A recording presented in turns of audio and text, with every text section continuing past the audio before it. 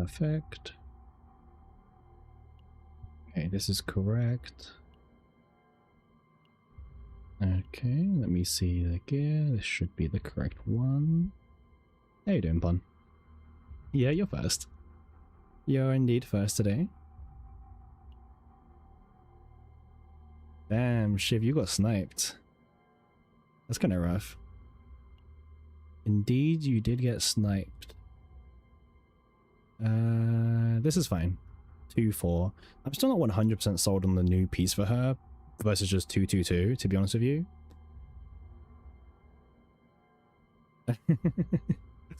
Yeah, must be, right? Must be. Okay, cool.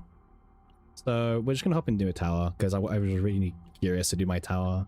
I'm trying to get more stickers done as usual because like we're a bit behind on the sticker, I feel like, compared to most people. Just because again we've been busy, right? But there's a lot of stickers to get with Diana, Rita, Naja, Chizuru, Amir. I mean, the Amir one I'm not too sure if it'll be done today or not, but I think we can get Diana's one today. We can get Naja's one today. Maybe Rita's, depending on how that goes. Rin, maybe. Selena 100% can be done today.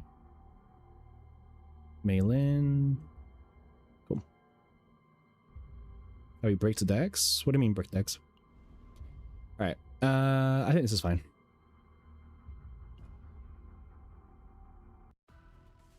This is more than fine. Okay.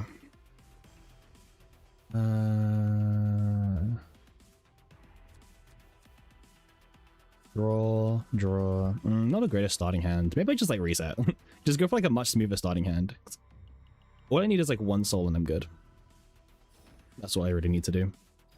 Draw one soul and everything is pretty nice. I mean, this is better, I guess, actually. Because I guess this can trigger this and draw this, pretty much guaranteed. Okay, this works. Cool. Nice. Hey, Senpai, Sovereign, how you doing? How are you doing?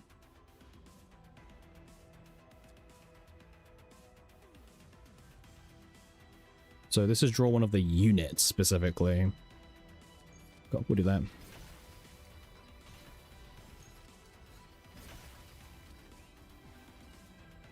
Okay. The Hari duo thing, right? Absolute, just apply a million debuffs to the enemy. The absolute Haru way.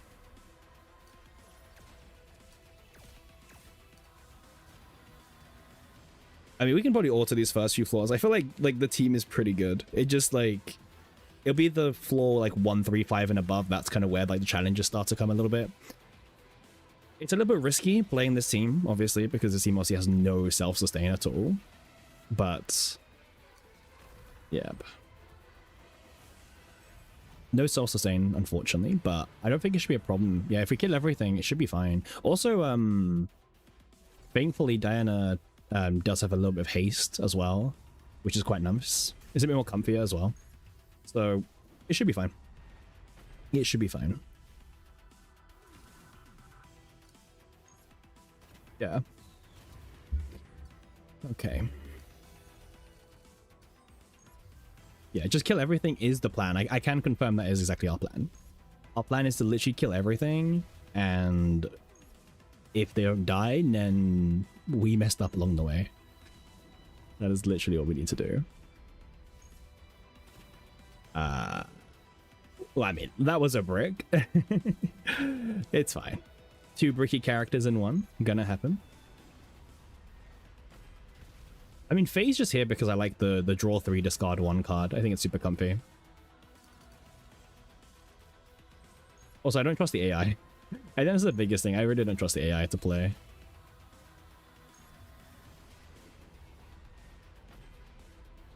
Yeah. I'm not sure of, yeah. Sample collection being used now feels a bit awkward, but no worries.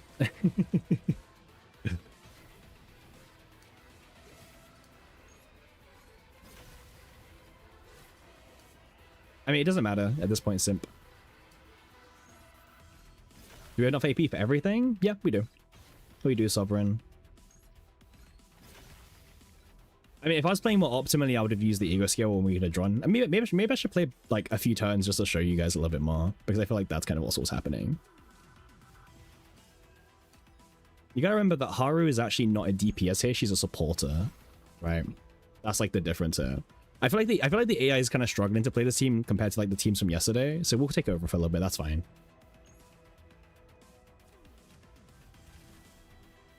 There we go. The AI definitely seems to be struggling a little bit more than yesterday, which I guess makes a bit of sense because I guess it's a bit more of a, you know, there's a lot more going on. Hey, July, how you doing? Welcome in. I feel like, yeah, this is the face show now. Okay, let's move this back. There's the bunk. We can do it like this.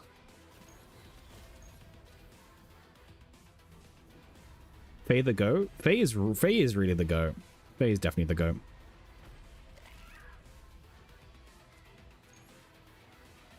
There we go. Yeah, I'm not too convinced on the AI with this team compared to our teams from yesterday, just because I think this team's a little bit more technical. Just a tiny bit.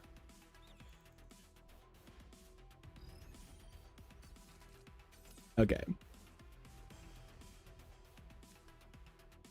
Okay, so we have With All My Heart. We've also got an Anchor Pointer. This is quite nice because it gets one out of the deck and also draws us a card as well from the get-go. This will also draw us into another. Yep, into a draw 2. Very comfy. Draw more cards. Get those debuffs, and then we can bonk with an Anchor Shot. Draw 3. Gosh, that draw fee feels so good to play with. Faye's your most invested. Honestly, yeah, Sovereign. I think Faye is fantastic. Faye is such a strong unit. Like, I really love Faye. Nice. We're getting some quietest combos right now. Nice. See, now the team's doing its thing. House EZN, you don't know what to farm for since no Grit Rift or other city to content to farm for. Yeah, I mean, that content discussion, July, I feel like we talk about it every single stream because, like, it's a pretty important topic that is just, like, no content to farm for, right? Like, we have a new season, but it's like, well, what are you meant to be farming in that new season, right? And most people just don't know. Personally for me, I'm kind of having fun building new seasonal data for characters I haven't done in Tower yet, personally, July. So for example, yesterday's stream, we did Hugo and Luke, right? Because I didn't have either of their stickers, and that was quite fun, actually. And also, yeah, as Simp mentioned, you can do the achievements as well, or start making an effort on the achievements. They're pretty easy this time around in comparison. They're still pretty fun at the same time. Pointer. So this one, yeah, this is a draw 1. Yeah, CZN's endgame content is pretty much non-existent, unfortunately, which kind of sucks. I feel like the content in CZN is a little bit all over the place a little bit. In terms of like them not being too sure if they should be designing it for casuals, for competitive players, and you know, they don't like locking stuff behind hard content really. I mean, Tower's the furthest they've gone, and you know, I feel like that's kind of like their limit. They're like, okay, well, we don't want to make it too hard for the average player, which is a little bit unfortunate, I think, in some cases. Yeah, FSO is also not that hard to get 3-star on, for sure. It's really not. Oh, look, we drew Anchor Shot. Nice. So we can just, like, do our thing now. We can just do it. We can do the whole combo here now, our whole rotation. Hey, Orcerus, how you doing? I guess we should be bunking this guy as well, right? You don't have to enter a rare event with 3 different variations while having a rare item to unlock a 5-star. Oh yeah, oh, the achievements. Yeah, the achievements are way easier this time around. Yes, yes, yes. I agree with you. Yeah, they're way easier, which is good. Which is good. You'll get tired? Oh, how come? What's up? Why you get tired?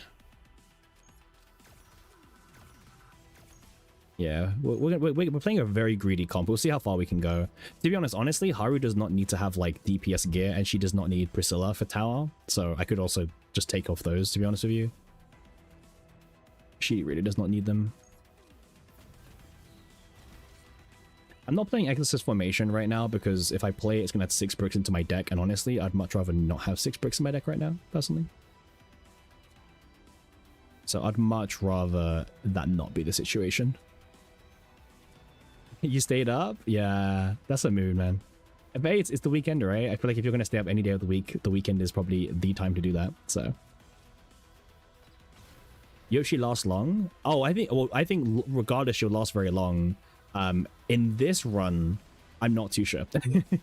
We're playing a very greedy comp, but I think greedy comps are quite fun as well. So let me just think, how do I want to do this?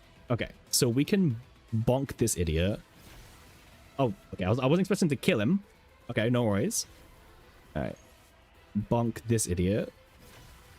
Okay. she has a damage penalty, by the way. Okay, and then we can go Blooming Love or whatever. Woo. Oh yeah, can I show me a Haru deck? Yeah, sure. So this is the supporter Haru deck that you may have seen. This is the deck. So it's the Anchor Shot that has 3 morale and also weakness attack, decrease fortitude by 2. We're playing 4 anchor pointers to keep moving this Anchor Shot back into our hand. We're playing the 1 morale version as well. With a bunch of just random draw epiphanies.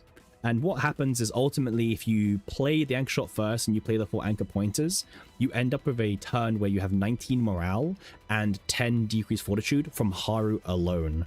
So it's a very, very strong comp. It's actually very competitive with Cassius from Season 3. Like, very competitive. Like, a min-maxed Cassius with 3 engravings and Senecta Sword is better. But, like, it's not a huge jump. And that's the thing. Like, this Haru is literally just... like, this Haru, it does not matter... or doesn't care about any season. This is a deck that can be used in any single season. While Cassius Season 3... does beat this, but we're talking like the most perfect Cassius beats this, right?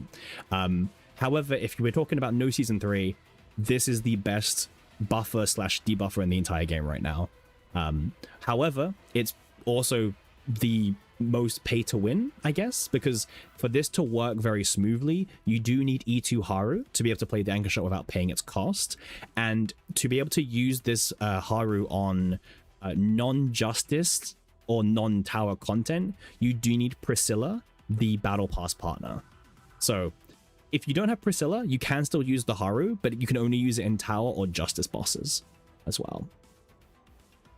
But yeah, this is the if we're saying that Season 3 doesn't exist in the game, then this is the strongest buffer slash debuffer right now. Yeah. Let me just... how do you want to do this? Great. Oh, nice. We actually got the persona for once. That's kind of nice, actually, because I can now use this for free. Wouldn't Adelheid be the most paid to win? I would say yes and no. So what I mean, Shiv, is that this is the most pay to win deck in the sense that you actually have to have Battle Pass slash E2 for this to even work. With Adelheid, like, her deck doesn't change. It's just that her buffing capabilities go up, right? Where E2 Adelheid is 30% buffing more, E6 is 40%, but you draw an extra card every single turn. Like, it just kind of goes up in that regard, right? Okay, so I'm trying to think, how can I win before, like, the debuffs start happening? Maybe not. Let me see what happens when we draw 3. More blades, more heartbreakers, huh? Oh, I had no debuffs as well. That's fine. Decent damage. I didn't even... bro, like, this is like no morale and no decreased fortitude, by the way. Alright, I think Haru can kill her, personally. There we go. Bonk. Alright, this is the mini version. Okay, so... let's see. Okay, let's charge energy first. Nice, let me draw 2. And then what we'll do is we try and burn all the AP with this. What does Diana do here? Diana's just more of a sub DPS. I don't have Diana's sticker Sovereign. That's why she's actually here. She's the main reason we're doing this run at the moment. Faye is because she's a supporter that draws a lot of cards and also discards for Quietus to prop, like this, for example. Okay, well, I didn't get a Quietus there. And Haru is just the buffer debuffer. Obviously, the downside of this team is it's pretty much a glass cannon team. We have no healer. Where does decrease fortitude? It comes from two places, Ken. It comes from either this divine on Haru, which is very hard to achieve, by the way, or we're currently getting decreased fortitude from the Driven Hunt survival card. So we're getting it from two sources. So that 3 is from the Desire card as well. But obviously, we're about to start looping it, so let's go. Oh yeah, this entire team is preseason units. I didn't even realize that shit, but that's true. Yeah, look at Haru doing her thing now, by the way. -2 fortitude and 3 morale every single time we do this. Feels really cool. Feels really, really nice to play.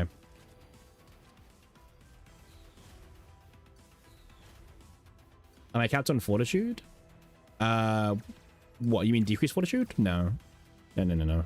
I mean, I've still got an anchor point in my deck as well. We're not even max buffed yet. Like, we've only got 13 morale. Like, everything's just kind of... A lot's happening, right? Let me use this now.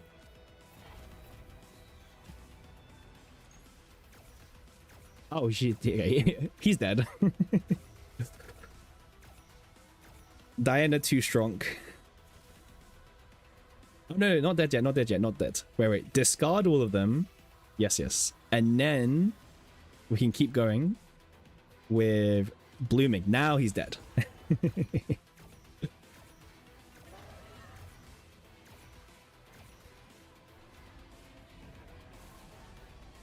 There we go. All right, we're slowly making up our way on the tower, okay? And I do mean slowly. Like very, very slowly.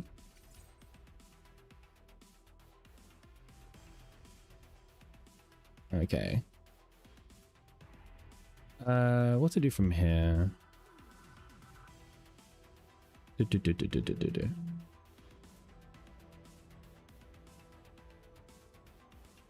got the TikTok stickers?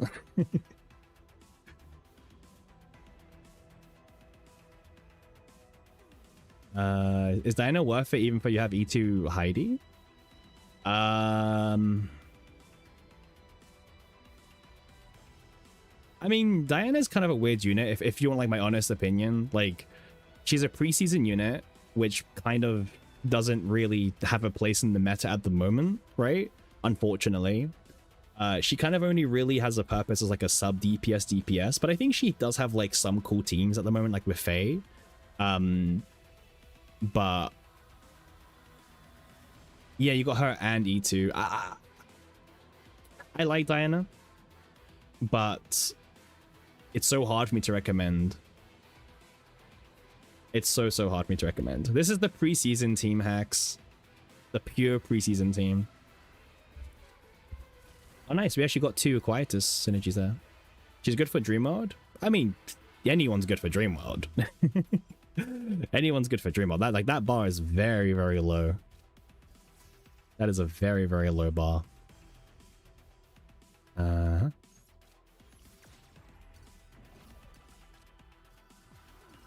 right, anchor shot time. Nice. We'll go over here right now, and we just should kill the rest of them. Yeah.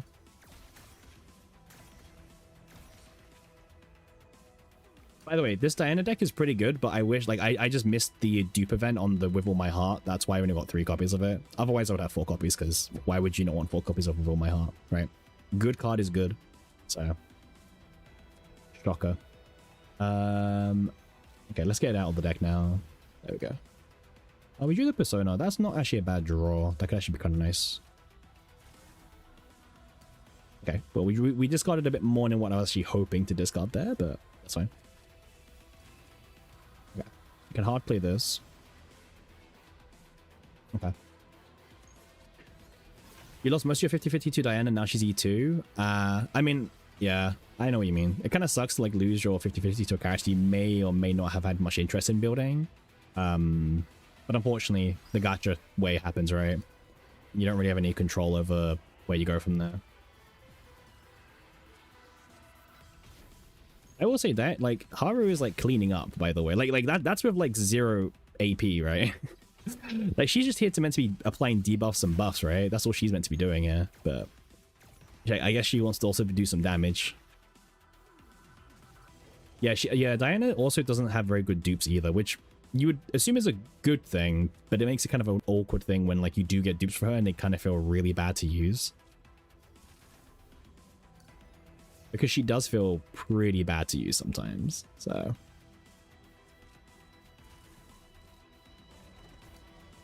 Alright.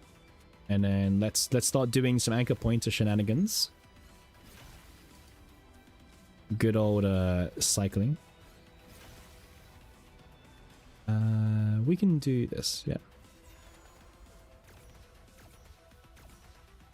Only it started after season 3? Oh, you mean like after season 3 began, Shiv? Yep. Okay, this guy's attacking me in 7 actions. Okay, noted. You're actually gonna have to think with this team a little bit. Ugh, imagine thinking. Alright, I'll start by drawing 2 here. Okay. Interesting.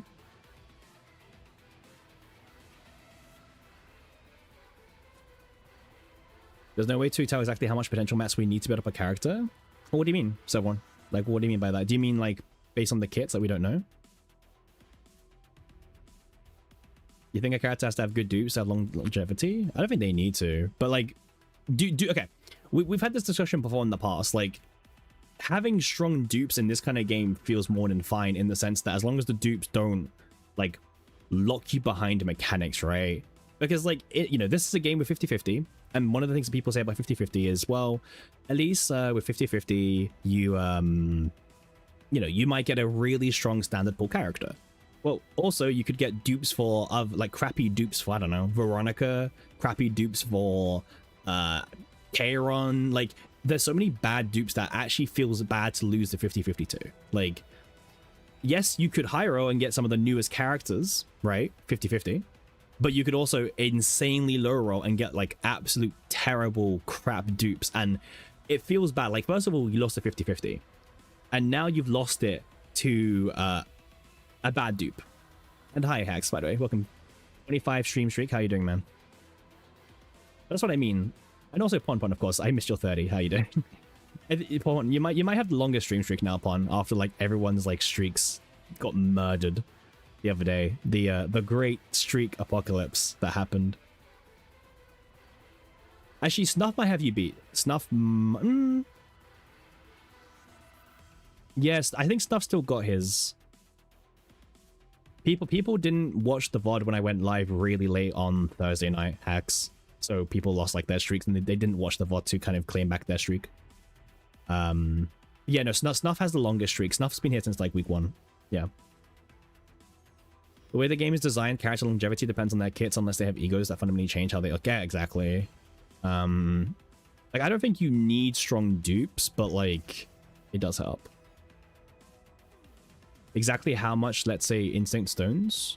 Well, okay. Well, Sovereign, it depends on like if you do the divine nodes at the top left, which I don't personally recommend, by the way. I think it's a bit, it's bait to do those ones.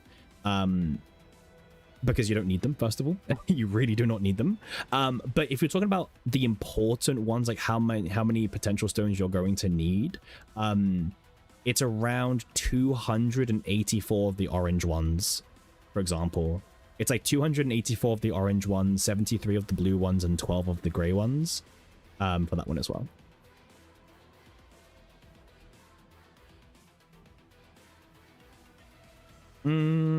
I don't know, Simp, because Stream Streak implies someone who keeps coming back religiously, right? And shows their loyalty. Because you can just yap all stream and get like a high message count, right? I would say like the most important metrics, if we're ranking them, I would say it's watch time, stream streak, and then messages. That's what I would say. That's definitely what I would say as well. Happy religion, pledge, yep. Yeah, sure. Yeah. If you want to farm for Arabella, it's going to be 284 orange stones on average, right? And then it's 73 blue and 12 gray. If you need me to repeat anything, let me know, okay? But yeah. Because obviously, like, I'm assuming you don't want the divine nodes because they're really expensive and they're pointless. Because if you farm in the new chaos and you turn on the distortion adaptation, they automatically give you those nodes for free. So honestly, save yourself the resources and don't farm them. It is not worth it.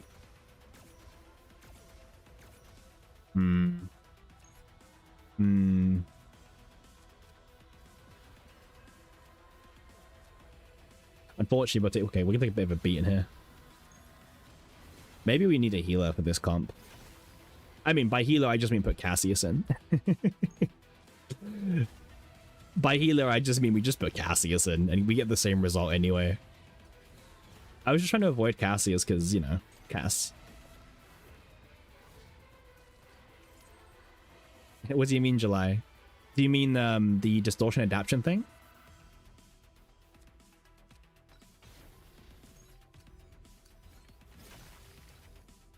Yeah, man. Yeah. People didn't know this, but yeah. I'll show it. Let me kill this bozo first. Let's nerf Cassius. I mean, what people do. Have I gotten Fairy King Crown and also the crit damage variant Burning Life? Because you have. What do you mean the crit damage variant, Ken? Oh wait, are we just dead if we take every hit? 266. Oh wait, these are gonna die anyway, right? Okay, we're fine. We're fine. Let me do soul.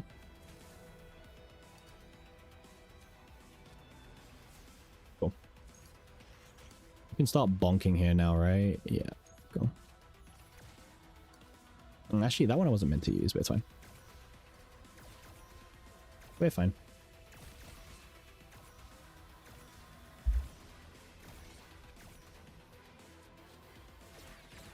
Yeah, see, I can take one hit from him, just not his mobs. This is the draw one attack card of Fae, and if it's a X cost, we draw two. Ah, yes, I have, yes, Ken. Yes.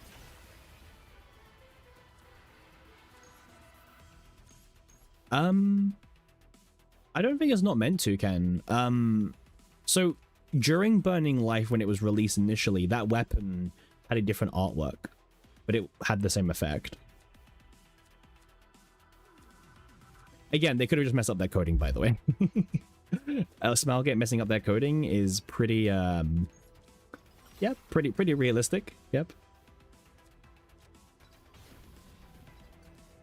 I mean, water is wet, right? Same thing. Alright, I'll play the Persona card, get rid of these ones. Perfect, nice. I guess let's just burn the anchor shot here. Alright, time to bonk with Haru for a little bit. Alright, bonking time is not over. In fact, we're actually going to keep on drawing.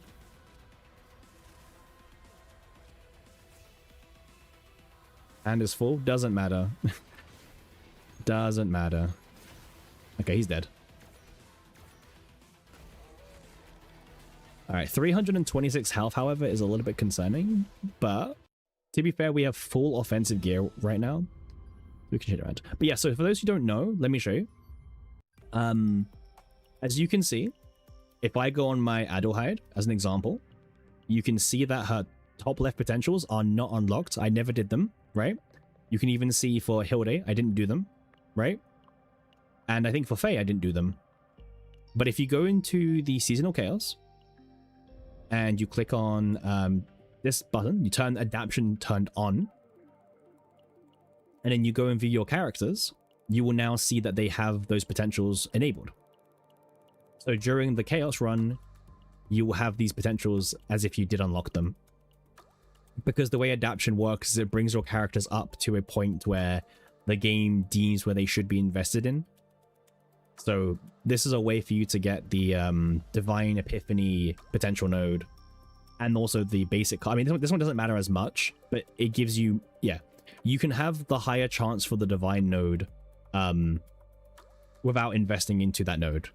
However, it only works where you can actually use Distortion Adaption. So for example, if we go into Chaos, right, we go Zero System, right, and then we go, I don't know, let's say we go Swamp, right? So remember, the Distortion Adaption is only for the Seasonal Chaos. So that thing I just showed you will only work in the Seasonal Chaos, not in Zero System. So that's like a way they're balancing it. Hey, hi again, Memi. How you doing? How you doing, Memi? Congrats on your sortie, by the way. Huge congrats. Very well deserved. Hopefully you can push into first place. I mean, you're very close, so I have no doubt about that. Very, very close. Always nice to see two very active members of the community fighting in top 2 at the moment. I know some other players are not that far behind, right? Sonic is down here in 13th right now. Bell is down here as well with a new score. Anyone else that we recognize? Moo sounds familiar as well. Aiko obviously as well. Yeah, so always good to see. You never use the adaption thing, Sovereign? Oh no downside. No downsides. You can just go in here, turn adaption, turn on, and yeah, get your free stats, right? If anything, it's a good thing for me, because if you don't have any gear sets on your characters, it will bring you back up to like a point where they will have stats. So you feel like Sortie leaderboard is more competitive than Great Rift? Yes, because I would say the gap between the top and the, well, the thing about Sortie is, how do we say it? The scores are a lot closer than they look because there's less variance, right? Like, well, in a way, there's more variance in Great Rift, right? Because Great Rift, like, the damage scores vary so much more, and the way that the scores eventually do compress. Because also in Great Rift, the only calculation is pure damage, right? Even in FSO, where you've got mechanics, that doesn't exist in Great Rift. Great Rift is only how much damage do you do. Versus Sortie, where there's, like, you know, like, Sortie has a cap, and that cap is very reachable based on the fates, the gears, the mythics, the cards, the divines. But if you actually look at the Sortie leaderboards right now, for example, right, like, only how many people, like, look, like, yeah, the difference between, like, even top 20 is quite high. Like, getting the extra, like, 6k score you need is pretty hard. So you still need that god run. You still need that god run.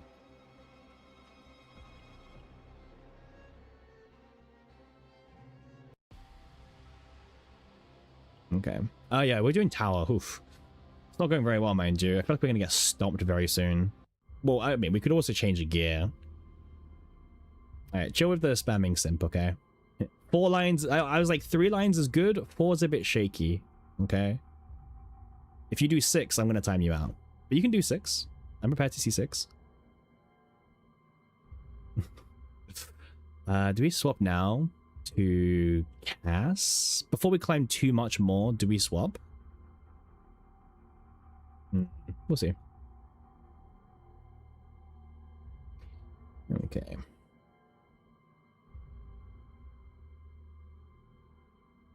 I'm just thinking, do I do the cast now? Elasticity got her again. Yep. I said 6, you get timed out. And did 6, so get timed out. It's fine. The timeout's only for 10 minutes, so can go to the corner of the room and think about what you did for 10 minutes. Okay.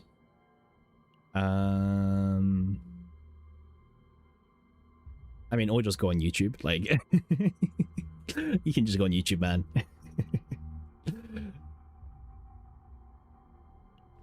Like, I'm literally telling you how to avoid the timeout. Just go on YouTube. I don't know, man.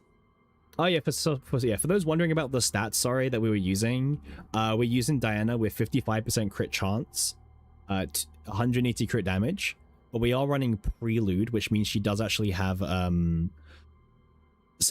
crit chance, and then we're also running her with 77% extra damage as well, so 12% from the potential and 65% from the gear. Hey Dank, how you doing? How you doing, man? So this is what we're running on Diana right now. Lots of extra damage, very important, of course. For Faye, we're running 61 crit chance, nearly 200 crit damage, but we are running RFS for the 10% crit chance as well, so even more.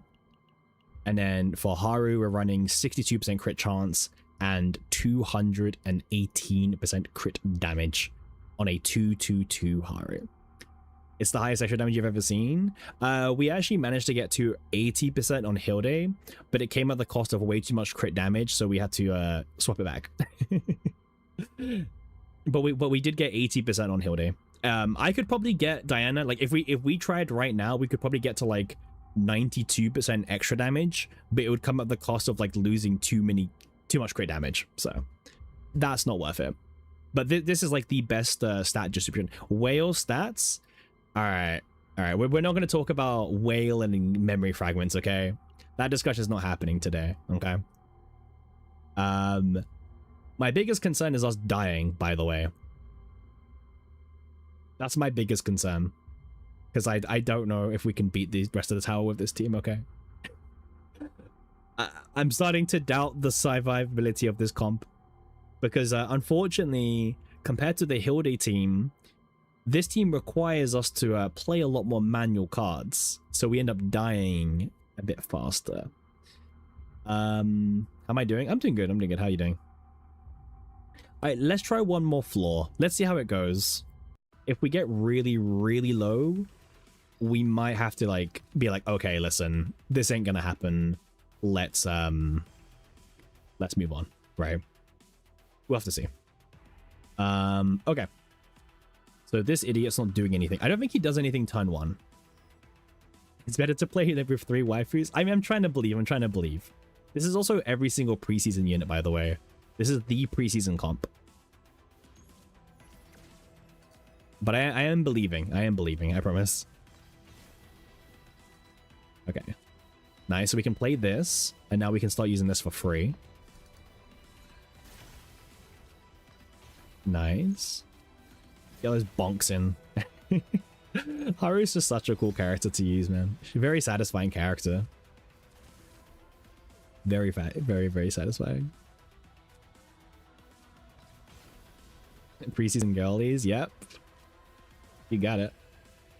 Look at her go still. Nice. Still going. Nice. So we now have 16 morale. You can't really see, but we have 16 morale. Thanks to Haru, and we also have 7 of the minus fortitude, but we haven't even used Driven Hunt yet, right? So pretty decent. Turn 1. So what's my deck now? My deck is double with all my hearts. I mean, I don't think I even need to. All right, there we go.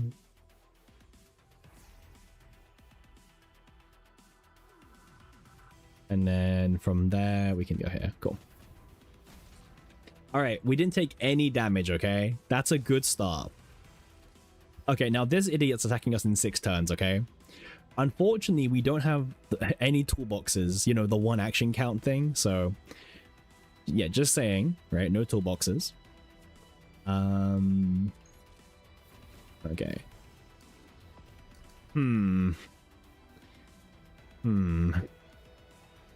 5 turns remaining, huh? I feel like this is more of a puzzle. Okay, let's go back in time. This is the true content, by the way. Okay, let's draw 3. Okay, nice. We did discard with all my heart. Nice. That's quite important to discard because these have haste. Okay. Let me do this as well. Okay. Hmm.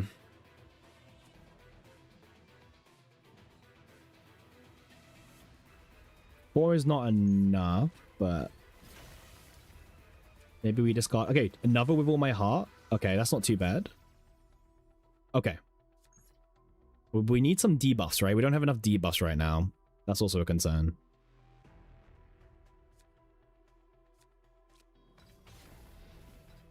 Ah, he's gonna attack this turn. Okay, we can't do that. Okay. All right, let's do the Driven Hunt, and then let's see what we can do, I guess. Oh, this idiot gets summoned. Okay. Well, I would rather not get hit upon. That's kind of my thing. Kinda, but he also summoned a lot of, like, little shitters in my way, unfortunately. Okay.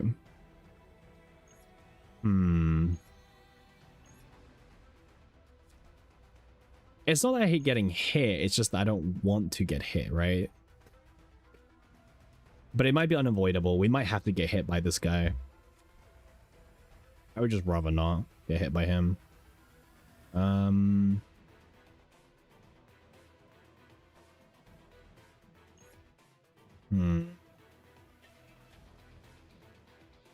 Okay, let's see what happens on the next few floors, okay? Let's take the hit, it's fine. It's not as bad as it could have been. So that's something. There we go. Alright. Vine Lord is coming up in the fourth room, so that's not good for us. Which floor is this? 100? 116. 116.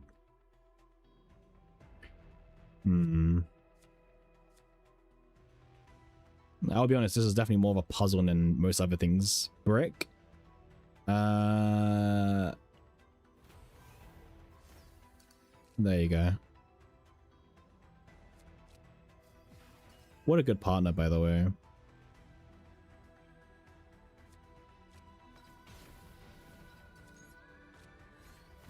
I mean, worst case, we just have to run Cassius, which I know is a bit like, ugh. Well, we could run Cassius, but we don't have to. Yeah, still a brick, by the way. Well, it depends on what this draws, actually. This could draw me something really good. I do. It's here. It's here. You want to beat 150 with this team? Well, we did it with Hilde instead of Diana, but unfortunately Diana's not Hilde. Very much so, in fact. Ah, this feels like this was quite close. You know what? That was a lot closer than I thought. Yeah, but Nia's boring. Nia's boring. That's why we didn't take Nia.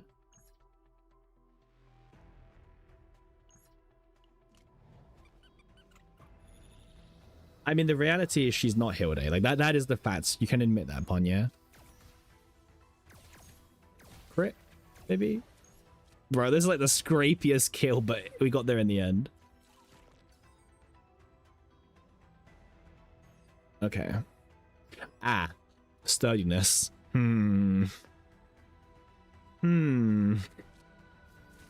Sturdiness is not the best thing for us to see here. At all. Oh, yeah, no, Dank, that was the team I used to play with Diana. Yeah. I mean, it's good. It works, right? Like, if I want to switch to a team that just works, we'll go to that team, which I'm more than happy to do, by the way, because I think that team's really, really fun. In fact, we actually use that team for Great Rift a lot, by the way, last season. Sturdiness is kind of a problem.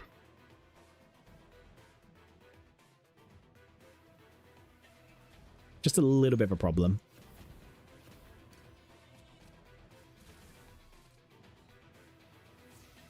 Hand size way too much. I did tell someone that this would be way too big on my hand size, and they were like, no, don't worry about it. It won't be that bad. It's like, yeah. I did warn people. I literally did warn them that this team would be way too big on their hand size, and they were like, it'll be fine. And I was like, I don't think it'll be fine, but it's fine. I mean, I can leave knowing that I was right in that discussion. We're going quite low. All right. I think we might need to abandon the ship, okay?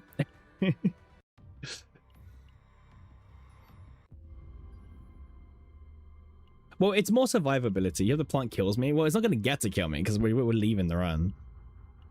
All right, I guess we can do a boring Diana comp. We can do one. Who should be the third character? Nia and who?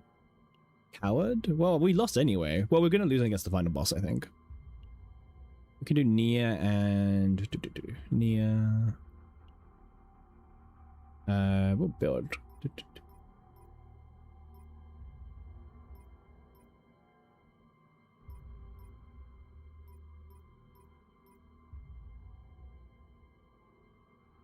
I don't even remember getting this build, I'll be honest with you. I really don't. What even was going on in this deck? Huh. I have way too many Nia decks, like just random Nia decks. Wait, you know what we could do? Wait. We get to play our favorite deck. Perfect. This is actually perfect. We can play our favorite deck this season. We get to run it back. Hell yeah. Yep, now we're gaming. Now we are gaming. Yes, yes, yes, yes. Alright, this is the real content. You guys wanted content. This is the real content now. Perfect.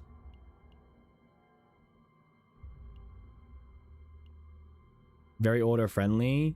Yeah. Yeah. Very action account friendly, right, Bun? Very action count friendly. I hope the AI knows to play the upgrade cards, please. He's dead anyway. Forget about it, but...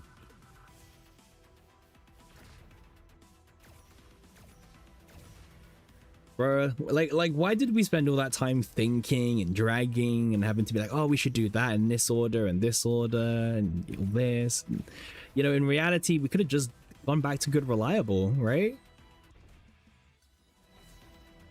Just good old reliable would have worked. Look, the AI knows what to discard as well, by the way. Oh, even the AI knows how to play Dream World. It's like oh. It's amazing. It's actually just so gorgeous to see happen, right? The AI knows what to discard. Yeah, chef's kiss.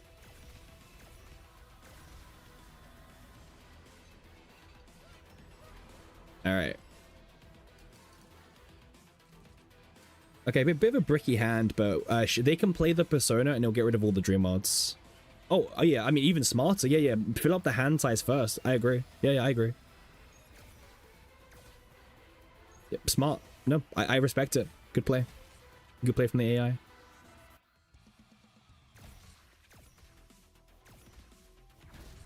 Yep. I mean, some of these are a bit suspiciously debatable. Okay. But overall, sure. It's still going. Oh man, it's been way too long. It has been way too long. Yep. Oh man, why were we playing the game before? Like, why did we actually choose to play the game? This whole time we could have just done Dream Mode. I was trying something new. Yeah, and I got punished for it. I will say, by the way, like, okay, unironically, Diana's a bit of a weird Dream World unit because she does, like, with the Heartbreakers, they do clog up your deck, unfortunately, at times. So, like, if we're being a bit serious for a second, she's not the best Dream Mod unit to use, but she's fun. She's really, really fun. Debuffer Haru and Hugo. Yep, really good comp. Yeah. Like, she's not as good as what Heidi would be, because Heidi wouldn't be clogging up our deck, right? But she's Diana, and I can respect a bit of Diana, so. And also, this is with the 20 morale cap, so, yeah.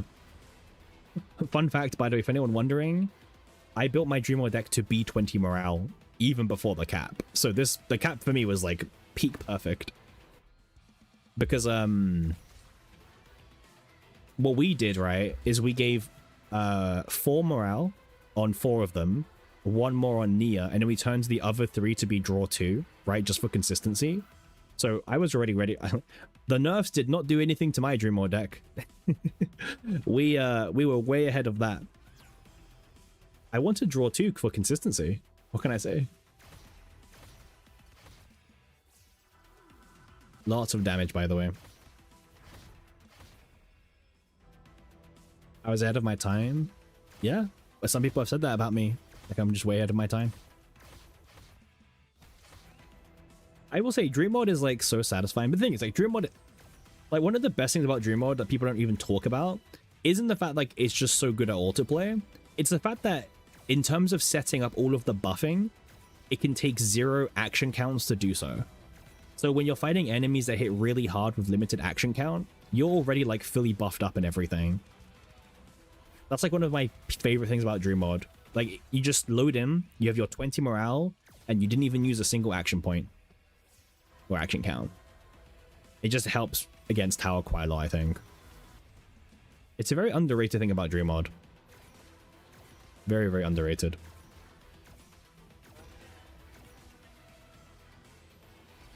Yeah, I'm not sure what wheels are being spun right now, but...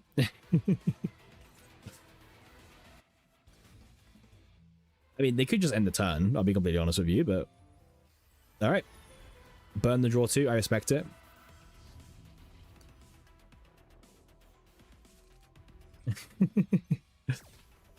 Yeah, I mean, they're not... Yeah, unfortunately, this team also manually is a bit weird because you want to obviously have the... Is it Blossoming Love?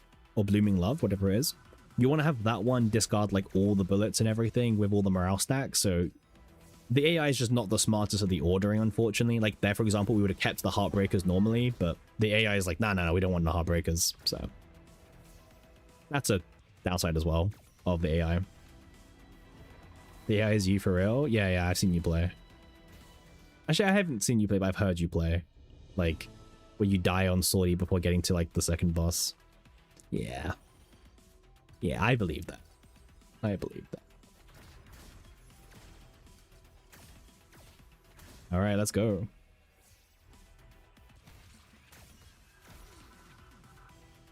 Yeah, the AI is you for real.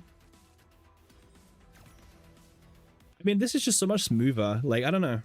We don't really have much healing, but I don't think we even need it. Because, like, our action point count is so low anyway to begin with. Like, who cares?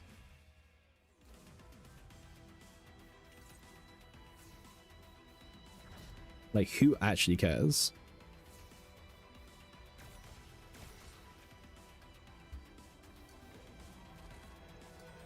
Okay. Bro, this is like peak gameplay. You know what they say, right, in life? You don't know what you have until it's gone, you know? Very good life advice. Sometimes the greatest things, you don't realize them until they're gone. And I will say, Dream Mode is the same thing. Dream Mode is definitely the same thing.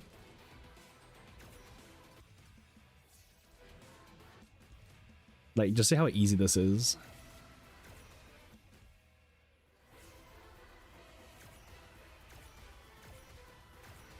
Very deep. It is very deep, dang, but it's very true, you know? Sometimes we take things for granted without realizing how valuable they are to us. And Dream Mode is one of those things where we had it, we used it, they banned it, but Sometimes it's good to give up thinking and return to monkey, you know? Just let the wheel spin.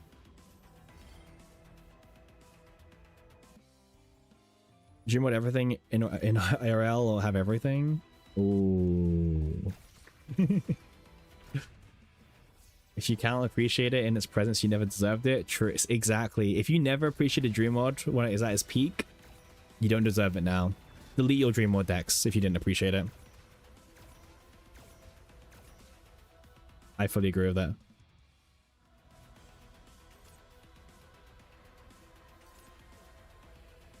Your Glatis managed to get 1.326901 score on Judas with Haru, Selena, and Hilde. Oh, what a gross team. Oof. The fact that we're able to run these like triple DPS, sub DPS teams and not die to the bosses, I think is a huge mistake, by the way. Like, we should not be able to get away with like not running a sustained character on these bosses. Like, that should be like rule number 1, I feel like, of FSO. I don't know. I mean, the Heidi nuke is more disgusting. Oh yeah, I know. Trust me. Yo, Hilde's the sustain. They didn't give us a healer in season 1. That's not true. We got Typhara. Literally in season 2. Her healing is like crazy good as well. Crazy good healing.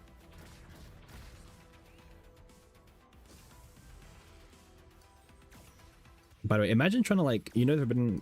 Yeah, I know that one, yeah. How long are we streaming for today, Cappy? Good question, Mimi. Very good question. Probably, oof. So it's like, what, 4 PM now? I don't see why we can't go for like at least minimum 6 hours, right?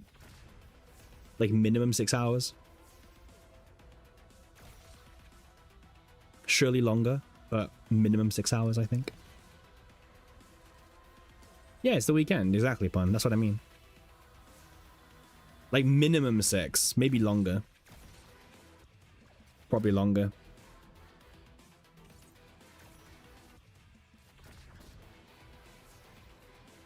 Six to 7? I didn't say the 7 thing, did I?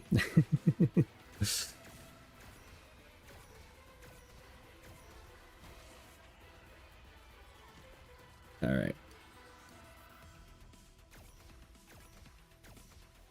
Sounds good. You hate watching TV? Mm-hmm. Why watch TV when you can watch Dream Mode? Like, actually, right? I don't know about you guys, but this is peak gameplay. You know what I love about Dream Mode? It's because, like, for Dream Mode, you don't farm it once and it's done, right? You have to farm 3 specific characters with a specific strategy to work around the card. But then you get to see this, right? This is when it kind of molds together. This is the payoff. Hey, Celestia, how you doing? Welcome in. How's your night's sleep yesterday? Hopefully you slept well. I think I got like, I don't know how many hours I slept last night. Well, I actually really don't remember how many hours I got last night. Maybe like, well, apparently I was like in and out. Apparently. Allegedly I was like in and out. So apparently I didn't really like sleep very long. You slept like 5 hours? Yeah, honestly, maybe the same, Celeste. Maybe the same. Like if I had to like count up how many actual hours I slept, I wasn't too sure.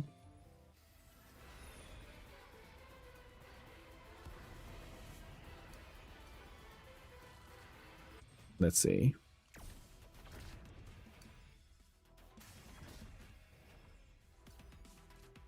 This is like actual just peak gameplay. Also, my favorite thing about Dream Mode is I can just like talk to chat, right? I can be a good streamer.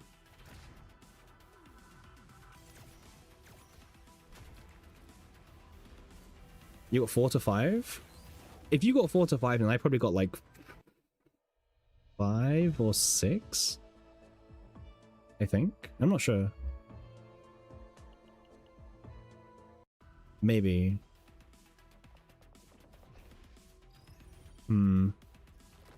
Can't say I'm too sure. But yeah, I don't know. It's one of those weird things. It gets to the weekend and I'm like, okay, it's the weekend. It's time to get like lots of sleep. And it's like, never goes according to plan.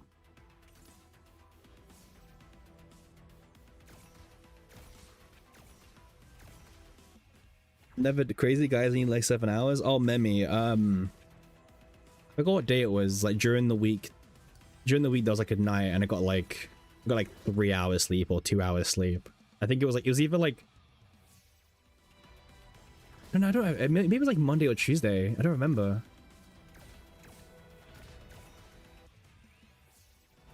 Yeah, I think even Monday or Tuesday I got like 2 hours. Or 3. I'm not too sure. Yeah, I don't remember either, Pun. I really don't remember. Time to do daily delegation. Don't remind me, please. Please don't remind me.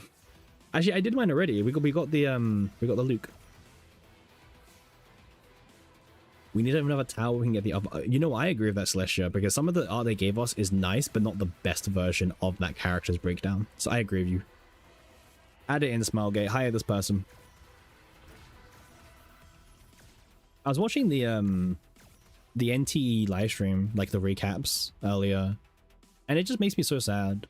Like, that game is like doing things that I wish like this game could do. Like, they're already adding like a tower mode into NTE with 100 floors, which is like, okay, cool. We have 150 floors, but like they then like they also like adding an infinite mode, right? So once you clear the 100 floors, you have infinite tower as well to just keep going, right? Like, it feels like that's like one of the biggest requests we like have been wanting for CZN for so long. It's like to really see how far we can go in our save datas, right? I don't know. It's just like seeing like games add things that, like, you know, like other games make it out to be so hard or whatever. It's like, I don't know, kind of sucks. Events is a big word, Pon. Events is a big word for some of them. Like, some of them are literally just like ×2 stamina, you know what I mean? Or like some of them are like literally login bonuses. So yeah, events is a big word. Big word. Yeah, but do they have more than what we have? Yeah, obviously. The summer pot, yeah, exactly. And also, yeah, like summer outfits, right? Bro, like they're actually adding a summer outfit for their male character. Imagine like a modern day gacha game actually having like joint swimsuits summer outfits for males and females. Absolute shocking. CZN could never. CZN could never, man.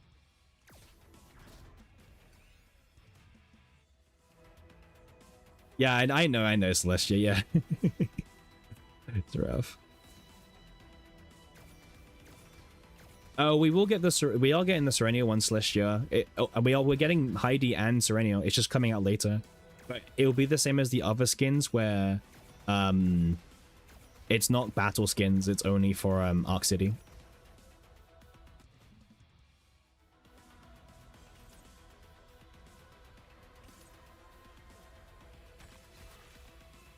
But yeah, a gacha company giving males attention woke, shut it down. Well, NT, like they did one male banner, but like if you look at the ratio, it's still like what?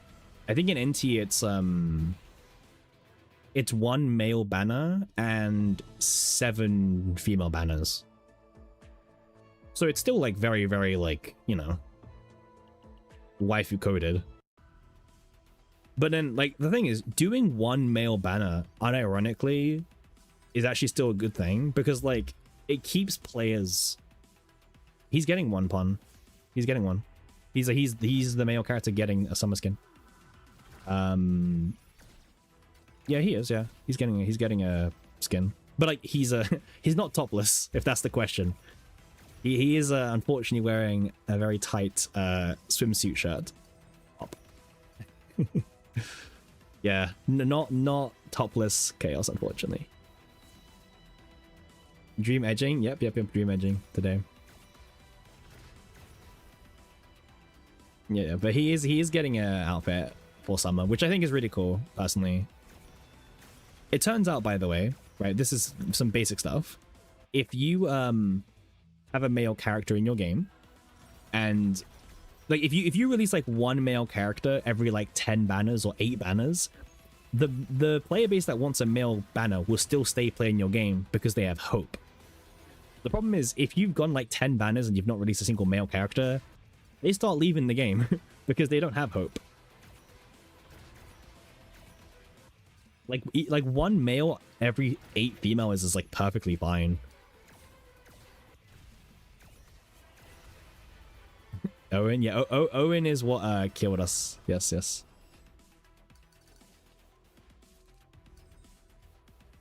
Yep. You blame Korea? Yeah, you can blame Korea. The thing is, they can't really be like, oh, like obviously they're probably looking at Epic 7 where they're like, oh, male characters perform worse.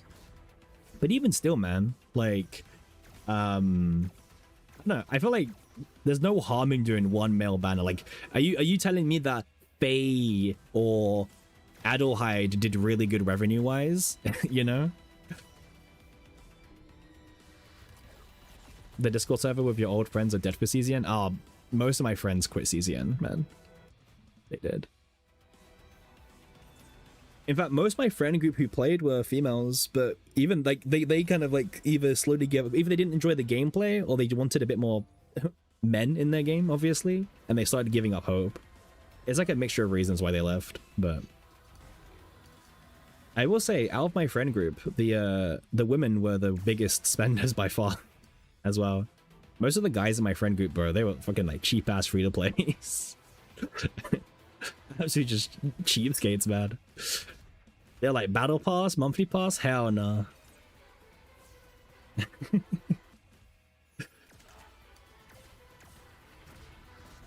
You want a male controller passion combatant? I don't know, dude. Like different. I don't know. The biggest issue right now is lack of content. 100% Slish. Yeah. I was talking to someone about this as well. I said today, by the way, I literally said every stream in the last like 4 weeks has always come up with the content discussion. Like it comes up every stream because rightfully so, it is like the biggest problem with the game right now. Like it just is the biggest problem right now with the game.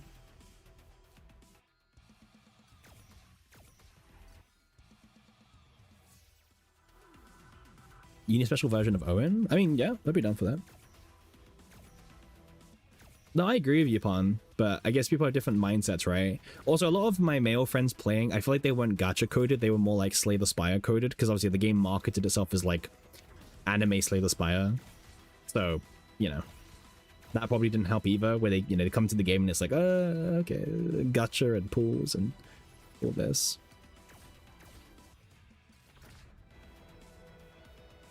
I mean, Anniversary Owen is probably it's not like the least likely thing in the world in the far future, but unfortunately, as they phase Owen out of the story more and more, kind of rough. Season's more likely to EOS than get no. Yeah, I agree with that. Yeah, Owen will not get a ult, I think, at this point. I mean, Sim's been allowed to chat for a long time. So 10 minutes is 10 minutes.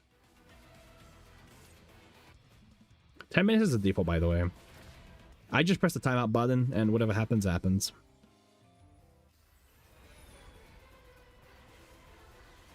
But we have no more cards to play. Did my final Luke deck yesterday in the end remove? No, we kept Chainfire Celeste because we ended up getting a draw one neutral epi, which was quite nice. It was like draw one, but then you get 2 bullets, so it's like a hybrid of the draw 2 version or the make 3 bullet version. So we're using that one at the moment. Yeah, it was very clean when we used it in tower. Very clean. Speaking of clean, by the way, Dream Mod is going bro for sure.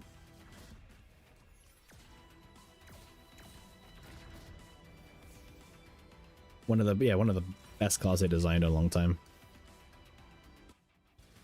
You're gonna farm it right now. It's very easy to farm and also very powerful.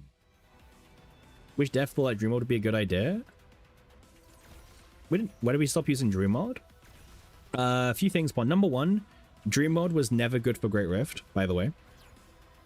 And also new season, so people moved away from Dream Mode. Like new season, new stuff, right?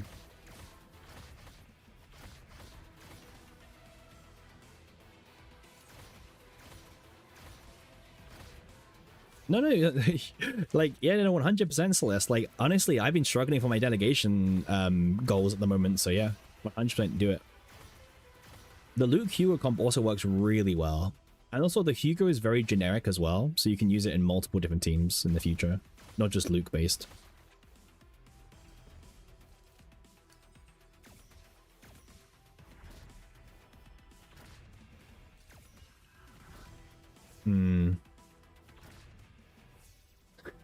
I guess we're discarding them already, right? We just lost that. We lost them all. It's so hard to set up Dream Mode with Diana because the Heartbreakers get discarded before you even have a chance to use Blooming Love, and it's like, well, bye. The Hugo team is Cassius the third best or Tressa? What? I don't know, bro. Use Owen. Use Owen, surely. Alright, soon we'll be done with Tower. Smile.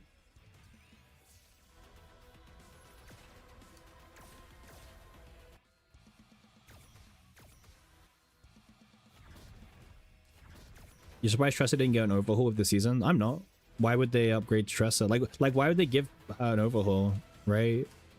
She's not making them any money, right? She's not really important for them. Sadly. Like, we would like that, but for them, I don't think it makes sense for them to do, right? It's just like, we would like that.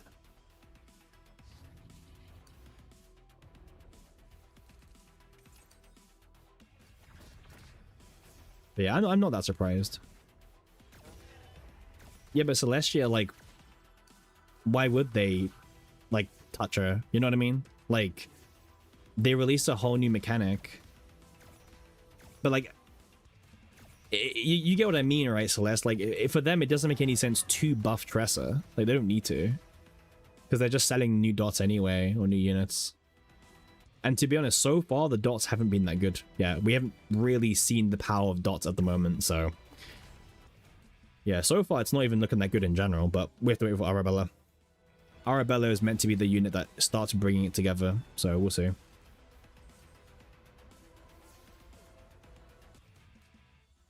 Yeah, I trust me. I would be very happy to see units like Tressa get buffed more. I think it'd be great for the game. But ultimately, for the devs, does it make sense for them to give a huge overhaul to Tressa? Probably not. Olga will probably be the one to make other dots decent. Maybe. Decent's a big word, Dank, right? It's like, what do we mean by decent? You're afraid that we won't see the whole picture until Olga comes in? Well,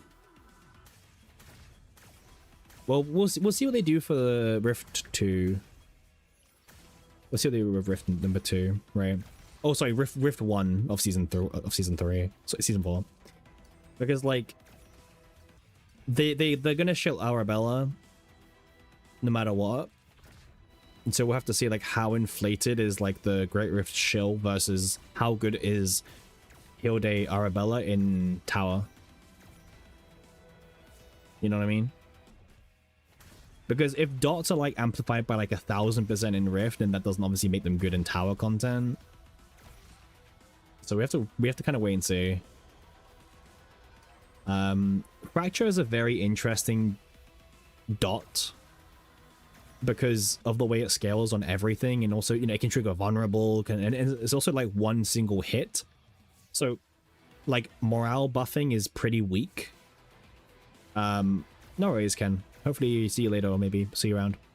But morale buffing is really weak for Fracture, whilst multiplicative buffing on the other hand is very strong. So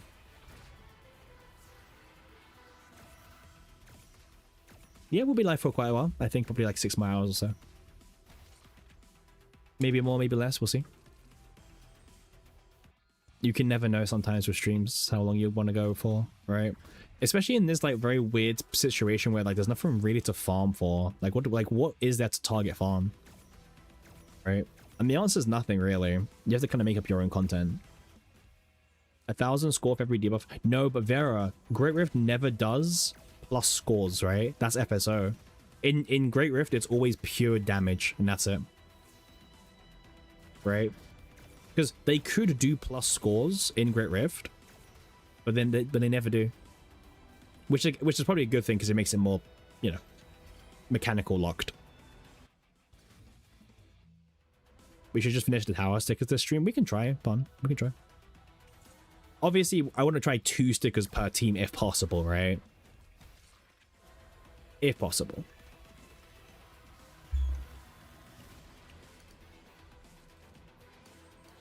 I think that would be like a good middle ground, good balance. Well, yeah, I'm doing this one, though. I have to play the game? I mean, depends on the comp.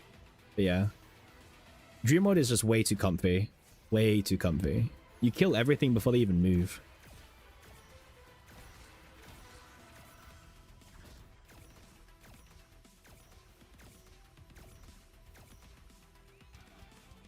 I felt like Diana was always a very weird release, man, because everyone knew the limited characters was literally the next banner and, you know, anniversary or half anniversary, so I always feel like Diana was like really overshadowed from the beginning. Plus 50% damage amounts for instinct attack cards. I think that's a given. In fact, I think that's too low. it'll be way higher than that. Or it'll be that with other multipliers. Like, it'll be dot increased by whatever, plus 50%, yeah. I agree with you, Pon. I agree. She can be wife and still be overshadowed, right? If anything, being overshadowed is not a bad thing, right? It just means that those who do love her can appreciate her more than those who just fail to understand her.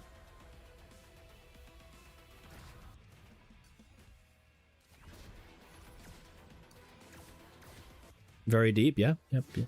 This is a very deep stream today, by the way. Lots of life advice and everything going on. Very, very deep stream, yep. Alright, nearly done. She ruined Diana? What do you mean? What? F Tenebria? What did Tenebria do? Why is Tenebria catching strays in this? What's up, Mimi? Is it like a lore thing I'm missing, maybe? If they have to make... It's all her fault? What do you mean, Mimi? In the lore? what's Tenebria done? If they were to make Agony better, what would be my suggestion? First of all, you have to remove the fix thing, first of all. Otherwise, like, it can never be good again. I'm not going to say remove the cap because, you know, let's be realistic here. The cap's here for a reason. But remove the fixed damage part of it, for sure. You know what? That's it. Because the way that Dot scales is Dot procs each stack individually while Fracture does it in one go. That would make morale buffing really good for Agony. Really good. So honestly, just remove the fixed bit. That's my 2 cents. That's what I would say. I'm trying to be realistic as well, right? Like I'm trying to like not I'm trying not to be like make cap 100 released, make it not fixed damage, guaranteed critical hits, you know? I'm not trying to do that. I'm trying to be a bit more realistic here. But yeah, unfortunately, I don't feel like we're ever going to see Agony get buffed because I feel like we're just going to get new Dot units in the future instead, right? Like Fracture, for example.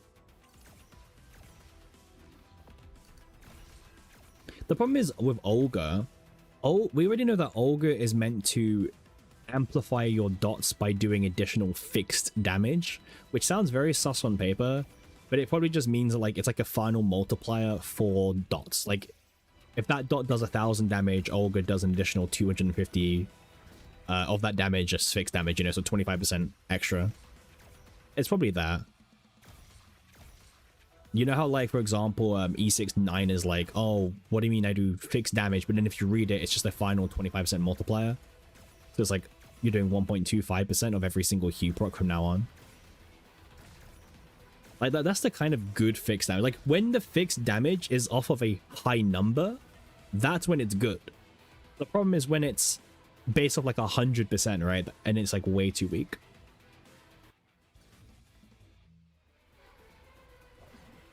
I'd say that's the biggest problem.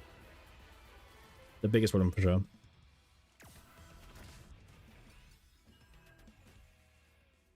What floor are we on? 145, okay. We should be okay. We should be fine. We might not be, by the way, but we should be fine, I would say.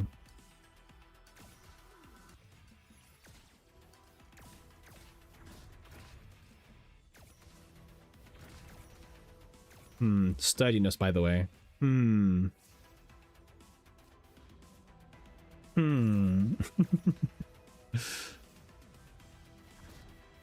Sturdiness is a bit annoying, but it's fine. I mean, we're still doing good damage. See? We're good. No panic. We're alive. We're good. We're winning. We're killing.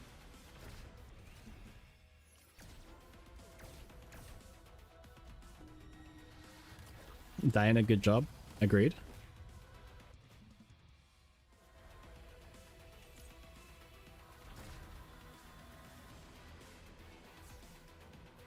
Nice, Celestia. Congrats on the Cthulhu gun, by the way. Love to see it from people. We love to see chat winning, by the way. I think we need to see more wins in life, personally, so...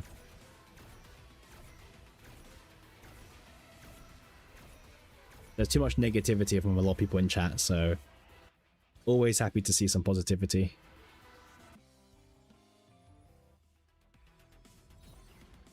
Alright, let's see. How much damage is this going to do? Might need to take over a little bit here. No, you simp. Don't call other people out. It's you. Okay, I'd much rather have not lost that, but sure.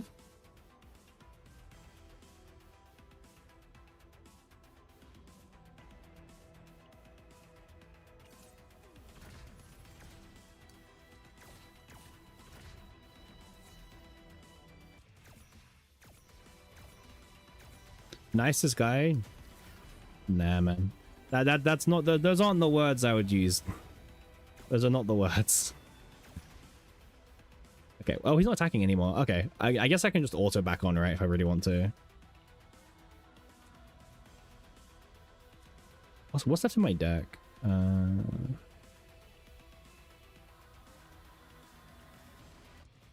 we go. Alright, all fixed. I was like, wait, the deck is empty now. It turns out it was empty. No worries, it's fine. Gosh, isn't Dream Mode so fun? Good job, yeah. This is like really good job for Dream Mode. Really, really good job. Smile.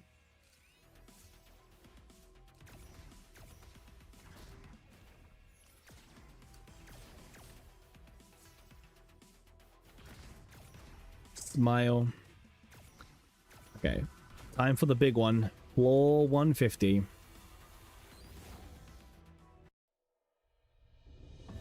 The one and only.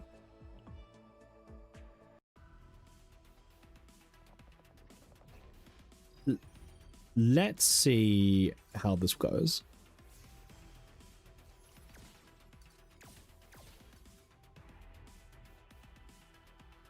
Floor 150 is easier than the previous floors. I kind of agree with that.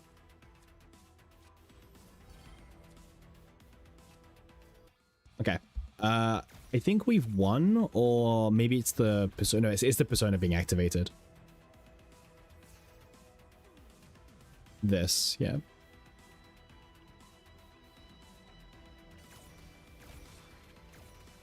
To be honest, I just realized we're actually running the wrong the wrong teammates for Diana. We built specific Dream World decks the whole time to make this smoother. I just realized. You guys suck. Not you, Celeste. You're good. You're good. The other people who have been here for far too long and should know this by now. This is the wrong team.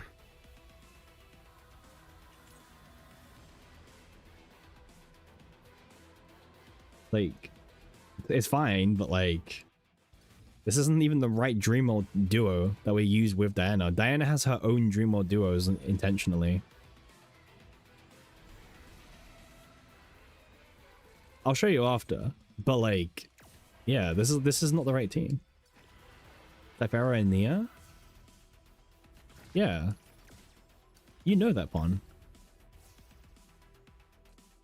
Literally just like let it happen as well. I thought you'd want your wife to have the best treatment, personally. Instead, she can't even pop off because her heartbreakers are going away before Blooming Love even gets a chance to use them.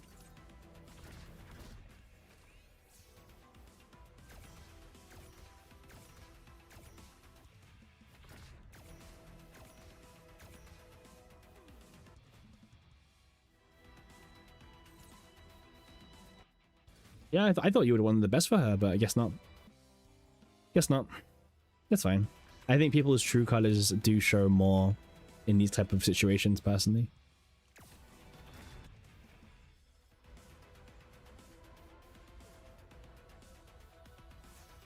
All right.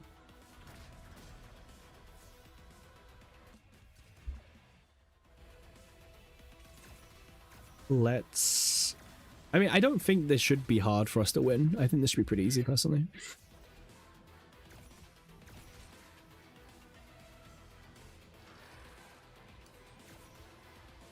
Dream World slop.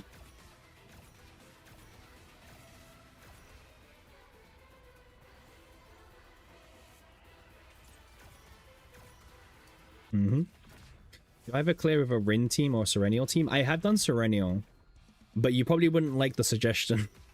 Rin, I haven't done, but you probably wouldn't like the suggestion. No, we did do Serenial. We did do Serenial. But I'll be honest with you, Serenial was basically this exact same team, except she took out Diana.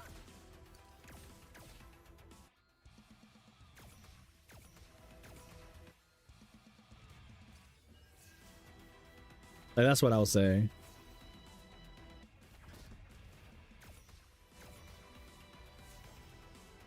Season 3 slop? This is actually, yeah, this is Season 3 slop. Actually, yes, correct. This is indeed Season 3 slop. Alright, Soul Collector. Time to shine, but not that time to shine, right?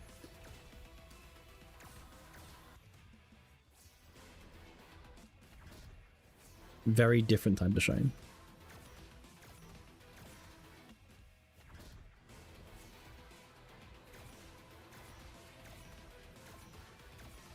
What slop? Dream World slop. Season 3 engravings PTSD. I'll be honest. I think Season 3 was horrible.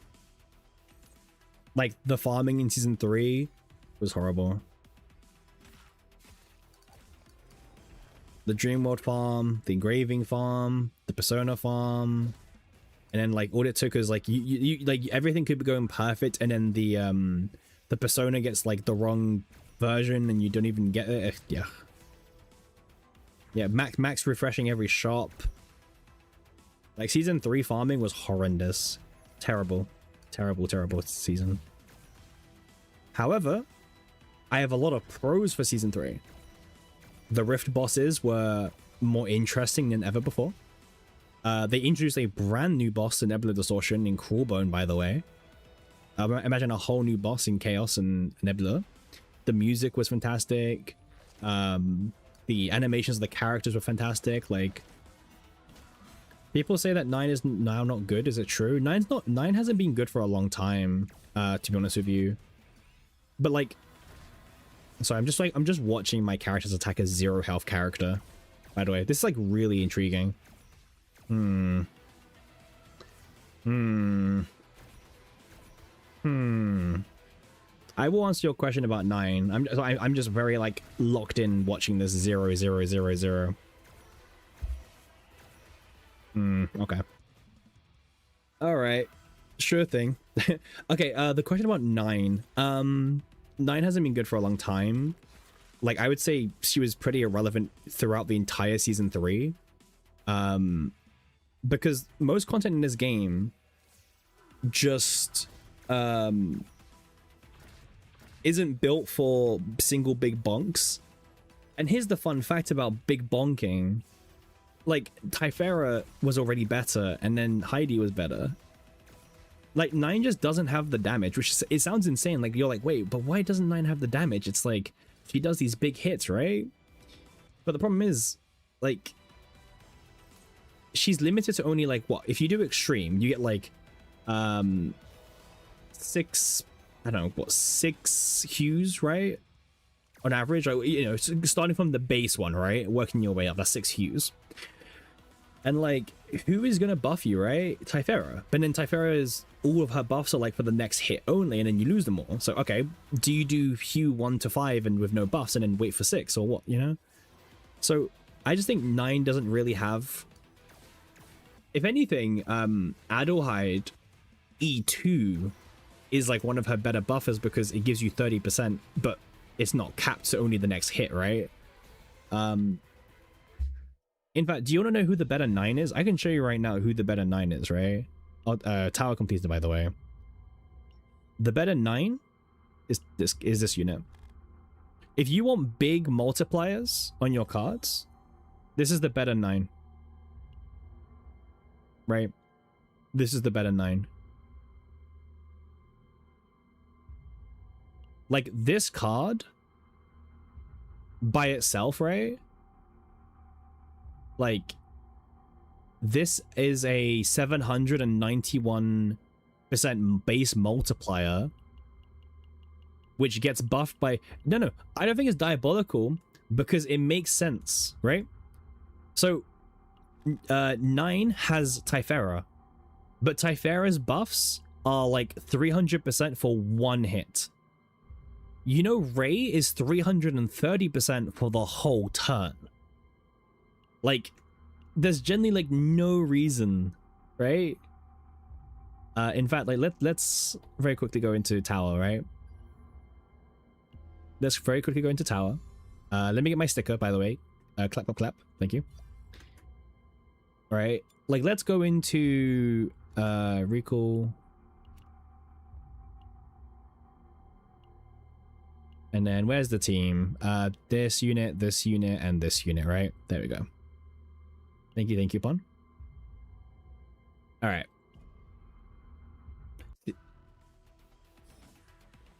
Right? Like, you'll see it here, right? All I need is one turn. Oh, wait. Okay, this Ray is not correct. One unit is not correct. Yep. There we go. Now we're talking. All right. So what do I mean, right? So let's do the whole rotation, right? Okay, so give me 2 seconds before, like, so I actually draw my deck out, right? This is a special animation for E6, okay? Just ignore this, okay? Special animation. Right? And then once upon a time, let's just find, like, you know, so all these cards, right? The ones that last for pretty much the entire turn, let's just draw all of them because, well, why not? Like, why wouldn't we?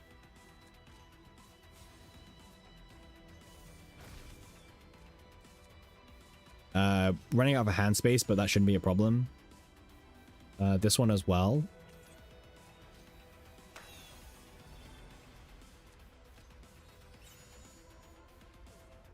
Correct. All right. So this is the thing, right? So she's now got all her buffs, right? Like, look at this shit. Like, 9 is like 1200, right? Well, on extreme hue. And if I play this card, right, I don't lose the buffs. Like, all my buffs stay. I can play Spotlight, I can add it back to my hand, we can do some encore stuff like that. This is why like 9 is so weak in comparison to the modern unit, because the modern unit doesn't lose all of their buffs in one hit now, right? Like I can just do this, I keep all my buffs, moving on. Obviously I'll lose them at the end of the turn, but that's what I mean. Like what I could do, right? I could do Arpeggio 5, I could Spotlight, put it back to the top of my deck, I could play Encore, give it an extra hit, Encore, make it do another 2 hits with Vulnerable. Like I can do all of that and still keep the 330% buff from Ray. Whilst 9 on the other hand spins all these wheels, sets up Typhera, bonk, and doesn't even kill the boss, right? That's the biggest problem with 9. However, they did buff 9 recently, right? Remember? How did they buff 9? Well, they buffed her dupes. They buffed her dupes. First of all, this is also one of the weirdest E2s in the entire game. Like, you make this card at the beginning of the fight, and it's a bit like... Sure? I guess? Like, usually you don't need the vulnerable because you have another unit in your team that can provide it for you, or you have a weapon that gives it to you, but... It's just such a weird thing. It's got exhaust 2, you play it 2 times and that's it, and it just goes away, and it's like, huh? Right? Like, sure. So her E2 is like really, really weird already. This E4, by the way, kind of super weird because it's plus 50% additive times 3. But if we go take a look at a more modern unit, we get multiplicative buffing. Like, we got 30% multiplicative buffing in comparison, right? So 9 is additively buffing herself when her multipliers are really high, but Tenebria's like, I can give myself an extra 30% multiplicative buffing. And yes, okay, the E6 is also a problem. However, I will somewhat defend 9's E6 because it got buffed recently. So Tenebria's is a final multiplier of 40%. However, 9's is weaker. Okay, it is weaker. But 9's Ego E6 is a final multiplier of 25%. It used to be 15. So they actually took this from a final multiplier of 15 to a final multiplier of 25. So that was actually a pretty big buff. If you have E6 9. The problem is everything else I mentioned is still really bad. Like, her dupes are pretty weak for the most part besides the E6. I mean, I guess we'll talk about her partner, right, for 2 seconds. I think her partner is also a problem with her. Where's her partner? Vanguard, Althea, right? I like Althea as a design, but like just check this kit out, right? It's like, okay, 60% defense, that's kind of nice. When you exhaust a card, you increase the damage of your next attack by 20%. Okay, so your first one is really weak, but all the other ones are quite strong.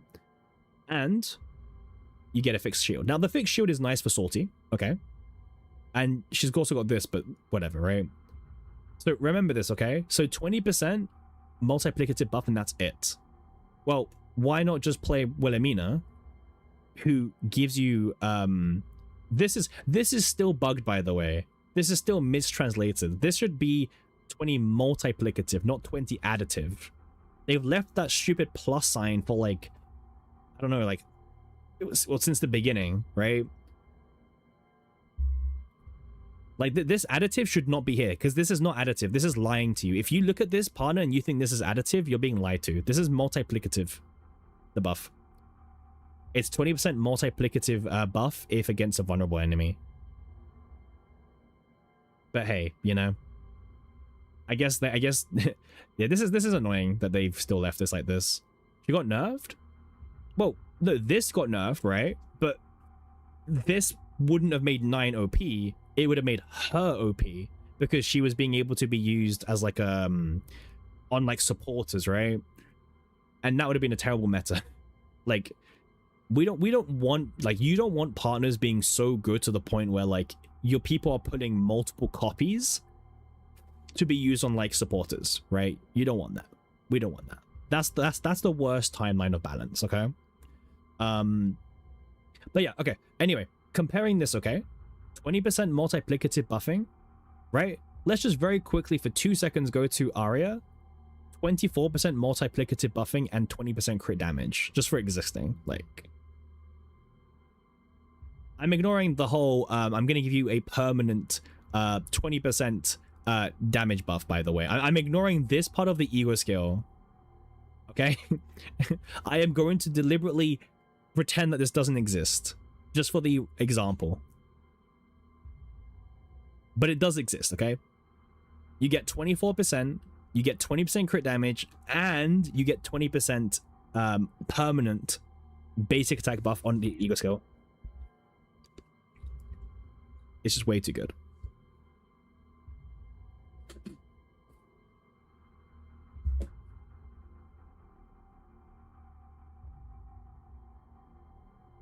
Oh my god. Yeah, man. Like, yeah.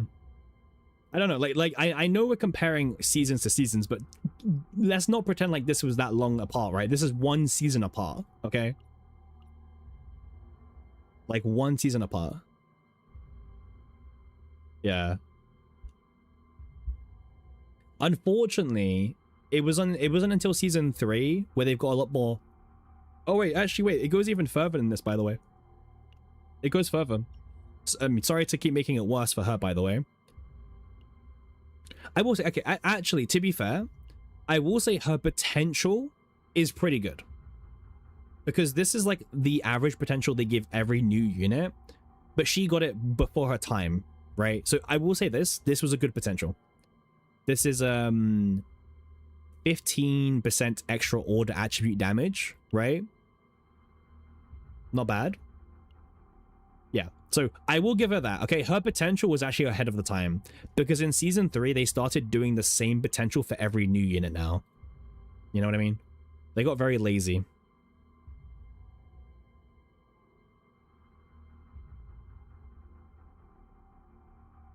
But yeah, I think that's like a key thing to keep in mind. But that's the problem with 9. So not only is it that 9 is kind of really weak because she doesn't have a Ray that like Tenebria has for herself, right? Because who's her best supporters? It's Typhera.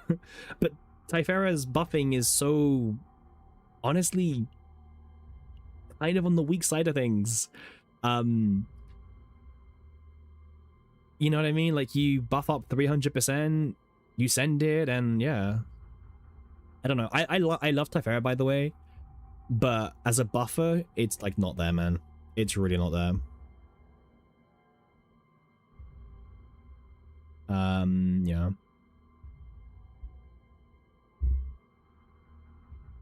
But yeah, like, I don't know.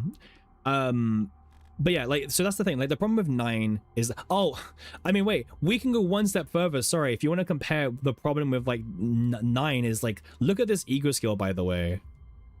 Look at this ego skill, right? Damage. That's it, right? Like, look at this shit. Like, this is like a permanent for the rest of the fight. I think if you're at E2 and below, this is 77%. No, 49%. So if you have E0, 1, or 2, you have a permanent 49% to all your rhythm cards for using the ego skill on top of everything else. Right?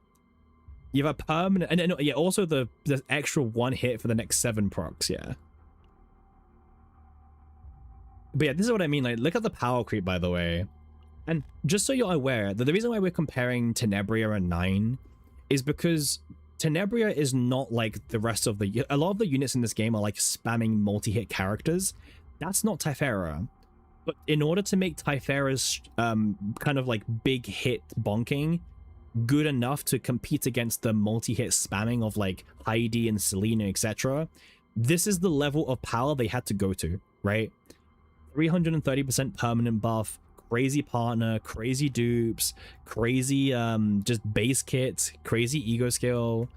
This is what they had to do to make a unit compete that isn't a spammer, right?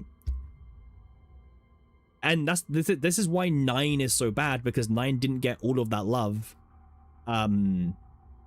just because she's old, right? So yeah, 9 needs a bit of an overhaul. Her damage is not enough. It really isn't. Nerf Tenebria? No. We should not nerf any more characters, please, if we can prevent it.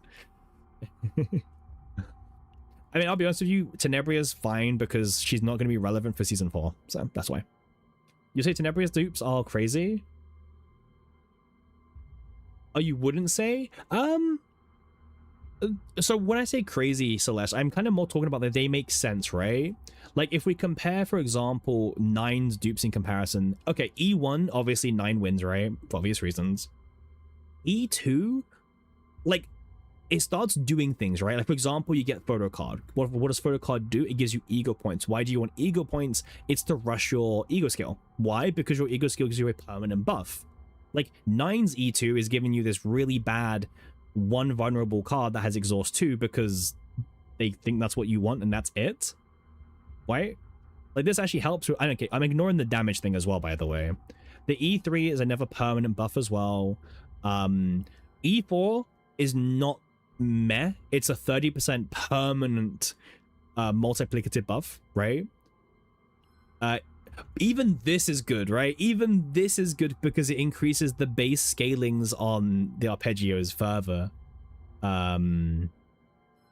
She's only relevant because of arpeggio. She's really close to being Rita 2.0. I mean, sure, but then, like, you could say that about other units. Like, oh, if we just take out this one build that they've got, they're not that good. You know what I mean? Like, I don't know. It feels like we can't do that, right? Because Tenebria is up there with the strongest unit in the entire game right now. Like, highest DPS potential. She's only competitive. Like, the only people competing against her is the best in slot, Heidi, Selena, with triple extra attack engravings. That's what they have to do to compete with Tenebria. That is exactly what they have to do. They have to have 6 extra attack engravings. They have to be the perfect comp, and then they compete with Tenebria. And Tenebria doesn't even give a shit. Yeah, Celestia, I complained about that. It makes no sense to me. Yeah. Unfortunately, this happens in every gacha game, right? So the devs are still okay.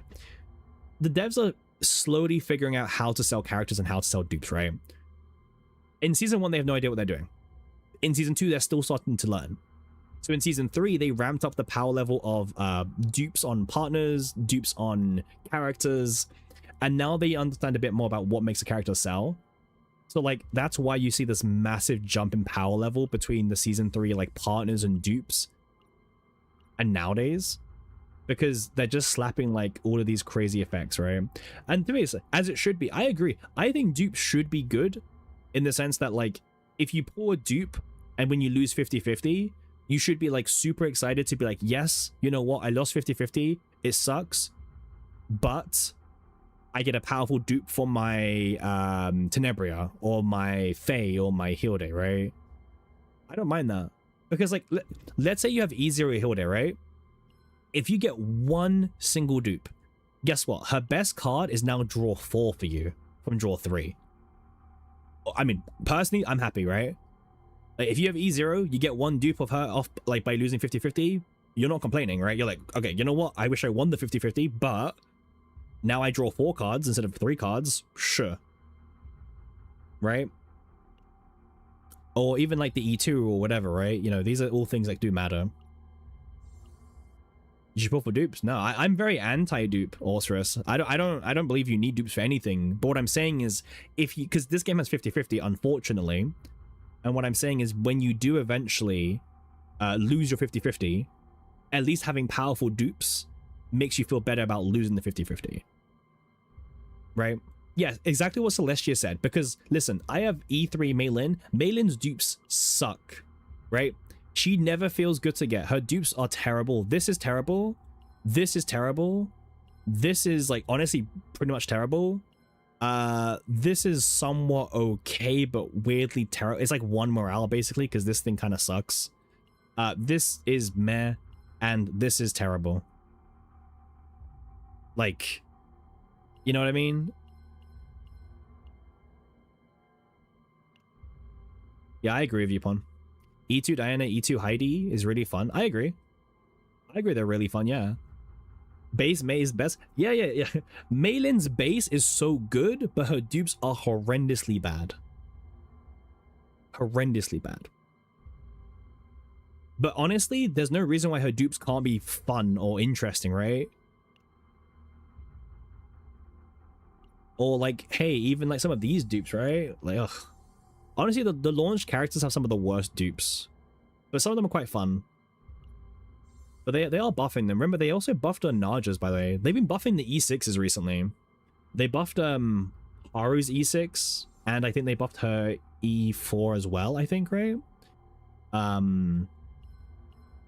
Yeah, this thing is nasty. Oh, they buffed they did change the debuffs, right? They changed all of these penalty costs as well.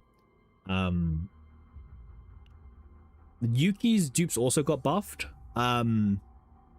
This got buffed.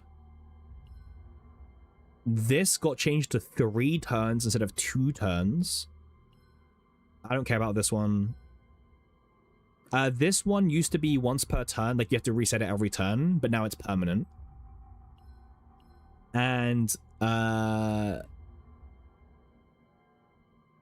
think this line of text is new.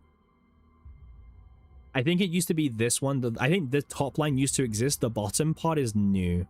That was part of the buffs. But yeah, Haru's E6 is crazy good, especially with the supporter build being really, really good now, which is a good surprise. Yeah, Yuki got... Yeah. Okay, yeah, let's talk about that for a second. Yuki got multiplicative buffing when 9 doesn't. I'm really hoping that they do buff 9 and Rita. They need the buffs, honestly. And you could buff them like by 20% and they still would not be insane. They would still be like pretty mid. I would unironically love to see them buff Rita and 9 because they do generally need them. And to be honest with you, they're like buff Chizuru. Well, they've kind of done already. She needs more. Don't get me wrong. But the fact that they've already gone through her, I feel like, you know, there's a higher chance of 9 getting buffs, right? But yeah, I don't know. Also, like, there's the whole separate discussion of the power of new partners, right? Because every new partner nowadays feels like so good in comparison, right? Remember, at the start of season 3, they made it so the gacha 5-star banners gave you higher base attack than the battle pass partners, right? So remember that happened. Do I have any examples, right? I think it's like it's like here, right? Yeah. So the old partners used to be 113 base, but now the gachas are 155 base. But they also changed it so the base attack is added before the percentage attack memory fragments and stuff like that. So the difference is bigger than what it may look, right? I mean, let's just do a quick example, right? You see on Sortie, I have 996, right? If I just swap, right, you know, what's the difference? 155, it's like, what, 45, it's like, what, 42, right? It's like 42 difference. But then, like, what? So I am at 996 in comparison. Let's swap them, okay? So 42. That's like, what? That's a 64 extra attack, right? So it's not just the 42 base or whatever. It goes higher, right? So it's like 64 extra attack. And trust me, people squeeze a lot of things to get like 64 attack, right? It's more than what affection gives you entirely. And that's ignoring the fact that the new partners have like these crazy powerful effects as well. Because yeah, as Pon mentioned, we're now like season 3, it gave us this really weird era of partners. Sophia was one of the normal partners, right? Sophia's perfectly fine. So, but then after Sophia, that's when everything started changing. Sylvia, what does Sylvia do? So Sylvia gives you 15% crit damage. Sorry, 20% crit damage, right? So they give you the buff and then an extra 20% crit damage on top. Okay, let's go and see what does Tenebria's partner do. Oh, 20% crit damage again, and also the buff. Okay, sure. What does Faye's partner do? 20% crit damage plus the buff again. Okay, sure. Now Hilde's was different because it gave you 10% crit chance. So not crit damage anymore, but crit chance. You know? So yeah, they've gotten a bit more lazier in terms of like designing these partners and these new units, in terms of like, it's just like, okay, we're gonna slap on crit damage or crit chance to everything, and you're gonna like it, pretty much. You're gonna like it. And obviously, if you max out a character, you get 40% crit damage instead, right? Like, look at my Arya, right? So Arya goes to 40% crit damage. So the difference between the old partners and the new partners is even bigger, but then the difference between the dupes is even bigger than before. So there's like more and more gaps, right, in power level. So yeah, it invalidates the old partners even more. Like, that's the thing, right? It, like, people ask me sometimes, should I put on the partner banner? And it's like, no. You know what I mean? Like, the range of trashness to playable is insane. Like, you could pull in the 5-star basics, and you could get who could you get? You could get man, you could get some absolute just crap, man, that you're never gonna use, right? I love Zeta. You're never gonna really use her besides obviously Kalipe. Marianne is one of the worst partners in the entire game because Scarlet exists as well. Yeah, Kyra, even like fucking Noelle sucks, man. Don't even bother. Like, there's so much bad in the standard pool, bro. Like, this partner needs a buff, man. They buffed it once already, but they're still very keen to keep this like 60% fixed damage crap on it. Like, just compare this, by the way.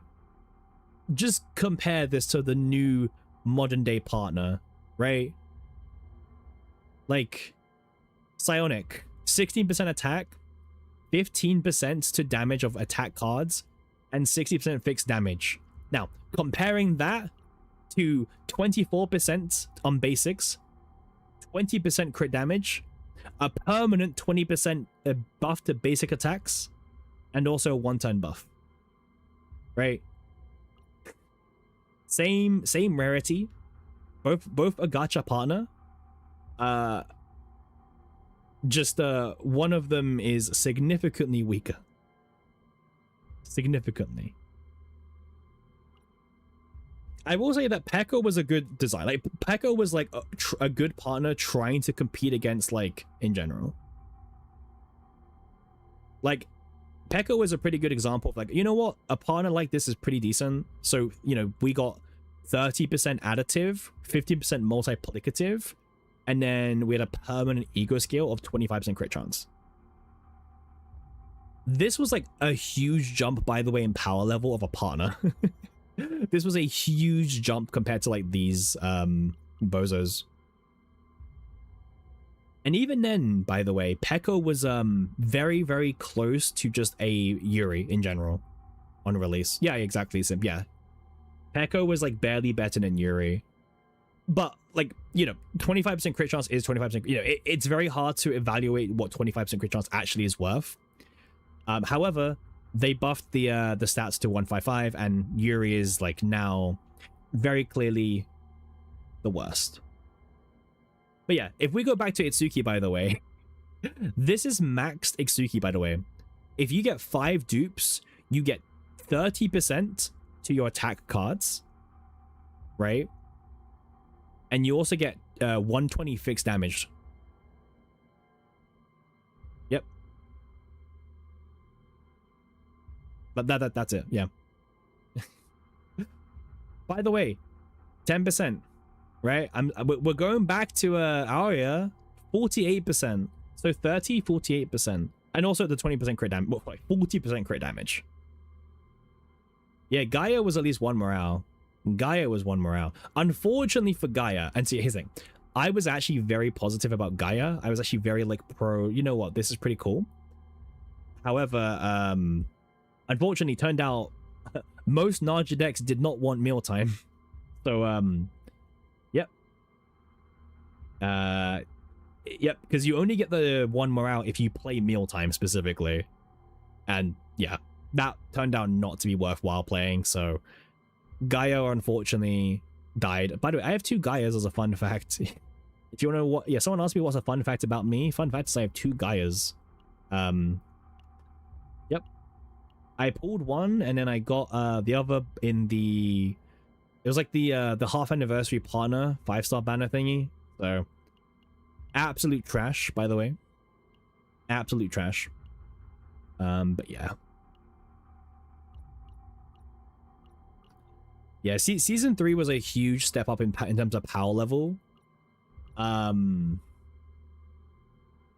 good or for bad. You picked Hugo for the ticket? Oh yeah. I picked Tiana for my ticket personally, Celestia. Yeah, they're slowly learning Pon, I agree. But this is also the case with any new gacha game. Like, the launch stuff is always going to be like, the biggest power creep will probably be from launched in like half a year time, because they're learning what makes people buy a unit, right? Like, because part of the strategy for them is how can we make people spend money on dupes? You know what I mean? That's like one of their main things that they're kind of always trying to figure out. Like, okay, how can we get people to spend money on dupes? And that varies a lot. Goon equal buy? No, here's it. Celestia, goon equal buy, but goon does not equal dupes. And dupes is a lot of money for them. So that's when they need to like actually put their brain to things, right? Goon is equal base copy, but goon does not equal E6 or even partner. Yeah. But that's why recently we've seen a very high power level, I would say, since Heidi, I would say, but more since Tenebria. Tenebria was like the most busted so far. It does Celestia, but also like a lot of whales don't have favorites necessarily. They, you know, they will just max anyone. So what you want is you want that kind of player who isn't a whale yet, but could be tempted if the power level is really good. Like, for example, right? You remember Aiko? Aiko is like, you know, never dupes a single character. Aiko went E6 on Tenebria, right? Aiko is like that. Aiko is a good example of that player I'm talking about, who isn't a whale, but if you offer enough power, they will be swayed, right? And that's what got Aiko to whale for E6 Tenebria, when they never whale in general, because they offered enough power to tempt that player, be like, hey, listen, this is more power than we've ever given you before on dupes. Spoken like a true whale? 100%, man. I spend money on my games, and I know what makes me spend money. Like, why do you think I don't have dupes on, like, anyone else, right? Like, down here. Why do you think I don't have dupes on, like, I didn't whale for Yuki or Chizuru or Naja or Haru, right? Even 9. My 9 is E0. Because I wasn't convinced on their power level. I was very the opposite, in fact. E6 Heidi. So Heidi was my first E6 character, mostly because I had too many crystals from the content creator program, but also Sortie reasons as well. He wasn't swayed by E6 Tenebria. Well, I don't want to say that I was swayed, Celestia. Okay, I was swayed on Heidi, but Tenebria was a special case because I already had E2. We had a very, very generous donation from Ares, as expected. And if Ares donates, Ares is always telling you to spend the money on summons. And then with that, we end up getting E6 Tenebria and Maxed Aria. So I didn't go to E6 Tenebria of my own accord. It was more, we got a donation to spend getting it on E6 Tenebria. But obviously, like, if you're really close to Tenebria's like E6, you're probably more tempted than any other E6, right, before? Yeah, I was E2, and then obviously the generous donation, and then obviously we got E6, yeah.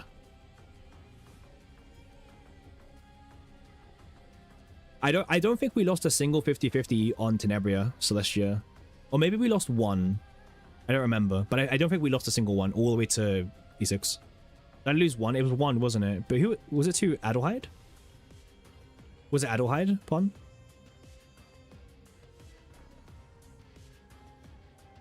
I think it was Adelheid.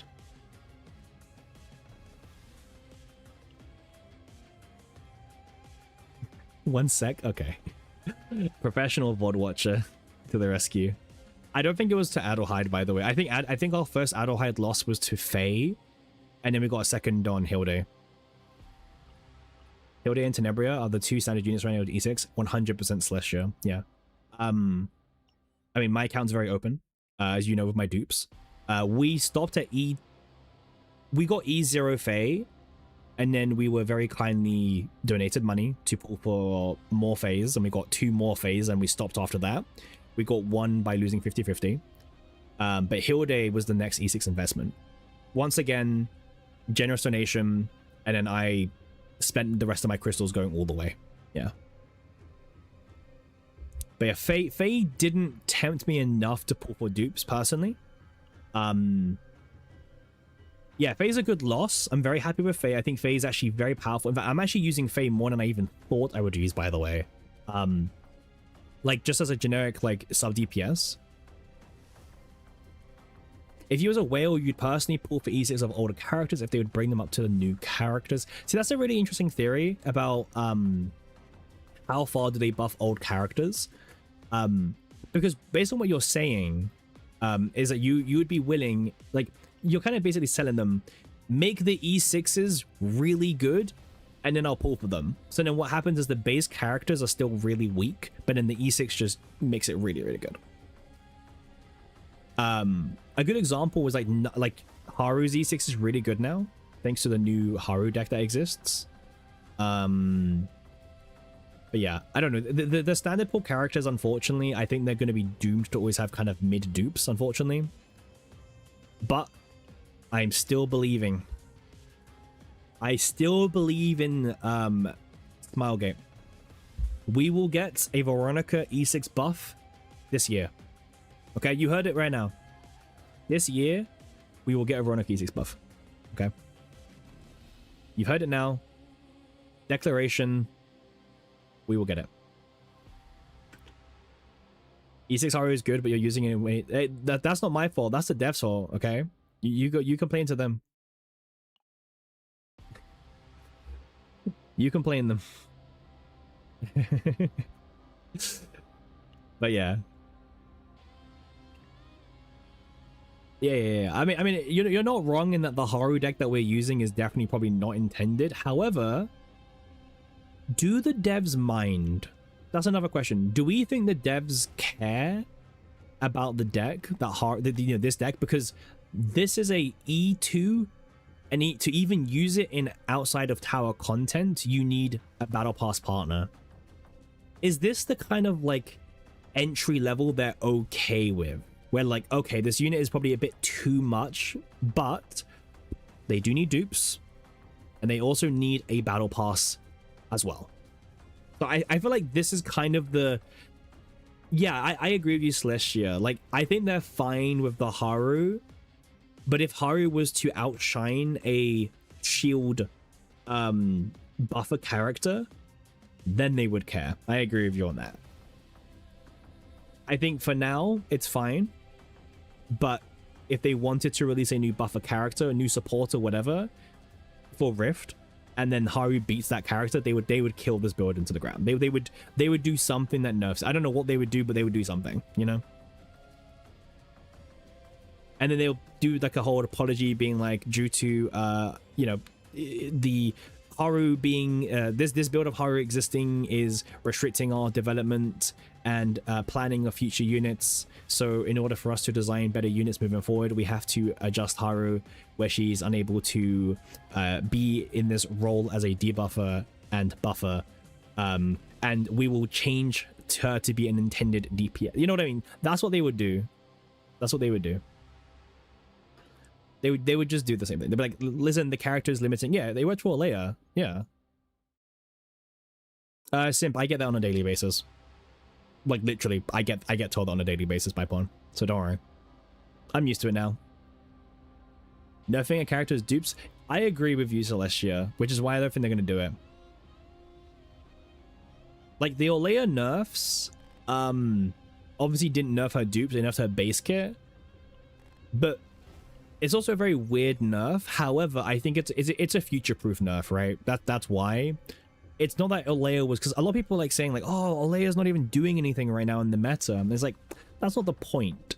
The point of the nerf is a future-proof nerf, because they obviously have content like that's coming out. Well, content's a big word, but they know more than we know, right, for content and what's coming out.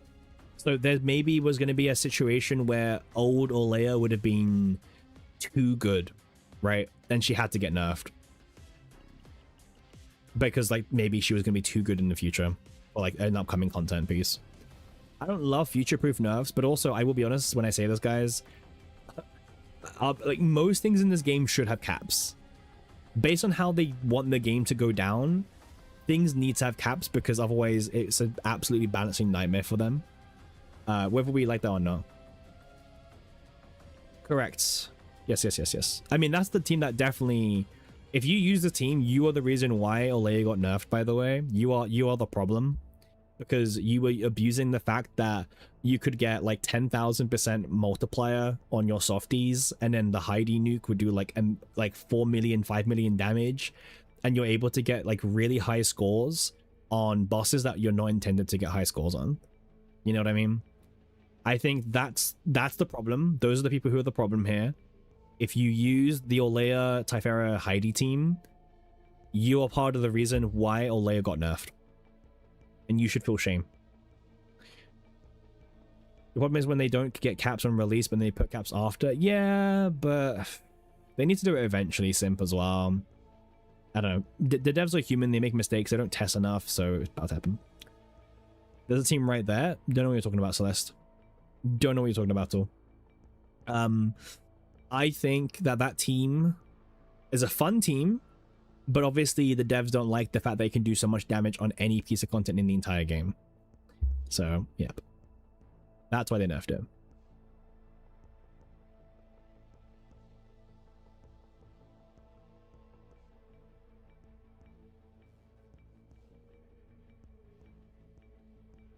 About Heidi Marie having like 5 times of ways of infinite scaling. Yeah, I mean, Heidi was just a bit too pushed. I will be honest, Heidi, like, this thing should have been capped from like day one. Like, unironically, it should have been capped from day one. They know that as well, by the way. They are well aware that it should have been capped from day one. But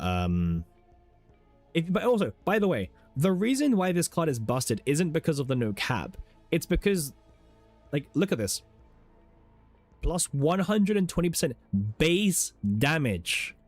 It adds the stupid thing to the base multiplier. That's the problem with it. It adds the 120 to base damage, which then gets multiplied by like 1,000,000%. That's why. This card would be like nowhere near a problem otherwise. But instead it's like, nah, for 10 blades, this is 2,000 base, by the way. 10 blades, 2,000 base. And here we go again. Why is 9 not good anymore? Here we go again. This is the exact discussion we can talk about again. We talked about 9 Tenebria. Well, let's talk about 9 Heidi. In fact, even Adelheid is probably one of the best teammates for this build. Well, Olea is still better, but yeah. Do I think Arabella will top Heidi? No idea, because we haven't seen enough of her kit yet to judge. Hey, Aries, how you doing, man? It's been a while. How you doing? Happy weekend to you, man. I said it's been a while, but I'm pretty sure you were here like 2 days ago. But hey, it's been a while. Too long. Yeah, base damage is just horrendous. But they know what they're doing. He was here yesterday. Still too long. Listen, even 1 day without Aries is still too long, okay? Like, you guys gotta realize this. You know?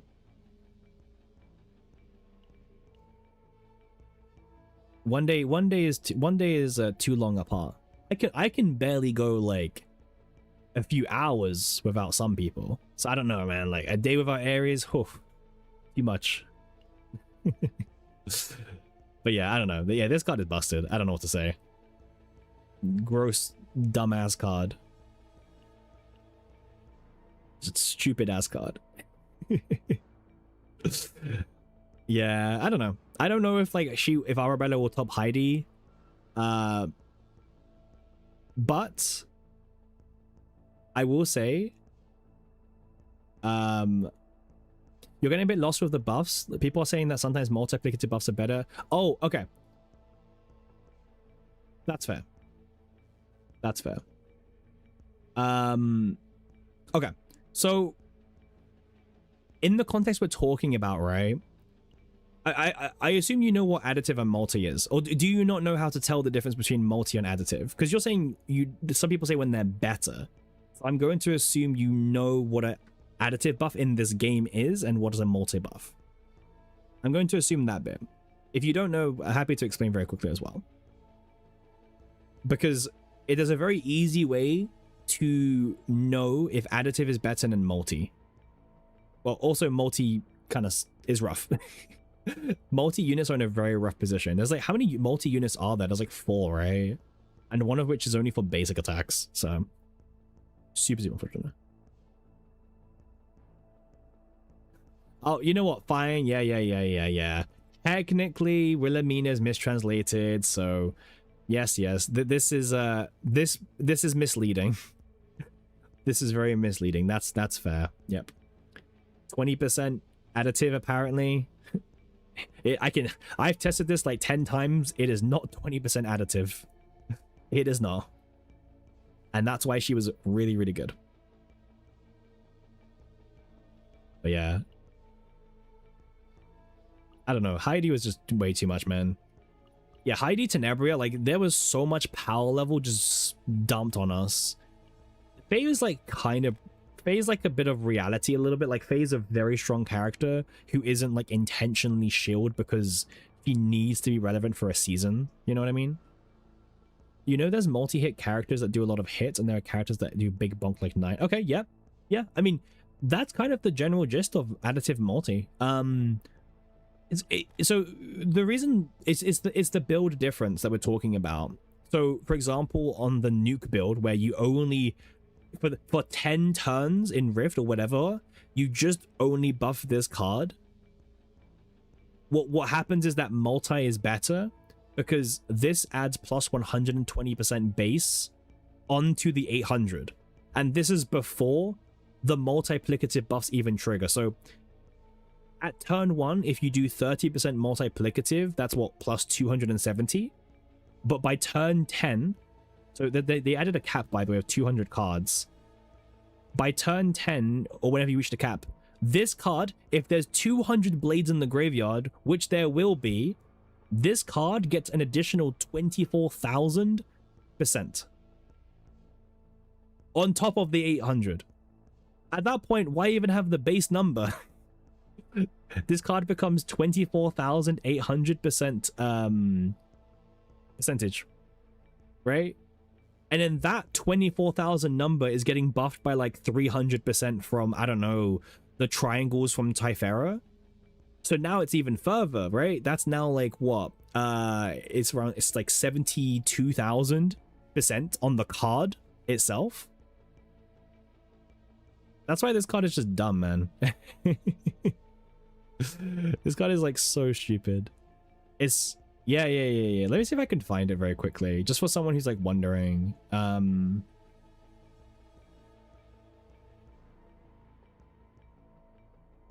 me see if I can like find it very quickly. Lots of yapping in my thing. I have it somewhere. So I don't need you to go look, Bond, don't worry. You're saved from VOD watching duties. For now. Oh, okay, I found it. So someone was asking me the other day, like, what was my how big did my release get in the Judas boss fight? I can show you. I've got it right here. Not the damage, but the base value of the card.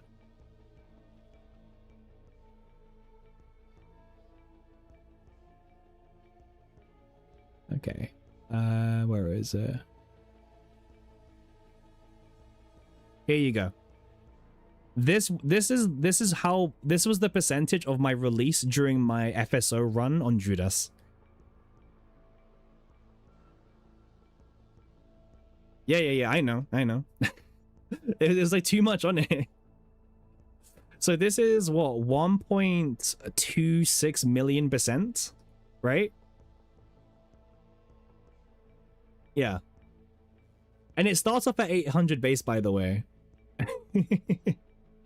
Your brain hurts. Yeah. Yep. 800 base became 1.2 million multiplier.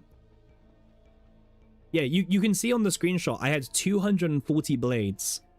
But 240 blades, right, would have only added on 28,000, by the way.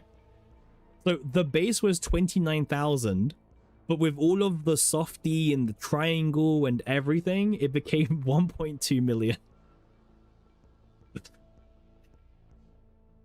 That's what I mean, man. Like, yeah. Yeah, this is why this card is dumb, man. I mean, so they added a cap, so now the cap is 200 blades, but that 200 blade cap would have done nothing. They had to cap softie. Imagine stacking for 98 turns. True. I'm glad that you remember that now they've capped how many turns you can fight for. But yeah, this was stupid. This was very, very silly. And that's how I got the score on Judas that you saw me have, right? Yeah, you automatically lose on turn 100 now. Yeah. So how did I get 1.45 million? Literally the thing on the right. The 1.2 million release. So yeah, they kind of had to nerf Olea to like stop that from being a thing. Have tried not breaking the game. I mean, we just did one run. That was one run, by the way. We just loaded in, did a run, left. I mean, if you guys want to see how shambolic, like this is the deck, by the way. This is the deck that I used. Okay, look at it. Look at the gear. look at the persona. You know, but it doesn't matter. This is what we used. Not even a full persona, man. Not even a full persona. No. This was the deck that we used for the nuke comp.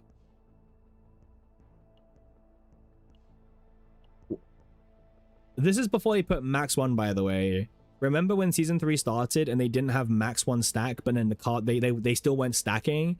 This is before that happened. That's why I've got this crap on here twice. Because, you know, they told us, oh, by the way, we forgot to put max 1 stack. And it's like, oh, great, well, this build's already got 2 copies of that, but thank you. Yep. Yeah. I'm missing 30% extra. So that card, right? Like, imagine how much I was missing still from this. Like, I was already missing an extra 30%, by the way, from just this one card. Oh, man. Obsidian sword? Yep. Obsidian sword is crazy, but yeah. Yeah, this is why multiplicative and additive matter. But yeah, at the moment, the game is mostly in an additive state because the whole like spamming lots and lots of things is all additive, right? Like Faye only wants additive, Hilde kind of wants additive mostly, Tenebria wants multi, Diana wants additive, 9 multi, additive, you know, you get the point, right? We said that as well, Ponray. Like, besides the farming, it was like still a really fun season to actually play CZN. Shock, right? Play the game. Something that we are not doing currently, right? You want to be able to change the BG music in places. They said they were going to be looking into that, Yami. So, hopefully, right? Hopefully. I am a big jukebox fanatic, by the way. So I'm hoping we can get more. Oh, wait. That is not. Oh, that was not the jukebox.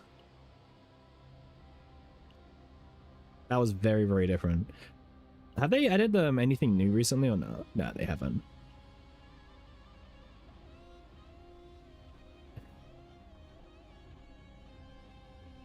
I like how you can just change the theme as well, right?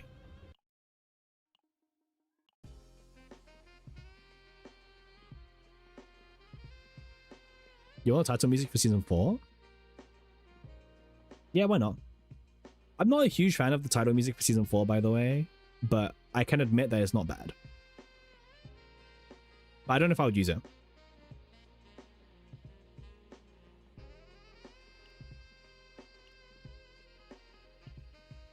Yeah, I don't know if I would use it, to be fair.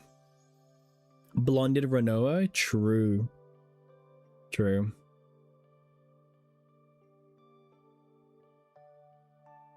Ugh. Age restricted stream, unfortunately, now. It is what it is. It is what it is. It's fine. They say pressing the unigram cutscene once a day keeps all the evil spirits away. You gotta do it. Goon? Yep. Oh man, I honestly, I'm so surprised they gave this like lobby for free, by the way. They could have easily sold this as part of the skin, and people would have paid for it, by the way. People would have definitely paid for it. You think this perennial screen is more disgusting? Yeah, but this is new character stuff, right? We only put the new character on. But I agree with you, Aries. I agree.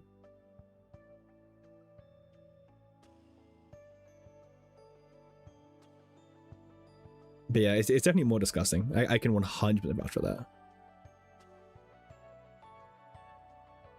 Give you the April. By the way, these devs are just really bad at making money. They're really bad at taking money from people. Oh, no. Same. But we should be happy. But the devs are just really bad at making money. Like, really bad. Like, yeah. They are not the greatest when it comes to knowing how to make money. I mean, you got Aries here, man. Like, just milk the guy. Like, he gave you $200,000 in Epic 7 in 1 year. Just, I don't know. Do something, right? There are whales here to be milked. Right? But you gotta give them something to spend money on. That's the problem. Right? If you want that 200k Aries money, you gotta give something for that to happen. And unfortunately, right now, there is very little to spend money on in this game. Yeah. Aries is waiting for the free-to-play economy to die down. Everyone else has been like, oh my god, we're getting less free pools now. Aries is just sitting there like, good, finally. It's happening. Not selling decks? Yeah, but we don't know what kind of decks that is, right? Simp, we don't know anything about that system yet. So until we know, it's really hard to gauge. If they would sell those fashion prisms in the shop. Okay. So about the fashion prisms. So I remember in a dev interview, Cosmic did ask devs, would you be willing to sell the prisms in the paid store? And the whole YouTube comment was like, bro, get this guy off the stream. Why is he telling, you know, blah, blah, blah, blah, right? Everyone's like crazy mad and everything. But people would pay for it. It's just non-paid players don't like hearing the topic about money, right? Because it's not for them. The moment you start talking about monetizing, they're like, nah, get out. You don't know anything, right? Yeah, exactly, Pon. Exactly. It's so stupid, man. Unfortunately, when it comes to the topic of monetization, you can't really have that topic discussion with someone who is way too defensive. Would I pay 20 bucks for the perfect deck? Are you talking about perfect engraving, simp? Yes or no? Perfect engravings, perfect divines.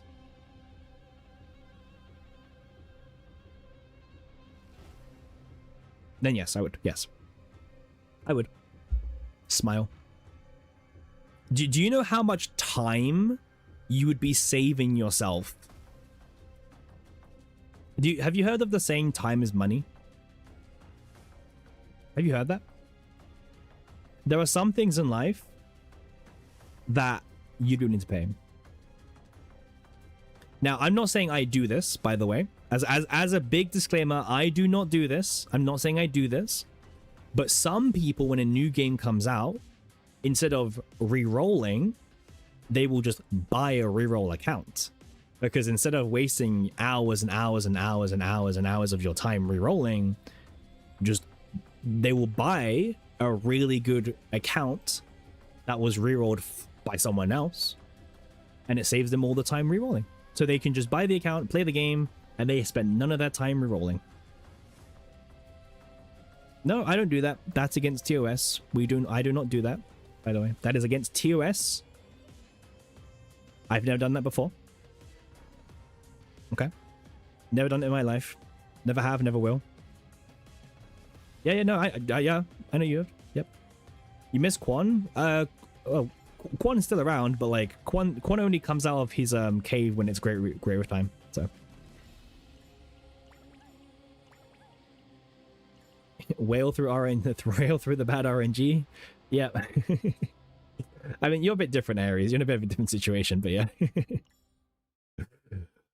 But that's what I mean. Like, unironically, like there was like topics about like doing paid monetization in this game, but unfortunately, you can't have that discussion with some players because they're not willing to hear it out. You know what I mean? Like, some people are just not interested in having that discussion. Even if it's a really important discussion, or it's a fun discussion to have. But some people do not want to hear it because they are like, they are very anti anything. I think it's an interesting discussion. I think it's interesting. Because like this, for example, no one was asking for a brand new monthly pass, right? No one was like, where's my next monthly pass? But Smilegate decided it was worth their time / money to make a new monthly pass. And the rewards they gave, honestly, weren't bad, but again, their rewards was because they made a problem and they sold a bit of a solution, right? Like, these first three things, whatever. Maybe you could say the daily delegation, whatever, right? Whatever. Honestly, these cores are actually worth quite a decent amount, right? No. To you, this is trash, simp. But guess what? 20% black mass is not trash to anyone. This is the one that, honestly, I don't like. No matter what kind of player you are, this is the main appeal.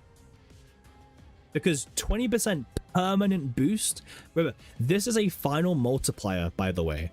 So this is calculated after all of your +3, you know, all your sortie buffs and everything.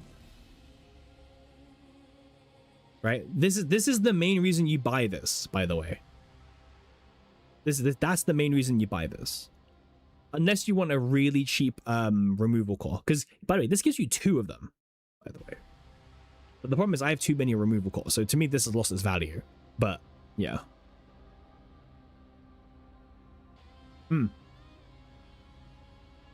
Yeah, this is way too good right now. Way too good. This is also kind of nice as well, but also less needed. But yeah. But this is what I mean, like, this pass came out, and guess what? No one complained. You know? I agree with you, Slash. Give me 2 potentials, and I'm down. I agree. Like, swap it around. Yep. You bought the pass when Sortie came out before, but stopping precincts started. That's fair. Yeah, it's only good if you play Sortie. I agree. But yeah, they could easily do more, right? They could easily monetize more money. I don't know what to say. They could definitely make more. Like, look how sad this shop is, man. We're gonna sell you 5 delegation hit things, or 3 per pack, or 2 potentials for a lot. Like, I think it's like, what, this is like 20 bucks. I think this is, I think this is 15 or 20 bucks for 2 cores of potential. You know what the sad reality is in terms of money. Like, let's say you have money and you're willing to spend it. The sad reality is this is actually worth a lot of black mass. Like, this is one of the very few ways to spend money into black mass. Very scary. Very, very scary, because it's actually not bad value. That's the crazy part about it. But yeah, there's no other packs in the entire game which can give you like a black mass item for money. Yeah. It's actually a really competitive pack, which I know sounds insane because you look at this, you're like, what the hell? It's just crystals and a core potential. But yeah, I will say also, as like a little, I don't want to say disclaimer, as like a PSA kind of thing, right? They gave us a lot of duplicate, like they gave us a lot of editing things for free. Bro, guys, be careful with your core duplicates. I know people are excited. Some people are using this on like the craziest decks, okay? Like, we're talking like the 4 Eternal Hunger decks, or like the 4 Flame of Eternity decks. Like, we gotta chill out a little bit, okay? You have a lot of them now, but you're not gonna have a lot of them forever, okay? Gotta chill out on the duplicate cores. I'm seeing some crazy decks. Hey, Independent, thanks for the follow. Much appreciated, by the way. Oh, 260. Huge. Thank you for 260, by the way. I guess onwards to 270. That's the goal, right? Or 300, I guess, is the goal. But 270. Let's go. Let them burn it. You know what? I can agree with you, Pon. You've convinced me already. Natural selection at this point. 5 Eternal Hunger. No one's doing 5 Eternal Hunger. What? I said the 3, you know, dupe it 3 times. No one is doing 5 Eternal Hungers. Whoa. 270 followers when CZN's got more content. Hey, listen. We have a lot of people who watch us. They just lurk, okay? We have a lot of lurkers who watch us, okay? Halved Persona, ill? Hey, this halved Persona still did, this to Judas, okay? Half Persona or not, we got 1.26 million multiplier on the release, okay? I don't care. Half Persona still destroyed Judas's ass. Hey, Echo, how you doing? Fellow lurker being called out, huh? Yeah. Half Persona or not, I'm not taking any crap about my Persona, okay? I wanted to prove that you could also do it with a really easy deck, okay? This is my relatability stream, because people care about relatability, so yeah. you can also do big damage on Judas. Yep. People care about relatability. Yes. I mean, it's actually true. Like literally anyone could have gotten like this score before the nerf, right? Like anyone in chat could have got this score. But now post nerf, I mean, I don't know what the cap is. I'm also not very interested in finding out just yet. Let me submit my my score to CZN Meta first, and then after I've submitted it, then we can do another run, and we can see what the final score is. Okay. It just takes a long time to submit because they want screenshots of every single deck that you use and everything, and ugh. I also have to do this again. Whale scores? The only whale score was Colossus and Desire is what I'll say. Judas is like very free to play. You can get 1.4 as free to play. My Sylvia has no dupes, by the way, as well, for context. So yeah.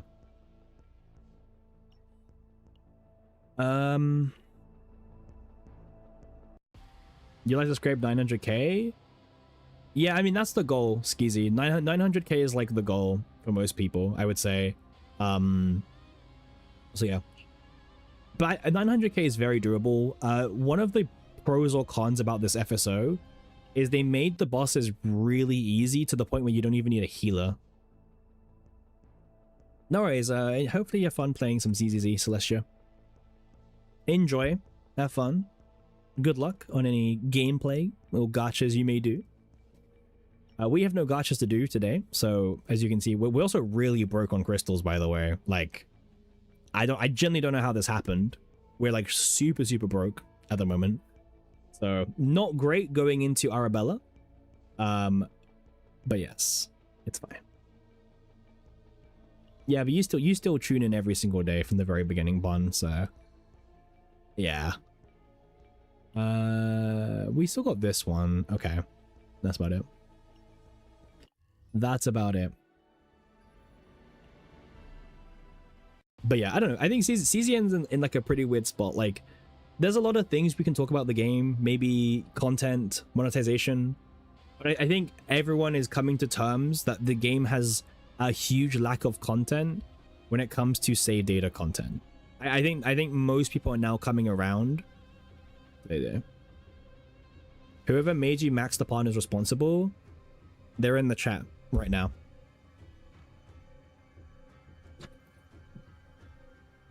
I'm not putting a command with your name in it. That's not happening. Yep, made. You heard me. I didn't stutter. I didn't stutter. But I do agree, Aries. I do agree. Yep.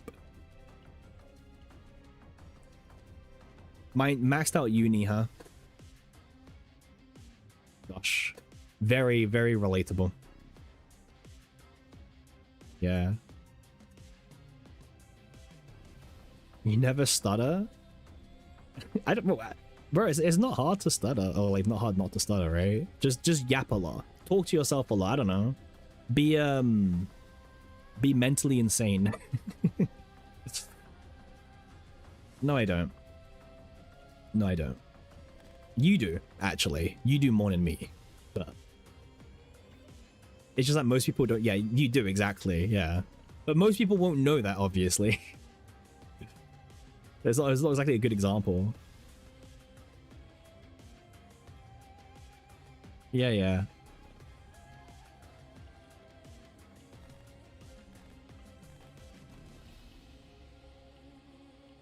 Hey, make sure you clean your crystals, by the way. I always forget to mention about this, but like the affection does give you crystals. Now, you don't defend them, simp. Trust me. The stuttering is like unreal. It's like a whole nother level of stuttering.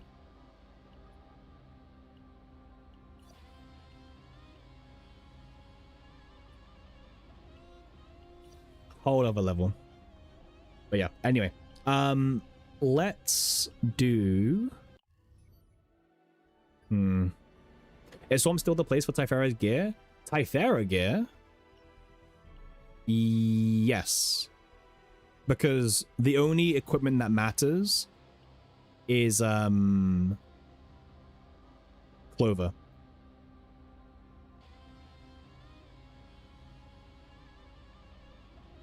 It's Clover.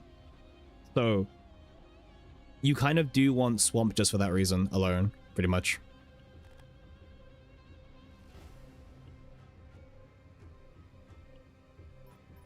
Also, big disclaimer, do keep this in mind, right?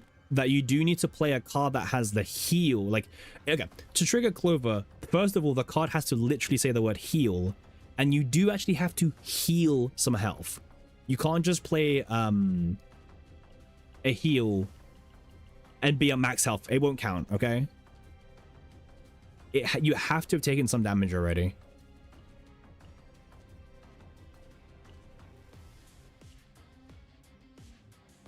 Yeah. Just keep that in mind, by the way. But that's why, Skeezy, that if you're trying to build, like, Typhera, you might want to, like, if you're trying to do a whole Clover thing, you might want to consider Glorious Resistance in your deck. Because Glorious Resistance is a really nice card to self-damage yourself every single turn, which then gives you some health to actually heal back consistently. Because sometimes the enemies won't actually damage you. They will just do nothing. Right? They just sit there for an entire turn. And if you're at max health already, I guess just say goodbye to Clover for a single turn or 2 turns, whatever, right? So do consider Glorious Resistance as like a way for you to self-damage yourself, provide morale for the whole team, and also gain extra AP, by the way. So strongly recommend. If you want to try and like min-max a Typhara, maybe consider something like this actually. This is like, it's not that crazy. It's like 6 morale, but you also get like 3 AP. These also draw you more cards. It's pretty solid, I would say. I do prefer morale Mika personally, is what I would say, but this is pretty good as well. This is pretty good overall. But yeah, if I had to choose between morale, okay, I guess Typhara gives you more AP as well, because obviously you can get the escalate the circle one here, right? And if you get the circle shape, you can get more AP, right? So this has a higher AP generation than Mika potentially, but also your turns take really long, like really long. Yeah, but simp, you simp anything that moves or even breathes, okay? That's the difference.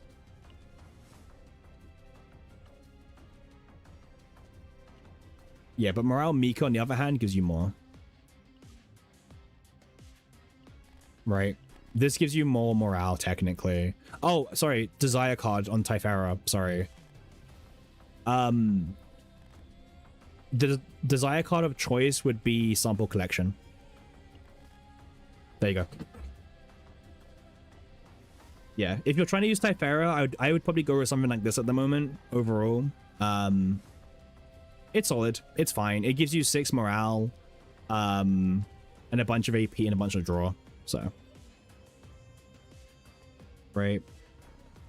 I think this is pretty good for Typhara. Also, very, very like decent to build. It's not that hard, I would say, to get everything. It can be a little bit awkward. Do you remember that there is a new core in the game that can add a common card or a neutral card into your deck after you've done the run, right? But you still need to keep the points, right?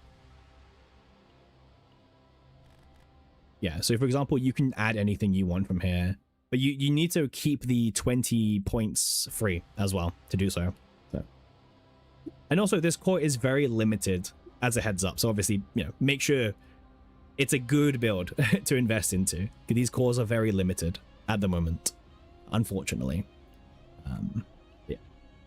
I will say my favorite core they released recently was this one. Right? I think it's a really cool core. Very powerful as well. But yeah. But yeah, personally, if I had to choose between Typhara and Mika, I personally prefer Mika, but Typhara is really good because also Typhara does give you 10% crit damage to all your allies, as well as, if you have the partner, a 6% crit chance buff. So, different pros and cons for sure. Very different pros and cons for sure. But yeah, very strong. Unfortunately, the morale slop is a problem when you look at characters like Rita, right? And you're like, how can we build Rita? And it's like, well, technically, if we just slam first aid kit, we could do it. And you could also take off some of these divines of time axes to go even further. Oh yeah, absolutely. Very happy to show you.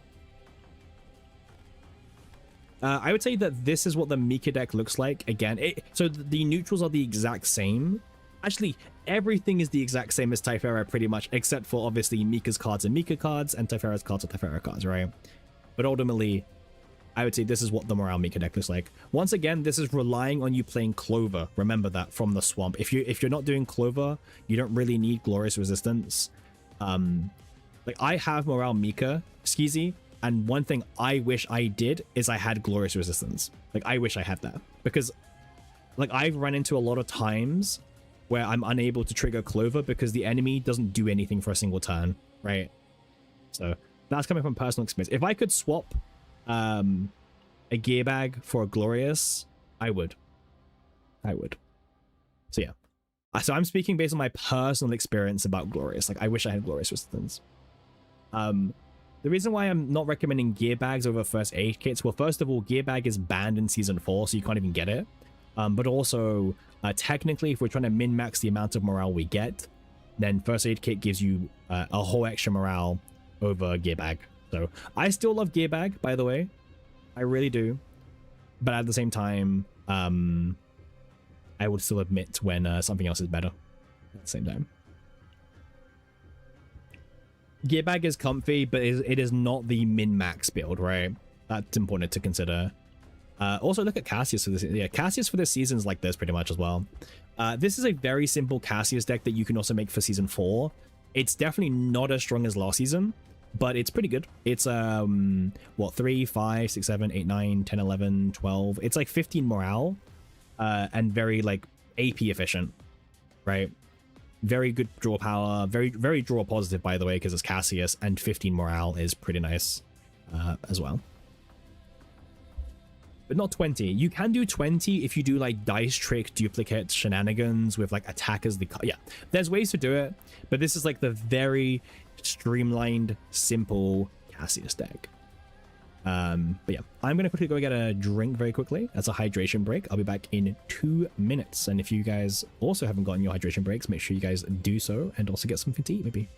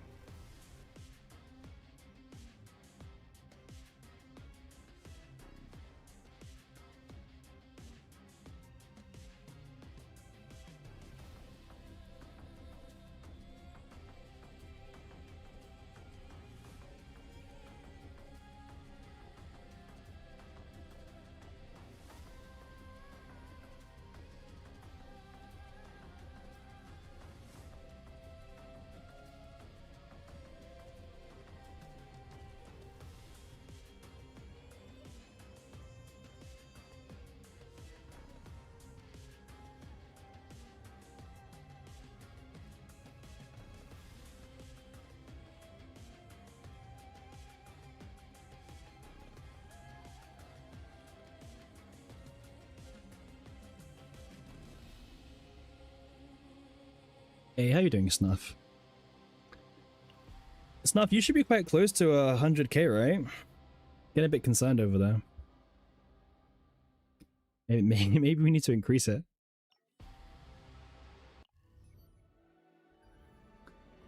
All right. 40 minutes till reset. Okay, so I feel like we have one delegation remaining, actually.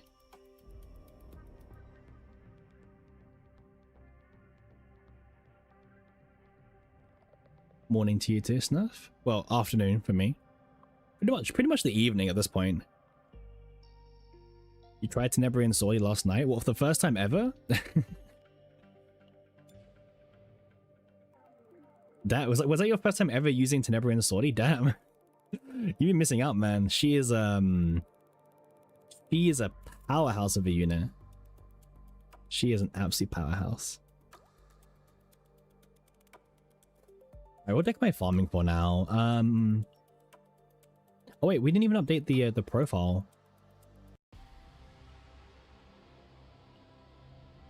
Right. I'm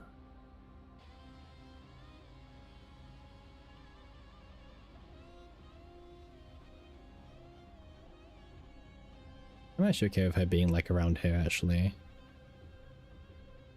Give her like the little bunny ears as well. Very cute. Perfect. That was like one of the easiest ones we did yet. Just load it in, move it around, and there we go. Alright, we are now 20 out of 20 for the stickers. Which means technically we cannot have any more. We need to start removing some of the characters in order to have the new ones in.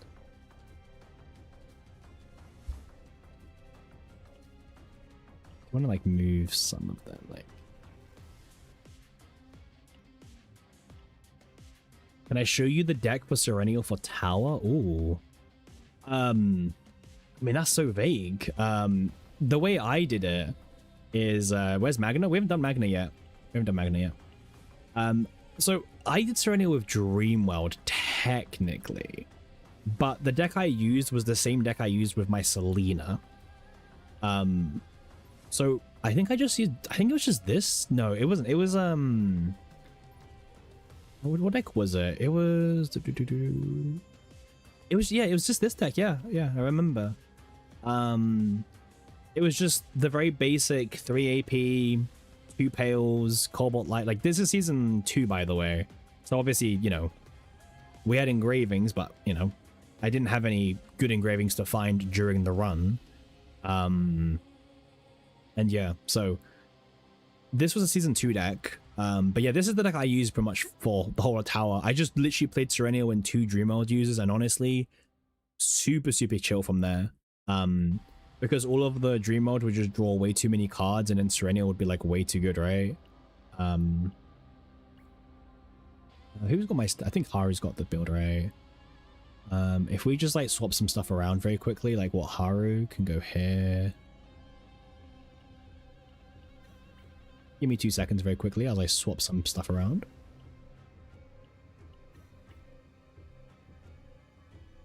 When will we get gear preset, Smilegate, please?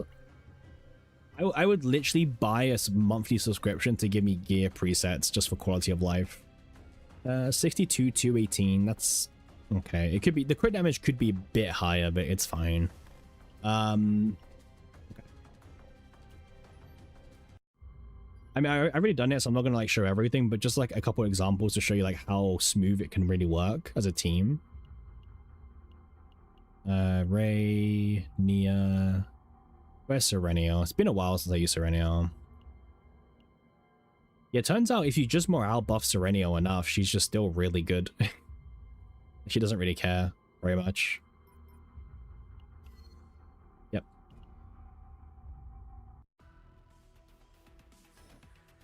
Okay, here we go.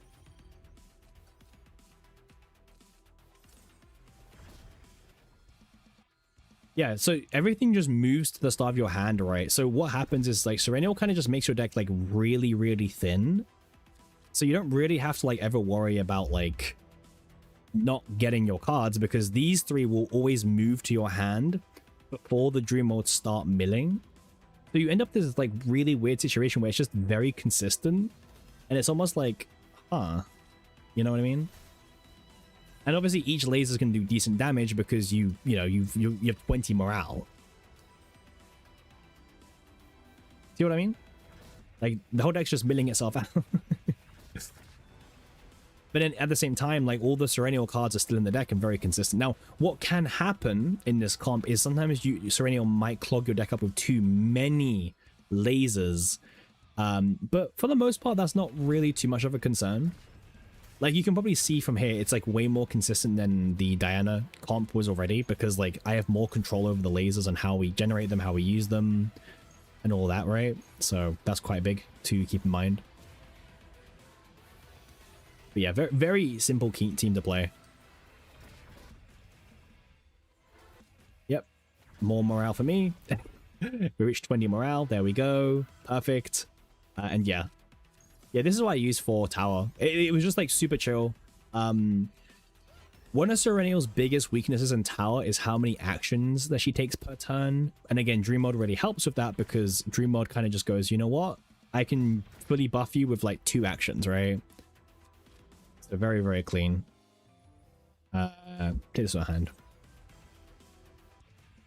Yeah, and honestly, the rest is history. Like now, yeah, look at look at that. See, the multiplier on the card is so strong, but we don't really care at this point. We're just doing so much damage anyway.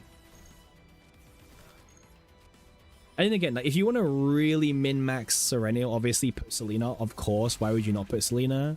But what I'm saying is that she has enough damage that she can be still good enough as a main DPS like this.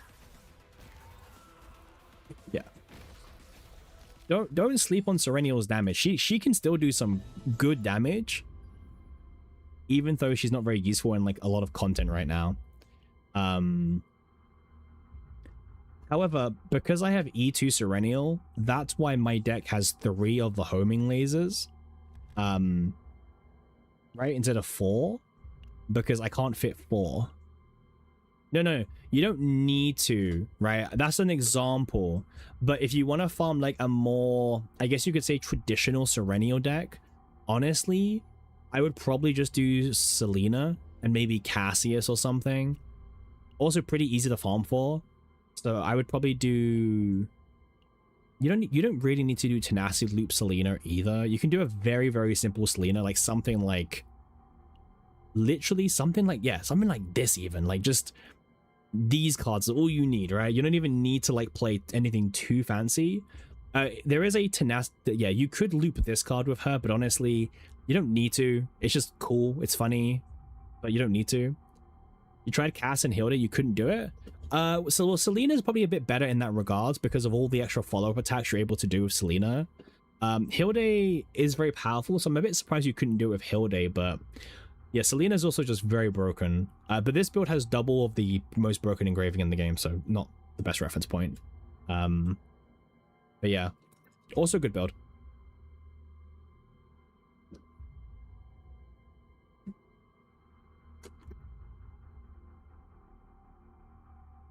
Oh yeah, now that we now that they added the common core item, I'm actually very surprised I don't just have like... You try with Selena? Yeah, no, you're welcome. You're welcome. You're very welcome. I think that might be the best team I can recommend for you, personally, right now. I think Selena is like more worth your time than like doing the Dream Mode comp personally. Just because personally. So yeah, that's like what I can say best opinion wise. Anyway, speaking of that, we need to figure out who are we farming today because we're trying to get all the stickers, right? So who will be next? Narj, we have a Narja deck with Tenebria, but maybe, just maybe Selena. Oh, we haven't done Selena yet. Selena's also an easy one. I don't have Kairon, unfortunately, Star, so I can't do Kairon. Tressa Selena comp? Are we cooking? Tressa Selena and then a supporter like Cass or someone? I don't know.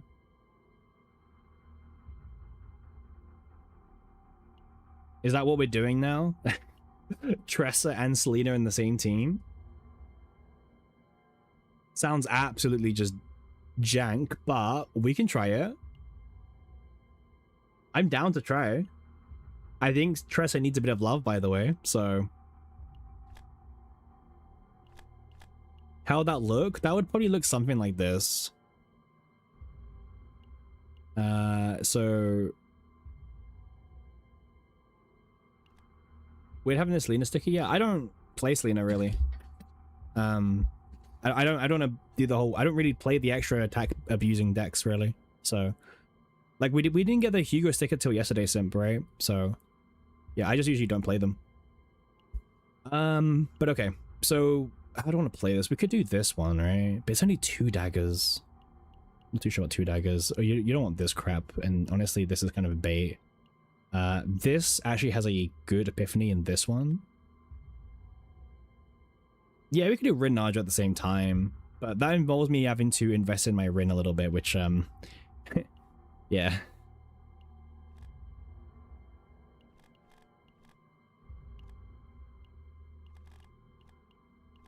One, two, three, four. Unique epi. I mean, the best thing about this card would be morale. Just get morale on this one. We'll call it a day, really. Yeah, literally something so simple like this is probably all you need. You could also change this to be the get 3 daggers one that costs 1. It depends on how much AP you think you're going to have, obviously. Now, desire card-wise, actually, we would want to go for... So we can't go for a good survival. Unless we do fertilization instead. Plus 75% damage amount for Tressa cards for 1 turn. I mean, we can try. It might be like some fun interactions, right?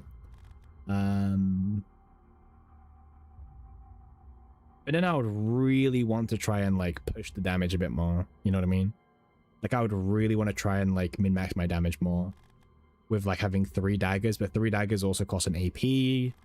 There's a lot of other effects like that. This would be nice if it wasn't fixed damage, but for some reason the devs have a massive turn off against fixed damage numbers, so that's a bit annoying.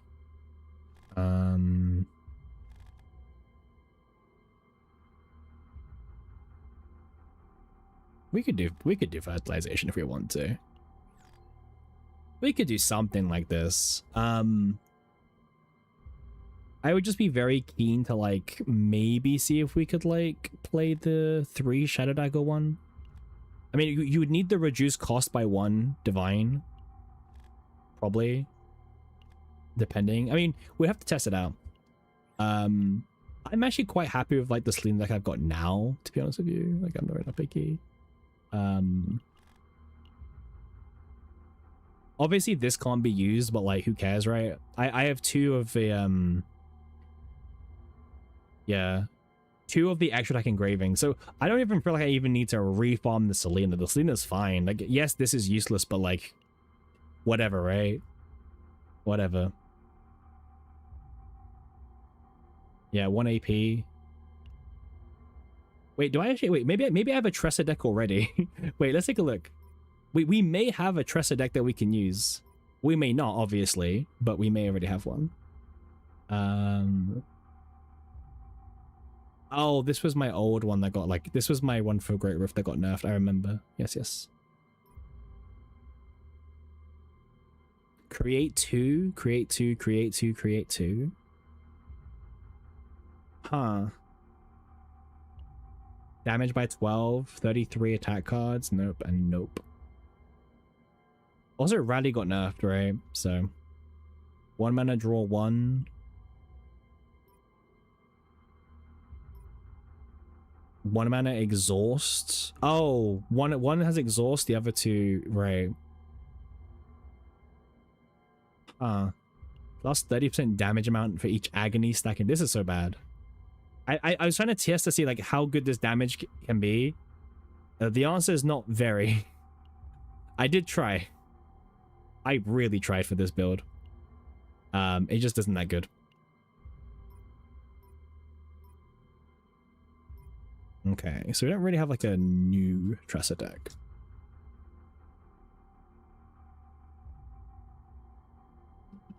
Okay.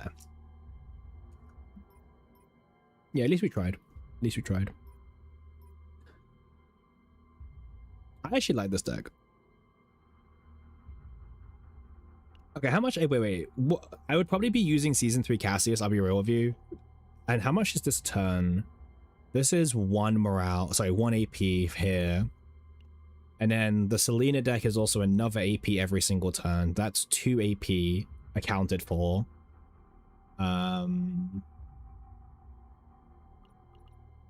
So we would need to make it so that Tressa only has 1 AP that she can really use extra. Right? Yeah. Okay. Yeah, so Tressa can only have a 1 AP consumption for her to smoothly work. That's fine. That means that we could do something like this. We don't even need that. We could just do like one of these, right? One of these and then this one, this one, this one, this one, this one. Just anything that makes more copies of cards is pretty good, I would say.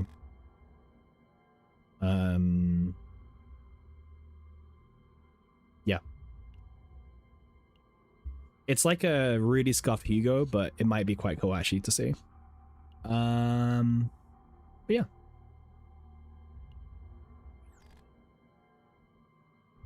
Yeah, I mean, if we want to put a Desire card in the deck... Oh, we should put a Claim 3 in the deck, to be fair. Because Claim 3 is 4 morale for free, right? There's like no reason why we shouldn't have a Claim. I mean, we don't need to use the Claim card. We just need to have a Claim 3 in the deck. Right? Because Claim 3 is really nice. It's like 4 morale for free. And like, how can you pass up on 4 morale, right?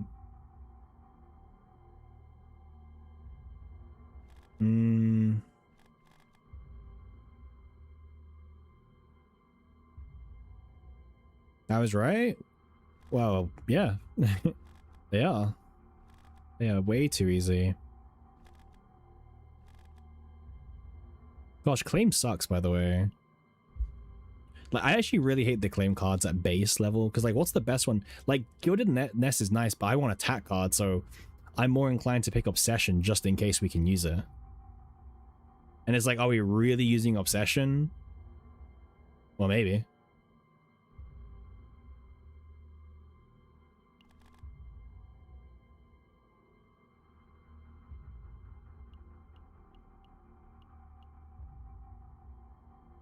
And then we change this to go back to being...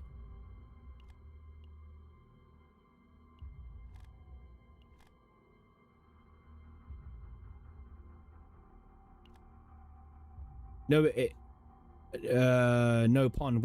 The reason why we're doing this is because we want 3 Claim. Because my cast is Season 3. Selena Season 3. So I only have 1 spot for a Season 4 deck. So I can only get 3 talent points. And Claim 3 is better than all the other 3s. That's why.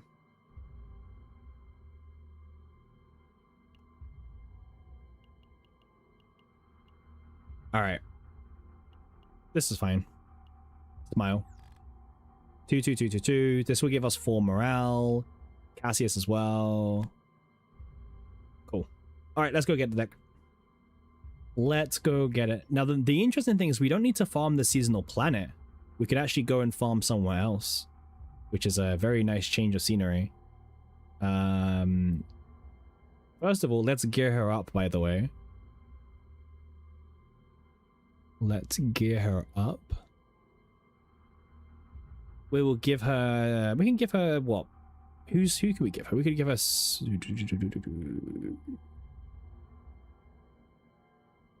I guess Serenial gear makes the most sense, right? It may seem a little bit overkill, but why not, right?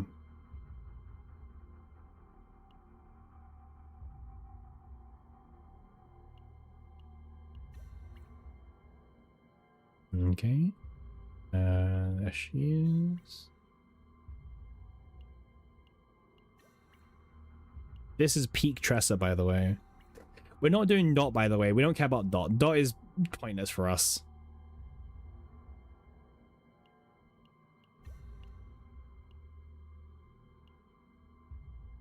Okay, you know what? 60% crit chance, 216 crit damage is good enough for Tressa.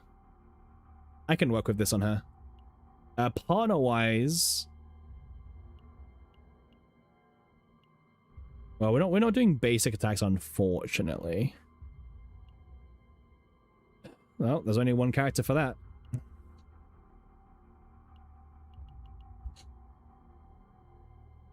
Okay. And then from here... you don't have one either. You literally saw my account the other day. Like, we had the same discussion. Oh, man. Whilst it's tempting, I'm not going to. I'm not going to. Alright. Let's go get Tressa. Now, I think in terms of where to farm her, I am very inclined to go back to Swamp. Because she doesn't need the seasonal planet. So I'm inclined to go Delegate and Swamp for this. Not my favorite place to go to. I know, but it is what it is.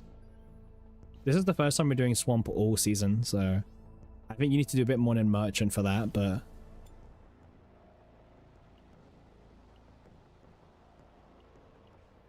Okay. I don't think she's got any equipment on. No, she doesn't. I think Hugo had all the gear. Yeah, Hugo has everything right now. Come on, Hugo. Time to give it back.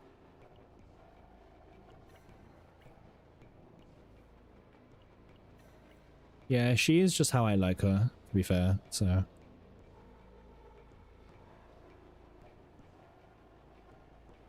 Alright, we changed this around.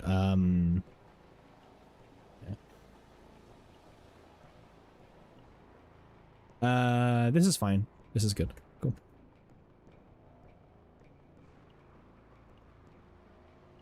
Alright, let's go.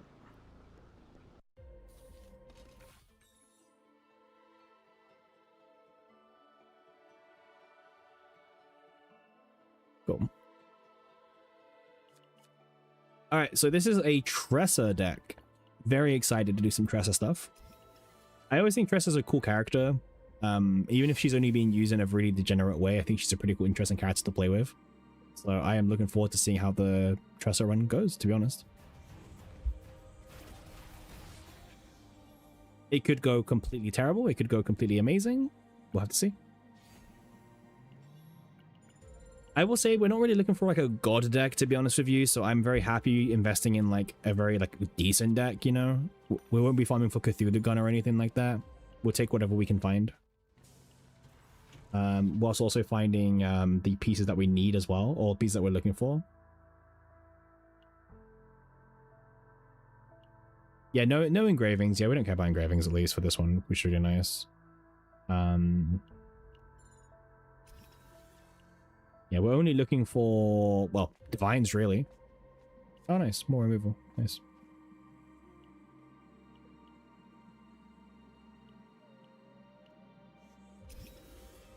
Yep. Remove tool just saves a lot. Did I clear with Yuki? Oh, yeah, we cleared Yuki ages ago. I actually have a YouTube video with my Yuki clears. Yeah. Yuki was one of the easier clears for us, actually.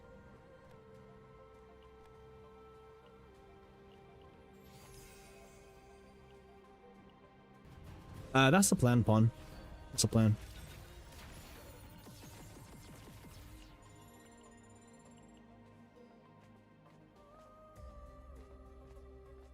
Mm-hmm.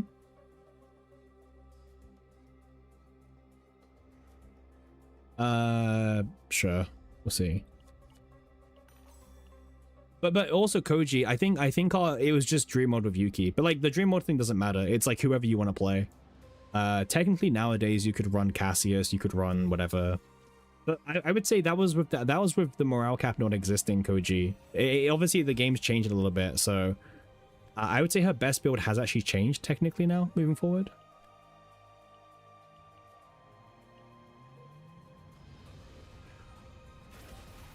It's not really the fact that it's Dream Mod, it's the fact that it's more no, Yuki isn't Dream Mod. If that's your question, Yuki is not Dream Mod. Yuki is Yuki. Yuki is Yuki. The supporters were Dream Mod, right? Because that does the most damage. But morale wasn't capped back then, so the best deck has changed a little bit. I actually have her best deck already built on the editing thing, but I can't show you right now because I'm in a chaos. But happy to show you after. Let's just leave the event.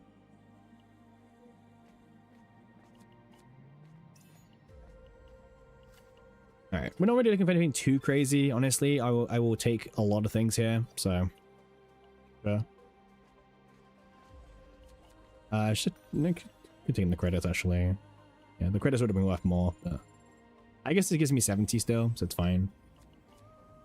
Okay, so we are trying to get 3 claim, by the way, for those who were just joining in.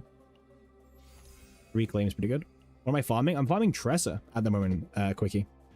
We're farming Tressa for the Selena team in Tower. It's a very interesting team. Yes, sir. 15 minutes for reset. Make sure you do everything that you want to do by now.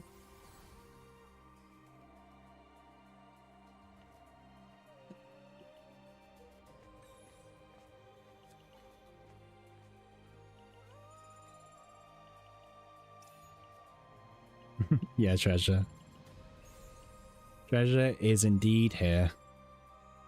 Hopefully that's good luck for the next floor, right? Right, Curse Gouge is gone, by the way. You do not need Curse Gouge in your deck.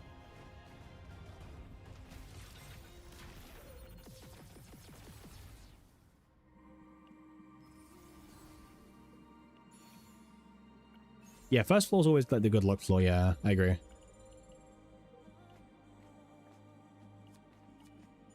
Nice. Crit damage weapon is really nice to see.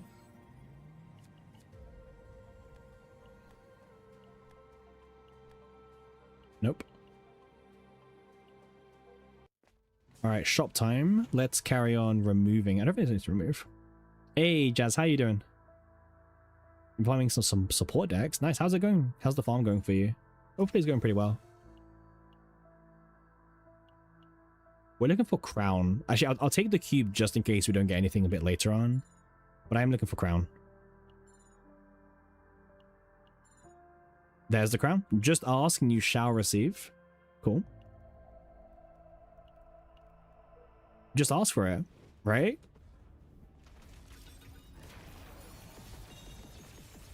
We don't want this, yeah. However, we don't have the epiphany on daggers at the moment, so I'm kind of hoping we can get some epiphanies soon. Because if I need to edit it with the campfires, I would rather do it now, not later.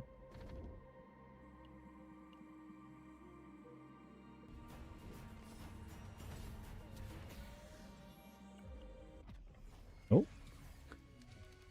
That is what we're looking for, but not on this god or this card. I think equipment-wise, we're kind of happy with everything, to be honest with you, so I don't really have much to say. The thing is, Arabella will be as good as other limited characters in her release. There's no characters she changes with at the moment. Well, Hilde. Hilde is the character they're really trying to hint at as being synergistic with her. But I think she will be as good as the other limited characters. Yeah, I agree. I just have this, you know, I have the feeling that she is going to be as good as what people are. People are obviously a bit more concerned because they saw the, you know, the preview, the cards, and like, is she going to be good? But yeah. If there's one thing that Smartgate is good at doing, it is pushing limited characters in their relevant format. So now, will she be good long term outside of her season? I don't know. But will she be good in the season? Very much so. I think that's a fairly good analysis, right? I think, is she going to be really, really hyper good in her season? Yes.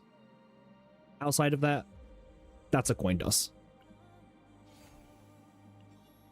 Okay. It's a big coin toss, by the way. Clover, but it's kind of useless on this team, so we just sell it for money. She'll get nerfed for getting other thing? What do you mean, simp?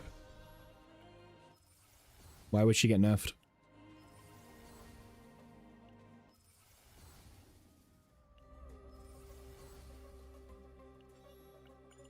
Well, you say that, Quickie, but you have to remember that Fracture doesn't work like Dot works.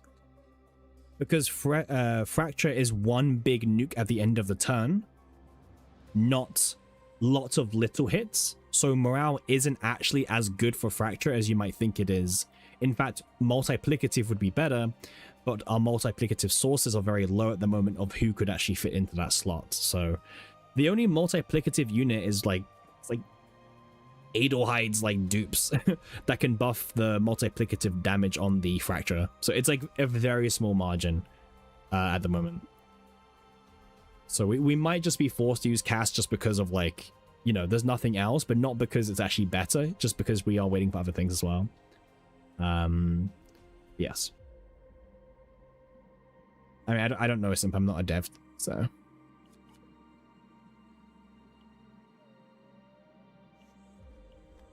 there we go. Nice.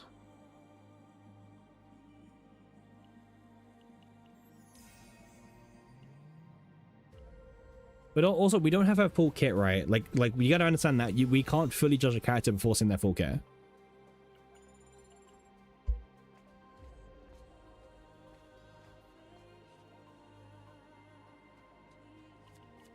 As annoying as it might be, you know. This is fine, but I need to reroll it. Where's my next campfire? It's down here. Okay.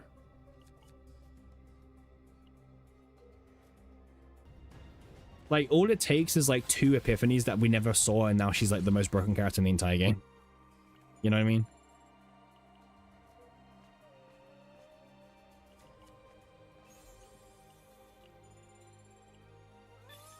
Like, if you look at how many cards of a character we don't even play, right?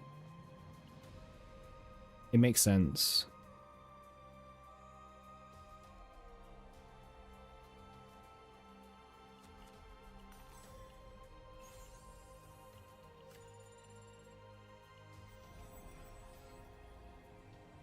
No, I have hope for her. She's limited. She will be massively shielded. She'll be very powerful in her season. She'll probably be insane in her season. In fact, she would like look like she's the most broken thing that we've ever seen.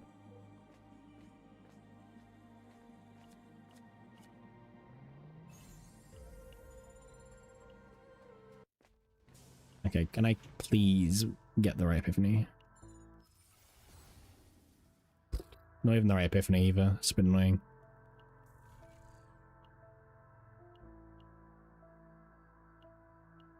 Either we miss dupe event or we use up a dupe copy.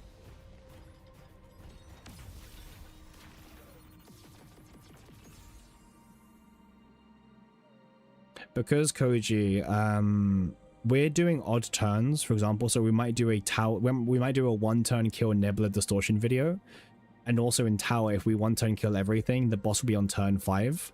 So odd turns have more chance of being relevant for us than even turns do. That's why. Because if I'm doing my video on Nebula Distortion, I don't get to see turn 2, so that doesn't do anything, whilst this does something, right? So it's a smaller buff, but it's more relevant for my builds. Hey, Mr. Micah, how you doing, man? It's been a while. Good to see you around. The new characters don't work with Agony? Olga does. The third character. They did tell us that Olga will. Wow, the game doesn't even want to give me a single one of the 0 costs. Sure. Okay, this run was not meant to be the run, but that's fine. Hey, you finished Tower for the first time? Hey, congrats. How's Tower? I'm leaving, by the way. This is pointless. So you'll clear every floor in one turn. I have a high chance to, Koji. High chance to. Even if it's not like 2 of them, you know?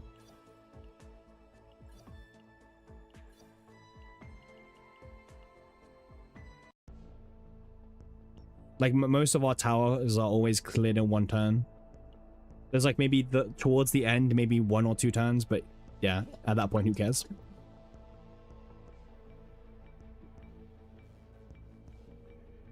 By the way, the team we're planning to use is Selena. Selena, Tressa. Selena, Tressa, Cassius. That's what we're building, by the way.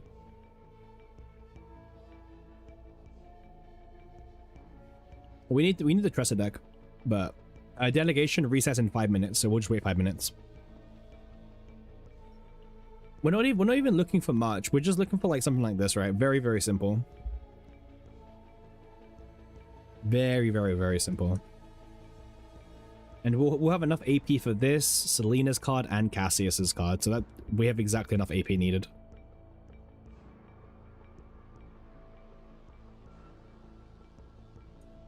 We will not need any more. You one turn to every combat, you got stuck on 140 or 145. Yeah. Once you learn about consistent decks in this game, it's like impossible for you to break ever. And like everything becomes so much easier when you have a consistent deck, right?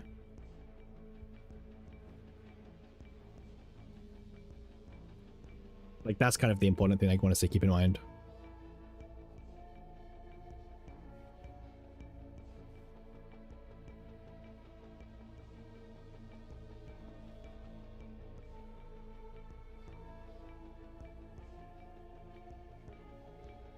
Mm-hmm.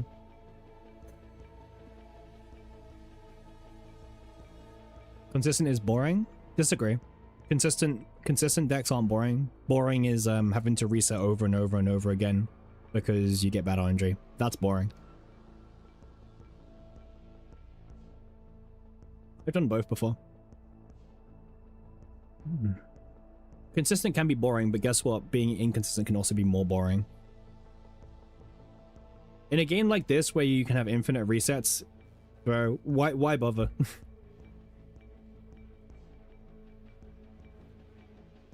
Use a Night Rain card to search an attack card, which you use to search the water. Yeah, good synergy. Good synergy for sure. Good synergy. 3 minutes to go.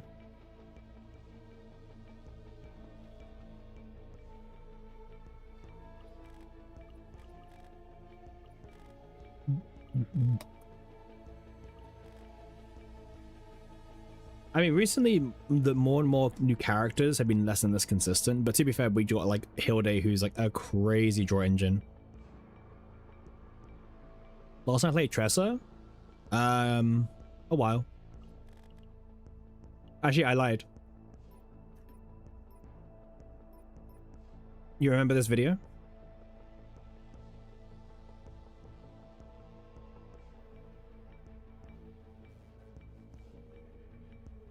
Mm-hmm. The last time I played Tressa was probably sooner than most people, right? Or earlier than most people.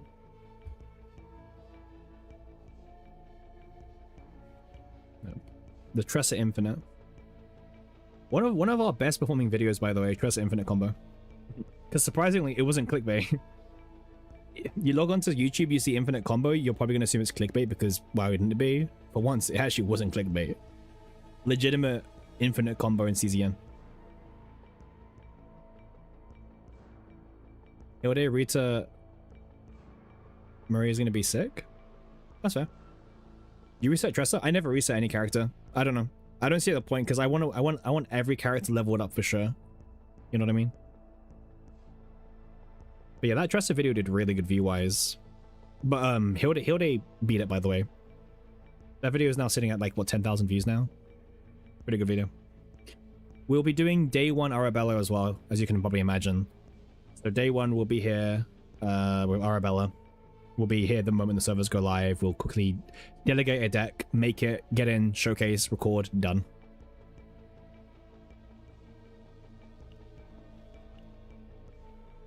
I'm gonna make 200 blades in your draw pile and brick your deck.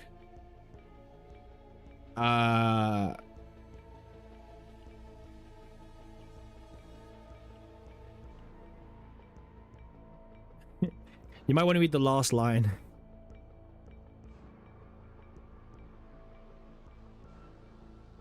It's the only reason why the deck was good. Because you couldn't brick. Yeah, like it's intentional, so you can't brick.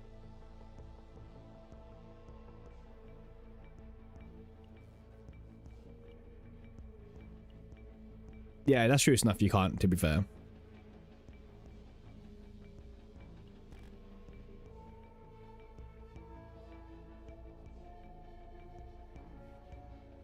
Oh, you're doing the shuffling thing? I mean, that's kind of cute. Just never use them, because if you use one of them, they all go into your discard pile. I won't lie, I actually don't like that card. Like, this one. I really don't like it. I think it's pure bait. But it's funny bait, right? That's what I like about it. It's funny bait. I can always do funny bait. Yeah. Like I don't. Do I think it's good? No. But do I think it's good bait? Yeah, it's good bait. All right. Reset. Let's go.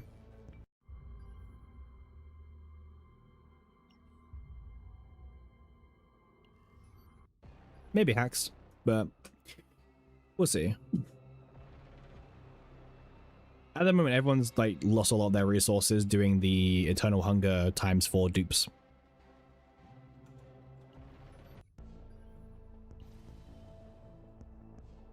I mean, they should probably ban Eternal Hunger moving forward, to be honest with you. It's probably a problem for them in future seasons, though, in the dev team.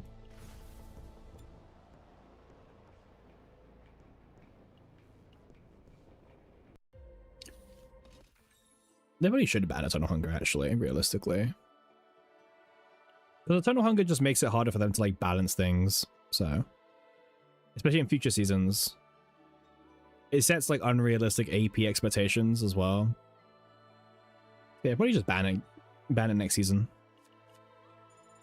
Like, Dream Mode may also remain permanently banned because the devs don't like the idea of being able to set up your entire, like, buff stack. And also, like, not, you know, ignore the action count. So Dream Mode could also remain permanently banned.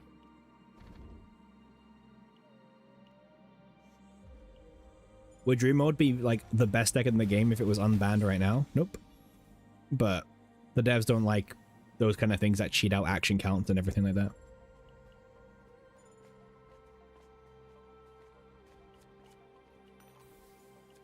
Oh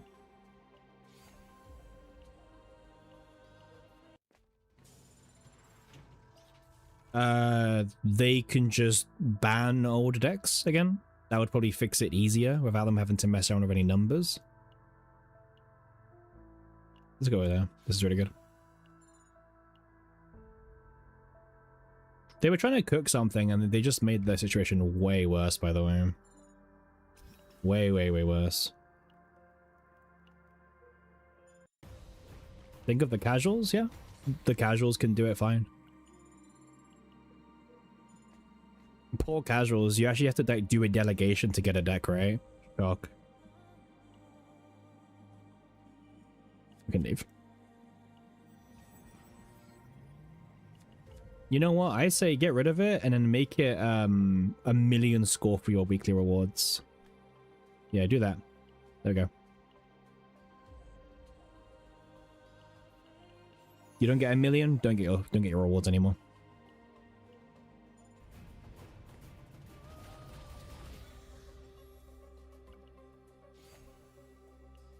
Also, while we're at it, we might as well make Tower even easier, right?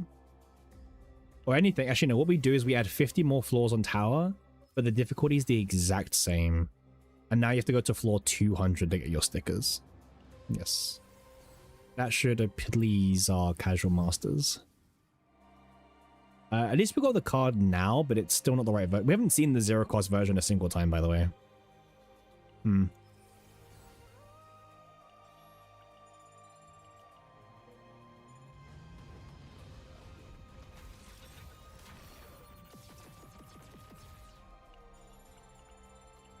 When's my campsite? Let me check. Just one? 2. Okay, 2's good. I'm happy with 2. I can work with 2.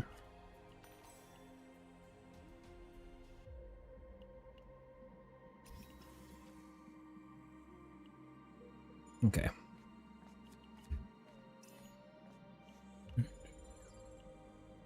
That's fine by me. Alright, let's get some rewards now. I am looking forward to trying that tower team. It'd be kind of fun. Tressa, Hugo, no, Tressa, Selena, and probably Cassius, season 3. Just because Cass, you know. The Cass is a bit boring, I know, but I think using Selena and Tressa together is a bit of a funny enough justification. Yeah, we just don't need to do Hugo, that's the problem.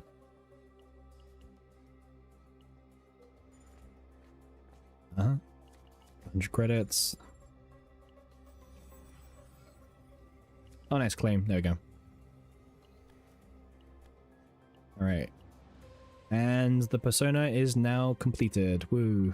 There we go.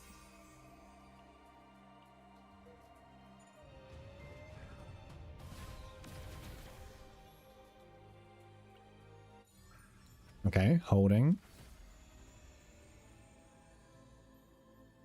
I did think about getting the upgrade version, but I can't afford to use a divine on it.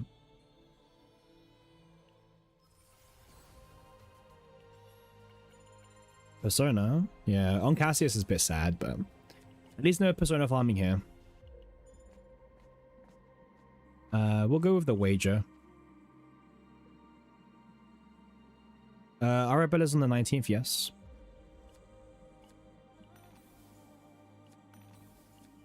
I'll roll this. There we go. You thought Hugo Tressa died? Hugo Tressa never died, man. Never died. People overreact about a lot of things, is what I'll say. Tressa was always good. For Hugo.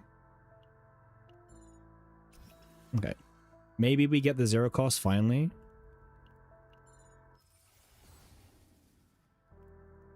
This one's good enough, actually. The 2 morale one is also very tempting, but I want the 3 daggers. That one's better. Also, the 2 daggers. That one's better.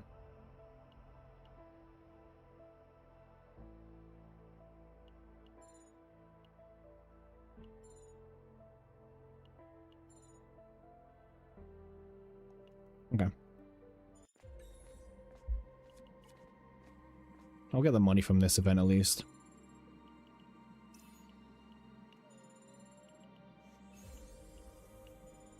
Okay. Yep, treasure time. Alright, come on. Surely we see it for the first time. This is like, what, campsite number 4, 5? Nope. It doesn't exist, I guess, right?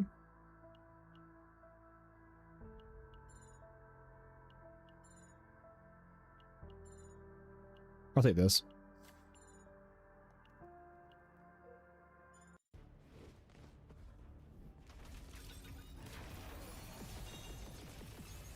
Oh, RFS, I was hoping not to get that. I think this is better still, so.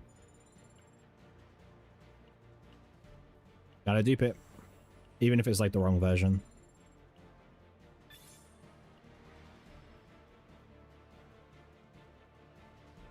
Alright, hopefully we get like maybe 2 campfires, maybe. I can fix things with 2 campfires if we're lucky.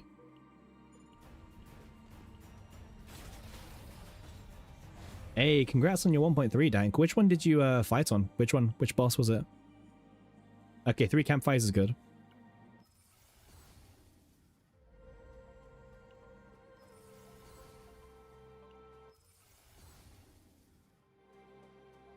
We'll use this one, why not? Oh, you mean like 1.3 combined? Or you got 1.3 like on all 3 of them? No, Snuff, I don't.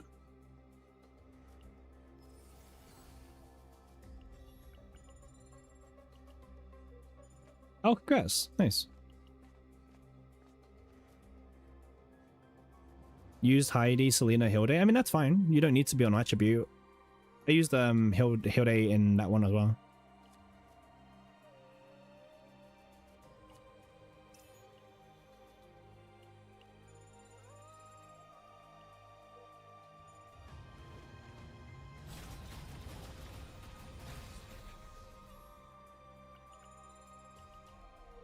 Good score, though. Yeah, very good score.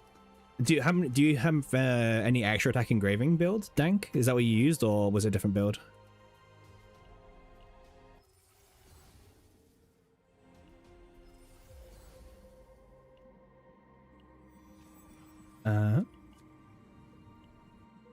I'm just trying to get to the campsites right now and try and fix the deck. Used 3 extra attack engravings on Selena. Okay, I'm a bit less impressed, I will be honest, okay? Congrats still, though. But I am a bit less impressed. Oh, in Judas? Wait, wait, what did you... Wait, what? Oh, so sorry. So you had 3 extra attack engravings on Judas, but only 2 for Desire. Ah. Yeah. Bro, honestly, they should have gutted that engraving when they had the chance to.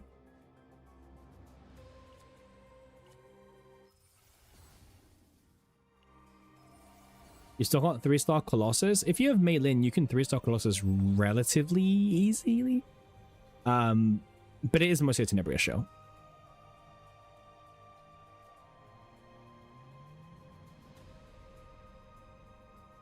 Nah, I don't know, man. I think it's terrible balance.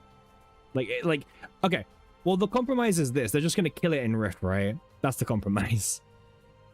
They're like, okay, well, we left it alone, but we're gonna kill it in Rift thanks to limitations, right?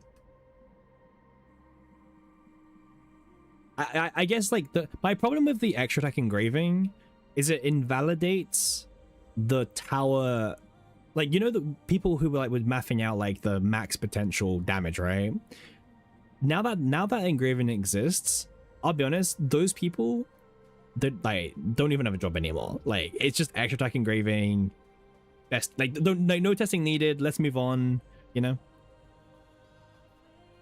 So for the theory crafters, it's probably just killed that balance of the game. So again, the only thing left in the game is Great Rift and Sortie. Smile. I mean, I did say that tower tryharding was already like really shitty anyway. Like, it was already kind of dead on its heels, but this engraving murdered it, the rest of the player base. Oh, this could be good. I am holding. I will not be taking this. Smile. Okay. There's content outside of Sortie and Great Rift. FSO. Obviously, Snuff. FSO.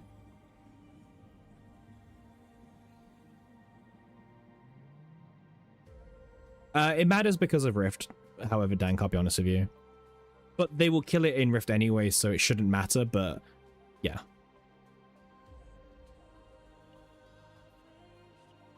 There's content? Yep.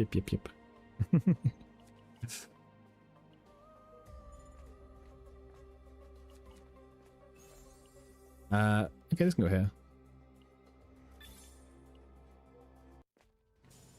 Which, and rightfully so, I will be honest with you. Like, there should never be a case in like a Rift where like the same build is good for like 4 Rifts in a row, for example. That would be terrible balancing.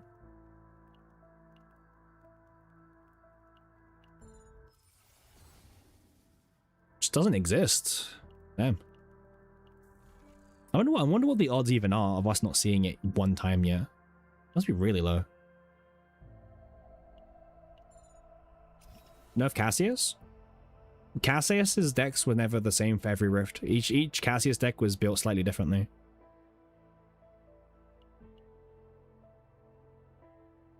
I said build, not character.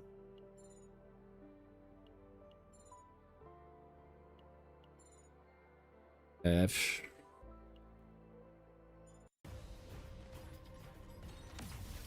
Well, I don't actually know how many campsites we've gone to already and still not gotten a single version of that EP. Kind of insane. Let's take a look. No, we got it. Nice.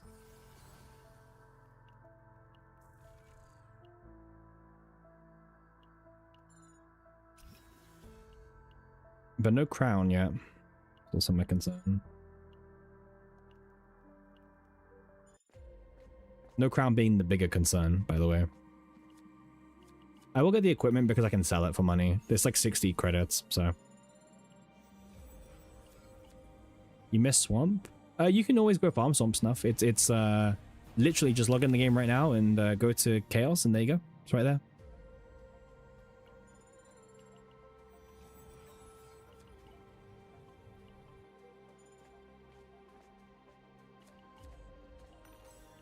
Always take odd for us. Maybe if we're lucky we get crown. We're a bit broke. We can't really do everything we want to do. I don't really care about getting crown.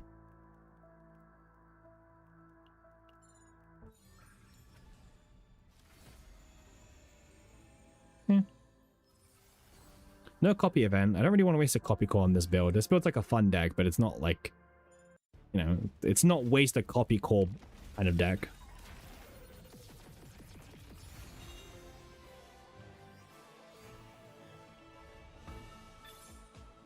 I mean, you could make time snuff if you really tried.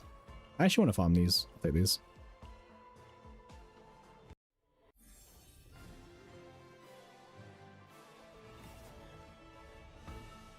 Hey Rach, how you doing, man? How you doing? Good, yeah, really good loot, Pon. That's why for once I actually spent stamina getting it.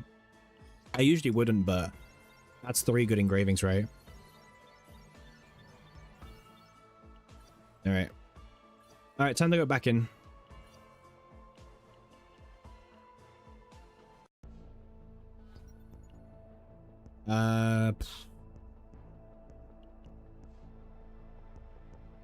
Do we do the seasonal? Seasonal has like way, like the accessory is like really dependent on egg. Nah.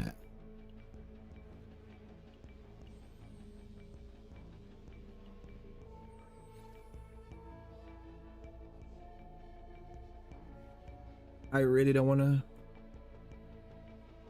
use thingy. Okay. All right, delegation, let's go.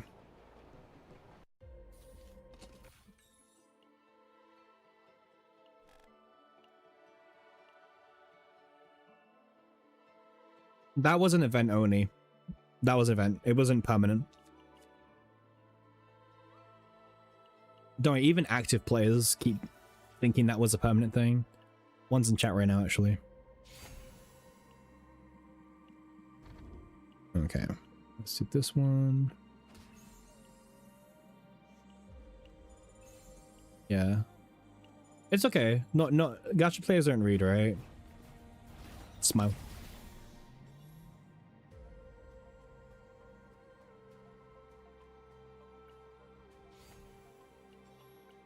I have a feeling this run's going to be the run.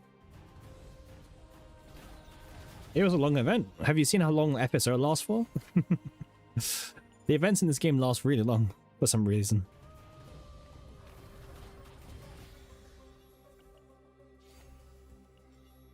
And welcome in everyone, by the way. We're currently farming Tressa at the moment. Weird, right? Tressa in late 26?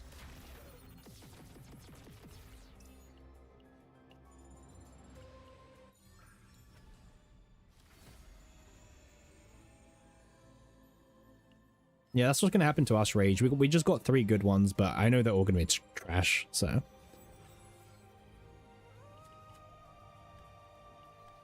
But yeah, we are farming Cressa today.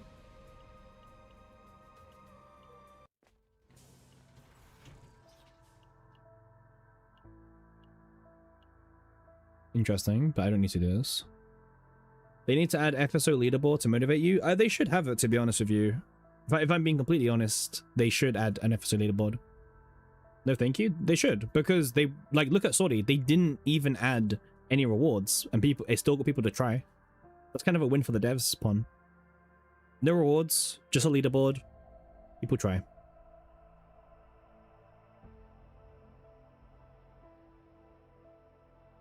Why Tressa? Tower stickers. That is literally the reason. I don't think that's why, Simp.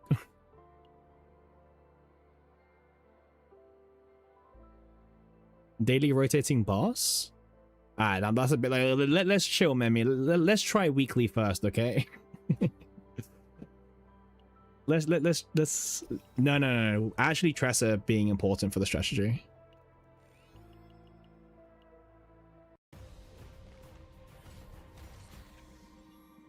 Yeah, but daily is a bit weird. There is true that there are too many leaderboards. No. Do you know how many leaderboards there are right now in the game? If you think that's too many, then I do doubt your maths a bit.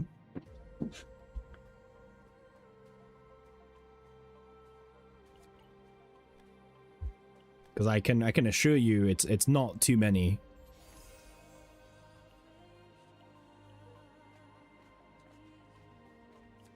We'll go for the middle option instead. There we go. I mean, I would like more content, Memi, trust me. I'm the first to say this. Leaderboards are fine, man. Like, they make content even with the devs doing nothing. Like, if you make FSO have a leaderboard, people will literally try harder and you don't have to give them any rewards. Just, there you go. Free.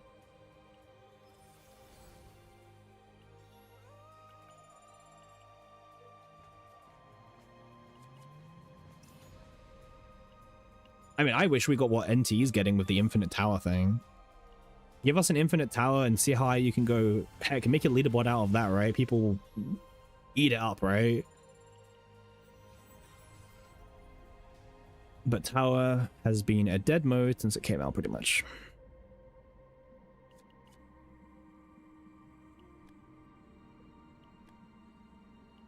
Okay.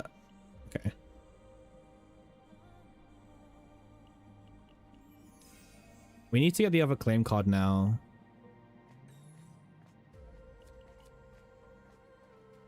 No, but you don't have to do it, Hacks. It's just to have it in the game for those who want to do it. You don't have to do it. People will want to do it. It's like most of you guys in chat don't like Sortie, but people do like Sortie, right? Same thing. Like, it exists, but you don't need to try it, right? Just like the people who actually want to play it, right? This game needs more of that, I think. I don't want any of these. Hey, Yang, how you doing, my guy? Welcome in. Can we get the right card? Nope. Nope. Nope. How hard is for Sortie?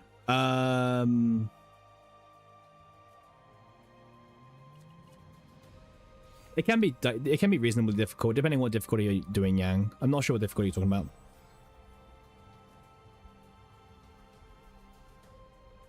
Yeah, it takes a while, Micah. It does.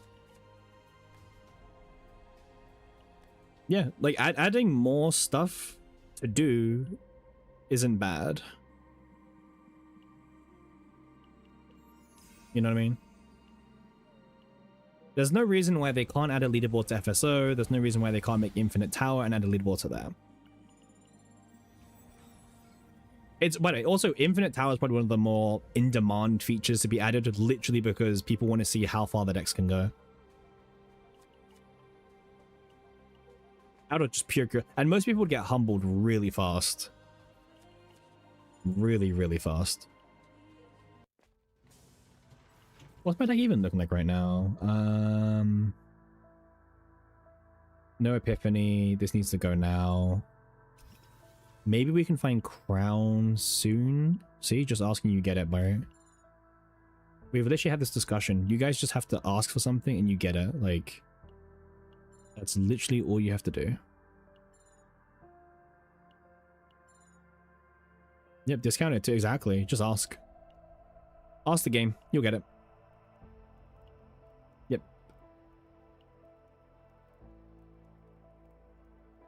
Shadow Reload's also wrong right now. Let me try and fix this one. This should be the 0 cost one. Nah. Maybe next year, Pon. Never say never, but not this year. Gosh, we're duplicating it already without getting Epiphany. That kind of sucks.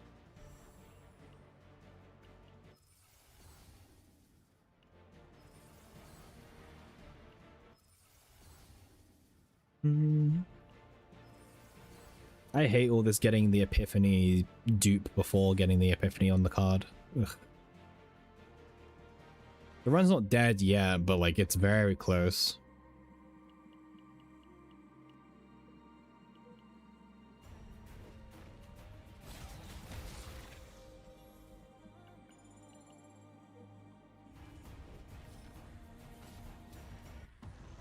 Cthulhu, holding.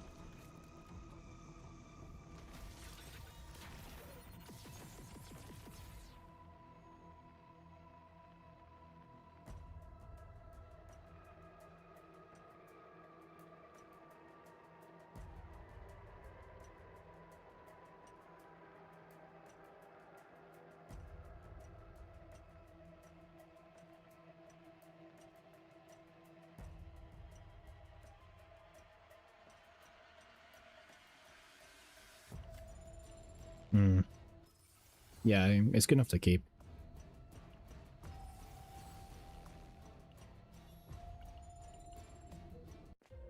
Like it's not like the worst, right? Okay, finally, God.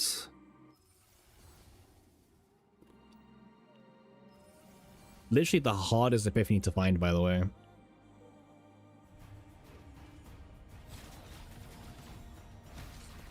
Hugo Haru Tressa? Nope. We're doing Tressa, Selena, Cass.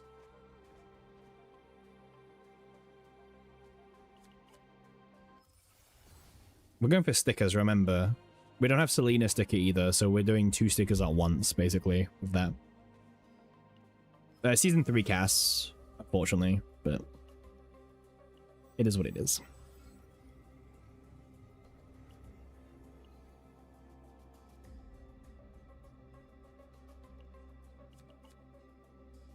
That's the team we're building right now. We're building Selena, Tressa, Cassius.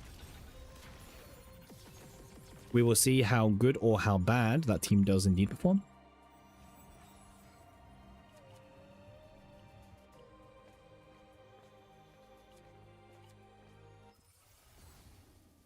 Just keep giving me the wrong cards. Oh, this game.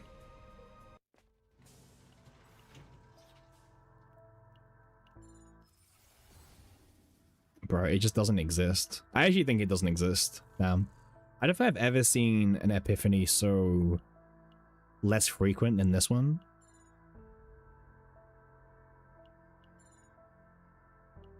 I'm gonna blame Swamp. Maybe we don't farm a Swamp anymore.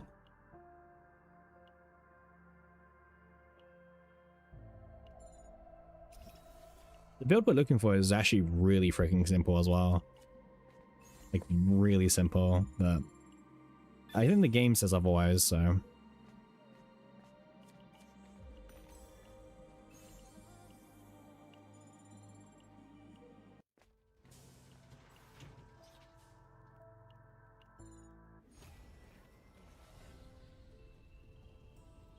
Yeah.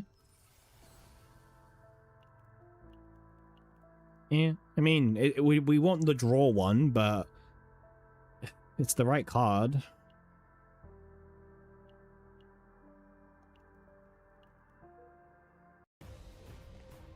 Yeah, Cass would be a bit annoying, Pun, but it's fine.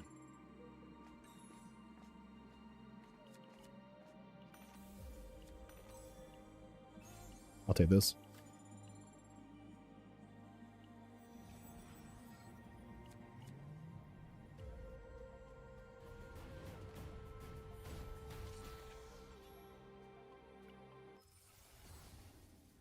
There we go, finally, we're getting some luck here.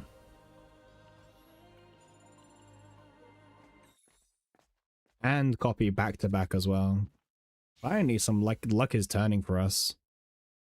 Gosh damn it.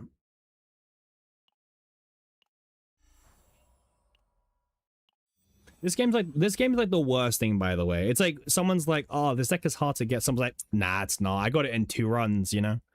And someone else like, oh, I got it in 20. And then there's like one person that got it in like 60, you know? It's like the comparable thing is like pretty much like one of the worst things to go through.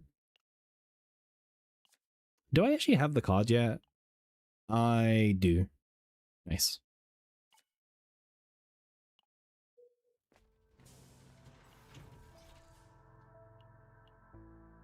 Do I have any cards I need to remove still? Like any basics? I do. I have a basic heal. Let's remove the basic heal. That's more important. So now my deck should only be these 3, this, and this. Nice. Okay, cool. This works. And what's my gear? RFS, Crown, and Verdant, huh? Verdant is such an interesting pickup.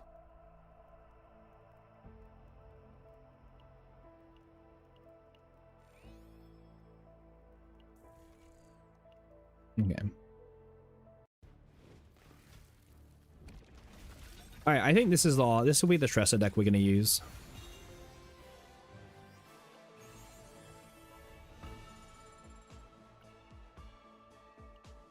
Would be awesome running the new Chaos events with the old decks and modifying them during the run to suit the new options.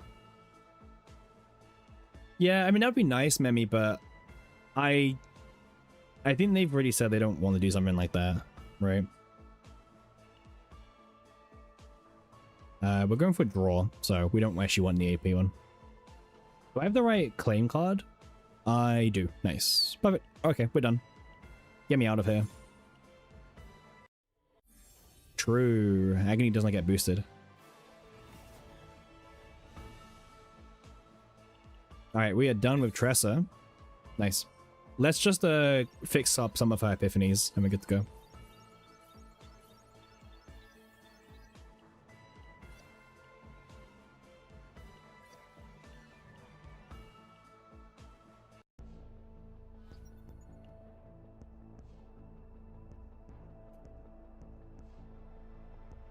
Yeah, technically hacks, yeah.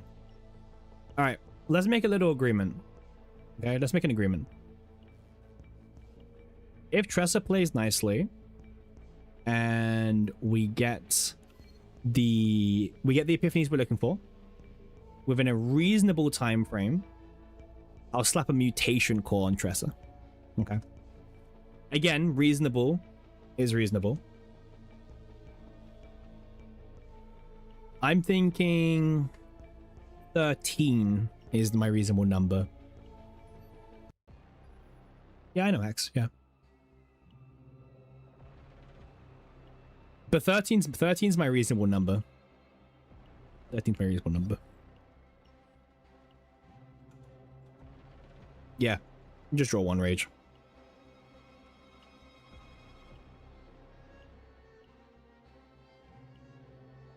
I think 13's a really nice, reasonable number. We'll come back to this. Surely we don't get multiple on him, right? Hey, Caligo. Shout out to Caligo, by the way, my favorite god.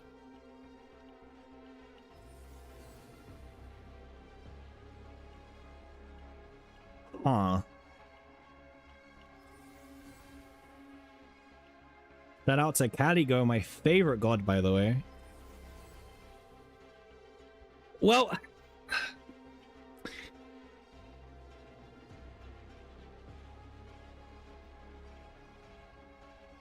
Is this a win or a... Like, what even is this, man?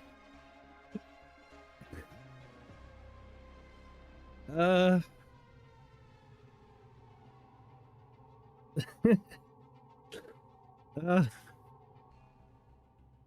mean, we're playing cast, so we should be very draw positive.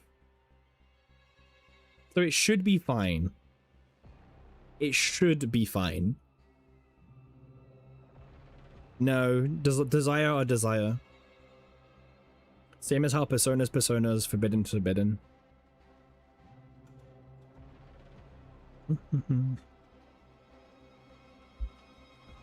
I mean, to be honest, we can just run with this and see. Like, if it becomes a problem, we can just swap it, right? Okay, I'm also looking for 1 morale on the curse one, okay?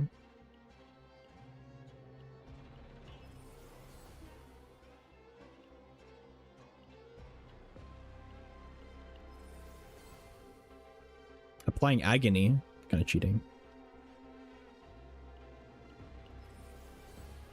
Fortitude. Oh, back to agony.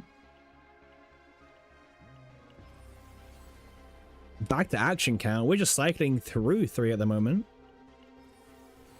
Back to fortitude. We've gone full circle. Back to agony. So this one should be action count. Resolve. Okay, wait, we're actually swapping around now a little bit. Nice. Back to agony. Perfect. Nice, nice. Our favorite unit. Back to 1 fortitude. All right, we'll do 1 more. If it's not morale, I don't really give a shit. So we will just leave whatever it gets. Back to agony. We'll keep it. I don't really care. All right. We also want to change this card. This is wrong. This pains me, but I'm going to do it because I don't want to farm again. There we go. Perfect. I don't feel like she was good enough to warrant a mutation personally, unfortunately. But we can see how she performs. We can see how she performs.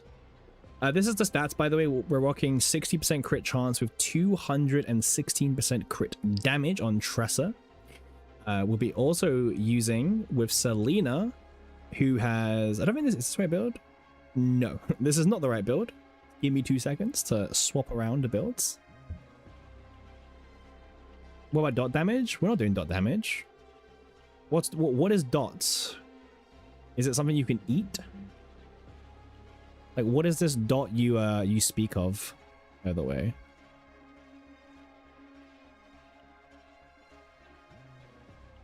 Is it edible?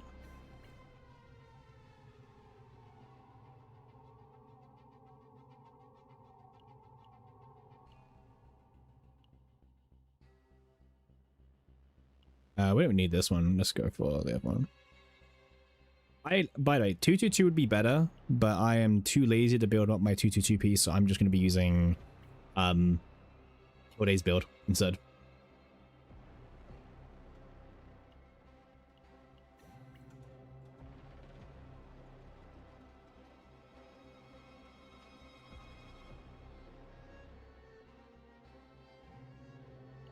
There we go. All right. Where was the pieces we got earlier? Ah, were they like right side pieces? Ew. Oof.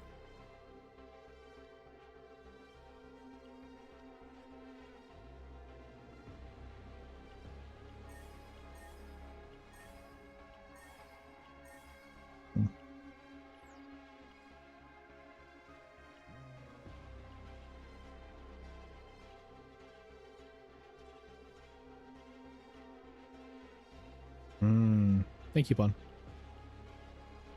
Always appreciated.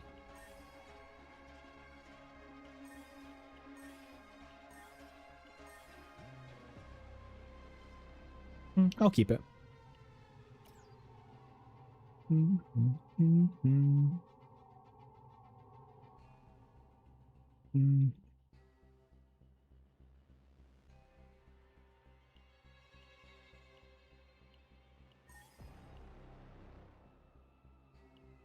What piece was that again? Sorry. What slot was that? Was that an executioner that I just got? I think it was executioner, right? Yeah, no. Where was it?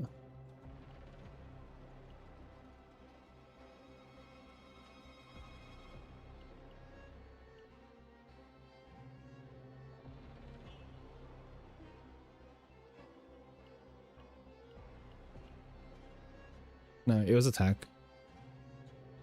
12.5 crit damage is it better than any one I've got so far? Yeah, you know what? 12.5 on a attack set. I didn't really have anything competitive before. I lied. I had 13%. Well, this piece is bad. I have 13%, so this piece will probably never get used in my account. Rip. Yeah. Oh well. I mean, it had potential. It was worth the gamble. It's just never going to see play on my account now. Okay, so Selena has 55% extra damage. 50%, 180. Yeah, decent. I mean, we could min-max further if we did 222, but I'm kind of lazy to do 222, so.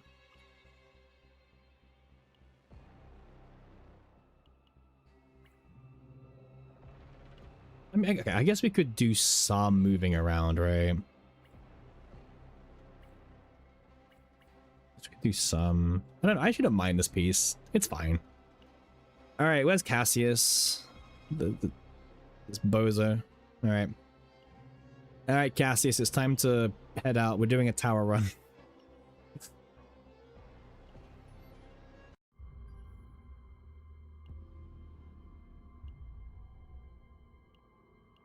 Okay, so Cassius, Selena, and Tressa. What a team, by the way. What a team.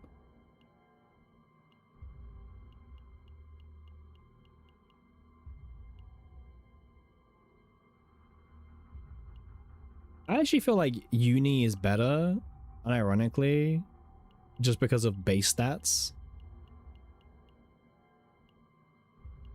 Like 55 higher base stats. Yeah. This is useless, unfortunately, but it's like whatever. I don't, yeah.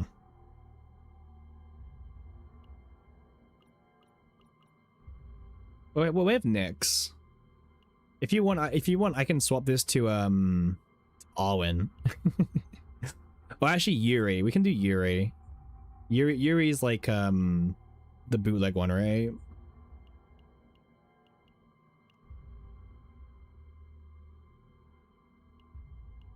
There you go. All right, does this pass the snuff test?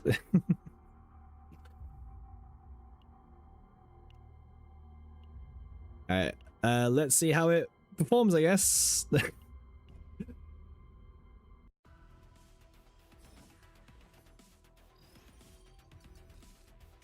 Like, yep.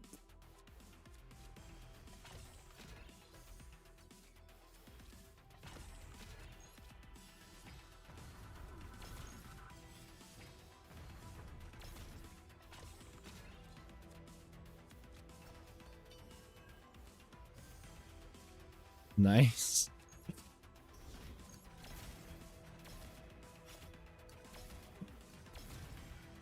Four-star only team.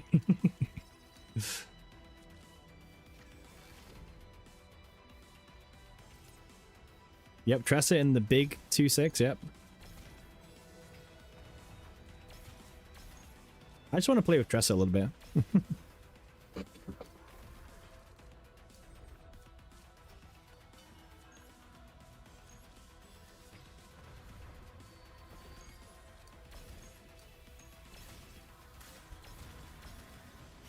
Yep. Murdered them.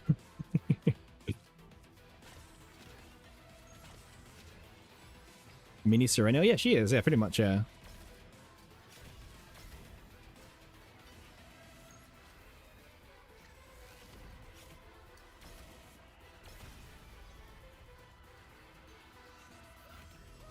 Four-star team, by the way. I mean, I will be autoing it at some point, but yeah.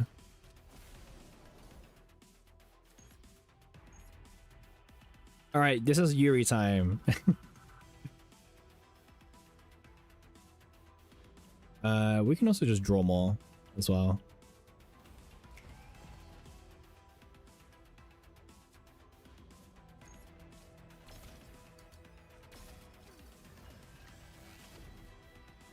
Devil dice over here. Devil dice over there. Persona of Luster.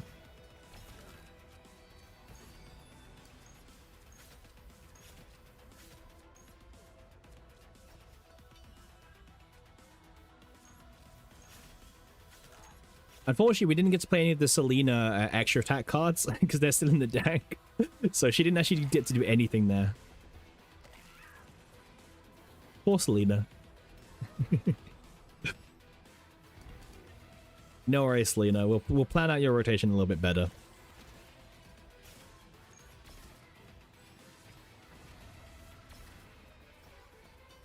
Yeah, huge agony damage, by the way.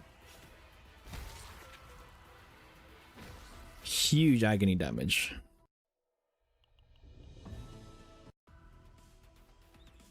Alright, next floor, let's go.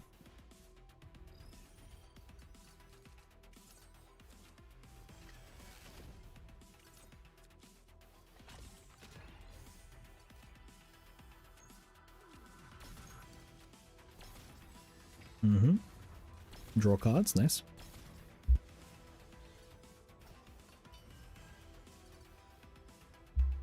Okay, so back to the funhouse. Man, Tressa's like, not Tressa. Well, I was gonna say Tressa, but Selena. Selena's a very balanced unit. Very, very balanced unit.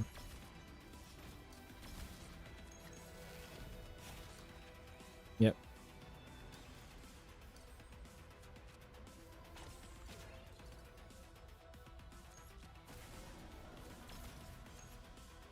I guess we do this.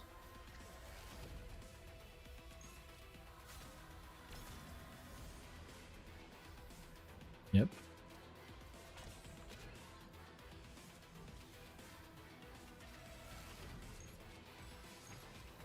Yeah, we don't really want to have like cards left over in the deck. That's kind of like the problem. Like if we kill a wave and we still got shadow daggers left over, it's a little bit annoying. So we kind of want to like make sure we kill them with exactly enough daggers. Otherwise our deck ends up a lot more clogged than what it really needs to be.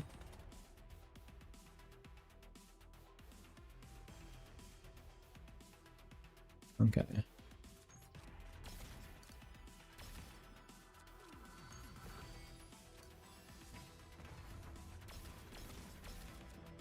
Okay, wish we had a bit more draw, but it's fine.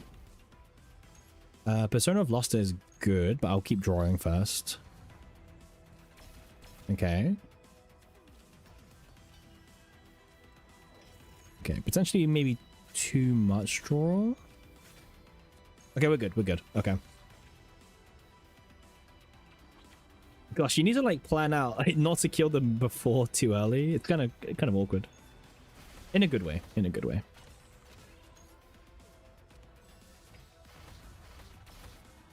No, we definitely need more draw, unironically, in this deck. Okay. Okay, high power scope is all the way over here. Give me a second. We'll find it.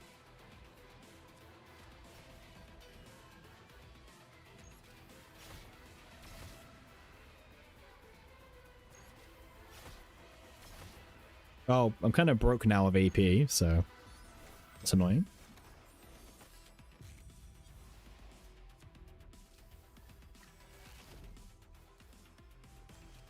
Now everything's back to normal. All right, now this is more like it.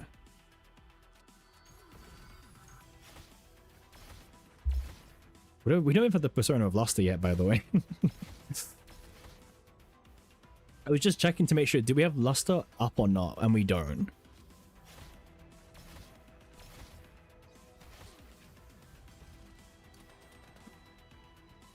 Hey, it's the mini version of the big boss.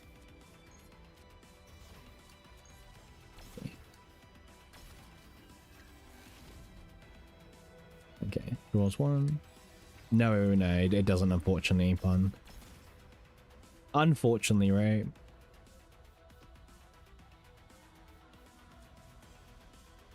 I'm starting to feel like this should be in the upgrade card. Change this to the upgrade card so it's like less bricks in the deck, right?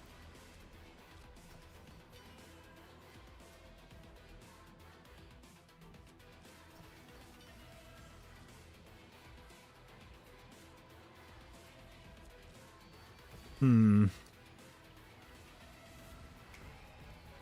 Nice. All right, drone bombing. There we go. Surely we can draw high power scope. Surely. Come on. Give me the scope, please. No, that's not the scope. No. Actually, it might be enough actually, anyway.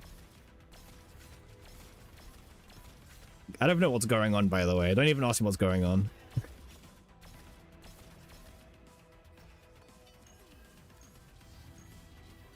No. Yeah, it's baby version. It's baby version. But baby version sets you up for expectations, right? I think we need to change that card into the upgrade version. The sound of freedom. You know what? I'm willing to use another core just for Tressa. I'm willing to use another core just for Tressa. Change this to the upgrade version. Yeah. It'll help our rotation a little bit better. This one, yep.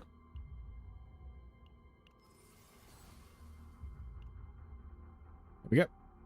Nice. So now that's like one card less in the deck. We should probably change these to being draw one, by the way, realistically. I'm just like looking through it.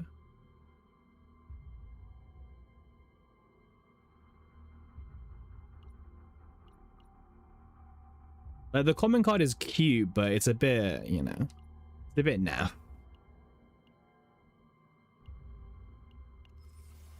Draw one.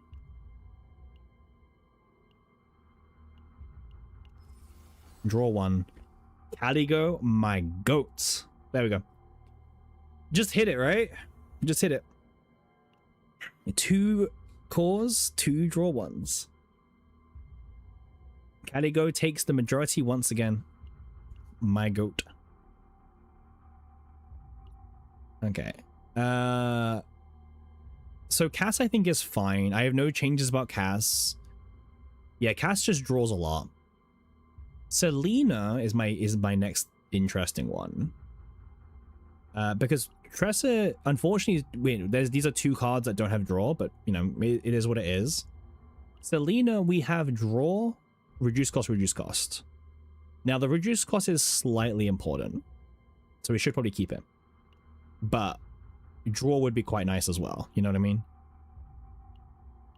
Draw would be very nice. But yeah, let's go back into tower. Let's see how this feels. I'm actually feeling pretty positive about this team. I think this team is gonna probably do the whole thing because, well, you know, why not, right?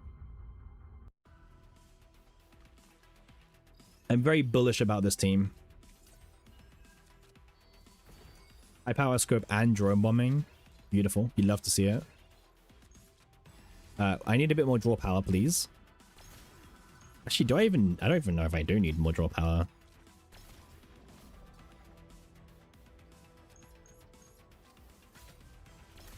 Okay, well, we didn't kill yet.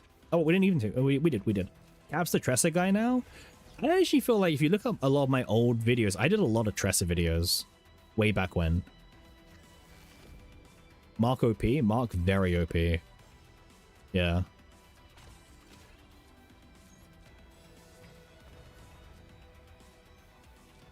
Okay, let's get some draw. Also, the gear bags, by the way.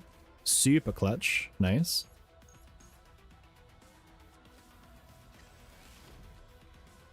Okay. Persona of Luster. We're gonna take some damage this time, but that's okay. 12 mark, by the way.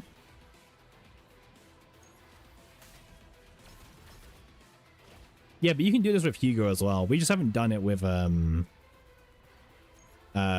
These two. Well, Selena. Hey, Tressa's daggers are hitting hard, by the way. Let's not sleep on that. Ordering.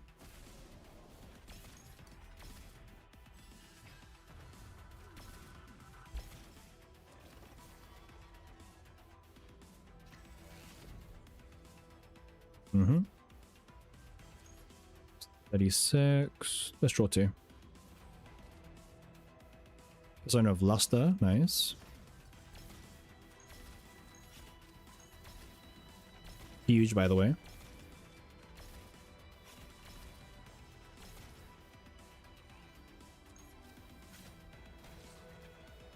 I forgot that Tress has a heal card. We could have Clover on Tress. I mean, not like it would be good anyway because we're using this right now. But Clover could have been a consideration. It's fine. It's fine.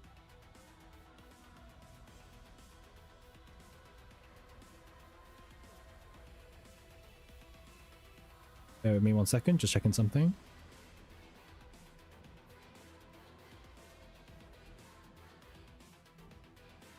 Cool. Yeah. Clover would have boosted Selena. Hindsight. Noted, noted. Okay. Nice. Lots of marks can go there. More morale. Yep, Selena, just do your thing. I will not get in the way of Selena's doing her thing, okay?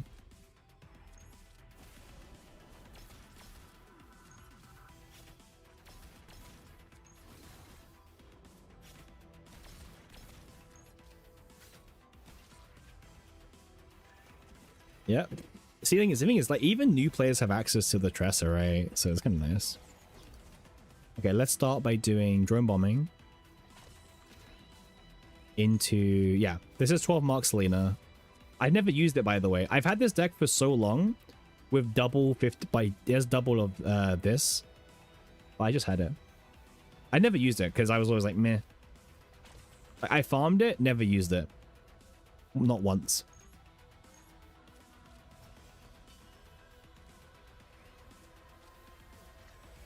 We'll take some damage, it's fine.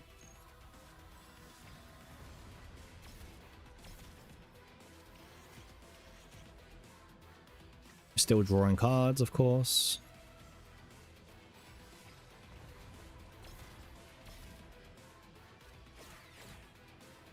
What were we looking for? We're still looking for... I mean, just everything, really.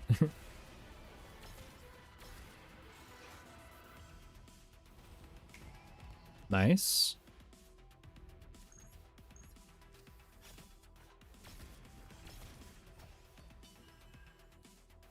Yeah, this enemy has a lot of stacks, but we can destroy the stacks. I think we have now drawn the entire deck. We have done. Nice. Alright, go on, Tressa, get in there. And you too, Selena, I guess, but get in there. Okay, well, that was very anticlimactic. Welp.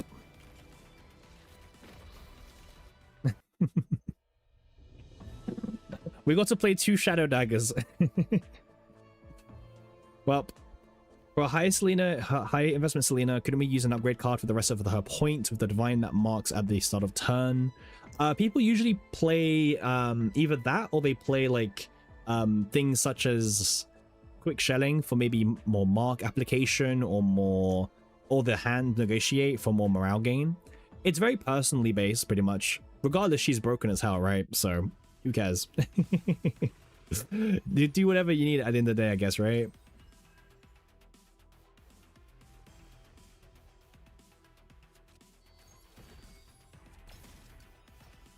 All right, next fight, let's go.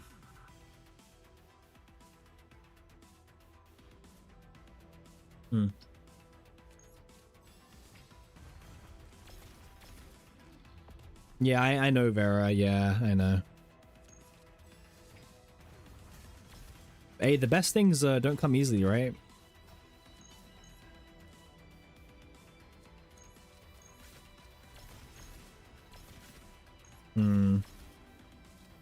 Doing a bit too much damage. Oh no, we've got 2 Shadow Daggers left in my deck now. This is the downside of the E6. The E6 is clogging up our deck now.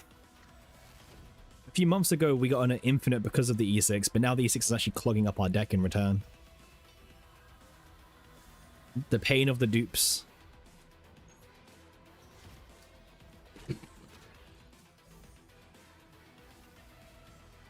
Pain, agony, yep.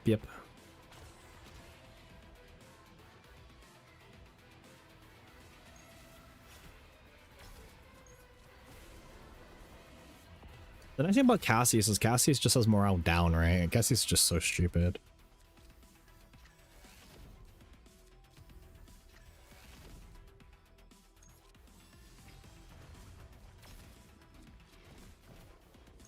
I did think about getting draw 1 on that card instead, but for now it seems fine because I think we have a lot of draw power in this list right now.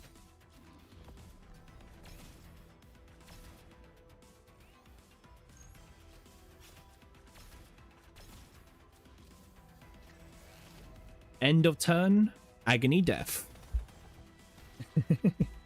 I just wanted to kill him by agony, I'll be honest with you. I had no other intention but using agony. Okay. This hand is a little bit more bricky, unfortunately, because we finally started drawing all of those crappy Shadow Daggers that end up in our deck. Oh, this is where the E6 comes and hurts us. Okay, this one card is going to get us out of the whole brick, okay? Watch. Okay, holding. That one Shadow Dagger is going to get us out of the whole brick. Okay. All right. Yeah. Okay. Let's keep going. Keep drawing. That's fine. Lots of yep. Okay. Okay. Okay. He's dead. He's dead. He's dead. Okay. See? We probably should have killed that first, but it's fine. Okay. No brick. We're good. See, you just gotta believe in the top decks. Oh, high power scope and drone bombing. But damn, this guy's gonna kill us. This guy wants to hurt us. Like, chill, you know? Chill. Like, it's not that deep, you know? You don't really need to kill us, right?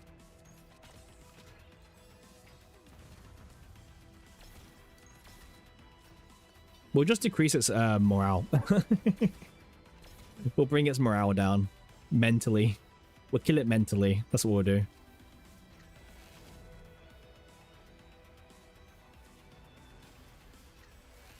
Yes, yes, yes. Bring down its morale. A classic, right? Psycho torture. Ah, that's why you keep coming back to the stream every single day, huh?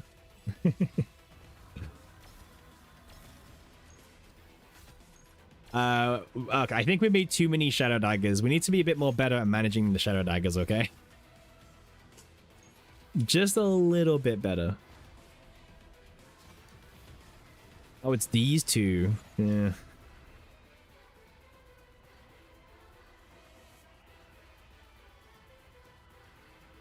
It's a team effort, by the way. This is all a team effort. Okay. Start by using this. Get the marks up.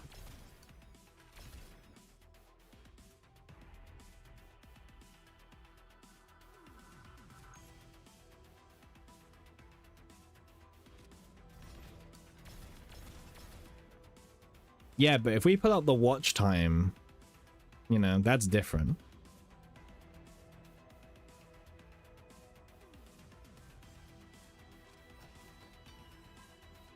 Okay. We are going to need a bit of top decking magic, okay? But if you believe... Yeah, it's kind of rough. I think you may lose your position after that. We'll see. Okay, we are going to need to top deck a little bit.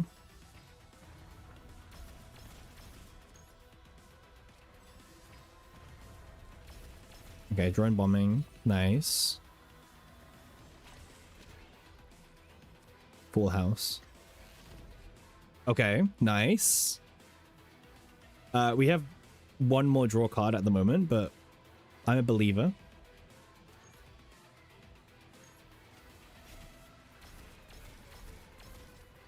Okay, create 2, draw 1. Okay, so it looks like it's a brick, but if we hit full house, we're good.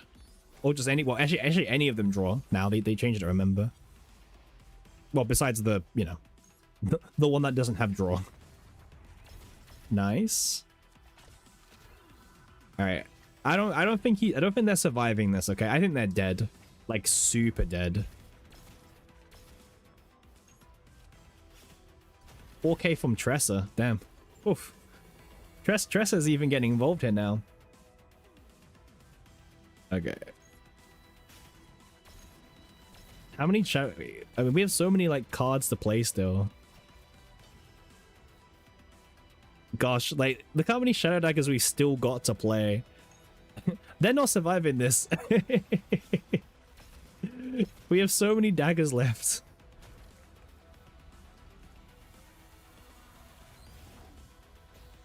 A 135 is going to be interesting.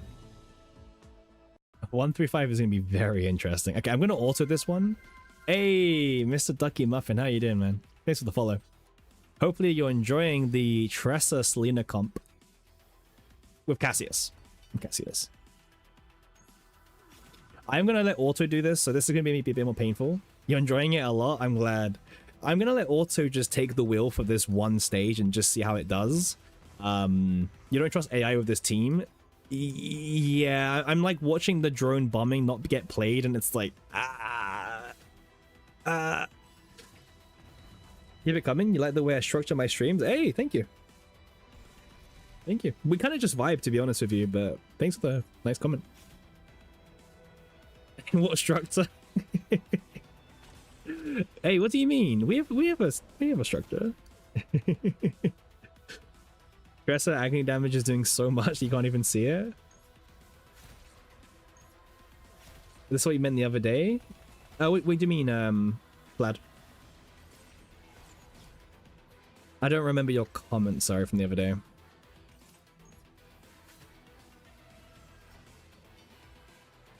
Oh, it's the auto. Well, besides the auto choosing 000, which I don't hate, but I don't love.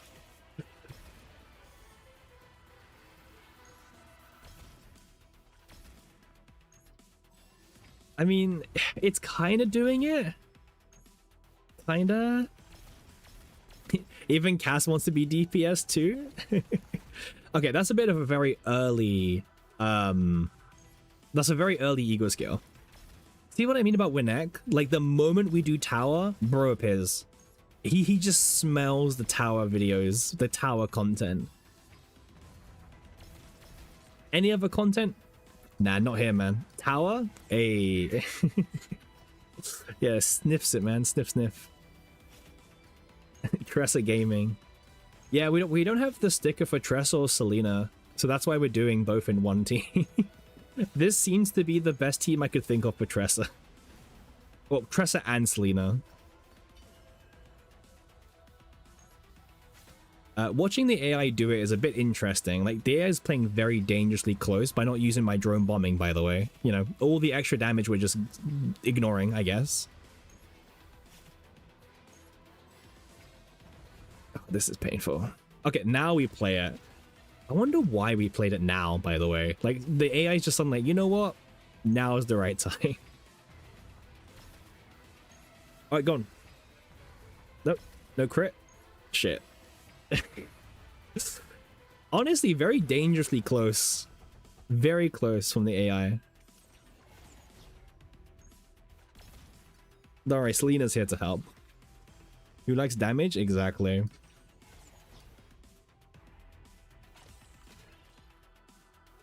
We kind of misplayed. We should have got Clover for Tressa because she can heal, but it's fine. You don't see AI clearing? Oh, we are going to manual play on 135 and probably above, but I just want the AI to take over for a little bit.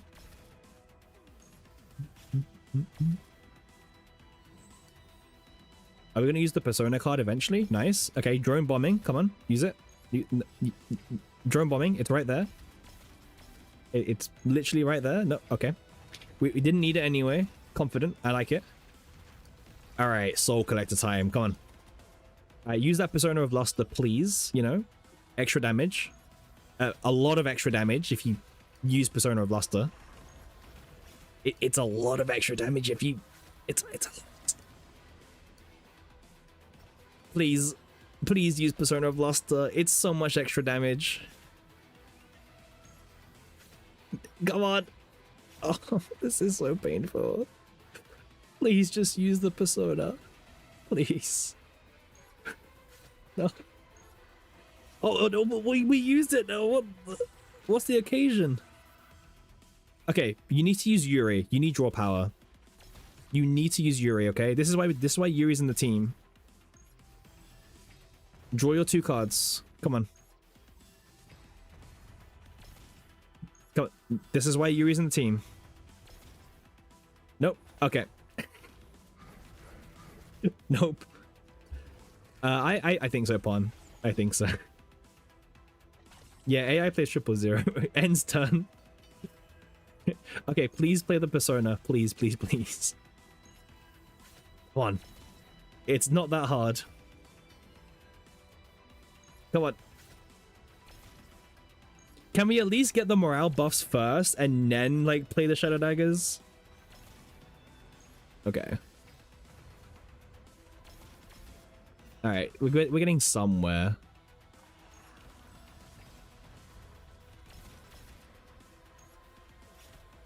Nice, 3000s. Lots of damage, by the way.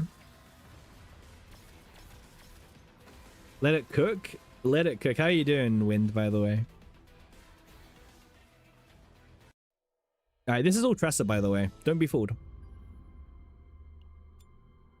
For anyone wondering about the stats, we're currently doing an all 4-star partner team as well, or less. Tressa's at 60% crit chance. Whoa, jump scare. Snuff, welcome back. 3 months in a row now. Fish and chips. Honestly, I wouldn't mind some fish and chips tonight, but unfortunately, I will not be having fish and chips tonight. But I wish I could. I really wish I could. I should play Agony build. No, I've already spent a few cores on Tressa, okay? We've already spent a couple of divine cores, so that's enough for me. Wait, let's give her a mutation, right? I don't know. I feel like she deserves a mutation core. Wait, should we? Should we give her a mutation core? No. I'm about to say we should give her a mutation core, Pun. You know those cores? I think she deserves one. I don't know. Does she? But I think she does. Yeah, we should. We should, right? Give her one. Give her a cheeky 1 mutation. Why not? Ah. Well, I'm not really discarding cards. Uh-huh. Right. Okay. Bro, this save data is so funny to me. Just high power scope and drone bombing and that's it. Oh man, this deck is so funny to me.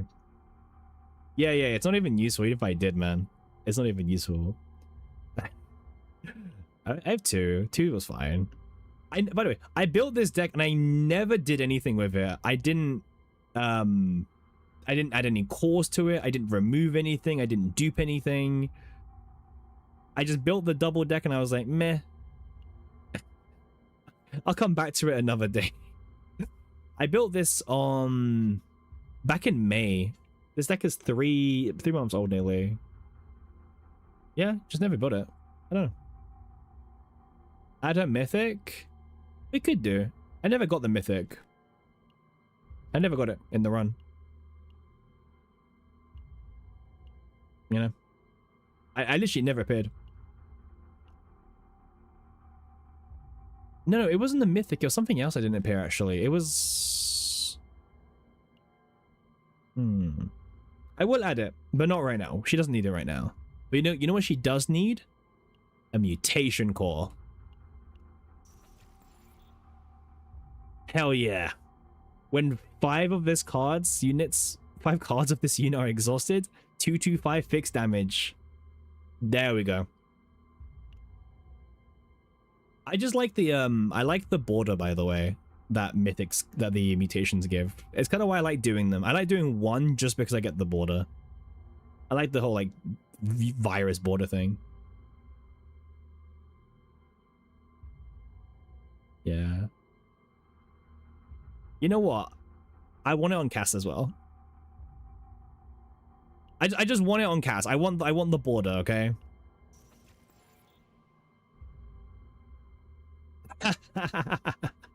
Extra attack level 2. All right, time to give Cassius some way to do extra attacks.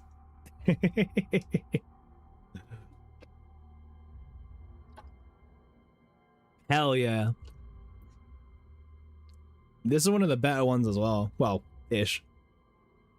Perfect. 3 useless mutations. Let's go. Let's go. Top 3. Top tier. Yes. It's 3 top tier mutations. Let's go. What floor are we on? Okay, next one is the big one. Hey, Gotovic Chad, how you doing? Having the same pool for every character? Yeah, it's ridiculous, man. I think it's ridiculous. Okay, we'll let the AI take over this one and we'll play next one, okay? Because next one's the big one. It's the one that everyone cares about, right? It's the big boy.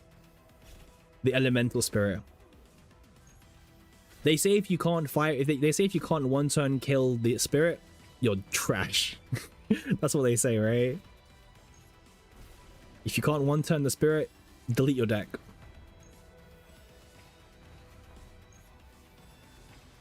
Gosh, I'm not looking forward to mutations in Great Rift. Oof. The mutation grind is going to be painful because it's going to be actually important as well. Delete the account too? True. Alright guys, last day of streaming probably. I'm ready to live in Sortie. I'm hoping they make the sweep by Nen Pon Pon. I'm hoping. I'm not hopeful enough, but I'm hopeful. Also, if you say ready to live in Sortie, are you ready to live in Sortie? Because I feel like whatever we do on stream, you live through as well.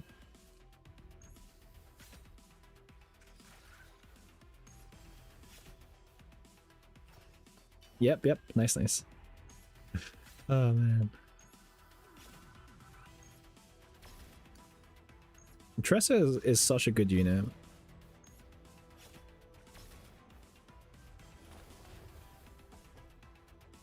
I mean, that's the thing. Okay, like as much hate as like Tressa gets, she is still like a good dog walker, but she's like one of the worst of the dog walkers, right? But she's like, the thing is, being a dog walker is still a good enough role to be in this game. Because being any dog walker can clear pretty much any content in the entire game. So even though that Tressa's the worst in that category, or one of the worst, at least she's in that category. You know what I mean? Like, being the worst in a good category is still good.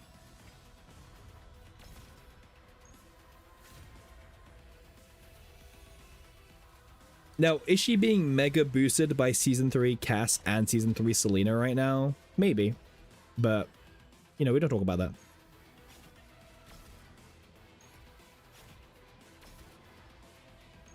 Agony's doing all the damage here, by the way. Yeah, Pun, we don't think about that right now.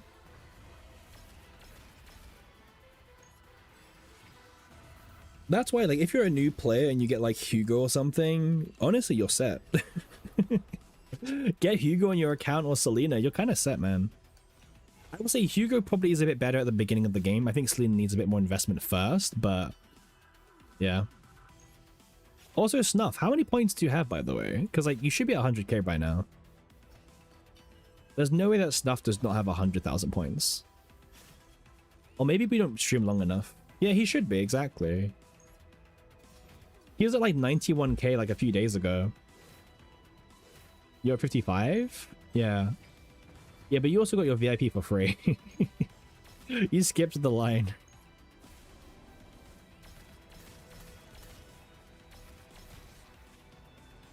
Is there about to be Sortie? Yep. Rightfully so. Wow. Rightfully so.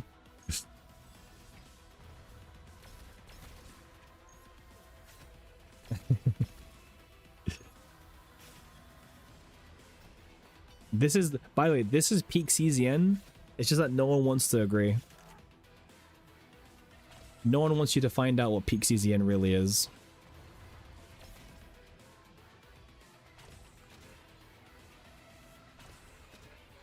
Okay, are they gonna use Rosaria, maybe?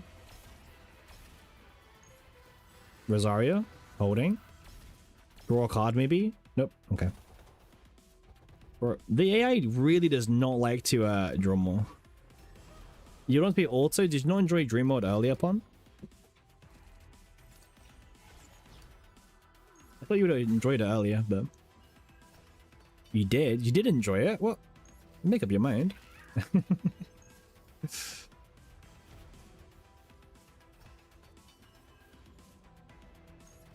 All right, just kill Formica, please. Get us out of here. No, you? My mind is always made up, thank you. Never picky. Never picky. All right, there we go. All right, to the millions of people watching on Twitch and YouTube, it's time for 135. Remember, if we can't kill this in one turn, trash build. Trash build. To be fair, we should have probably actually swapped Cassius's partner from Yuri to the striker one, but it's fine. It's fine. Lots of people. Oh, nice. I mean, good timing, right? I feel like we might need a good turn one for this first one, actually. I'm not so sure. Kind of weird. Don't trust OTK? Who doesn't? Oh, Popeye Popper. Oh, I mean, it's good, but we might need it a bit earlier, you know what I mean? Shadow reload her.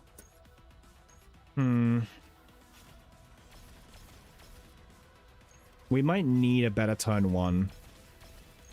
Actually, it's kind of hard to tell. No, the E6 saves us. The E6 gave us enough shadow daggers. Okay, a bit too many there, but that's fine. Okay. Yep. This is just peaky gameplay. No one wants you to know what peak actually is.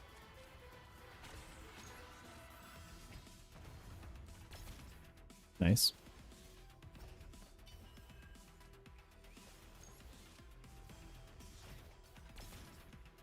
Our health's fine. We also have a bit of heal cards in Tressa's deck as well, so I'm not too concerned at all. Also, we're playing Cassius as well. We can get like little chippy fixed heals along the way. Alright, gear back time, let's go.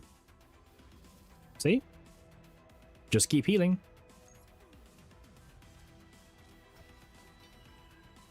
Just keep healing.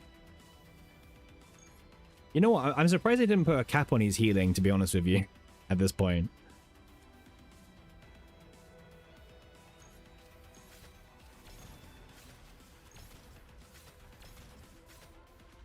Okay, I just want to like empty my hand a little bit.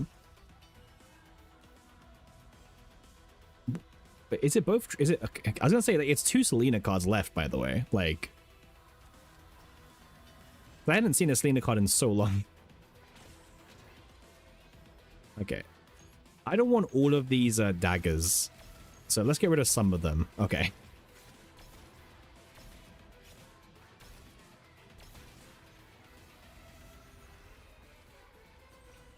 Alright, this guy's doing 700, technically.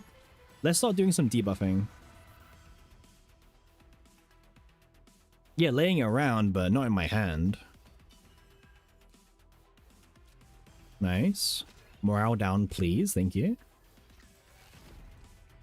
High power scope. Devil dice. Shadow dagger. More morale down.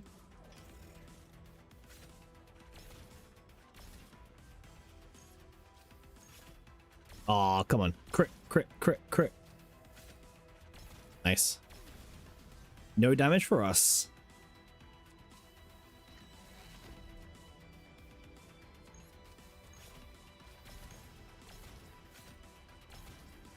Cool.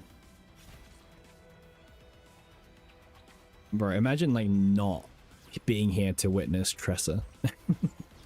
This is all Tressa, by the way. Like, let's make that very, very clear, okay? This is all Tressa.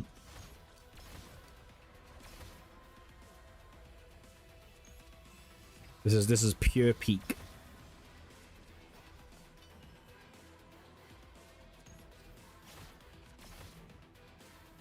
Okay. Okay.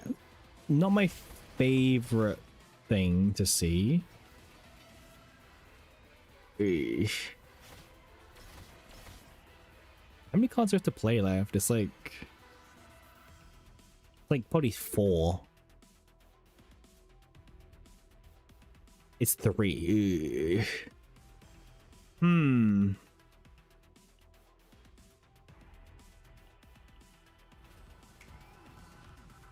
Even high power scope, man. I don't think the generated ones get increased. They do, but this one didn't actually. Okay. Actually, kind of bad ordering, by the way. If Tressic Dagger had Quietus, we could do some nasty things. Well, I think that's a good reason why they don't. That's probably why they don't. Okay, let's play this differently. Okay. We were 1 card away from getting rid of the debuff, okay? 1 card away.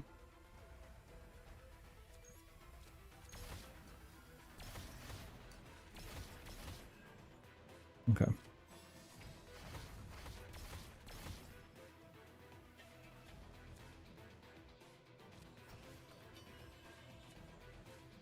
I think you want to play as many unsheathed daggers as possible to give you the highest chance of having as many buff cards, pretty much.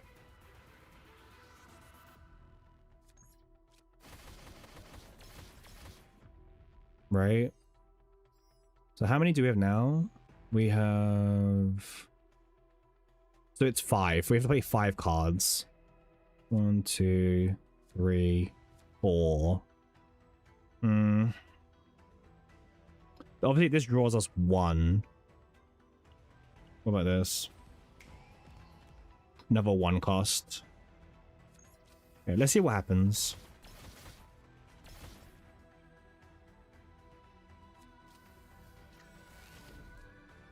Okay. Should be 2. No, it should be 3, right? 3 more cards? 2 more cards. Okay. Maybe we get a 0 cost one or something? Nah. Is it one that changes based on RNG? Like if we play a card earlier, can we manipulate it maybe?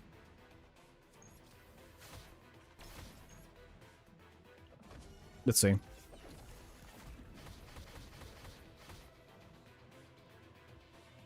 I don't remember what the costs were before. We have to play 1 card. If we play 1 card, everything becomes undone and we kill him. Killer. Was it 2-1 as well when I did it last time? Was it 1-on-1 last time? Alright. I like how this is going though. This is going pretty well. Like we're making progress but in a very different direction. Okay.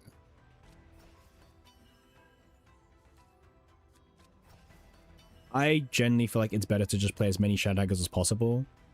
Just to have a bigger hand size.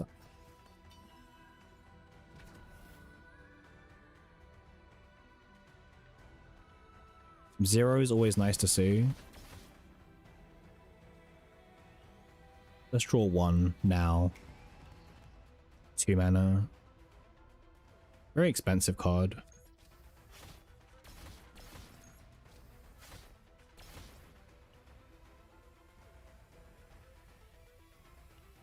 1, 1, and 1, right? That should be enough now. 1, 1, 1. Okay, out of the fucking curse. Oh my god, man. The charm curse is crazy. The amount of like maneuvering you have to do to get around it is so silly. We also don't have high power scope right now. I would like to draw high power scope. I guess we're not drawing high power scope. Apparently we don't need it. We're doing a lot of damage. Okay.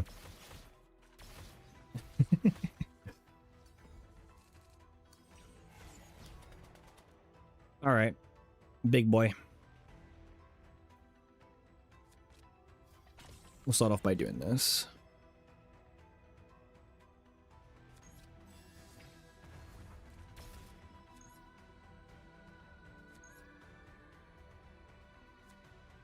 Okay. Let's see how much we can draw first, okay?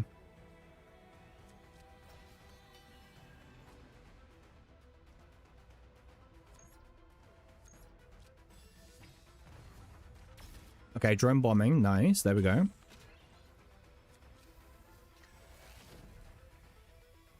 Okay, we've got 5 cards left to draw.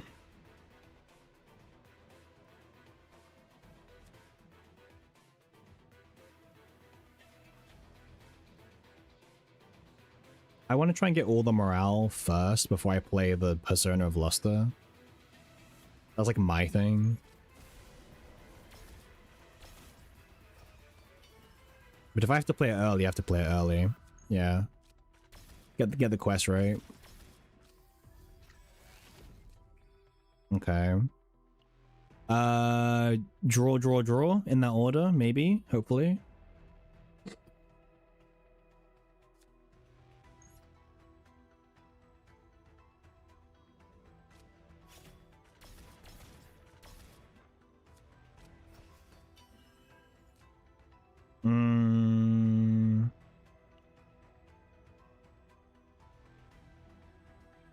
Have we used Yuri yet this run?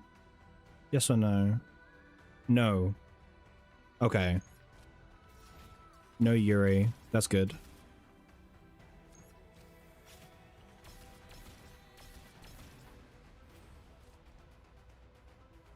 Alright, Devil Dice. There we go. I guess let's use one of you. And then I guess let's just send the Death Trick. And then see if we get like any straights, I guess, right? No straights. But they are... This is an attack card still. So that's not bad. Alright. Let's just full send it.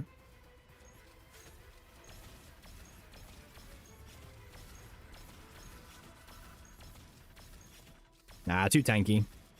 Close though.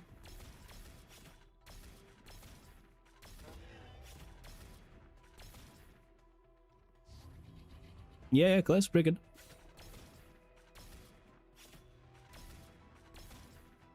How much morale did we have? We had 19 morale. Nice. Oh yeah, because we have claim 3. Yes, because our Cassius is 15 morale. But then with claim 3, 19. Yeah, not bad. Decent damage.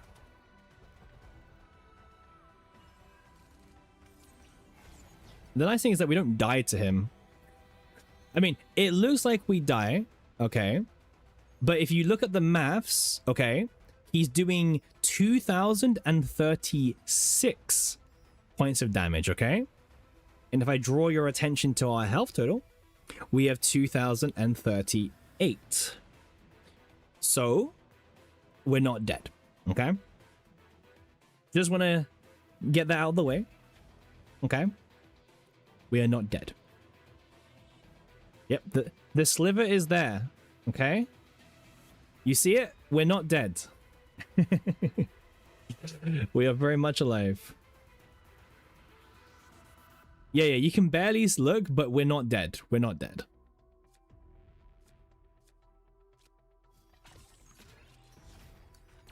It might look a little bit sus, but we're not dead. Okay, well, now you can see because the morale down, okay?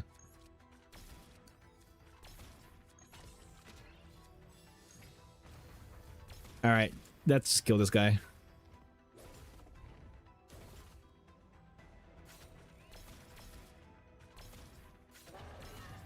There we go, come on. There we go. Not bad. Didn't get our first turn kill, but honestly, considering the next one that min-maxed, I'm pretty content with it. I am pretty happy with that. All right, I'm gonna let Auto take over again. I trust Auto. Trust is a big word, right? Trust is a very big word. I am willing to let Auto take over for one floor. It's like a teamwork thing, right?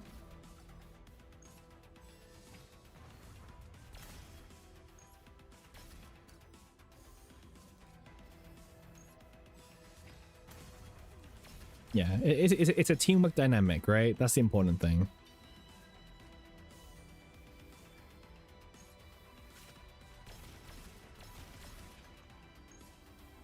Like, surely we don't die.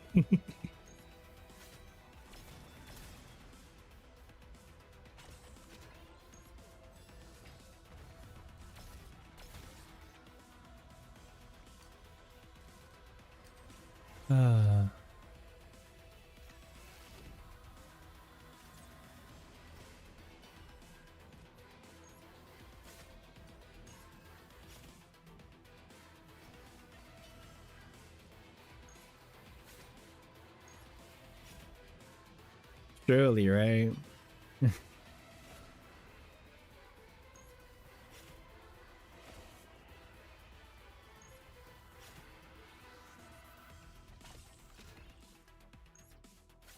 Yeah, I know. I'm looking at it like, come on, guys. You know, Cassius is meant to be a healer, right? Heal me some health back. I mean, I think we can safely say that this team can definitely clear tower. Like that's out. You know, that's not part of the question. It's can the Auto do it?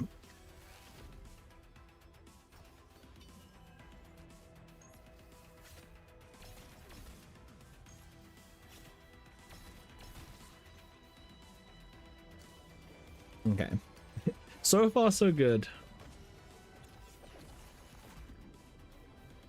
So far, so good. I mean, this has been pretty good tower progress so far today. We did Diana, and now we're doing Tressa Selena. And I think we've had a pretty fun Tressa run. Yeah, I don't know. I feel like the state of Tressa is always really interesting for people to figure out and understand. I mean, the realistic thing is that she's only a good dog walker character at the moment. She doesn't really have like any other thing going for her besides being a dog walker, but in that sense, she's not too bad.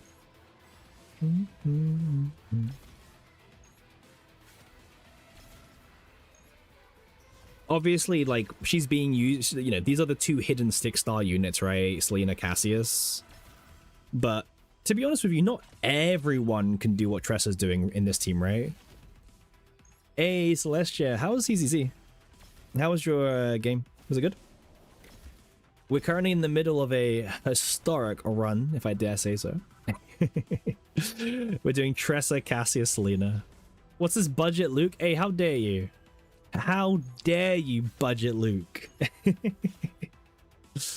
I mean, you might be right, okay? But that's not the point.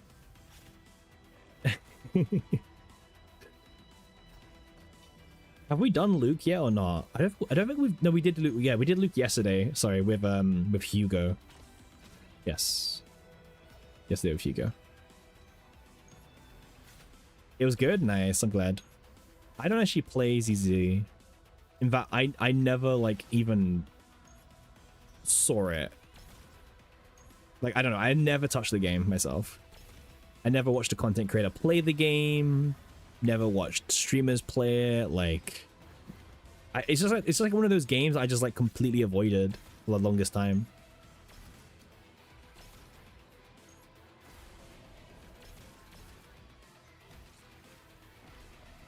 Well, until Pon Pon made me watch their like gacha pulls. That was my first interaction with ZZZ. Just watching gambling. Only 80% of the ranger and hunter classes are better than her here. Yep. Yep. Well, see, that's the thing. Like, unironically, like, not everyone can be a dog walker, right? So that's like, and for a free character, right? She's actually better than a lot of other units still, which is kind of crazy. Yeah. Different preferences, exactly. But I don't play any Hoyo slop in general, I guess you could say, right? So I have nothing against Hoyo. I just don't know.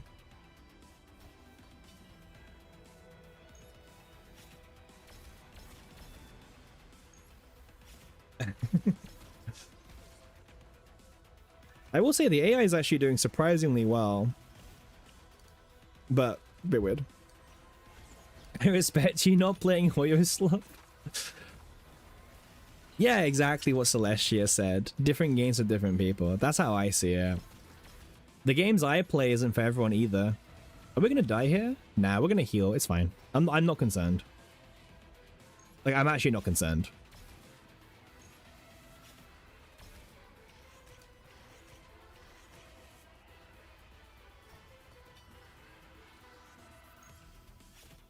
Alright. I did turn off the auto because I'm not very convinced they're doing the right thing, okay?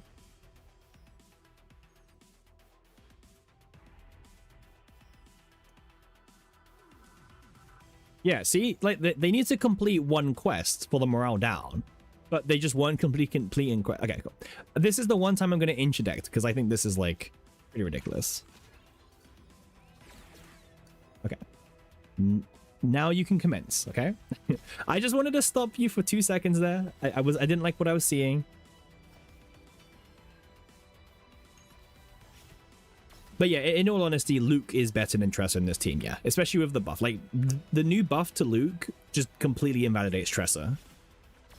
There's no reason to ever use her over Luke. In any team, in fact.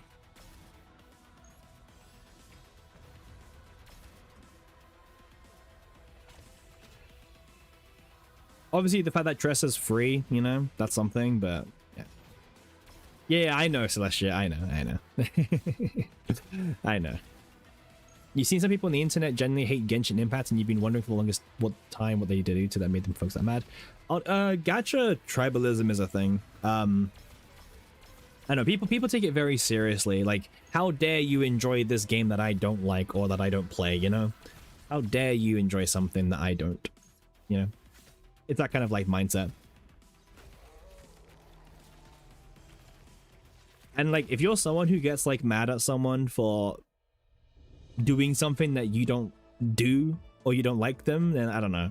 You should probably like go outside and go for a walk, go for a hike, climb a mountain or something, you know, and go and camp up the mountain.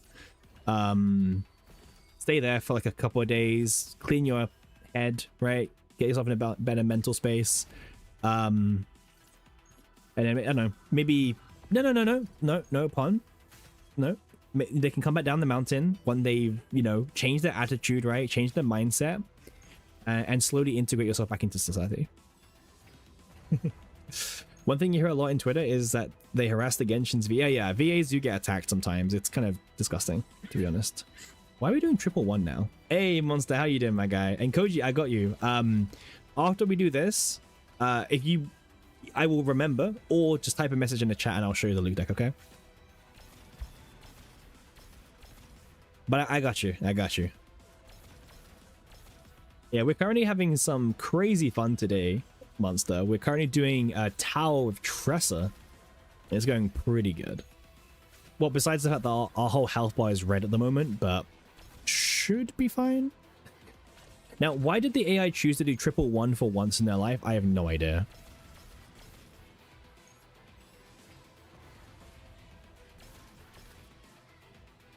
Yeah, today's been a good stream. I think so. Okay. Oof.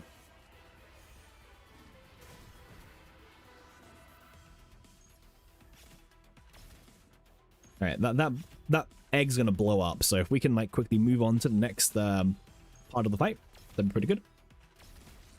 Thank you. All right, the ice version.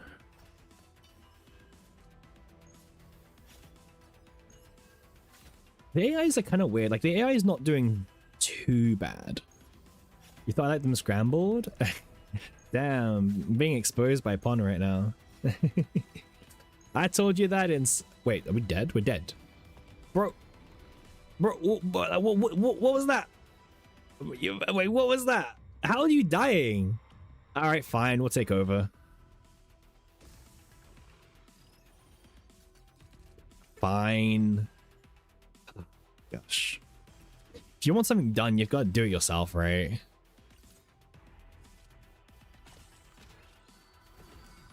Hit the wall? Well, okay, that was auto, by the way. If you couldn't tell, that was entirely an auto. This hand is pretty bad, by the way. Oh, actually, this hand is not as bad anymore. You're going a lot of Sortie for the shop? Yeah, man. Sortie is kind of painful for me at the moment. I'm not really enjoying it, so motivation is not really there.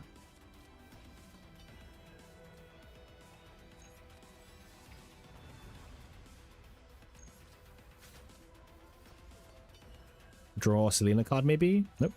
Maybe draw a Selena card now? I didn't say what Selena card. This works.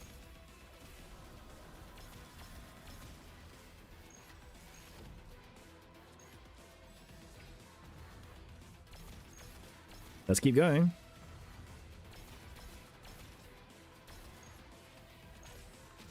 And there we go. Moving on. If you start now, is it too late or not for this game? You can start now. We're at the beginning of the latest season. Nothing's really happened so far. So it'd be a fantastic time to start now and just get caught up to date.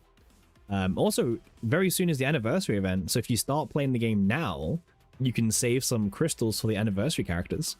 Anniversary should be coming in around 9 to 12 weeks from now, give or take.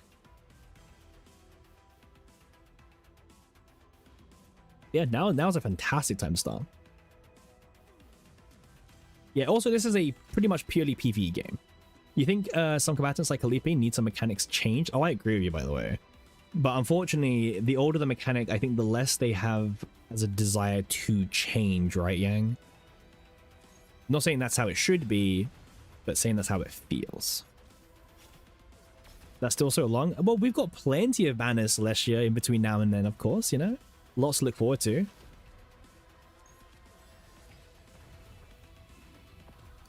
Oh, co-op will definitely get mentioned. Now, will it release? We don't know. But it will definitely get mentioned, yes.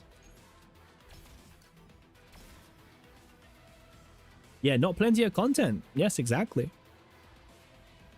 The one downside of this game at the moment is that there's a bit of a lack of content to play in the game. So, you know, hopefully we do see some new content additions. Hopefully we do see some. Okay. What other games am I playing actively? Oh, I'm very picky with my games, Monster, so not really many. I would say besides CZN, the only other game I'm playing actively is I'm personally playing NTE. I had a lot of fun playing NTE. Very, very casual game, which works for me so much. Like, the dailies in that game take me like, what, 2 minutes? It's crazy. Now, the weeklies, oh, that does not take 2 minutes. But, the other stuff it does. Okay. Imagine if CZN gives Nikkei a run for its money revenue this month. Never gonna happen. Never gonna happen, unfortunately. Sadly. But yeah. Weekly on-streams aren't that bad. That's true. We should be doing more. Yes. Oh, 100%, Brong. Some of the best characters in this game are 4 stars. Like, these two characters I'm using right now, the bunny chick and the robot Joker guy, are actually 2 4-star characters. And they're pretty much like some of the best 2 characters in the entire game. So free-to-players can definitely survive. In fact, if you're free to play, a lot of free to plays have pulled for nearly every single unit in the game. You just have to be very picky with which signature weapons you pull for as well. But no, free to plays are very, very looked after in this game.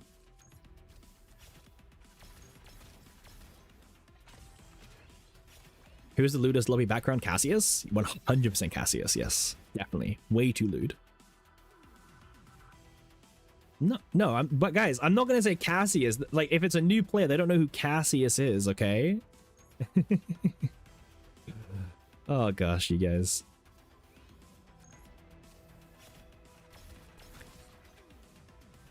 Hey, Celestia, I did. I played Hearthstone for quite a few years.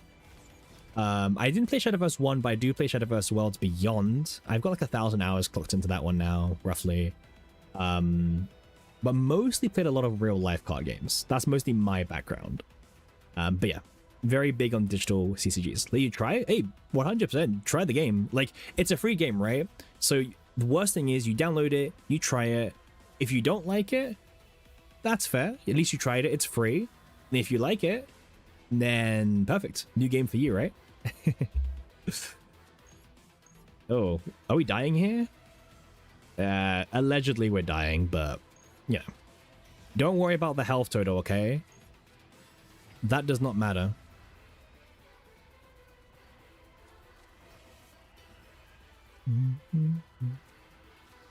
You're free to play and you started 2 months ago. You've pulled every unit that's dropped so far. You've even pulled dupes on some of them. Wow, that's crazy. Cassie, yes, Cassie Ego will definitely do it, yeah. Oh, 100% Celestia. I'm very on and off with Shadowverse Worlds Beyond sometimes. Sometimes the dailies are crazy. Like, when one of the dailies is like, win 3 ranked games, you're just there like, this could take hours, depending on your luck for the day. Oh. Yeah, those are the ones I'm not the biggest fan of, because sometimes it's out of your control. I mean, just get good, right? Obviously. Those are terrible dailies. They exist. They very much exist. Okay, Cassius Ego time. Let's go. Nice. Nice and hit. Wow, double straight. Oof. Lucky me. For now, best unit in this game is Hugh. Oh, best unit. That's very subjective, unfortunately, in this game. This is a deck builder, so there's not really a best single unit I can recommend. However, right? However, the new banner unit, Hilde, is a fantastic unit to try and start off with. Very powerful unit. Yeah, if you're asking for a reroll banner, the game gives you quite a few new ways as a new player to get a 5-star unit. It's pretty nice. But I don't know, the best 5-star from that is probably who would you guys say the best 5-star is for a new player starting now? Because like you could make a good case for Veronica, you could say Hugo. I was more leaning towards Hugo personally over Veronica, but you could say Veronica still. Standard like standard launch pool Celestia, because new players, they get the reroll banner where they can get a launch pool character to start off with. That one, like launch pool. Or Laser Angel, she's limited. She's not in this discussion. Hugo, yeah. Right now, Hugo. Yeah, cool. All right, that's the suggestion then. If you're new, you wanna understand is Hugo. If you type in Chaos Zero Nightmare Hugo, you might see him. He's a furry, but he's very, very powerful. Like one of the best 5-stars in the game and has been since his launch. So, oof. Hugo's insane, absolutely insane, you know. Yeah, Veronica deserves a shout. I will say, as a new player, if you can get Hilde as well, wow. Imagine starting with Hilde and Hugo on a new player account. I think you're set. Like, unironically, I think you're set for a long time. Better than what we started off with. Yuki, Haru, Chizuru. Oof. New players, man.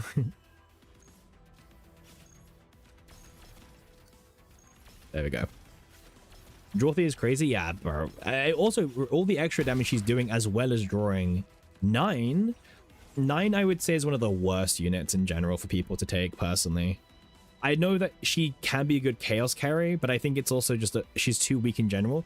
Oh man, we have vulnerable on ourselves now.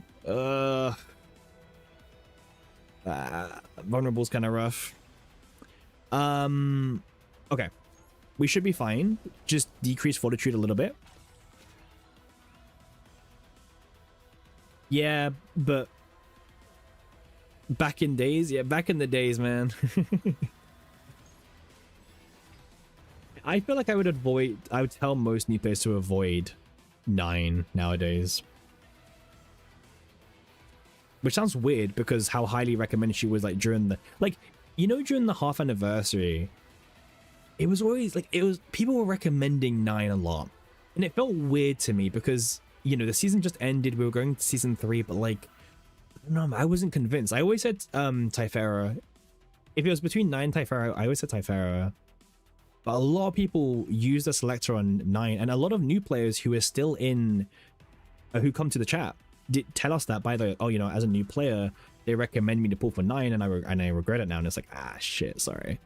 Well, I didn't do it. I was like, you know, I'm sorry on their behalf. But yeah. Let's go this. This dude's a 9 hater. I used to be a 9 lover, but no, Dank, are you saying that 9's in a good spot right now? Let's see what you say. Do you think 9's in a good spot?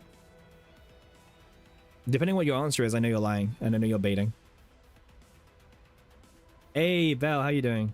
You just joined the most interesting tower run, kind of.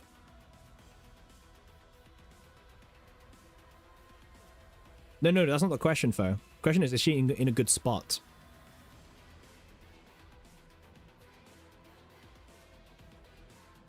Good spot, right?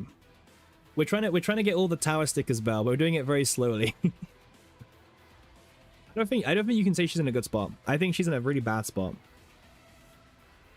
The content in the game does not help her. You regret not taking Haru? Yep. Yep. All right, sorry. Back to the this flower thing killing us, by the way.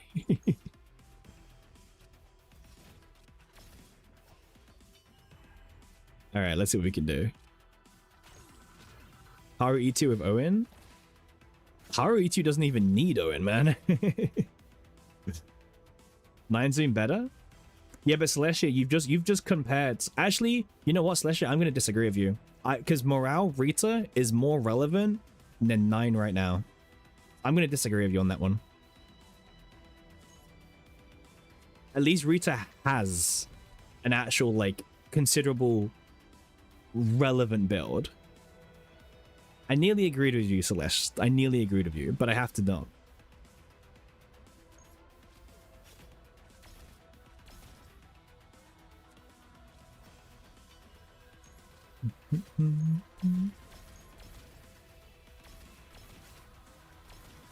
Go on, Tressa, get in there.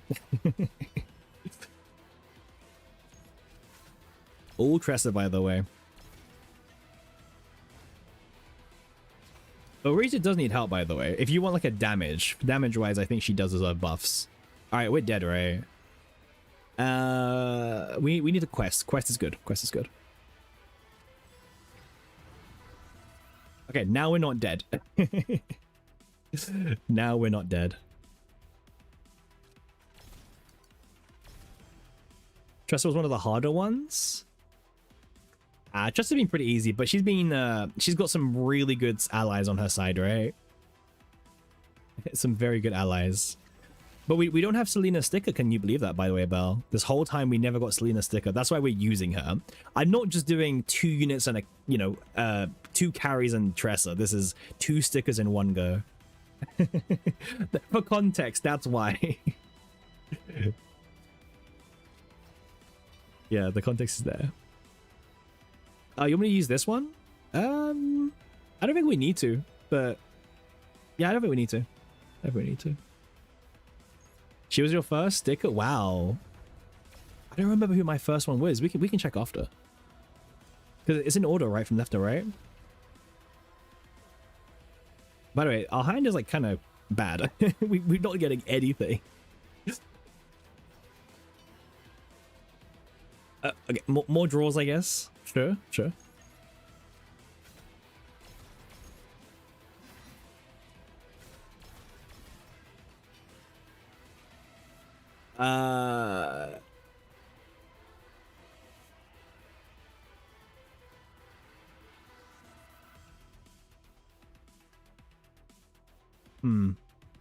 Sorry, just this is a bit of an awkward hand. No Yuri. No, we have Yuri. We have Yuri. We got Yuri. See? We have Yuri. Alright, let's get the Persona of Luster buffs up. And then... Oh, wait. We meant to... A slight misplay. No worries. Go back in time, right? Okay. Go back in time, right?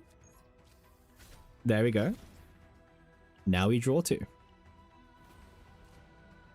Just like that. See? Alright, let's draw the good cards, please. Okay, what floor is this, by the way? 145. Okay, cool. Okay. Nearly there, but we're not ready to go just yet, okay? I mean, I'm not disagreeing. I made a mistake. Sue me. Alright. Just full send, I guess. I don't think we're gonna need that quest card, by the way. Alright, he's dead, and then next time we kill this guy. Nice.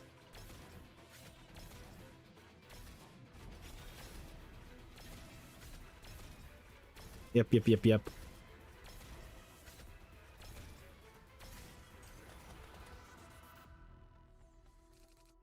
Yeah, this guy's not doing anything, right? Yeah, look at that. He's not even killing us. We're fine.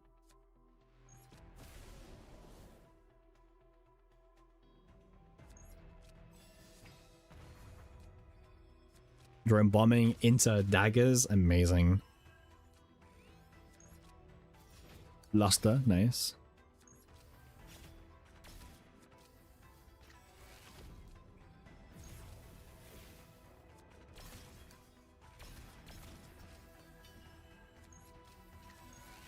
There we go. Nice and simple. Not even worried.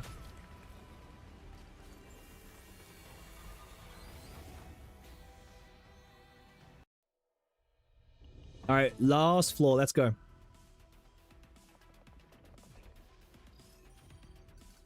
All right, I think Auto's got this, okay? You guys might not believe after last time. I'm a bit concerned, but I believe. Now, Auto doesn't play this very well, okay? We know this already. But, yeah.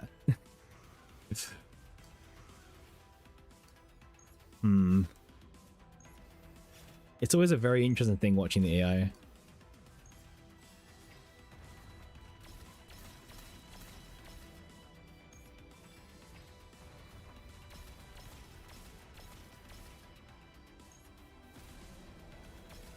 Did I get the Rita stick already? Nope.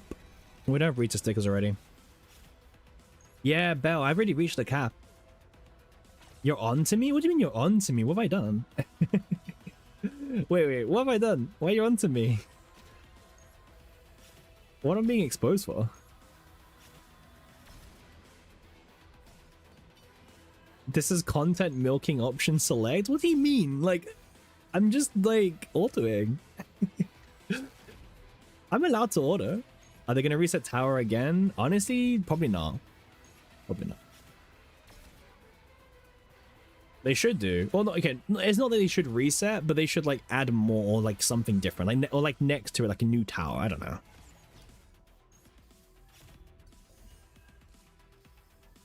Unfortunately, we all want stuff that wouldn't take very long, but yeah. Dev team, right?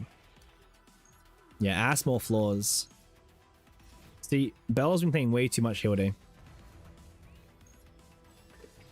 Either auto clears or I redo it and boom, free content interactions. Ah man, I wish I was that content driven. I just stream for crazy hours. Someone asked me today, how long's today's stream going to be? I said 6 hours. And to be fair, it's coming up to 6 hours. I think we can go for 6 more. You know, make it 12.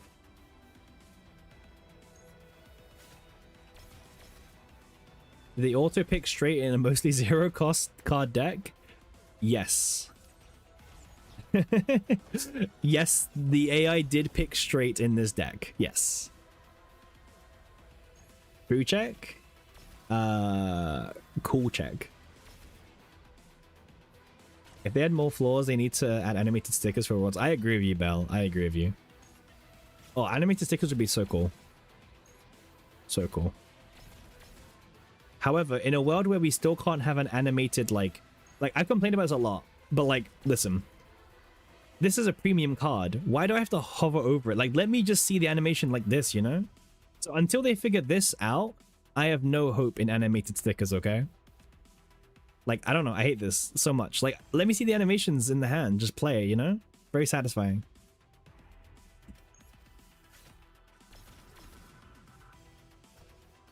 Yeah, that's all I need in life. Yeah, they did, Belle. They did, yeah. They did.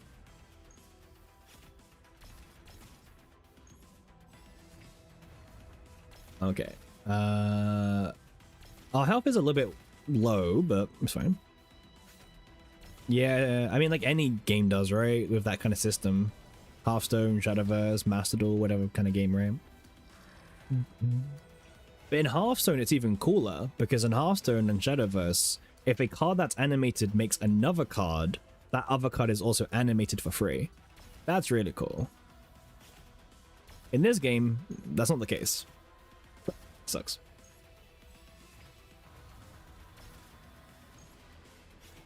We're gonna die, by the way, but it's fine. I'm just gonna like replay it from the beginning. I don't trust the AI. Oh wait, hold. Did the AI cook? It cooked. We're alive. We are alive. 98 health. Chat can't see it. We're at 98 health. Okay, we nearly died to the dot. Oh man, I'm freaking playing on the edge right now.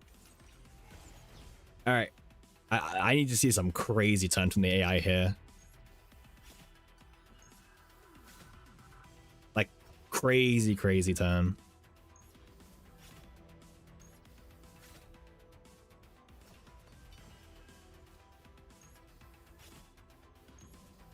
Well, I'm not gonna lie. Like, it's really not that hard, but the AI is struggling way too much. Okay, guys, let's manual this, okay? Let's show the AI how it's done.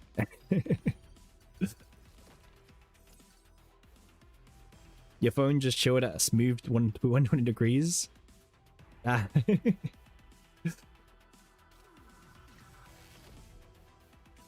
All right, let's do this.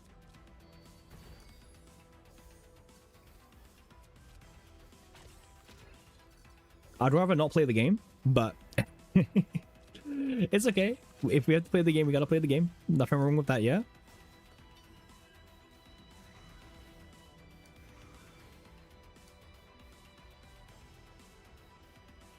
Oh no? Playing the game, right?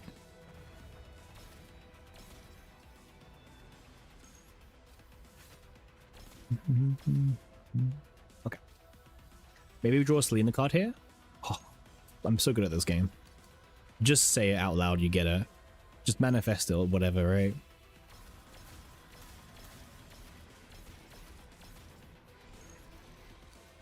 Get the break it as well, why not? I guess just this one should kill him? Yeah, nice. Alright, next. Okay, so this is... We lost a lot of health on this one, I remember. So let's try and not let... Well, let's not do the same mistakes as the AI did, right? Okay. Draw. Okay. Now I would try and... I would like a Selena card now, if possible. Okay, so it's done for the turn now. Am I saying the AI wasn't cooking? You know the answer, Pon. Nice, there you go. Top deck. See? Just get the cards right.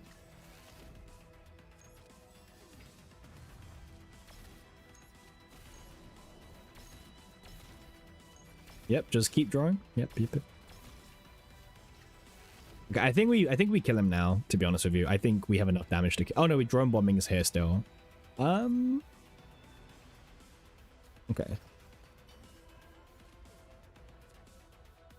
I don't want to like have too many cards left in my deck, you know what I mean? So I'm trying to like balance it where we kill but not fast enough. There you go, that's perfect. Use up every Shadow Dagger.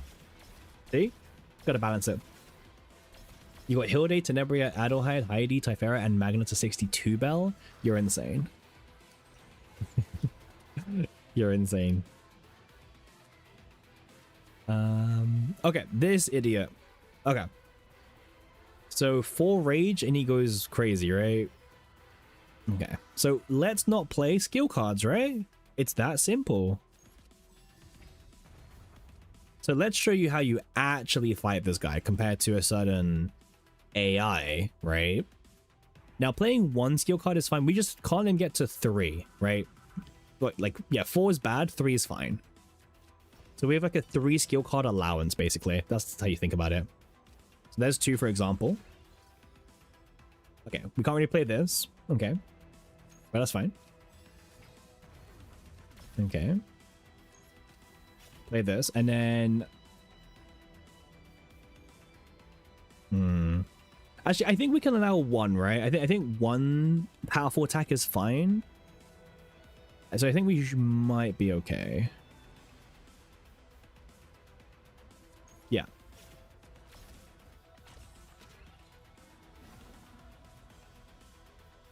Yeah, 1's fine. Yeah, exactly.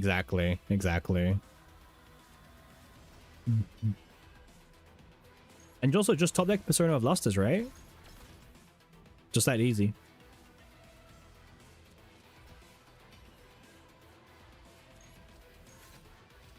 Nice, push him back a little bit. Yeah, it's fine. He doesn't have any stacks to OTK else, that's fine. So we get whacked here by a little bit, that's fine. Well, actually... it's very close. It's fine. Mwah. Perfect.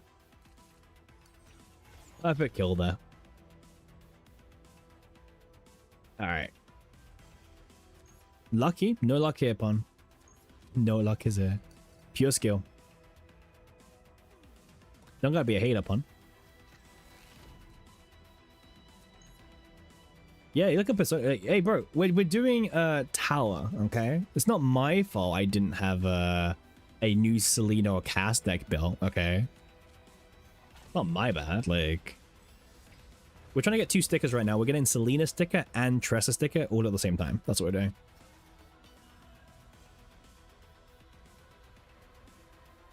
You had an idea? Okay. You had an idea. Okay. You're thinking of turning Veronica Bullet into a missile with 6 or more Flames of Eternity.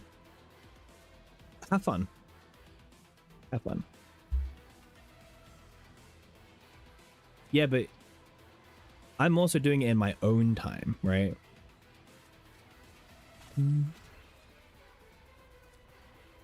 Doesn't really matter what we do.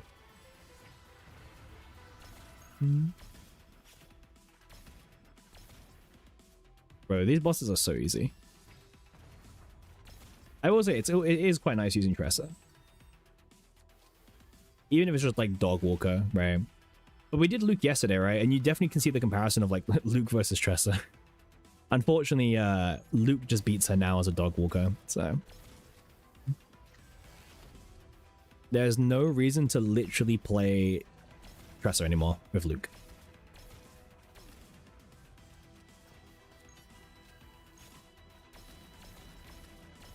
She's fun. She's fun. But she's a worse Luke. Like, straight up, worse Luke. Alright. The Collector of Souls. This hand is terrible, by the way. I'll stop by distance, I guess.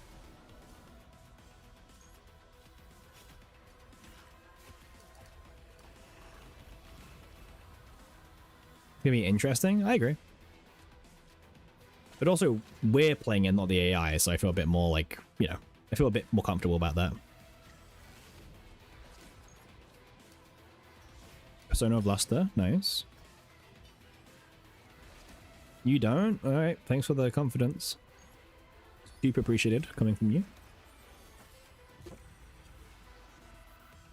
This is fine. This draws. Generally would not expect anything less. Everything is as intended. I'm trying to save this for the collector. Hey, Calantax, how you doing, man? Welcome in.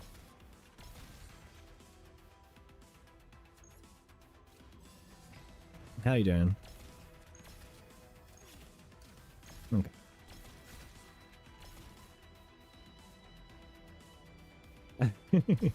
I'm happy to be in that same title. How much damage is it doing? Nice. 0.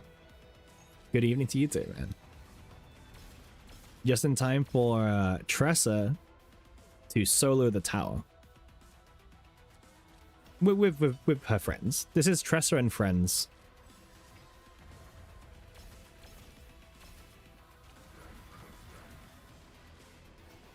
Yeah, this is Tressa.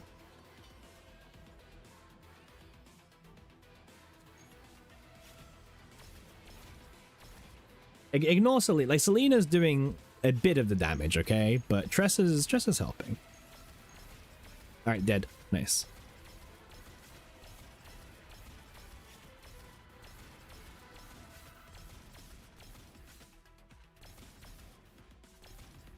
Yeah, GG's. 2 stickers at once. Perfect.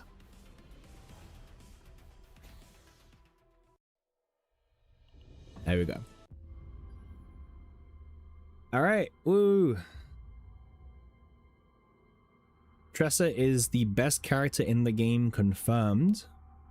I'm glad we've settled that debate now. Alright, give me my 2 stickers. There we go.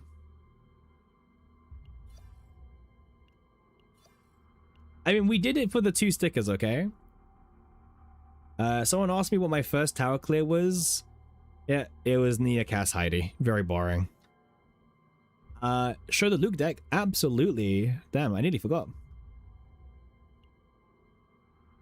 Okay. Something like this.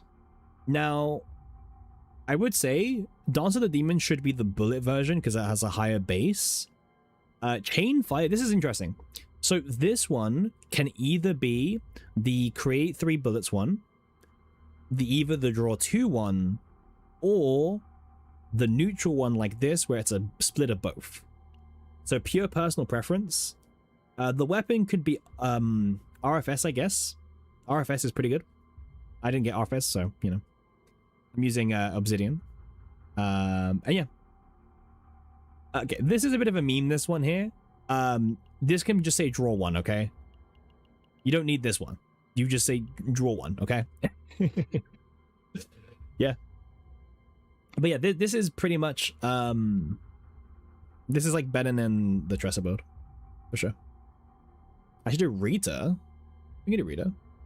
I don't know if we'll do Rita today, but we can do Rita eventually. I mean, Driven Hunt's like too good not to have, right? Like, yeah. If you're a class that can play Driven Hunt in Season 4, you probably should be playing Driven Hunt in Season 4. That's kind of like the baseline, right? So if you're a Ranger or a Hunter, you probably should be playing Driven Hunt. But yeah. The main buff for anyone wondering is that Luke's Stealth Reload, this one specifically, got buffed, where it used to cost 1, and now it costs 0.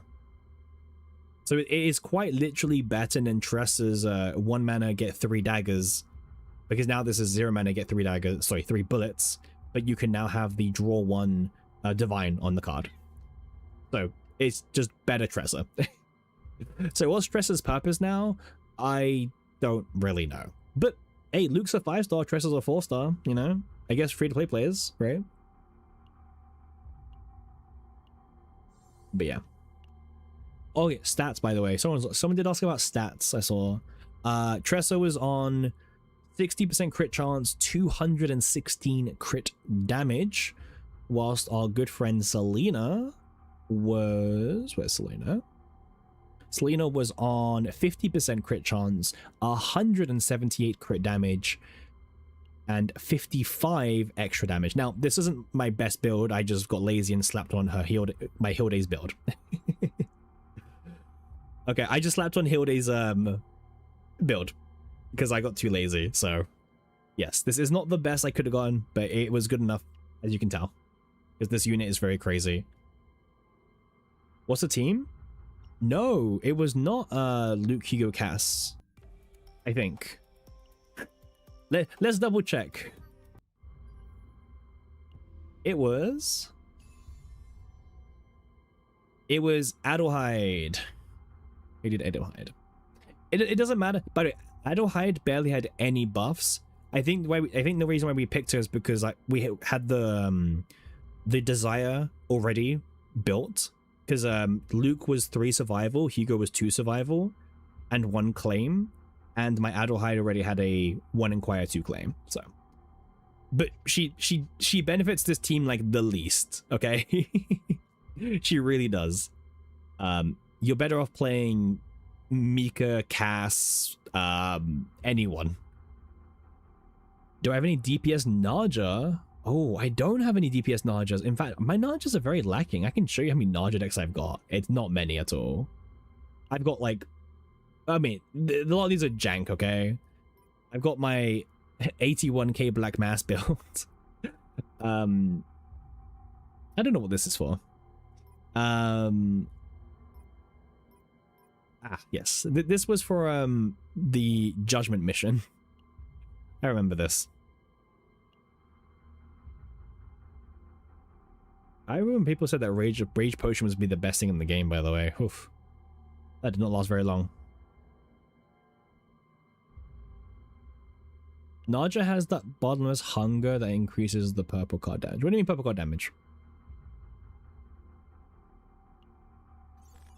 What do you mean? You mean this one? This one here? I mean, I'll be honest with you. The best like DPS Naja you can probably do is going to be something abusing the 3 hits. Or sorry, the 4 hits, right? Just take full advantage of hitting 4 times. Like I think Shackles is the best way to build DPS Naja. You can do Mika. You have a great season 3 deck on her. Yeah, exactly. There you go. That works really well. That's really well. Mealtime nuke sounds funny. What do you mean nuke? Where's the nuke? 40% additive, by the way. Right? Like, even if you add, like, what, 10? 400 additive on a card that's already do, like... Have you seen the base multiplier? You ain't mealtime and nuking anything, man.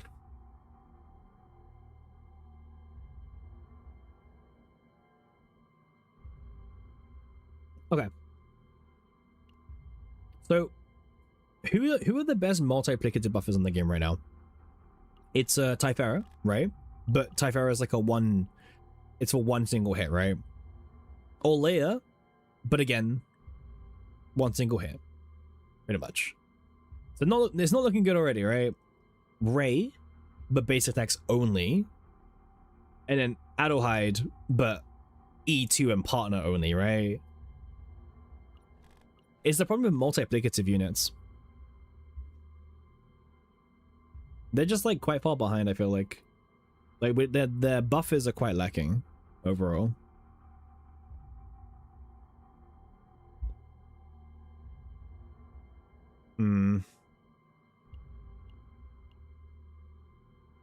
What does A6 even do, by the way? Isn't this the one that, like... Yeah. Right. So it makes her buffs better, and also she never consumes her own triangle. So you can do like sub slash main DPS Typhera. Sounds really cope. Sounds really, really cope bad. But hey, at least you can do it, right? Increase defense by 16% as well. Okay. I love Typhera, but I hate using her as a supporter because she takes so many actions to do like the same thing that like Mika could have done in one action, you know what I mean? That's my biggest problem with her. Did we? I think we took off her stats. Yeah, we did. Okay, cool. I think we might do a sortie next, actually. Might do a sortie. I forgot like where my okay, right. Selena's got all my good gear, right? Don't you start, Pon. Don't you start.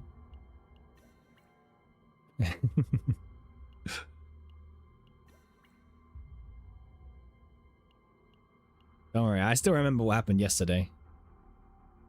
Alright, Celestia, have a good night, man. See you around, yeah?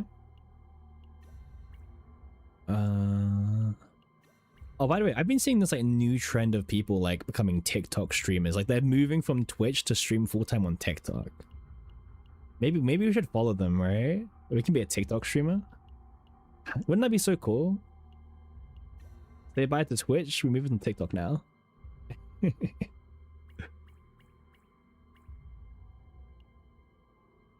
Ugh, this isn't the right build. Wait, wait, we messed up the build. Ah. Much better. Okay, this is the build. Oh man, I was so confused for a second there. About Sortie, how do you up your score?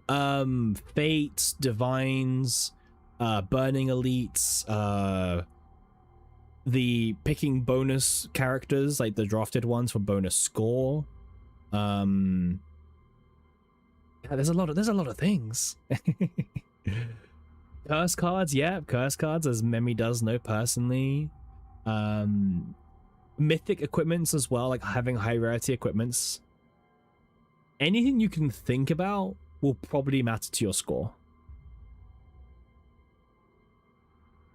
Yeah, you want to keep them in your deck, right, Memi? Like you get them, but you keep them, right, for the end of the run. Yeah. Yeah. Yeah, so it's all about having as many cards in your deck or curse cards, whatever, right? That's so interesting. Don't use those sticky cards. Damn.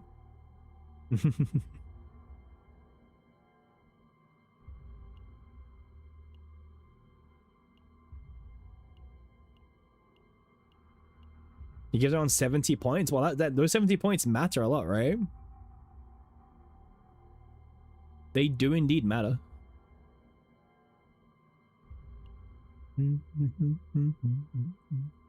We could probably get better stats on her, but like I don't feel like farming at the moment because Arabella is going to probably use the new sets, and obviously we don't really know what stats we're looking for Arabella, right?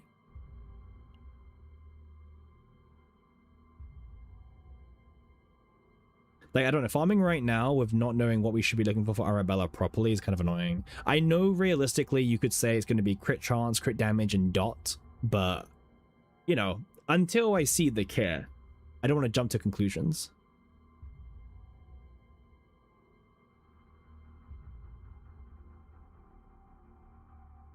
Skeptical? Yeah, I mean, like, it probably is the peace pawn, but I don't know. Because, like, I don't know. I wish my Hilde had more extra damage, right? Personally. Like, 58's good. But, like, you've seen like, that we have so many, like, 3 pieces, right? Like, this was a 3-piece. This was a 3-piece. 4-piece. 3-piece. You know? It could be slightly better. You still haven't done any tower runs, you're not sure you could clear 150 as well as making builds for the runs, daunting thing. Well, that's the main thing, right? Like Skeezy, there's a lot of content, but realistically, there's also not a lot of content. Yeah, it's like it depends how you view the game.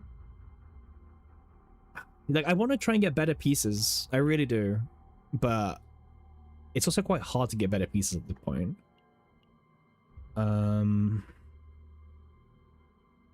This was good, but I don't need this. I don't need this, man. But it was good. So it was good to get. Oh, this was also pretty solid. This is a good 4-piece. But the damage potential is quite low. Yeah, see, this is a weird thing. It's like you get more crit chance, but you're giving up like so much extra damage and also just crit damage.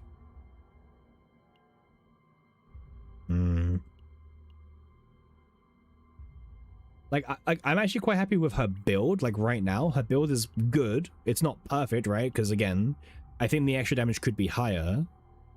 But considering it's a brand new memory fragment set, you know, and you can't really be too picky, right? It's like you kind of accept like the decent things you get, right? It's like, okay, you know, 3 pieces, that's fine, move on, whatever, right?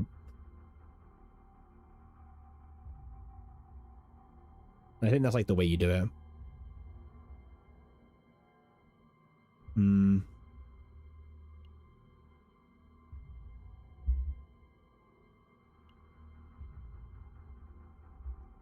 Wait, what's her potential again?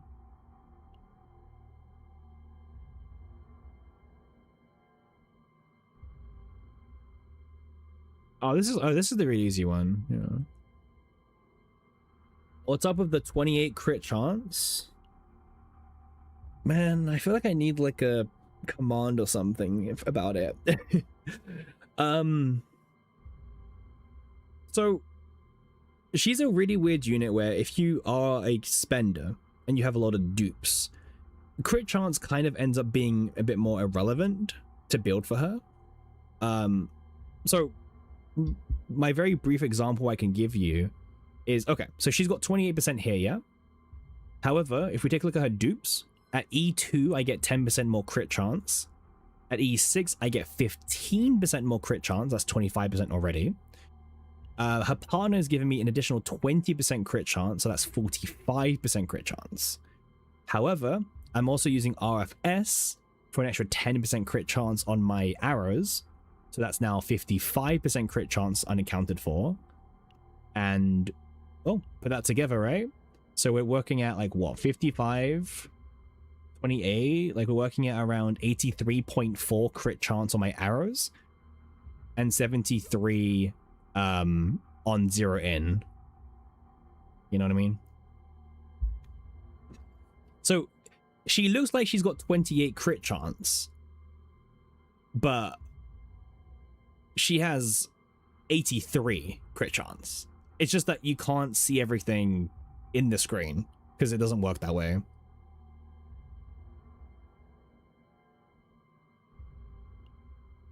Yeah. E2 gives you 10% crit chance, E6 gives you an additional 15, and then the partner gives you 20 at max, or 10% at E0. Still good. Pretty good E6. Pretty damn good E6, I agree, yeah. Summer way? Yeah, somewhere. This is the summer outfit. I said I would never spend my own money on it. Never did. This was a donation. I mean, like, unironically, I actually like units being their battle outfits, right? But, hey, we got the skin right, might as well use it for now. Nope, punt. Don't lie. Don't you lie. 3 hours of, like, waking up early for the maintenance and everything, you know? Don't lie, don't lie. Nope, nope, no, no, no. No slander from you, okay? No slander. But yeah. I mean, she's a powerful... thing is about her, right? Hilde is, like, insanely powerful at E0, E1, E2... Like, you know what I mean? Like, no matter what dupe level you have of her, she is one of the best characters in the game right now. And what I like about her is she has the kind of kit that even after the season ends, she's got a very high chance to be relevant for, right? She does really good damage. She has insane draw power. Like, everything about her leads to believe that she's got really good future scaling, future seasons. And that's just something that's worth, like, keeping in mind. Like, compared to, like, a lot of units that happen in a season where they come out, they're good, but then, like, they fall off when the season ends, I feel like Hilde is going to be, like, good for a long time. Very good for a long time. So, yeah. Definitely worth the pick up. Her partner's kind of skippable, I'll be honest with you. You can just use Rosaria, and it's weaker, but, like, it turns into a morale buffer, right? But yeah, you don't need the partner. You can skip the partner. You can skip the partner. But you should definitely get E0 Hilde no matter what. Like, please get E0 Hilde. Like, do yourselves a favor. If you don't have her already, get her E0. Skip the partner. You will love her. You will indeed love her. And I don't hide skin. You know what? I'm down for that. But I would like to see battle skins at this point as well. But hey, it's fine.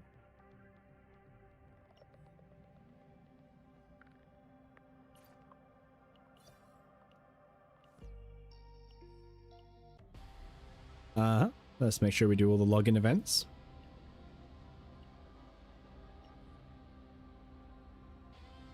Okay. We can try a Sortie. Why not? People like Sortie.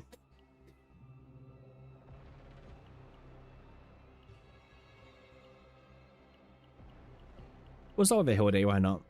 Maybe if we're lucky we can get Kalipe. Alright, 30-30, let's go.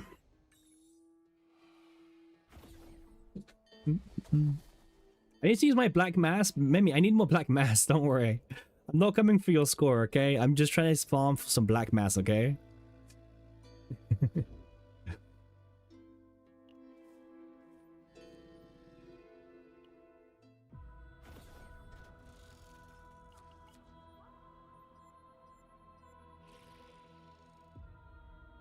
What's that, Mimi? Sorry, I didn't read your message.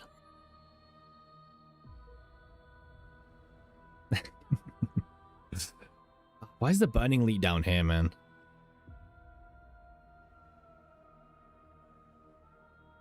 Tube, a campfire, down. Okay, I think this is the best route we've got. Yeah.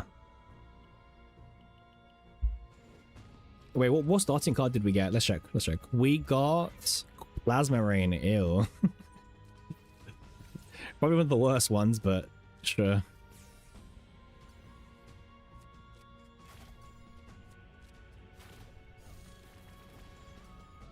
Yeah, it's fine.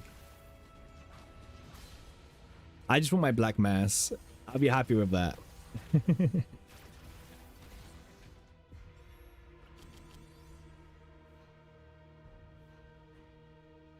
Oh, this is good, actually. This is actually good. If we get the opener one for the arrows, we need a way to draw the cards as well. Oh, I would love to get the Kate Bird dice roll of 18. It's a bit much for me.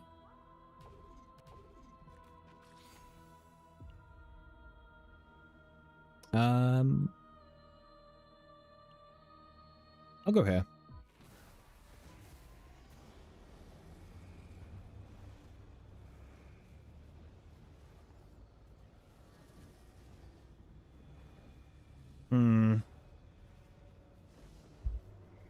One mana draw one mana with lead potentially, but it's not an attack card, so it doesn't get rid of the shields. It does have ionization as well. I prefer the attack one. Attack card is really nice for clearing the one health shield that enemies mostly have.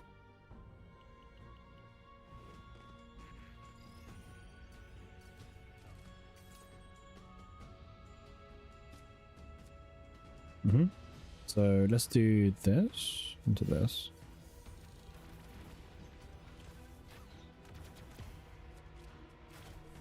Nice.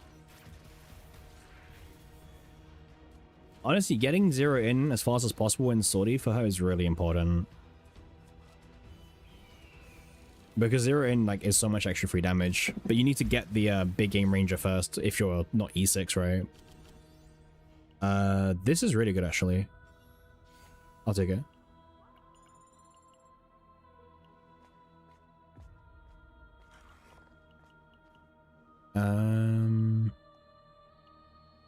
Is it okay to remove basic cards, Mimi? Is that fine?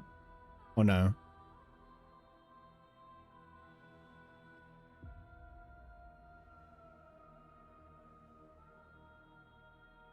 Or anyone in Sortie who knows, really. You don't know?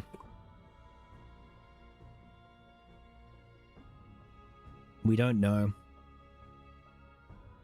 It's fine? Like it doesn't affect the score bell?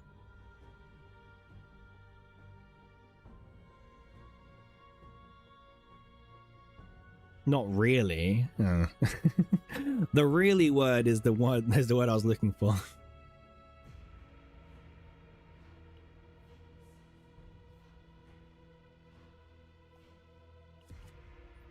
Well, I'll get rid of the shield. Actually, no, I'll get rid of lashing. I don't want lashing.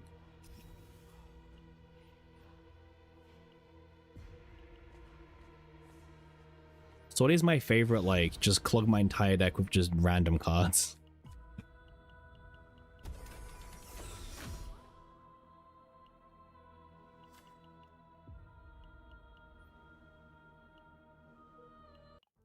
That's not your thing, Pon. We've had this discussion. Alright, maybe get the opener card.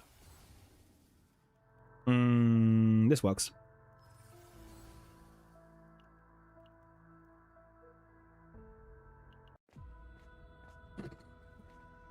Alright, let's get some credits.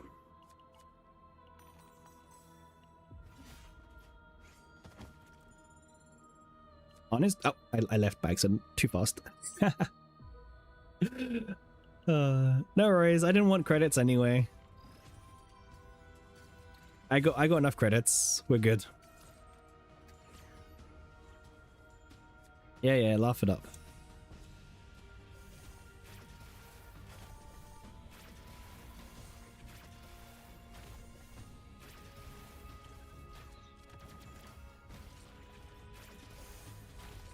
Pretty good turn one, by the way. Nice. More reloads? Damn. The only time it matters if you get the fate effects, basically. Yes, Belle. Yes, I know that one, yeah. Do you know if we'll get enough items for dupes on the second part of the season? Oh. You mean in the shop? Yes, we will do. Yes. More quivers? Yeah, the Omega codes. Yeah, we always get Omega codes, sorry. Every single season we'll get an Omega code. It's like the one thing that they've at least promised us. The one thing at least, right?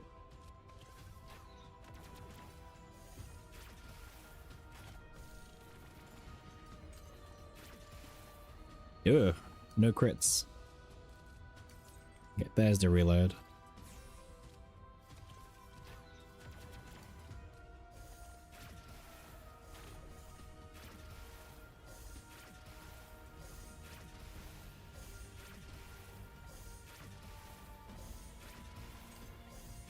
Maybe zero in kills him here? Ah, wishful thinking. Very wishful, unfortunately. It's fine. Okay.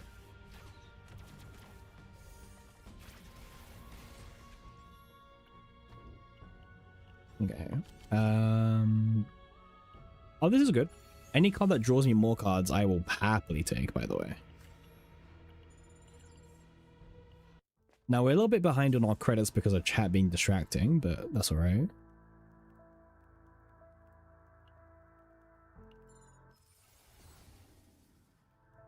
There we go.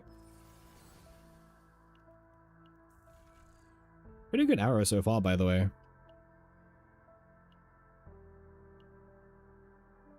I'm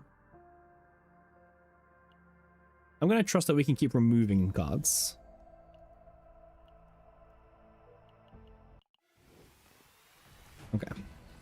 Alright, forceful guy. Let's see.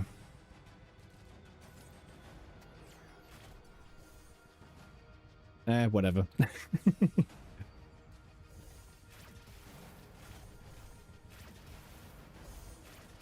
We could have used Hilde's ult here, but it's fine.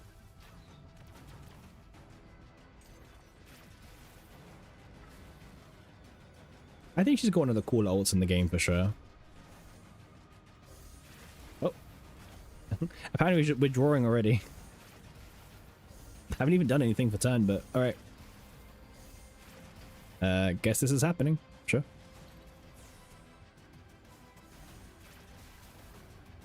Okay.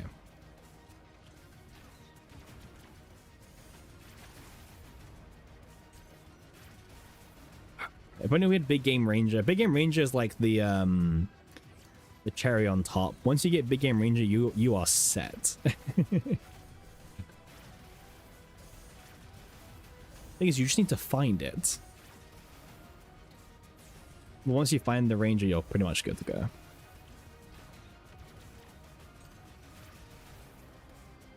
Just get it? Yeah, no, right? Just get it. Yeah, it's not like you died on you died before getting to the third stage, right? Yesterday. Yeah, I believe you did, right? Yeah. All right. No, I remember quite clearly actually. I think you you died on the second boss. No, you died. No, I remember. Yes.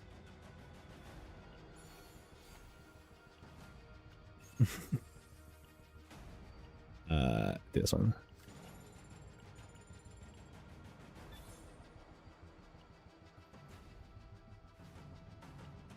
This. I need as much Black Mass as possible, I'll be real with you. Beggars cannot be choosers right now. Alright.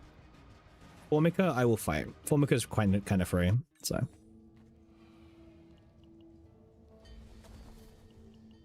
Okay, let's see what fate we can get.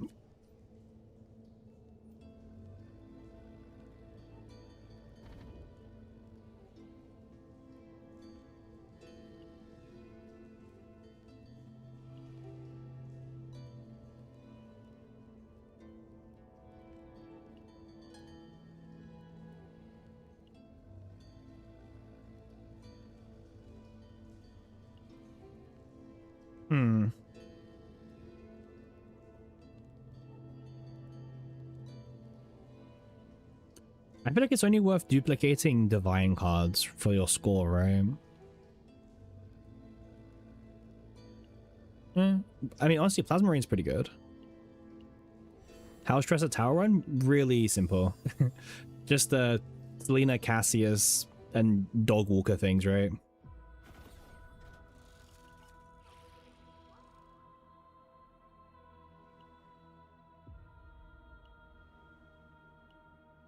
Ah, no one. Sad. Oh well. Let's take...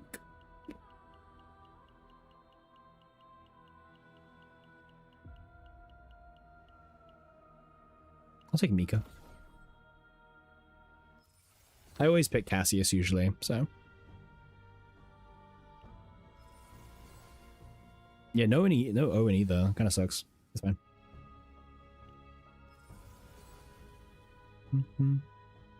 Welcome in everyone, by the way. We're currently doing Sortie 30 out of 30 for anyone who is interested. It can be a pretty interesting experience when you do Sortie. So this way, down, and I guess we go this way into the burning, right? Yeah.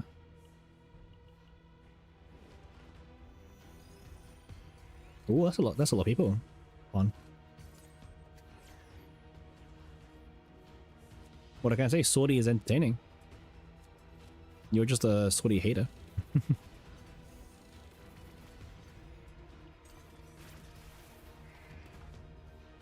I said we could do like one last run yesterday and you're like, nah, let's not do.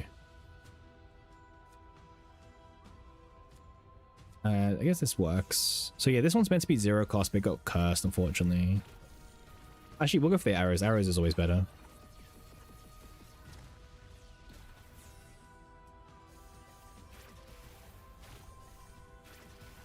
We need some good weapons.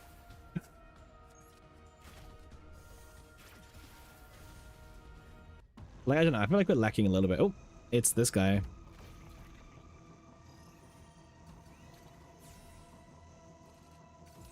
Imagine not beating this guy, by the way. Could only be pawn. You did a 30 run today with Adelheid? Starter, Kalipe. I know I didn't die to him last time, pawn. When did I die to him? I don't feel like there's any evidence to back you up on that one. Last night? No. Check the VODs. I didn't die last night. The 30 run today with Adelheid, Starter, Kalipe, Hilde, Cassius. It works really well. Nice. Yeah, I don't know. I, like, literally just like yapping pun. You can check my VODs. I don't think I even did a sortie last night.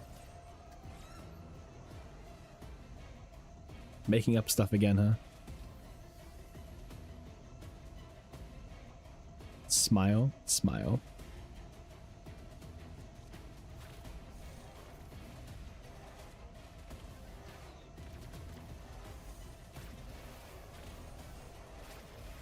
Nice. Just get the chain of arrows to commence.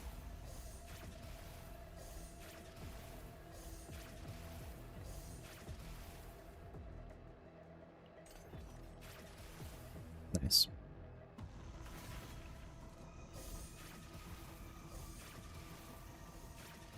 There we go.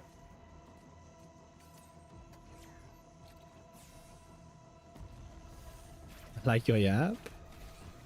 That's interesting.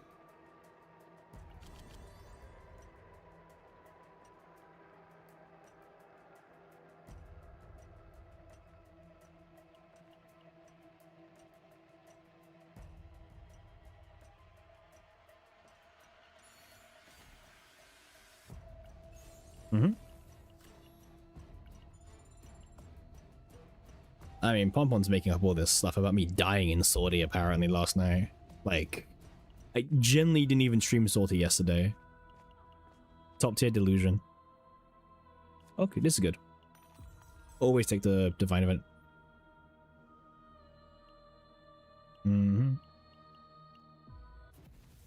Okay. Good god.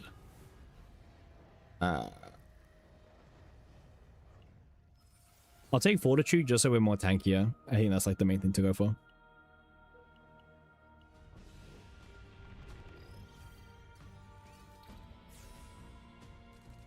Yeah. I mean, Fortitude is Fortitude, right? Like, literally can never go wrong with it. You didn't even pay for VIP. That's like the scummiest part. Got it for free.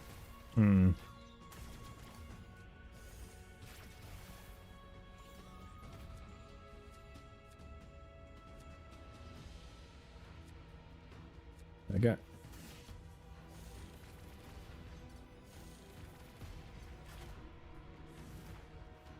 Oh yeah, Kalipe is getting 15% crit chance as well. I just forgot. I mean, that's definitely really coming in handy for Kalipe.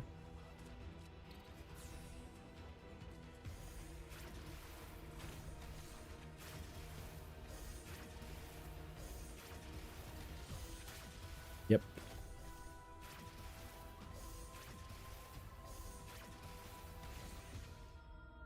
We do need better equipment, by the way. Our equipment's really bad right now. Like, really bad.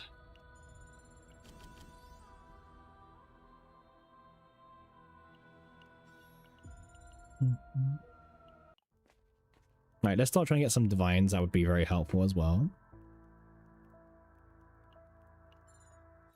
Ooh, basic reduction, right? Ah, we didn't get that one. Annoying.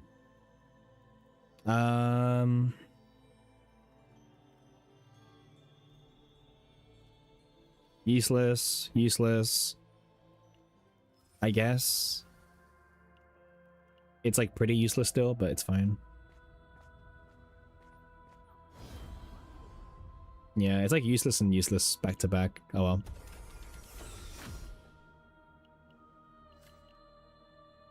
Our gears are so bad as well. It's fine. Surely we'll get some good gear eventually.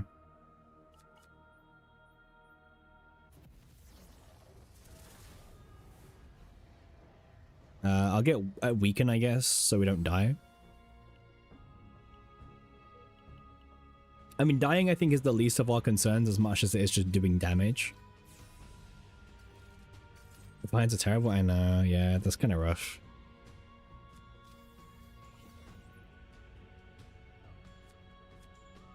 But I guess in a world where our whole purpose is to, you know, win, right?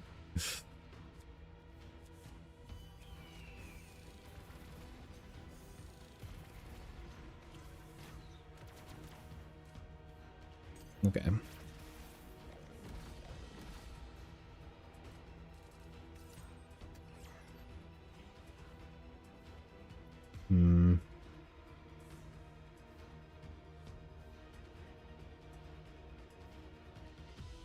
Okay. I mean, at least we have like AP to play all the Silk the Quiver reloads, by the way. Because the amount of Quiver reloads we have is kind of insane, actually. I don't think I've ever had so many Quivers in a normal run for me, personally. I usually get like 1 or 2. But like, yeah. And usually like the epis are usually kind of weird as well. But this one's been pretty good.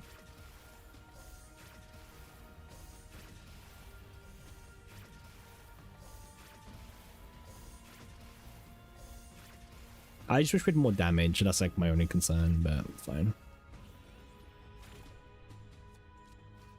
Also, big game ranger would be amazing as well, of course. No big game ranger is very unfortunate.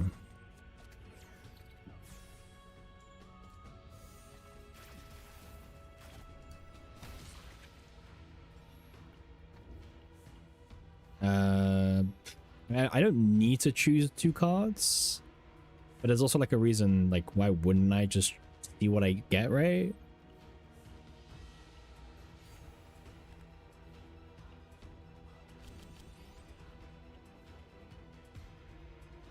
This can be good. This is interesting.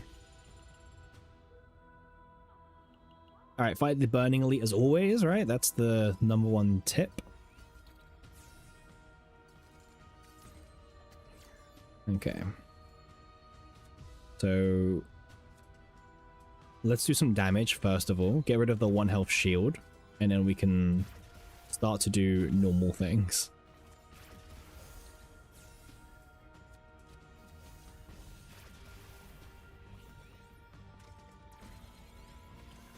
Nice. I actually have no idea what's going on. I'm just like kind of playing my cards and they end up drawing more cards. So I end up playing those cards, which end up drawing more cards. And then I play those cards, which somehow I can still play. And then you draw more cards. And then I play more cards and I draw more. And then I play those ones. And I don't know what's going on, right? Sounds about right? Yeah. Yeah. Thought so.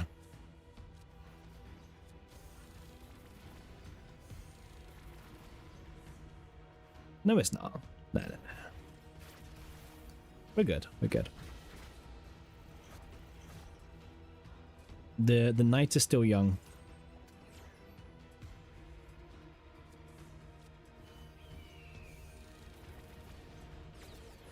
I mean, I think we'll go for another like 5 hours, right? I think 5 hours would be good. Like, that takes us to 11 hours, right?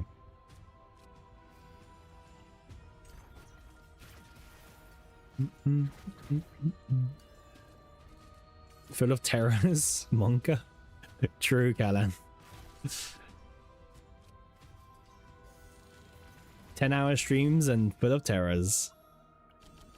Sounds good. Hey, big game ranger. Not the best epi, but getting the card is the main thing. What'd they be do for 12 hours? I mean, you're here for all 12, so it doesn't really matter. Right, big game ranger, let's go.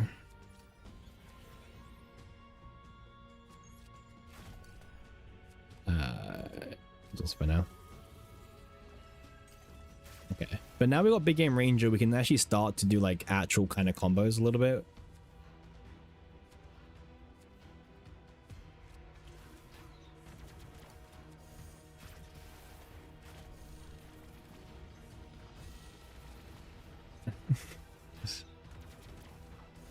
I know you're up on. I know. You don't gotta tell me. Okay, I wish I'd won on my AP, but it's fine. 6,800, pretty nice. Honestly, Formica might get absolutely destroyed at this rate because of the big game ranger and everything.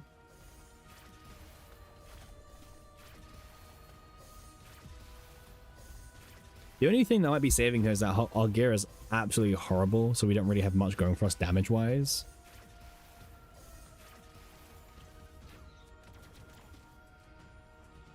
I think she will be. I think she will be. Ah, we should have ended the turn before we took a look at that. We need to, yeah. Ah, lots of damage for no reason. It's fine. Smile. Arrow is good. Give me a good weapon, please. That is not a good weapon.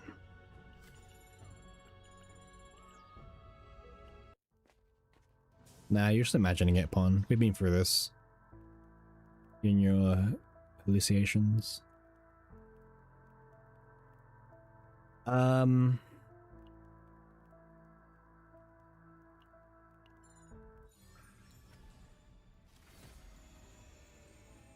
take the basic reduction, even though we have like no basics left. Okay, can I actually get like some weapons, maybe? Just anything?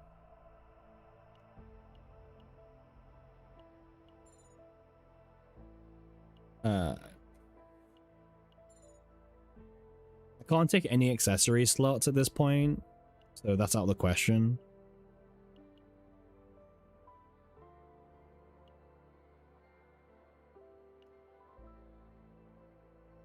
No.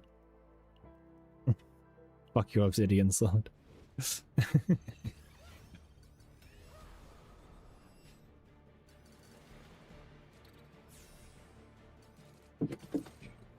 Okay.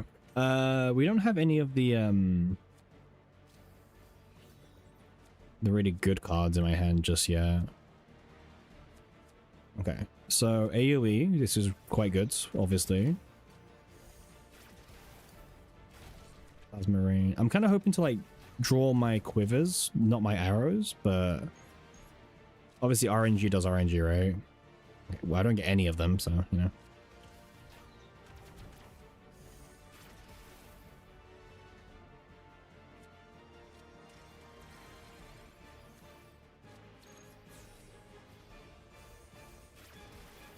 Pretty big asks, I know, right? Alright, turn end, I guess. Oh, there's the big game range. Well, all the enemies are dead now, so a bit useless, but sure thing.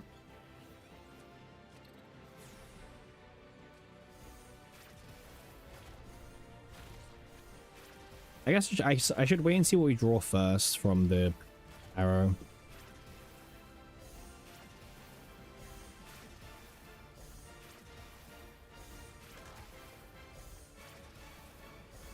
It's a pretty big cutscene, right? Okay. Never ends? Yep. Limited arrow works, huh?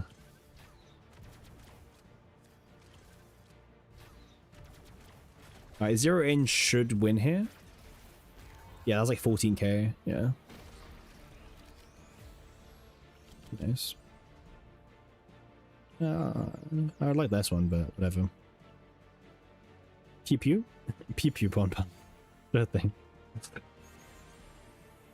As much as this is really cool to take, I need to take more different mythics. I know, but I can't. I can't. I already have 3 accessories, that's why.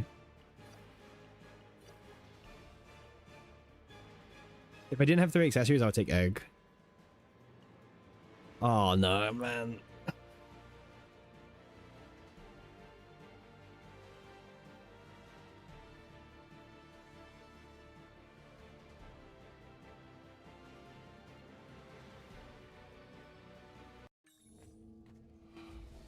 Let's fight Colossus, why not?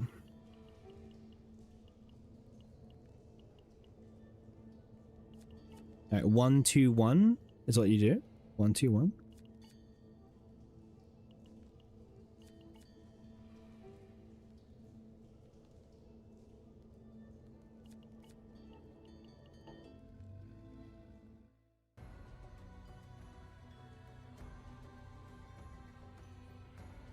You forgot I took it? I didn't. Trust me. I didn't.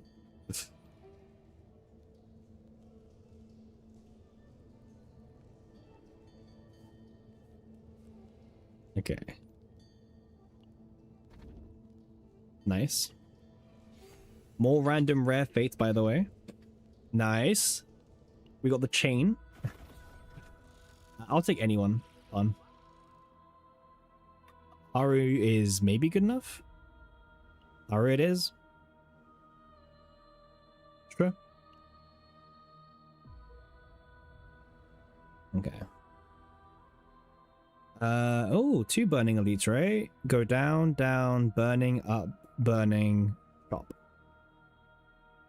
Yeah, double burning. Okay. We don't have enough divines yet, unfortunately. And also my gear's horrible. Like, look at this. Ugh. Not the greatest run.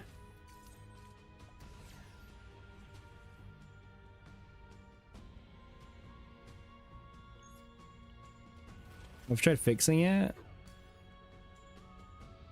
Might end up being busy later, who knows? We'll see. We'll see.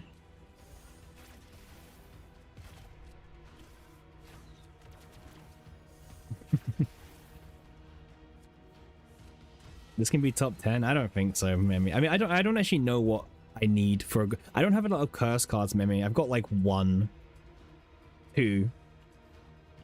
It's not enough, I think, but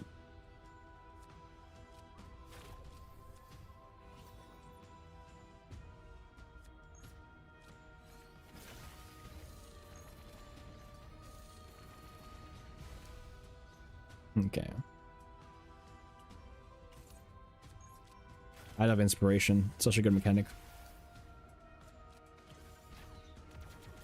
Turn 1, by the way. I have no idea what's going on. I'll be real with you, okay?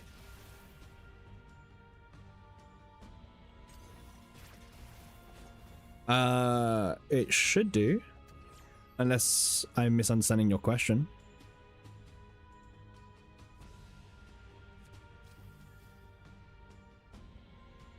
This hand is terrible. What?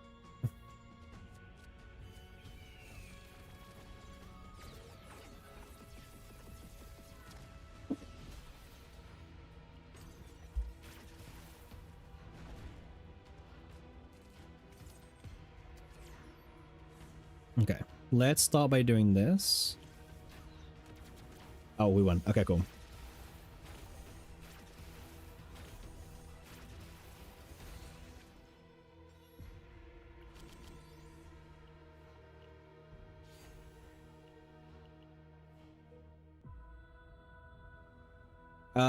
Yeah, sure, Pun. Just for you.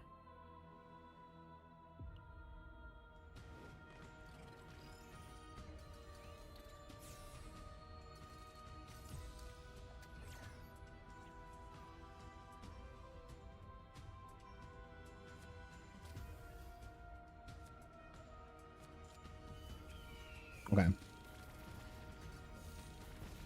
You're welcome.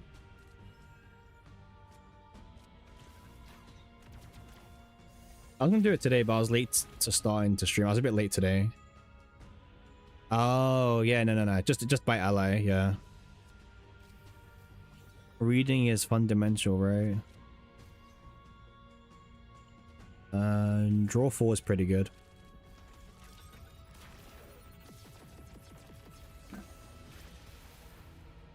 Oh, big game. Nice.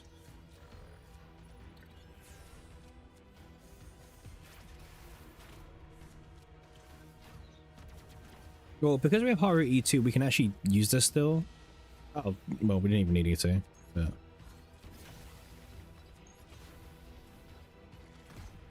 these counts as hit, by the way, for, you know, thingy.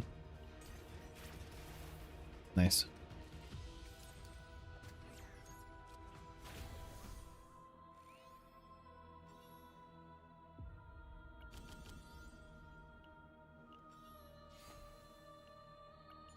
Precision aim. Okay. Burning Elite. Don't really know what this one does actually. I'll just pretend like it doesn't do anything. I think it's easier sometimes to pretend like the enemies don't do anything, you know? Does anyone do like that sometimes? You play the game, you just like, nah, surely it's not that bad, right? It's a pretty strong strat, I feel like. It'd just be like, nah, surely it's not that important. What you did last night? Yeah. And then you died. Yep.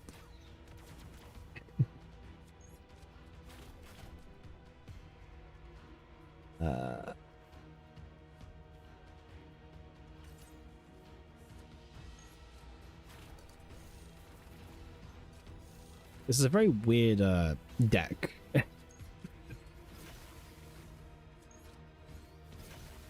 Damn, 500 damage from Haru E2. Crazy.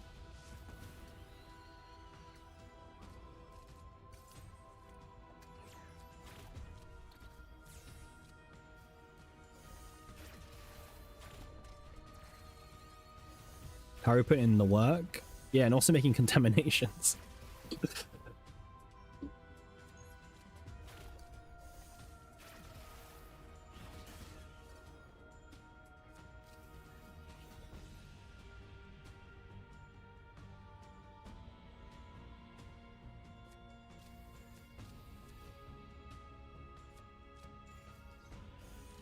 A big shield for us.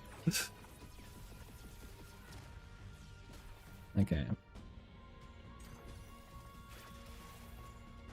Zero in, like, bro, that E6 E0 in is saving my ass so much. Like, every time I have a bad turn, it's like, okay, don't worry, here's like 3,000 damage for you, worst case scenario. It's like, oh, thank you. Much appreciated.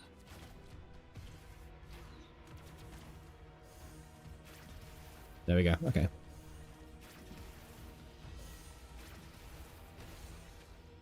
How will this go on Colossus? No idea.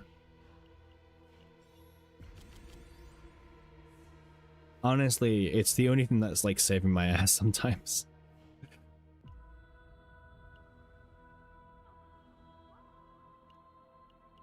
More cards, why not?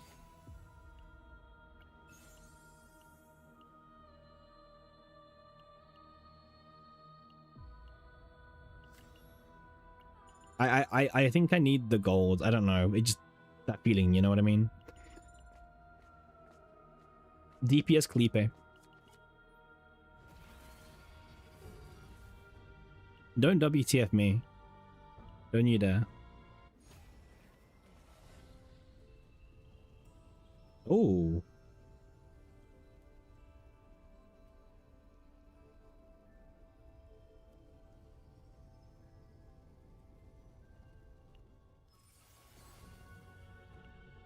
I know.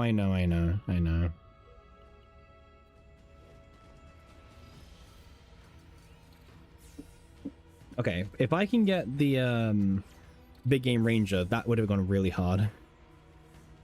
You like nuke Mika as possible? Dank, sometimes you need to log off for a day, you know? Sometimes it's good to log off for a little bit, you know? Go outside, go and see the world a little bit, you know?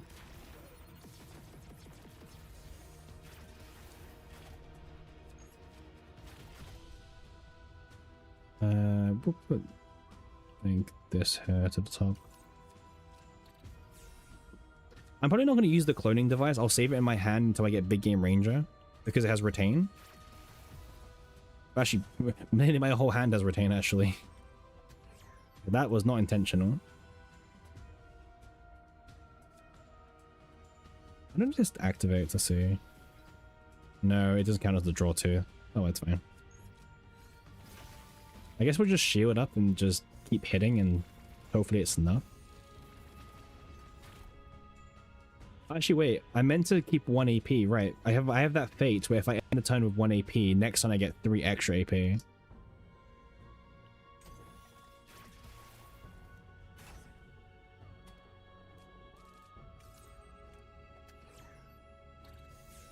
Well, you didn't tell me. Like, you literally are meant to be hit to back game.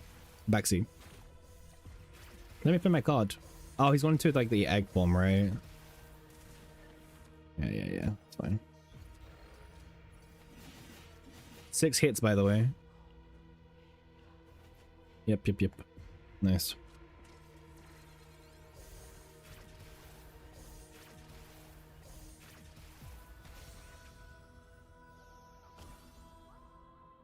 Monster card, nice.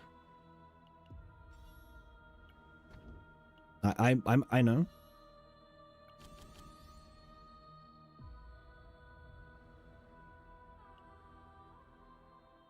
Surely giving Colossus 3 morale won't be bad, right?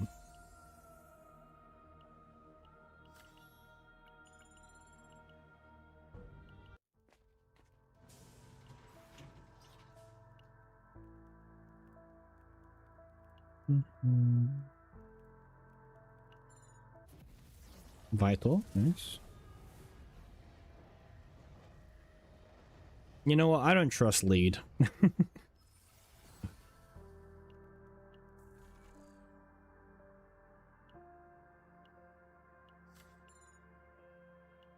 We can make more common cards now as well.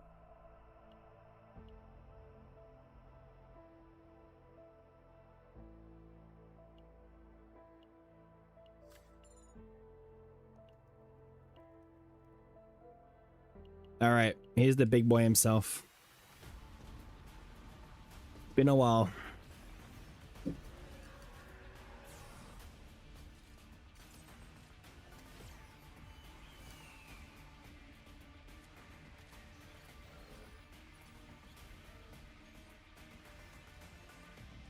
Guardian of the Wild.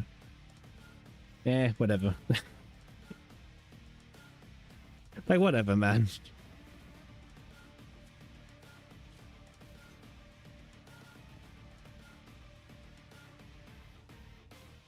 Yeah, no, I think he is still really scary.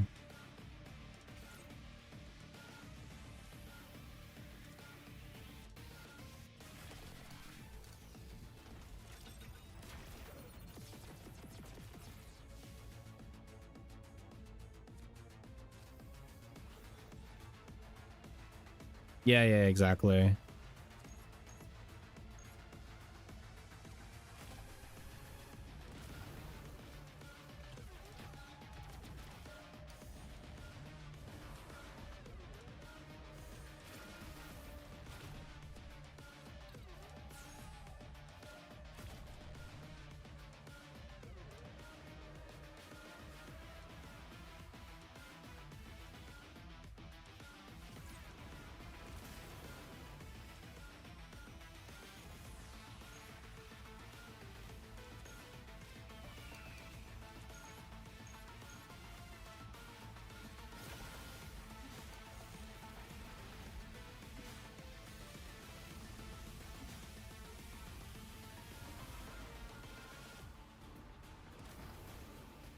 Bro's just spitting at me now, like, chill.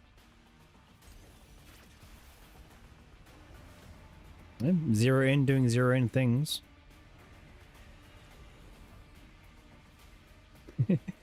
Million in contamination now.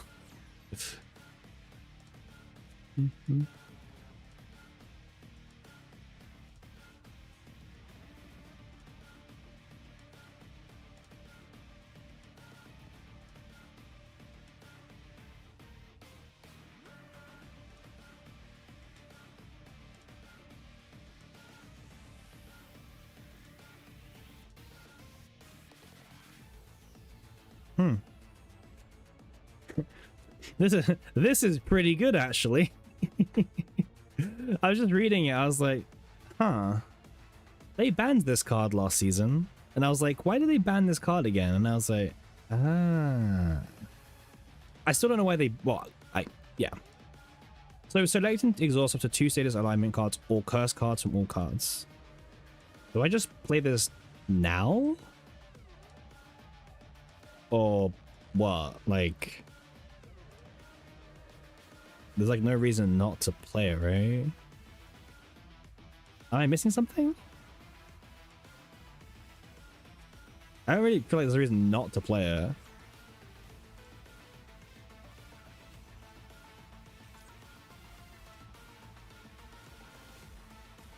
Why are we fighting Colossus again? Like...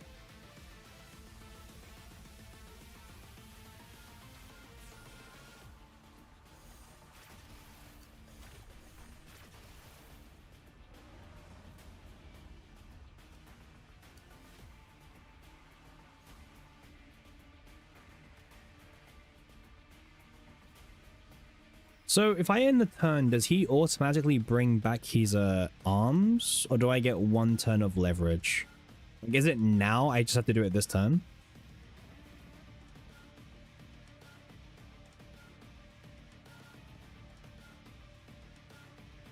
Yeah, it's -1 stack. Oh, you mean if I end the turn, it's -1? Okay, cool. Sure.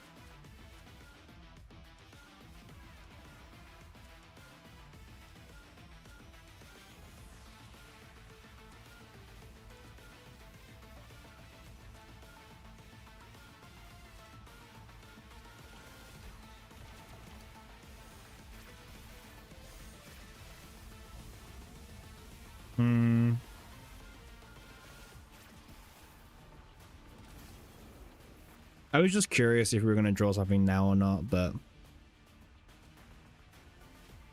It's better to let Zero In do some damage, I think. Zero In probably has the higher threshold. 2,400 multiplier. Where's the anchor shot? Is it? It's my grave, isn't it? Yeah, okay.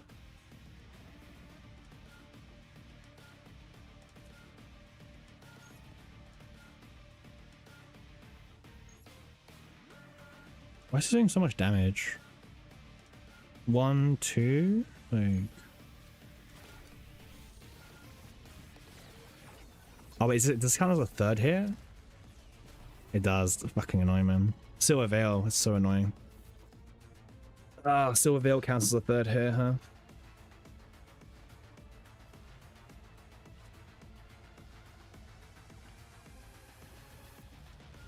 Okay.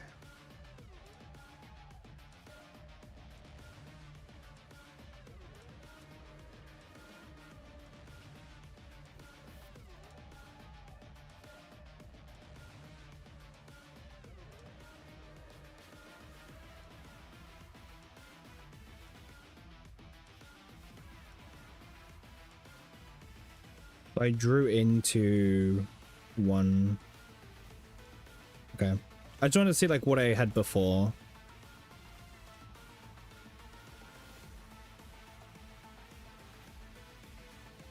Wait, no. I did the ego skill. It was ego skill. Which lasts for 1 turn. Okay. I just wanted to see what I did before. Yeah. I can't really afford to play much else, because like everything draws me into too many other things.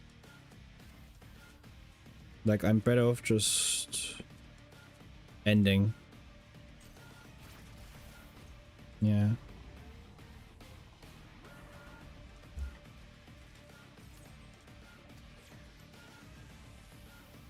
Finale, nice. My favorite mechanic.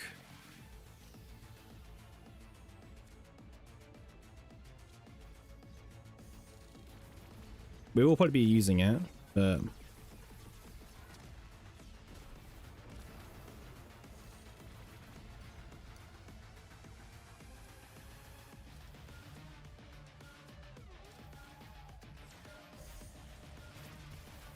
Nice. Doesn't count by activating it. Amazing. More contaminations. Mm. This is when Colossus becomes a little bit difficult. Just a little bit.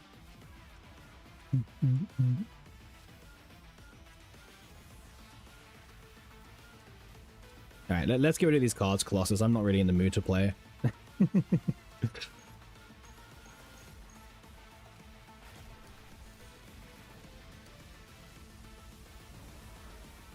Please don't spit. Literally, I told him don't spit, and he just spits all over the place, you know? It's like, chill, please. Like, where's your manners?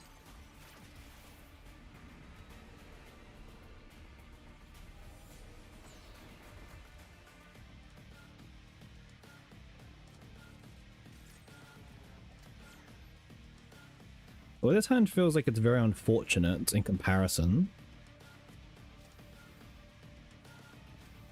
We have shields, I'm not worried, but...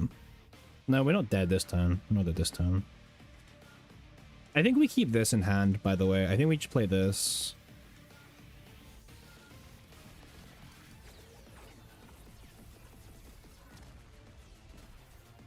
It's this fucker, by the way. Wait, what is... Zero in goes at the highest health enemy. Well, let's force that to be 1.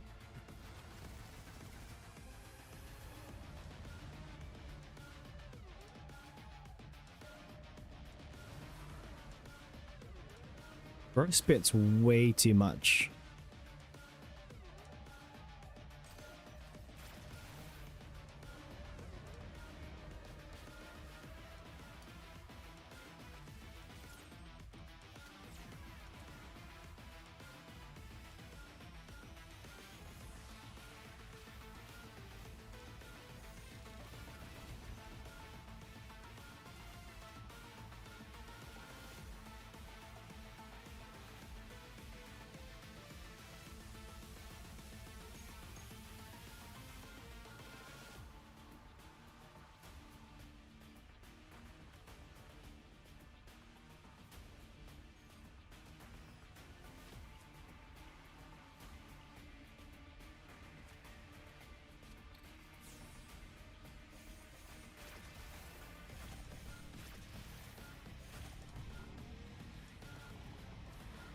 That's annoying.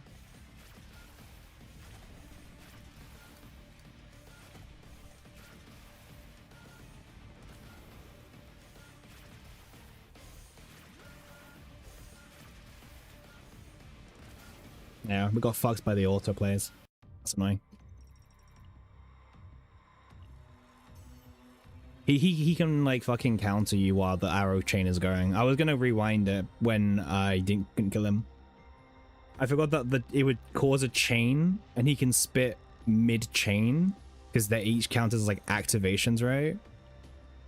That's fine. I want to take Colossus because it's more fun, but yeah. Unfortunately, she's not the kind of character that can deal with Colossus. Not really. We could have won that fight. There was like 2 different ways we would have won that fight. Yeah. Oh well. Smile.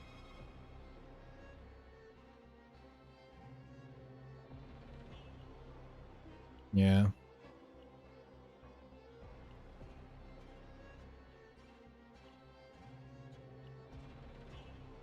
Yeah, the face score was better.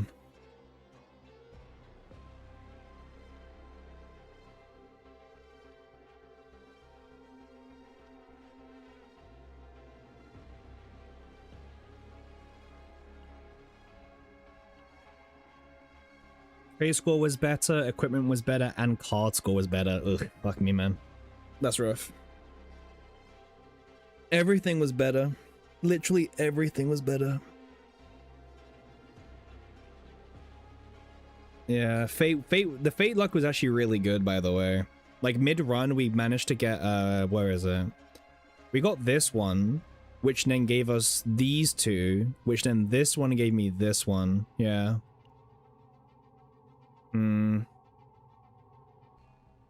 But we didn't get enough fates early on. I don't know. Ah, that sucks. That was definitely a good score. It wouldn't have been much higher. It would have been like a little bit higher. But then again, I guess everything gets times by like 3.3, right? So it's like kind of hard to tell.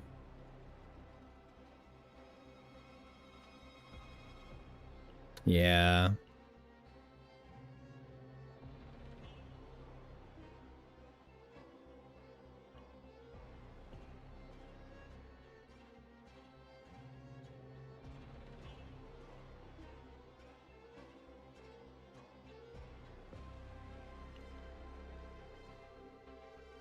I mean, that's my bad. You can't take Golden Mane for memes, right? Unfortunately. Not Golden Mane, fucking Colossus.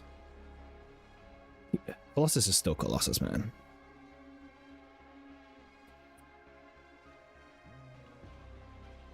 Yeah, it's fine.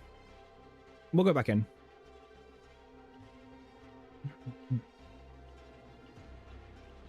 We'll go back in.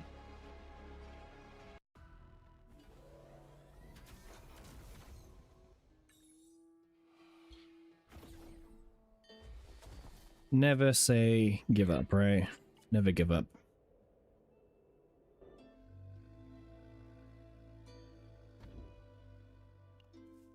Okay, can we actually get like a decent character? I'd be quite happy if that's the case.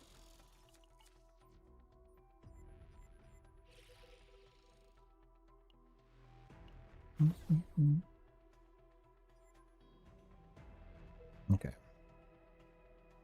2 burnings. Burning shop, right?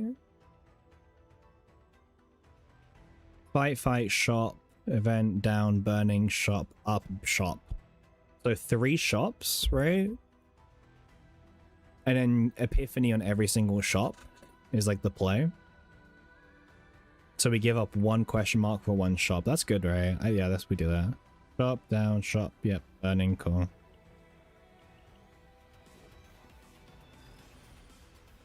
Alright. This time, no funny meme hidden boss.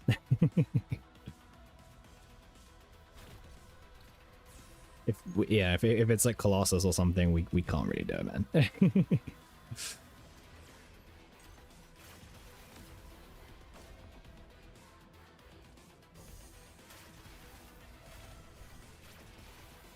I mean, most of them I don't care. Colossus is Colossus, though. Big game Ranger already versus Vortex Arrow, huh?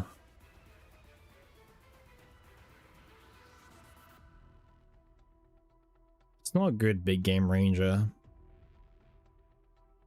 But Ranger is Ranger.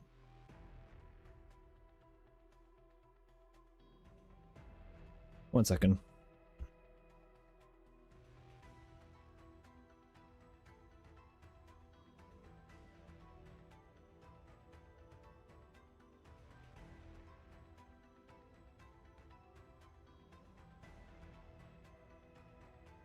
All right.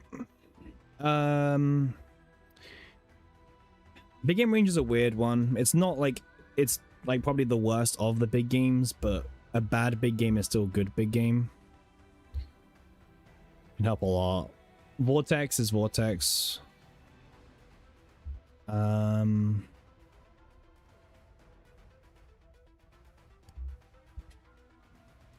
It's almost that like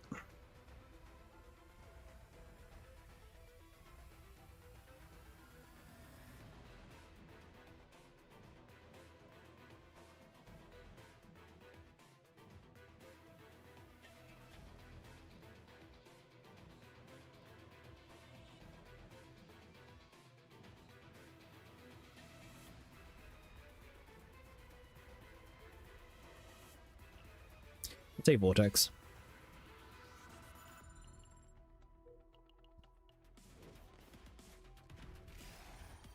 I think Vortex is more valuable this early on over big game, which seems rare, but yeah.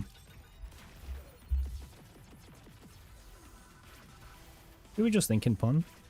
Am I not allowed to think?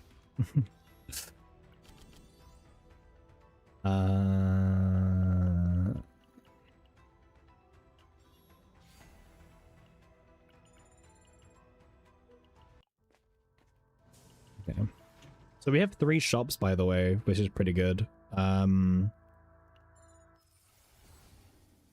Okay, opener is good. We've got to draw cards as well already. I'm not going to remove anything because I'm not confident in my credit economy.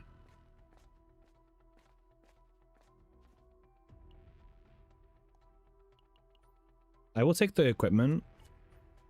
Get some sales.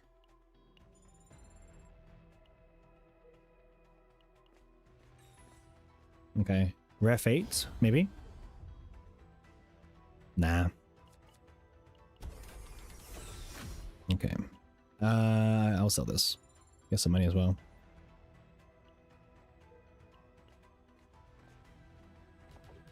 Confusion. I hate this event so much. But at least it gives me a curse card and it gives me a divine.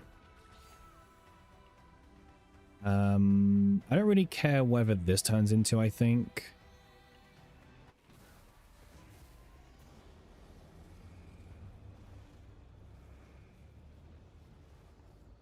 Void Fragment's kind of annoying, but whatever, right? I actually wanted to draw attack card specifically. Take a bit? What's up? What do you mean? What do you mean by that? I'm good if that's what you meant. Oh, you just have, okay, gosh. I just want to make sure. Well, my hand's terrible, so great.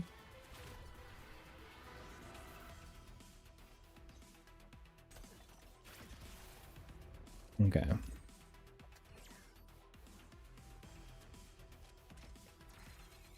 Yes.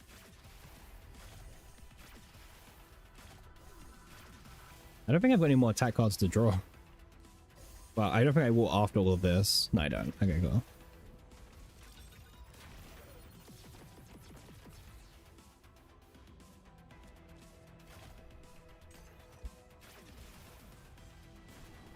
Big hit there, yep. A Void Fragment's kind of annoying, but not much we can really do about it. We're gonna have to do it for the whole run now. Big Game Ranger, there we go. +3 0 in, much better. Not the greatest, but it's fine. Okay, so we have a much better 0 in as well. That's really nice.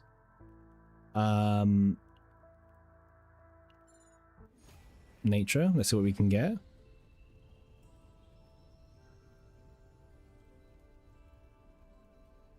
I'm prepared to use this one. This one's quite good actually, just in case we open it with it. Removing cards is pretty decent as well, just like the really bad ones I don't really want.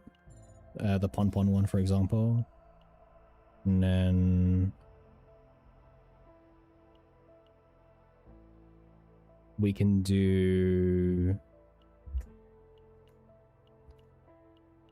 which one do we want to do? Plasma Rain's not bad, but like only certain 1 rains are pretty good. Wait, I've still got one more shot coming up, right? Yeah, this works. I can do this.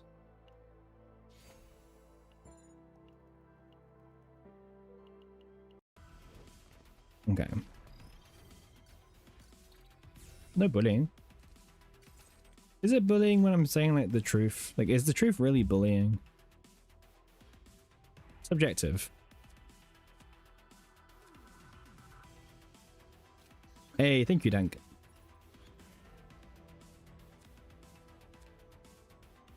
Thank you for dropping by the way.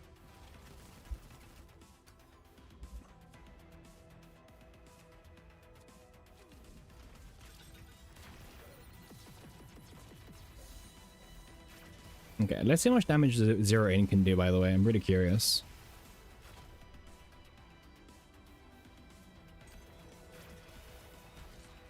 Pretty good non-crit, by the way. Pretty good non-crit.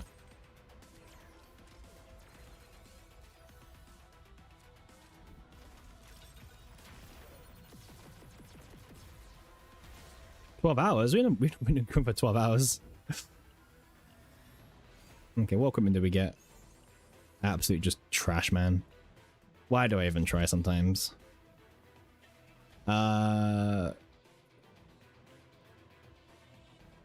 I'll take more draw.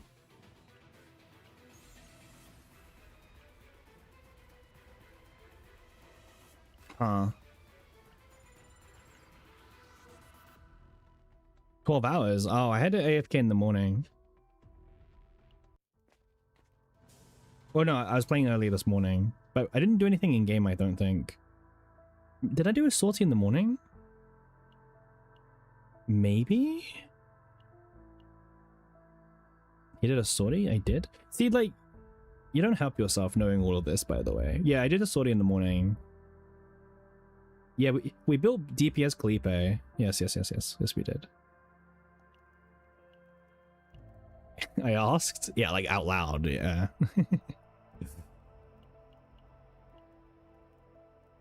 Yeah, we built DPS Cleape, which we didn't really elaborate on further. We looked at it. We looked at it for a few minutes.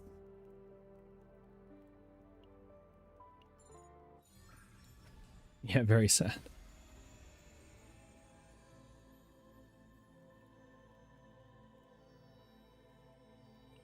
Harmonization's pretty good. Alright, I feel like this was a pretty good first map, personally. Lots of divines, lots of burning elites, like, pretty good start.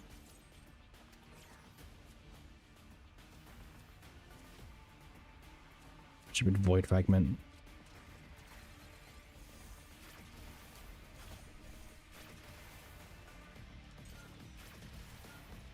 Obviously, you can fall apart in like one next bad stitch. Wait, what did he play? Overpowers my entire turn? Ew.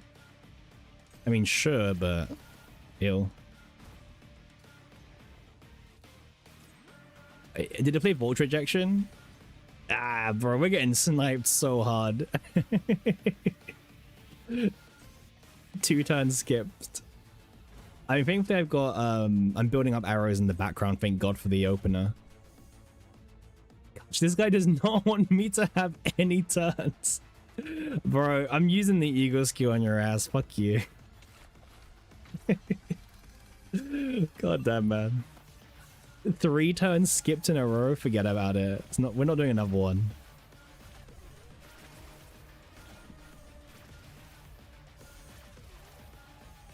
Such a horrible combo. Alright. Bro, he doesn't even get the chance to heal. Alright, sit down, boy. No heal for you, man. Like, not after that shit. Making me lose 3 turns in a row, pretty much. Forget about it. Oh, okay. Draw 1 Celestial card. Yeah, whatever.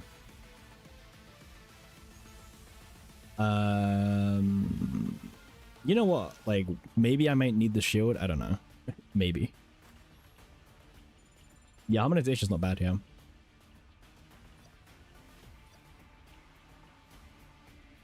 Okay.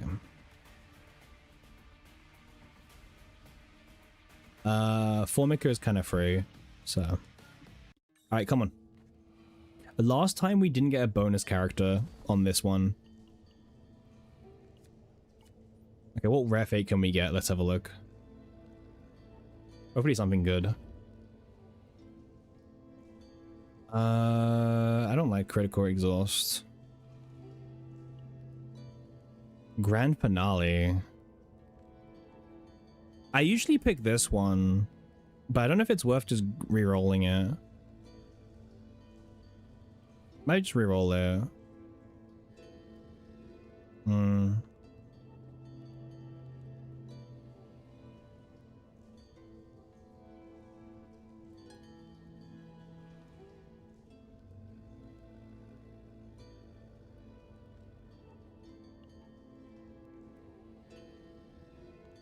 You know, with my curse cards, this might actually come out, so this is fine.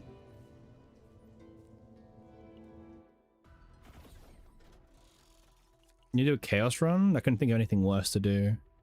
Oh goodness, it can't give me a bonus character. I'll take anyone, man, even Owen.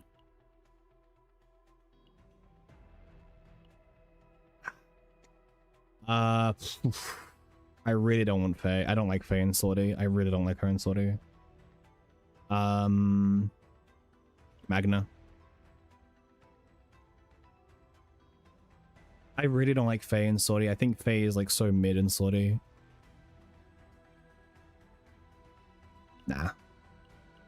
Magna.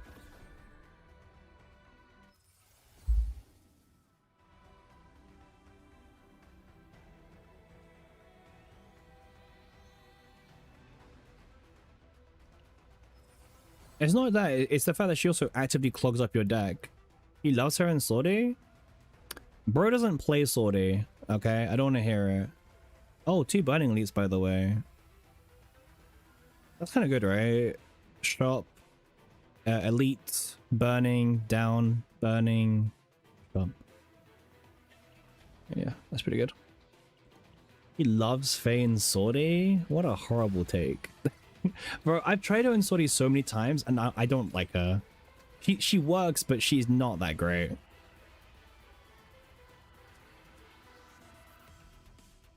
Good as Tenebria and better than bro. Bait was believable. Bait used to be believable. Okay. So I'm gonna say.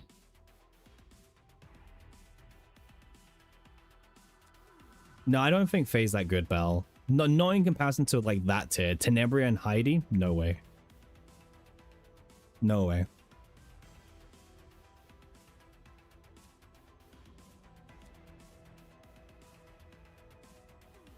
Like, good as Tenebria is the most cope thing I've ever seen come out of someone's like mouth if they said that.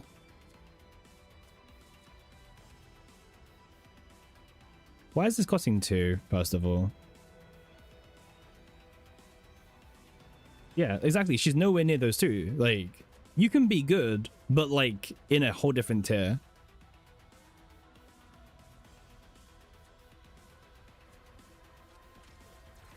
I just want to play my big game ranger. I think it's really important.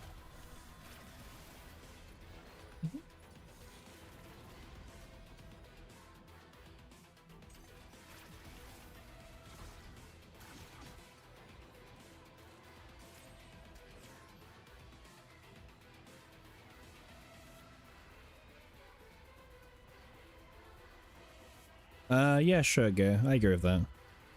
But when someone says Tenebria, they're talking about Arpeggio, basically. Like, that's like a guaranteed.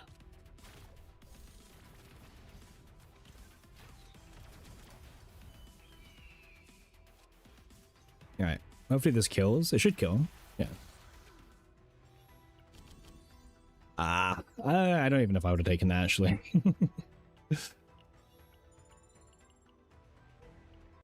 Okay. We can use this to get another one.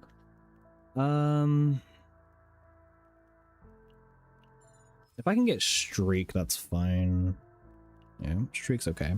Streak is just good for the draw power. Pretty much the only reason to ever take it.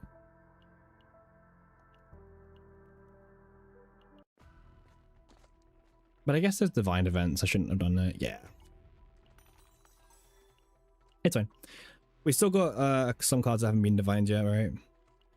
So we can still slap them on this. Draw one of this unit. Gain 1 AP. You know what? I'll get an AP.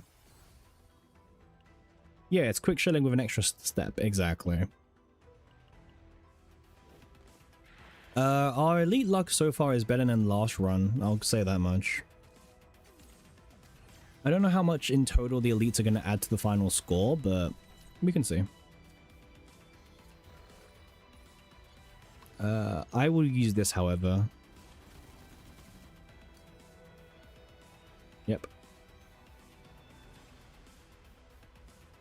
Oof.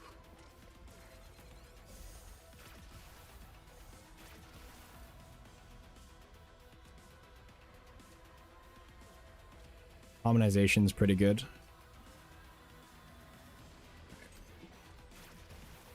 $16k crit on 0 in. Pretty good. Create a void fragment. My favorite thing. Woo.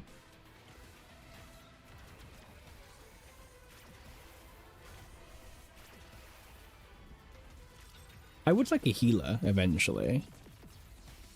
That would be quite nice. Like, I don't need it now, but eventually a healer would be kind of nice.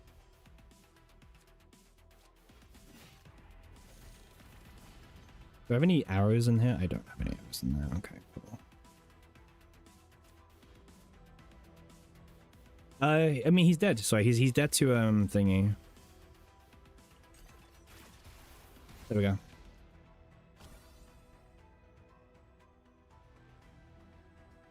It's a fucking monster card, man. If I wasn't doing this stupid thingy, I would have ignored that in 2 seconds.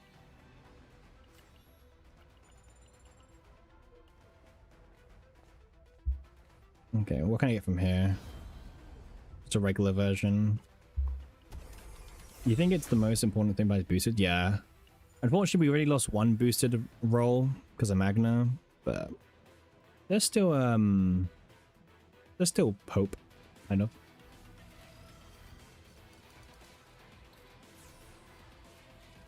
Check once used to heal. True. I don't know what's going on. I'll be with you. I'm so lost at what happened just now. Combo, huh? Harmonization and combo. Draw 2 for 0. We'll draw 1. But I just want to see what we're going to draw. Okay. Harmonization. Use that. Okay.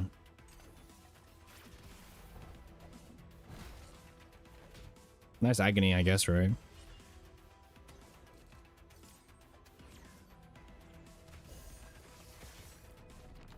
I know, right? Imagine dying for my own card. That's crazy. Couldn't be me.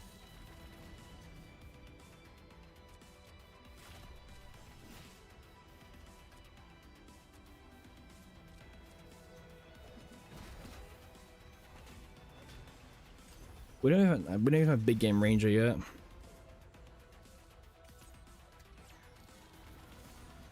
Vault rejection was forced. Incredible.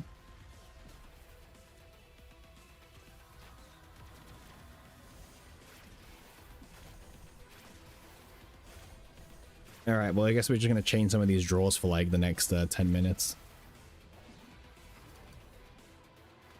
He still has the highest health, which means 0 in goes to him. Yeah.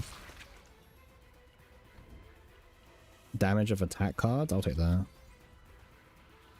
I'm in no position to complain. I'll take it.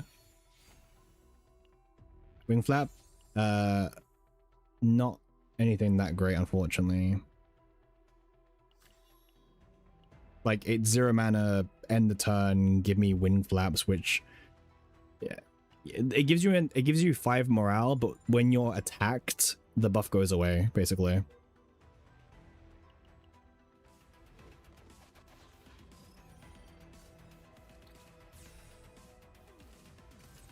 We don't have anywhere near as many arrows as last run, so like our deck feels so much weaker so far. But the run RNG has been a bit better.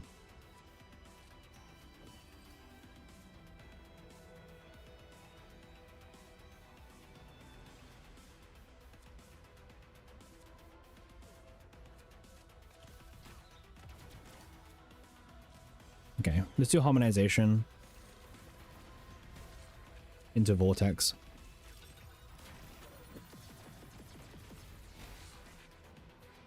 Like now, for example, I would use it, but it's like, you know.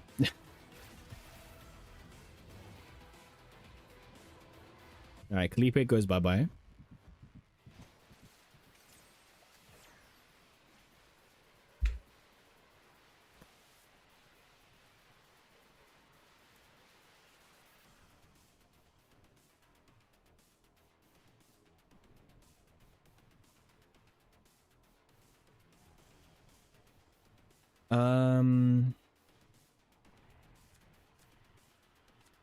I mean, streak is streak, I guess.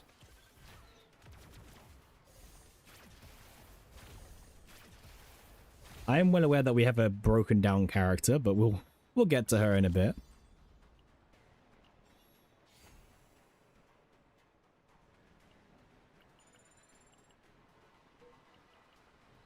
All right, let's go.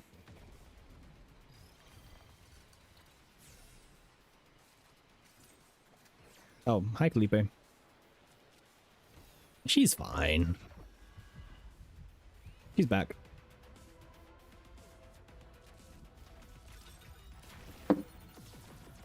One.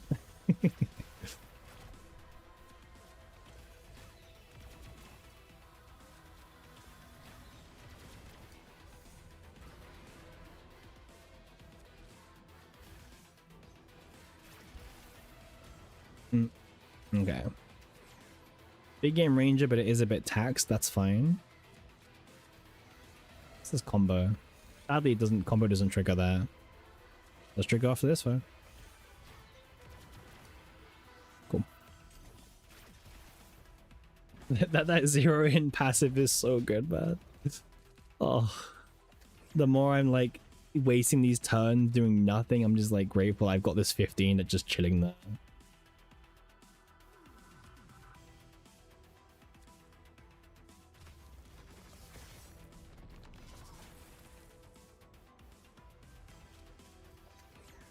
Man, this team is so much weaker than my last few runs we've done so far today.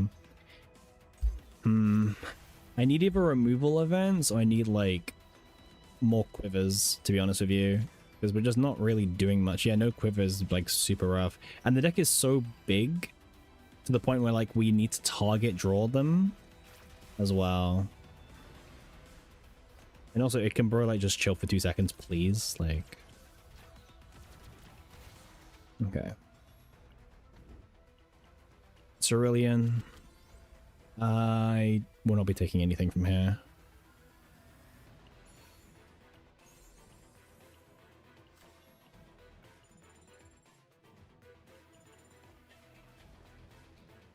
True.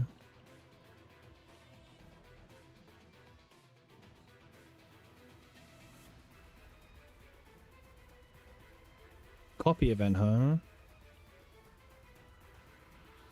Like, look at my Hilda deck, bro. Like, what the fuck am I copying? What the fuck even happened to my deck, bro? I didn't even like look at it for a while, but and it turned away and it's just like clunked up. Quivers where?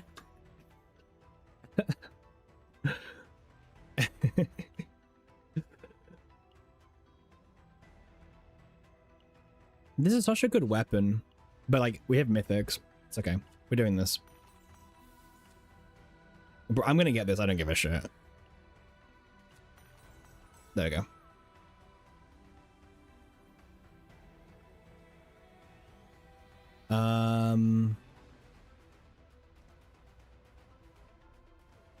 Well, it's the divine one, right?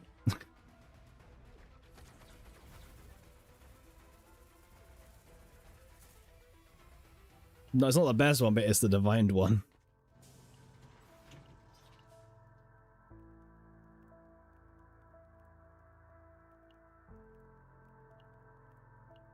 Okay.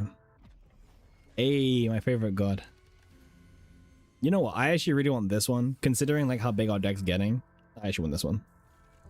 All right, can I get a quiver? Maybe. Smile. Quiver. Please. Masking really nicely. I'll take a quiver. Nope. Okay. Okay.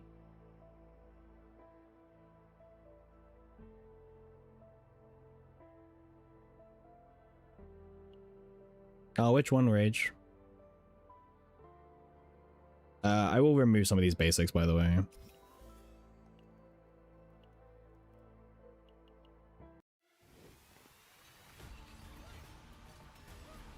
We need a healer, man.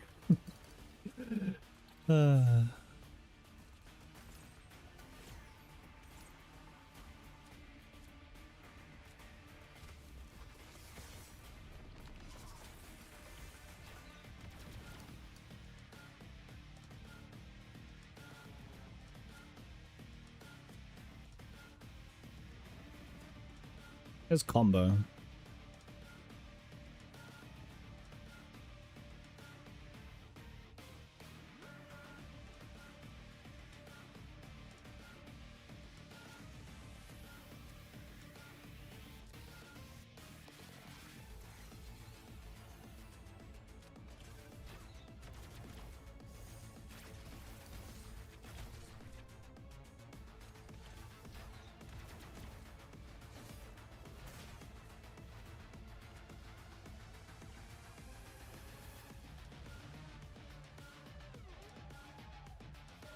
Okay.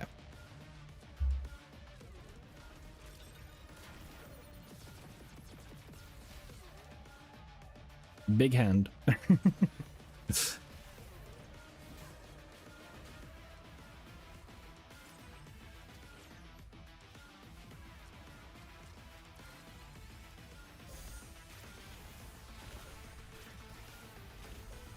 This is what dupes do for Sortie, by the way. Dupes let you get away with the worst, like, decks of your life.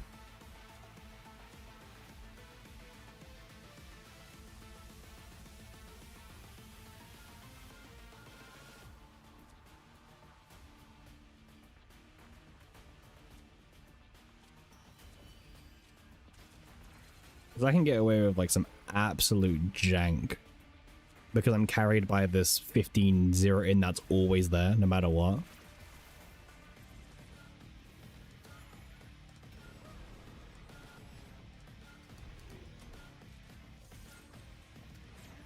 Alright, who's ready for the Plasma Rain show?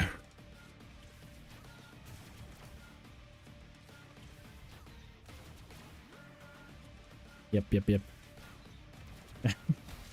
I mean, it's surprisingly doing alright for now.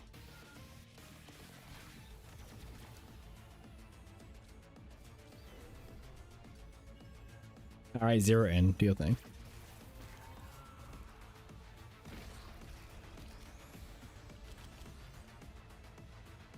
I don't want anything else, I'll be honest with you. Ooh.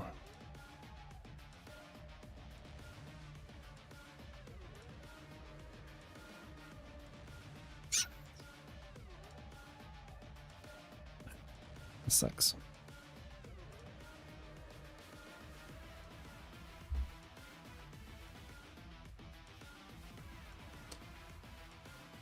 Why does it have to be this way?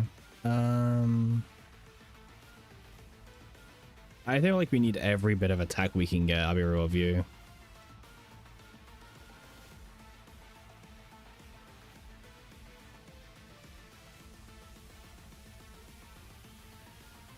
Yeah, I'm gonna do it. Just because of the situation we're in right now.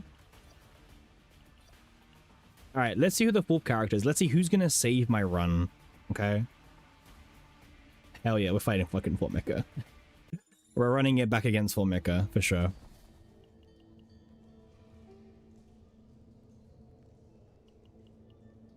Okay, 1,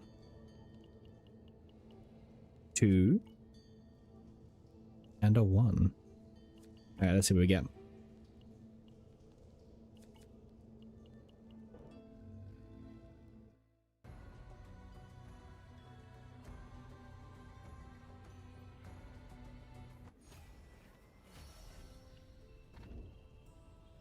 Thank you, Rage.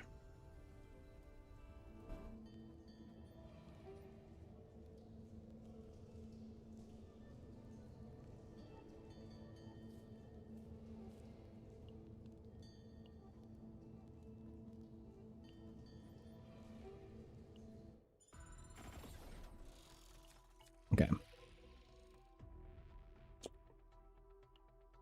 Oof. Ah.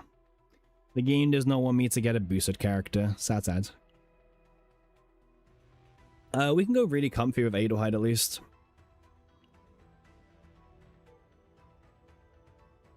Damn, it was another double as well, by the way.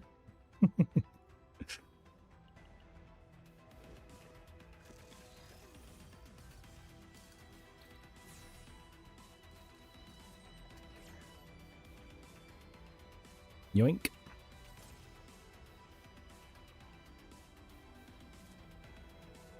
Yeah, she's here at least. That's like the main thing for me. The Queen of the Chaos is here.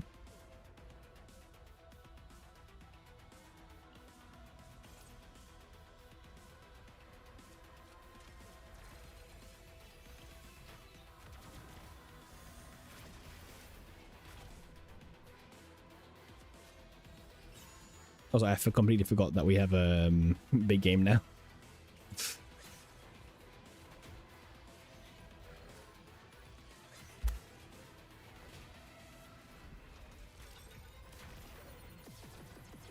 That'll be a good thing to remember.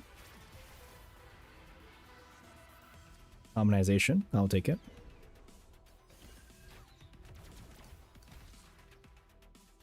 Not bad.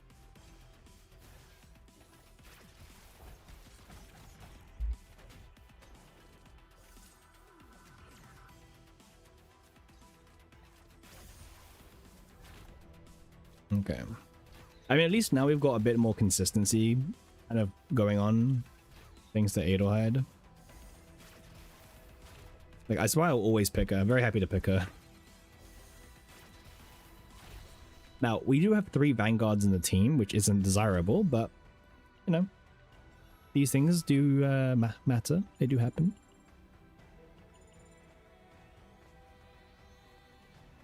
Yeah, it's working, yeah. The Broodlord, huh?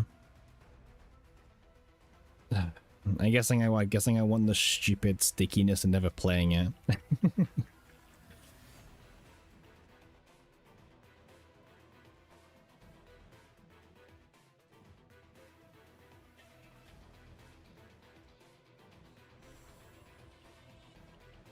We'll collect some silver veils. I never did that before.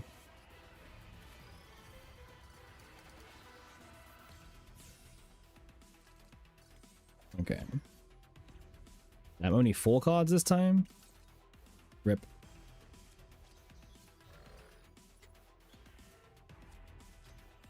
Alright, this gives me 1 AP. What do I want to grab? Let's go grab ourselves the streak card. I like the streak card a lot. Very cozy.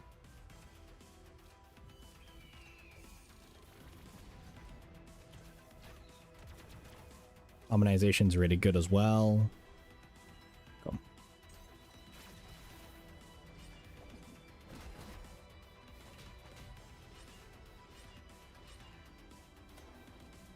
Okay. Vortex Arrow from the beginning is pretty good. Might as well play it.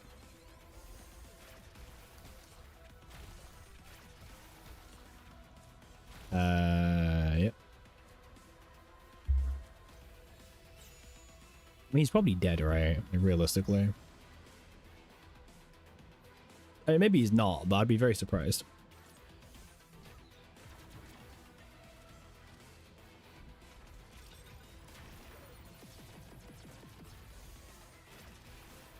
So the idea is, my understanding is, probably not Rage. I don't feel like they are going to do it. Maybe Anniversary. That's probably when I can think about it, but not before then, is what I would say.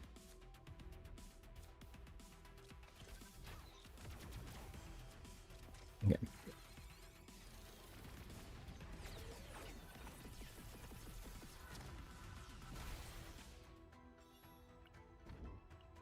Ooh, that's pretty good.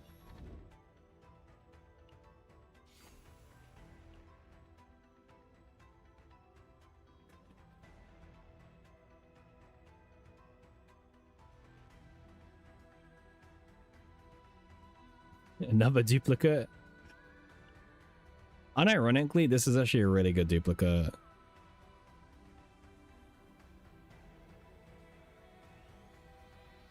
This isn't bad either, actually.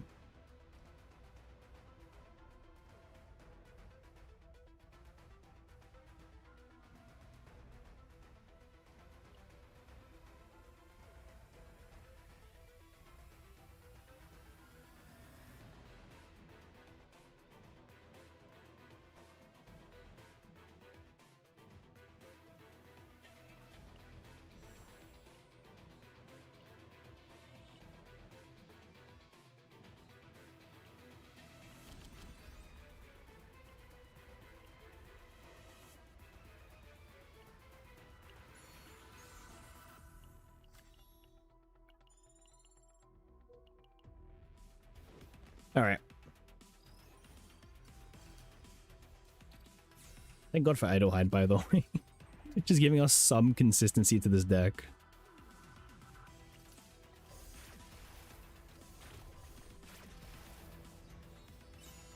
Okay. So let's get Big Game Ranger. Play it. And now we can get the combo AoE. Actually, let's get Vortex Arrow. Vortex Arrow is actually nice.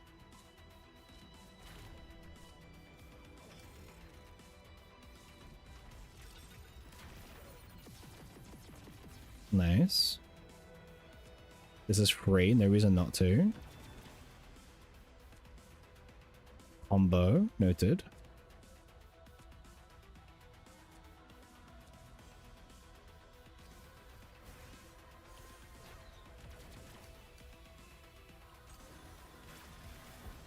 Oh, 21k crit.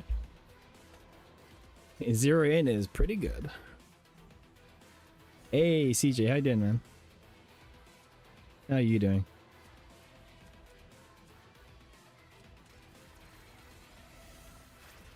Bro, our quiver economy is so bad. You've been hearing good things about E2 Hilde? Really, E2? Interesting threshold. It is pretty good. It gives you an extra, like, I think 200% hit. But yeah, bro. I mean, this is the power of dupes, right? That's what I mean. Like, dupes are just quality of life. 10% crit too? Ah, yes. That's the one. Yes, it's 10% crit, and then it has the extra damage one. Yes. Well done, pun.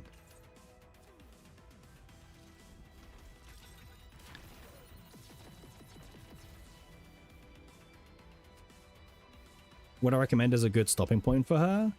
Oh man. E0 realistically. E2 is good, right? As you mentioned, 10% crit chance is pretty good. I'll be honest, if it's E2, the next stopping point that's probably worth your... It's the E6, right? Realistically, after E2. The E4 is free damage, but then when you're so close anyway, right? It's hard to recommend anything else. It's this, by the way, for those wondering. This is the E2. It gives you double tap. But it gives you like one stack every time you do... I forgot the exact conditions, but it gives you access to double tap.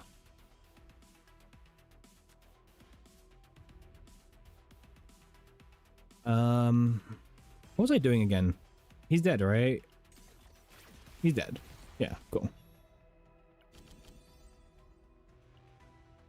You think I'll go E2? E2 is very strong. I definitely will say you wouldn't regret it. Make sure you got some funds left for Arabella, by the way, the seasonal character. You know, that comes in a few weeks' time. Yeah. Yeah, make sure you're just aware of Arabella, yeah. I would hate for you to not know.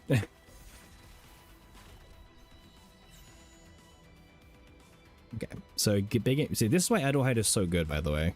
It gives me that thing, and then that gives me this thing, and yeah, we all give each other everything that we need, right? Teamwork.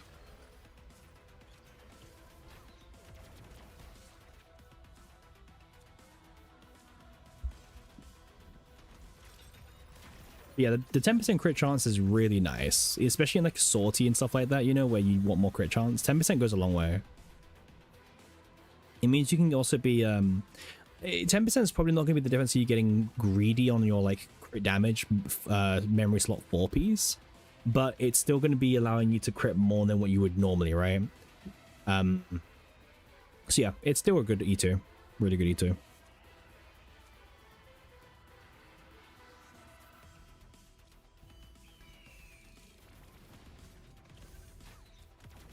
This deck is like so janky, man.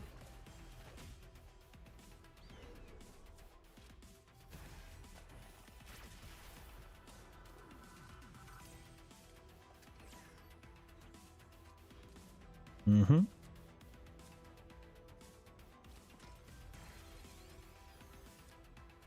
You ain't seeing any arrow spams here today.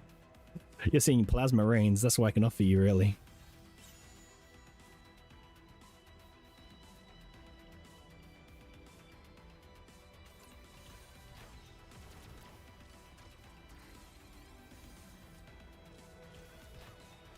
Yep. This is definitely one of the sadder runs for sure.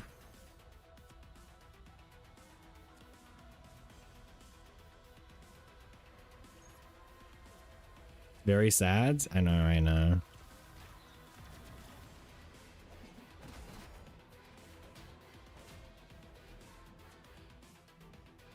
Why are we taking damage?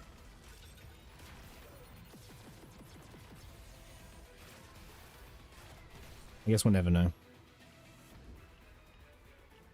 More random cards. Gosh, this deck is so fucking janked, man.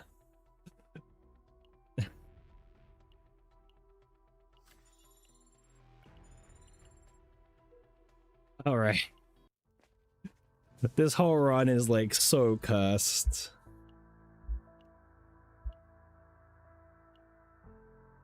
It's almost over? Yeah. It's almost over, man.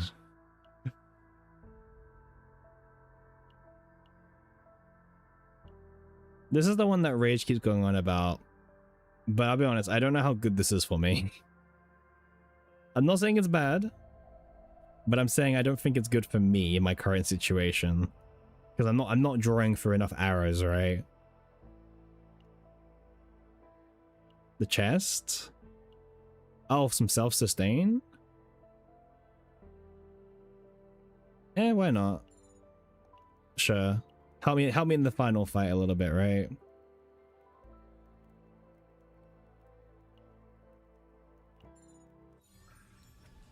Alright, let me get a divine.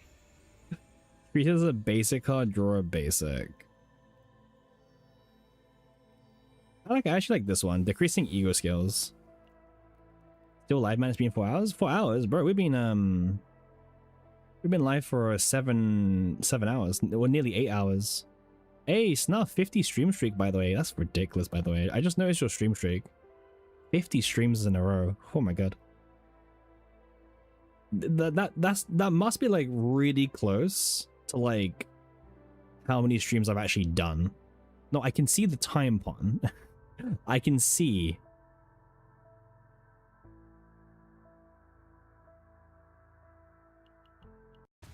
You're always watching? I think you've been watching since like probably stream number 2 or 3.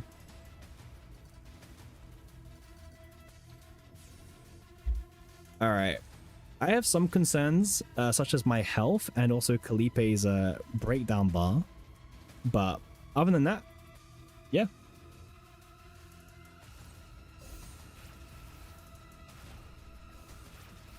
Other than those very small things, yep. Full send. Yeah, we're doing the big game ranger. Health is just a number. Thank you. Last chance to raise the VIP cost. You're at 99,900. I mean, nah, I'm not gonna raise it. I'm not gonna raise it. The cost is the cost. If you reach it, you reach it, right?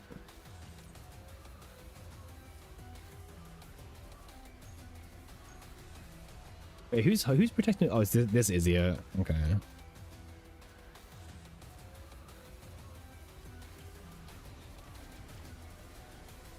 Are you into fruit? We can fruit as well, yeah. I mean, it doesn't really matter. Actually, wait, I actually couldn't fruit. wait. Let's do this a little bit.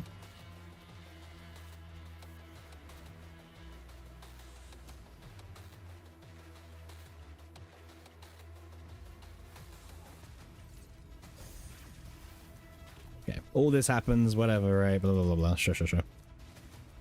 Alright. Big game ranger, right? Very important. Let's play it now before we do all the AoEs, right? I could have played it there, that's fine. Okay, cool. Let me look at my hand again, sorry. I changed my option. Yeah, I want this instead. Do fruit. And then play this manually. Play this. And then I guess do this. Yep. Lots of stuff is going on, okay?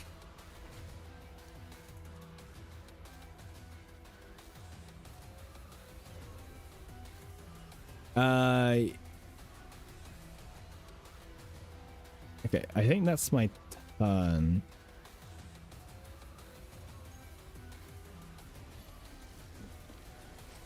I just want to see her ego skill. It's been so long.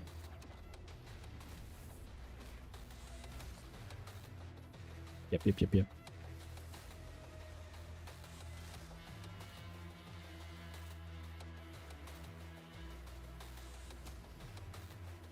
So this should go to, does it go to Formica still? I'm not targeting, right? If I end the turn, it should go to Formica still, my 0 in. Because this isn't targeting, it just goes to the enemy of the highest health. It's a wording thing. But we should have Uni. We can use Uni anyway to get more stacks. Told you, Uni. Alright, 100 stacks of 0 in. We've achieved the 100. The big 100. Alright. Can it crit? That's the next question.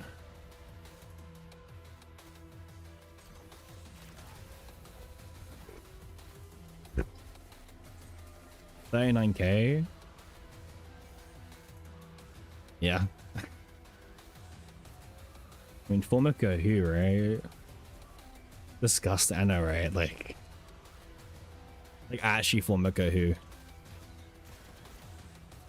Like, she's dead this turn. Like, there's nothing she can do.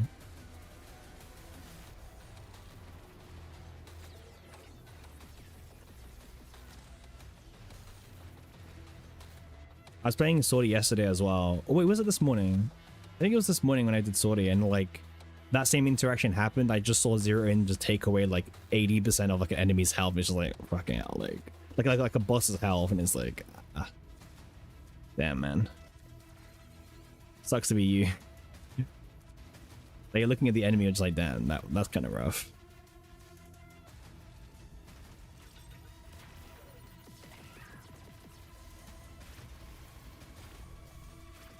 All right. Formica down, Chaos Core to go, right? I don't love this bonus, but I'll still take it.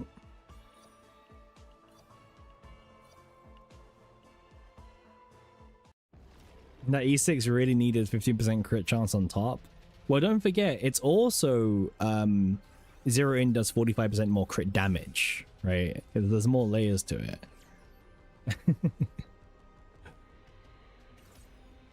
All right, here we go. Here's the core. Okay, we'll do the same thing as we do before. We'll just set up the ranger, play the ranger, set up something else. We can set up vortex arrow as well, just to draw more cards. 1 damage, by the way. Yep, get some arrows in. Nice. 10 vulnerable. Oh, damn. 10 vulnerable is a big ass number.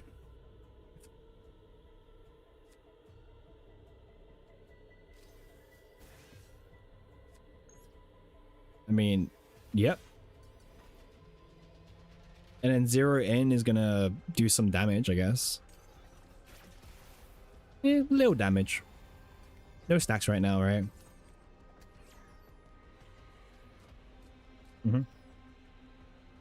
Okay.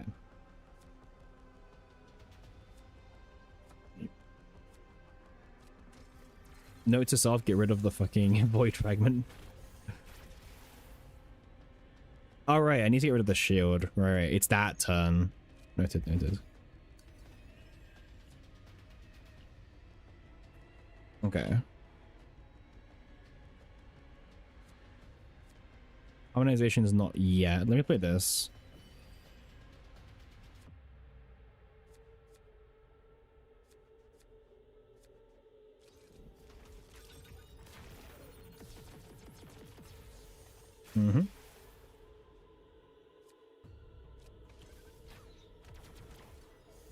Yeah, let me do this for the harmonization.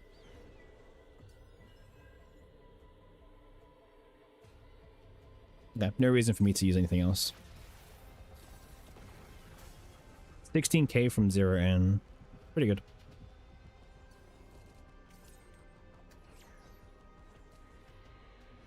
Is this the turn where it sucks off my card? Yes, it does. Cool.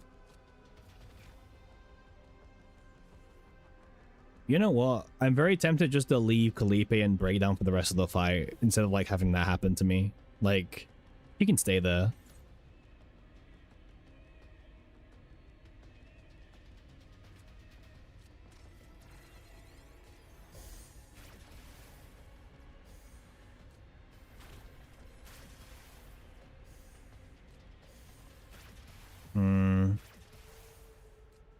You know, maybe this is the turn we use the ego scale.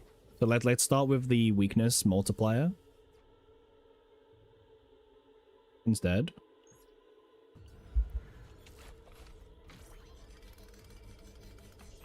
Unacceptable behavior. It makes more sense to do it in this order.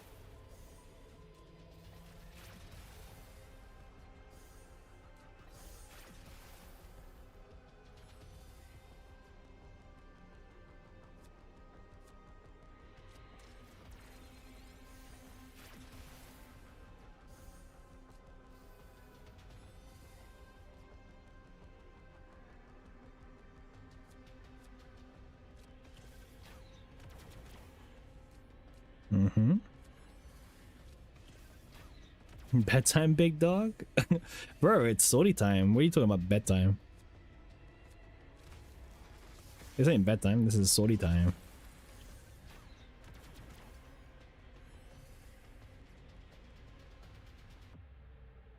I'm trying to wait for this. So the goal of what I'm doing is I'm gonna use this to apply one vulnerable for my 0 in. So I'm just getting as many like stacks as possible now before it's time, right?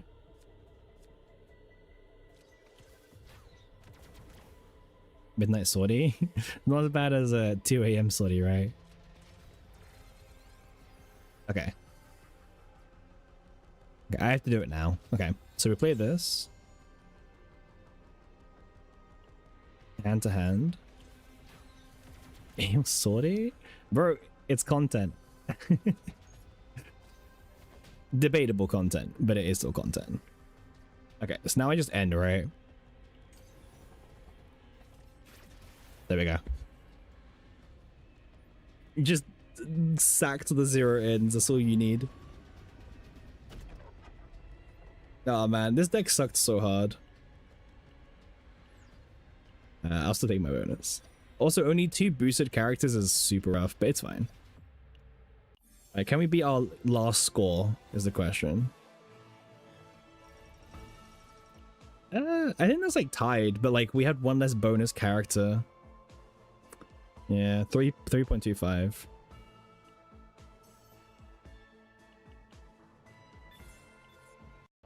Yeah. Oh, we did a thing with Hildy. Oh, 5 times. Okay.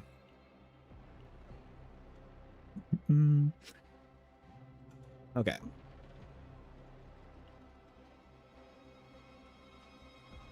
Wait, no, it's better than the last score by 20. Well, less than 20.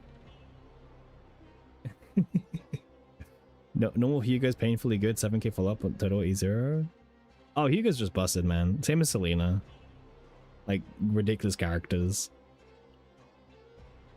But this had 3.3, by the way. This one had 3.2, right? Ah, that's unfortunate. Could have been a bit of a higher difference. Yeah, Hugo's good, man. We did, what did we do today? We did a tower with, Tressa and Selena, because I didn't have their stickers. So we just slapped in, like, Tressa. And honestly, very easy mode. Like, Tressa still works as a pretty good dog or bunny walker. But she's replaced by Luke. Luke is better now, fortunately, for her, but... And yeah, we did Hugo yesterday as well. You know, I'm actually quite happy with our sticker progress. We're actually, like, doing stickers once. Yeah. Yeah, 6 stickers in 2 days, right? That's not bad. Felipe Magna next? Oh, I don't know, man. It gives me flashbacks of this shit team, the Typhera 9 Idlehide team. Hey, yo. That's an expensive VIP. Hey. Hey, to be fair, yep.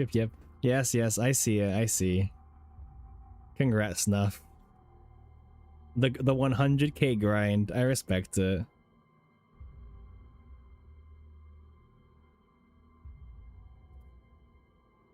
Alright, Snuff, there you go.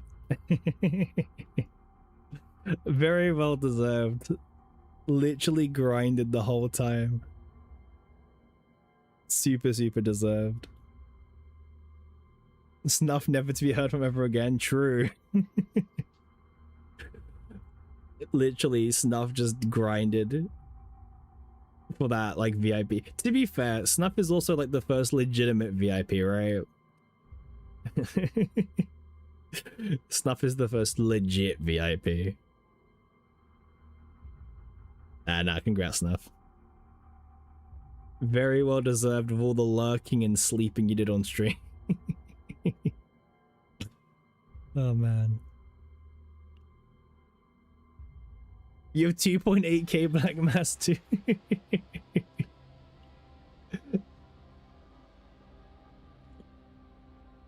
We don't give VIPs to random people. I'm actually kind of broke on Black Mass actually still. 51k. I used a lot on like random decks these last few days, so I'm like super broke. Yeah, Snuff, you did good, Snuff. You can retire from the streams now. 50 stream streak and also 100k on the same day is crazy. Absolute insanity, man. What is that for?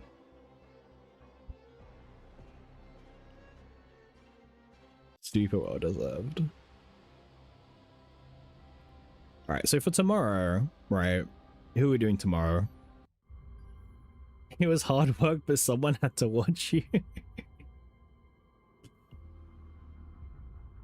I will say, in terms of the total watch time stuff, you're not as high as I thought you might be.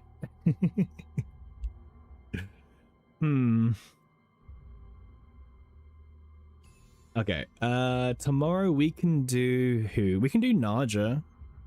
I have a good Naja deck. We can also do Mei Lin. I start at 4 AM your time? Well, it's not my fault, man. I would like to get Magna's sticker. I think Magna's got one of the better stickers. So I do want to get Magna. You watched more than my streams because I sleep standing every 60 minutes? True. Naja, yeah. Naja's stick is really good and so is Magna's. I want them for the profile.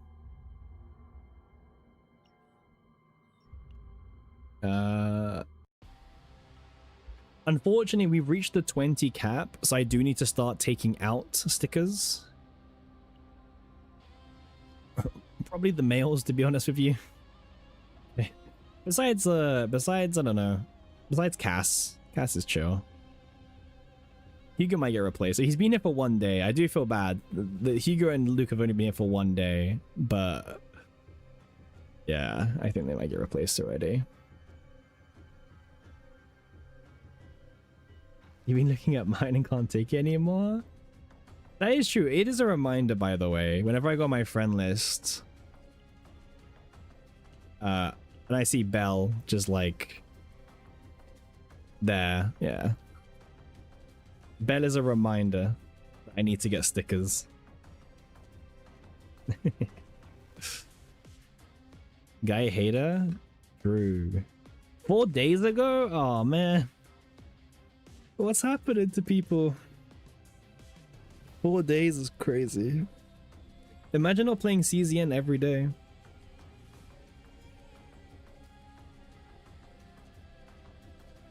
Unacceptable? Yeah, I know, right?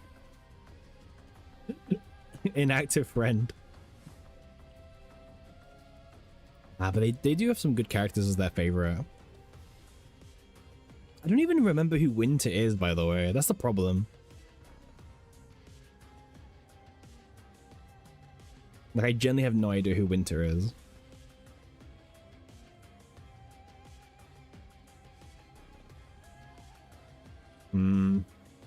Well, we've always said 7 days, okay? If it gets to 7 days, then you go, you know? That's what we've said. And we're going to stick to that, okay?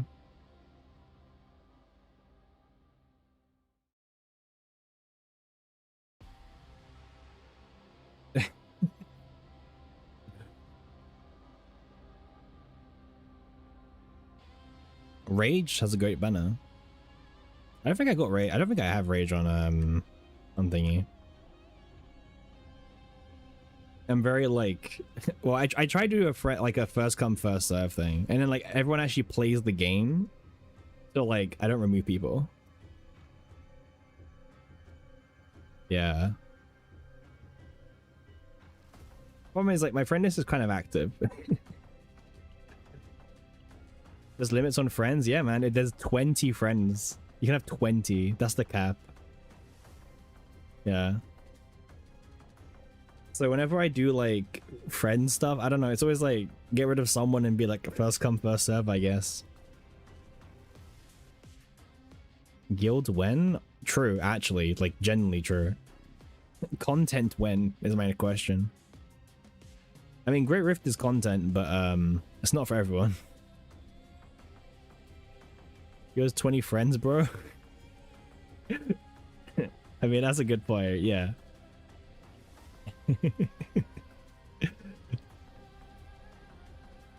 Yeah, I don't know, man. There's like nothing to do with your decks. You farm like all these decks and like, I don't know. There's nothing to do with them right now. I think that's like the biggest problem. You wish I'm on global, it's been in your blood to click on Asia every game for a server. Condolences on your Great Rift score if you actually care about Great Rift. Like, the minimum requirement for Masters on like Great Rift on Asia is crazy in comparison to global. Like, condolences, my guy.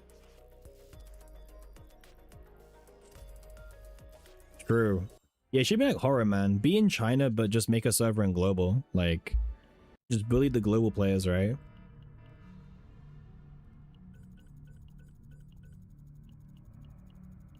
Horror is insane, man.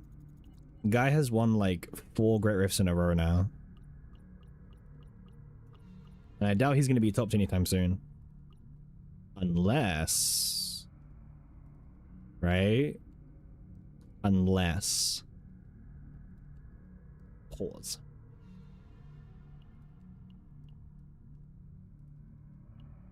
What are these three? Why not?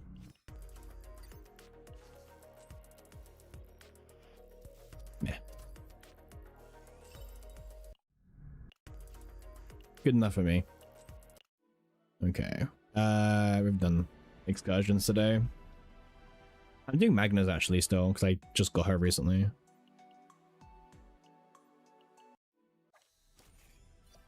How many units? Units? Not many. I'm like super broke all the time. I've got like...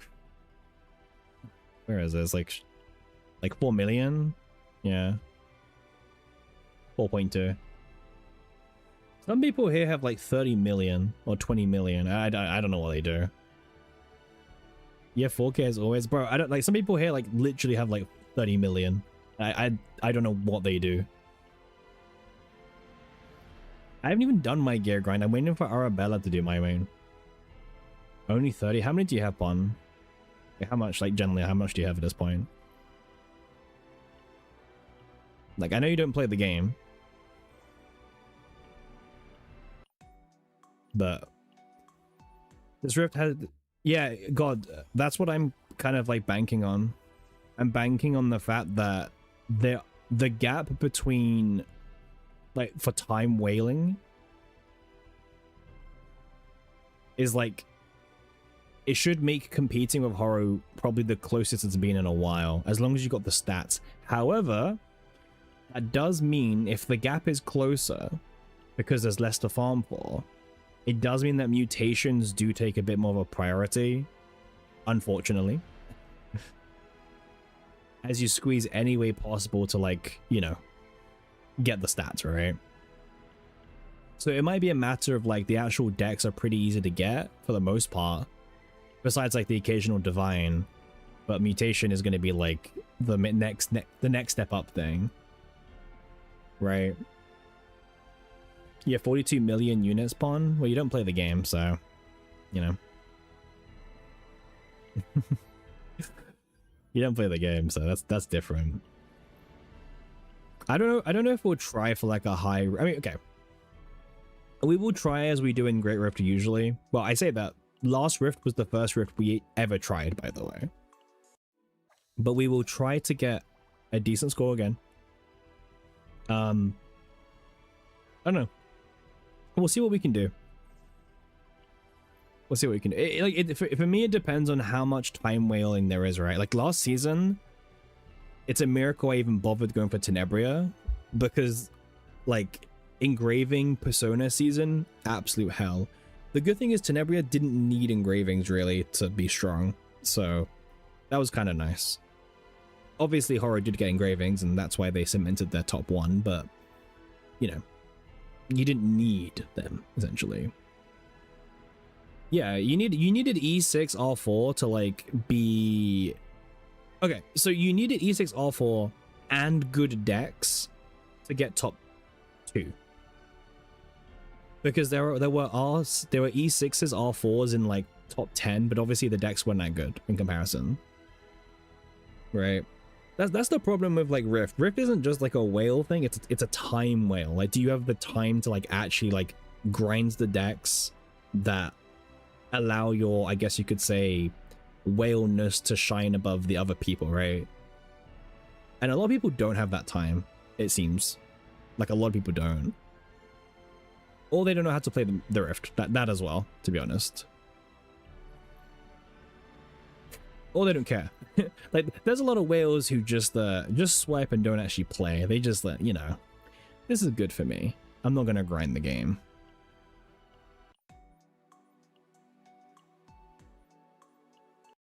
But yeah, if you want number one, you do need to you do need E6 R4. Yes. Now, depending on like the Rift and how important Hilde may be, E6 may matter or may not. We don't know yet, obviously, but we haven't really had a situation. Season 2. Okay. No.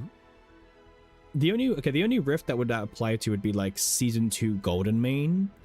But we haven't really had a season where, like, you needed 2 of the same premium units in that season to be the best in the slot team in Great Rift. But then Golden Main, technically the best in the slot was Rita Typhera. That was one example. I think that's the only Rift since where you needed 2 of the premium characters for the best in slot team from the same season. But it could be worse this season with, like, Hilde and Arabella and then Olga. Like, it could be even worse this season. We'll see. We'll see. I mean, the only thing that she does is provide, like, off DPS and then obviously the 15% crit chance for Arabella and Olga for free. But yeah, the zero in is the main thing for sure. Be the whale that can hire farmers to farm? Tempting. No, of course not, but yes. I mean, some people believe that, like, some of the top accounts, like Horrors, aren't even, like, one person, right? I don't know if it's true or not, but the guy's a Billy account, that's all I know. That is all I know. Takes 20x from Fracture. I mean, very likely. Like, unironically, like, it's going to be a crazy amped boss for sure. But the question would be, like, how important is Hilde in that rift, right? Because needing, like, the back-to-back banners in the best in slot for that rift is kind of, like, crazy. Because then for Olga, what's it going to be? Is it going to be, like, Olga on top of those two? Or, like, what, right? We'll have to see. But the way that Fracture is calculated, morale isn't that great for Fracture, realistically. So any multiplicative buffing is going to be even more valuable. And there's not many multiplicative units in the game that can help buff, right? Maybe, I mean, just coming to mind, multi-buffing or Fracture. So Typhera doesn't really work, right? Because Typhera is attack card. That doesn't work. Event Horizon, attack card. That doesn't work. Orlea, right?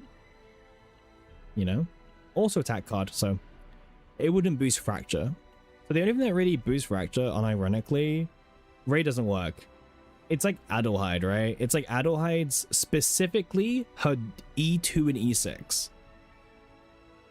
Because this increases the damage amount of allies. Her partner, by the way, increases damage amount of attack cards. Right? So, like,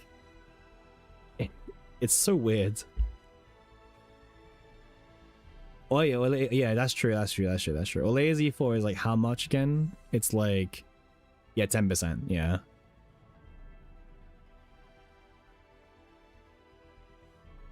Doesn't playing Sortie's buff everything?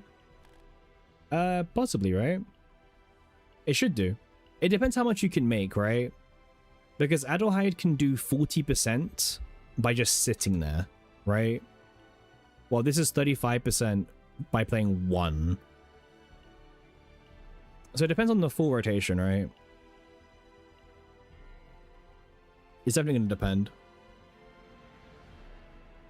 Because you would need to do, like, consistently every single turn, level 3 Sortie, minimum, plus something else to compete. Maybe even, yeah, maybe the E4.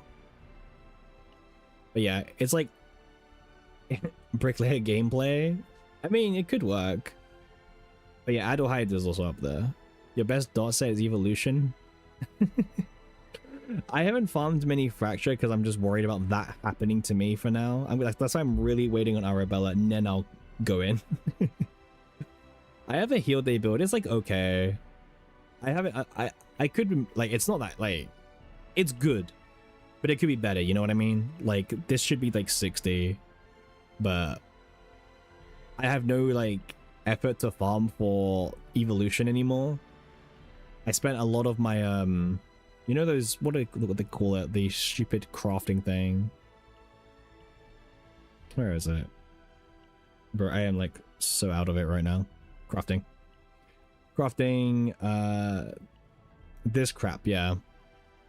I used a bunch of these on evolutions, so I'm not using any more for now until Arabella comes out. Because I you know, I had like 40 of these. I used too many. I used like let me use 28 or something instead of doing like a 20-20 split. So yeah, dude, I had a friend get me Olea merch at AX, and they proceeded to nerf her. Good timing. Good timing. Alright, how long have we been going for? 8.5 hours. That's pretty good. We said 6 hours, right? 8.5 is like pretty good numbers. I'm happy with that. Yeah, it's just 0. Oh, you mean like this, right? This one? The core of memory.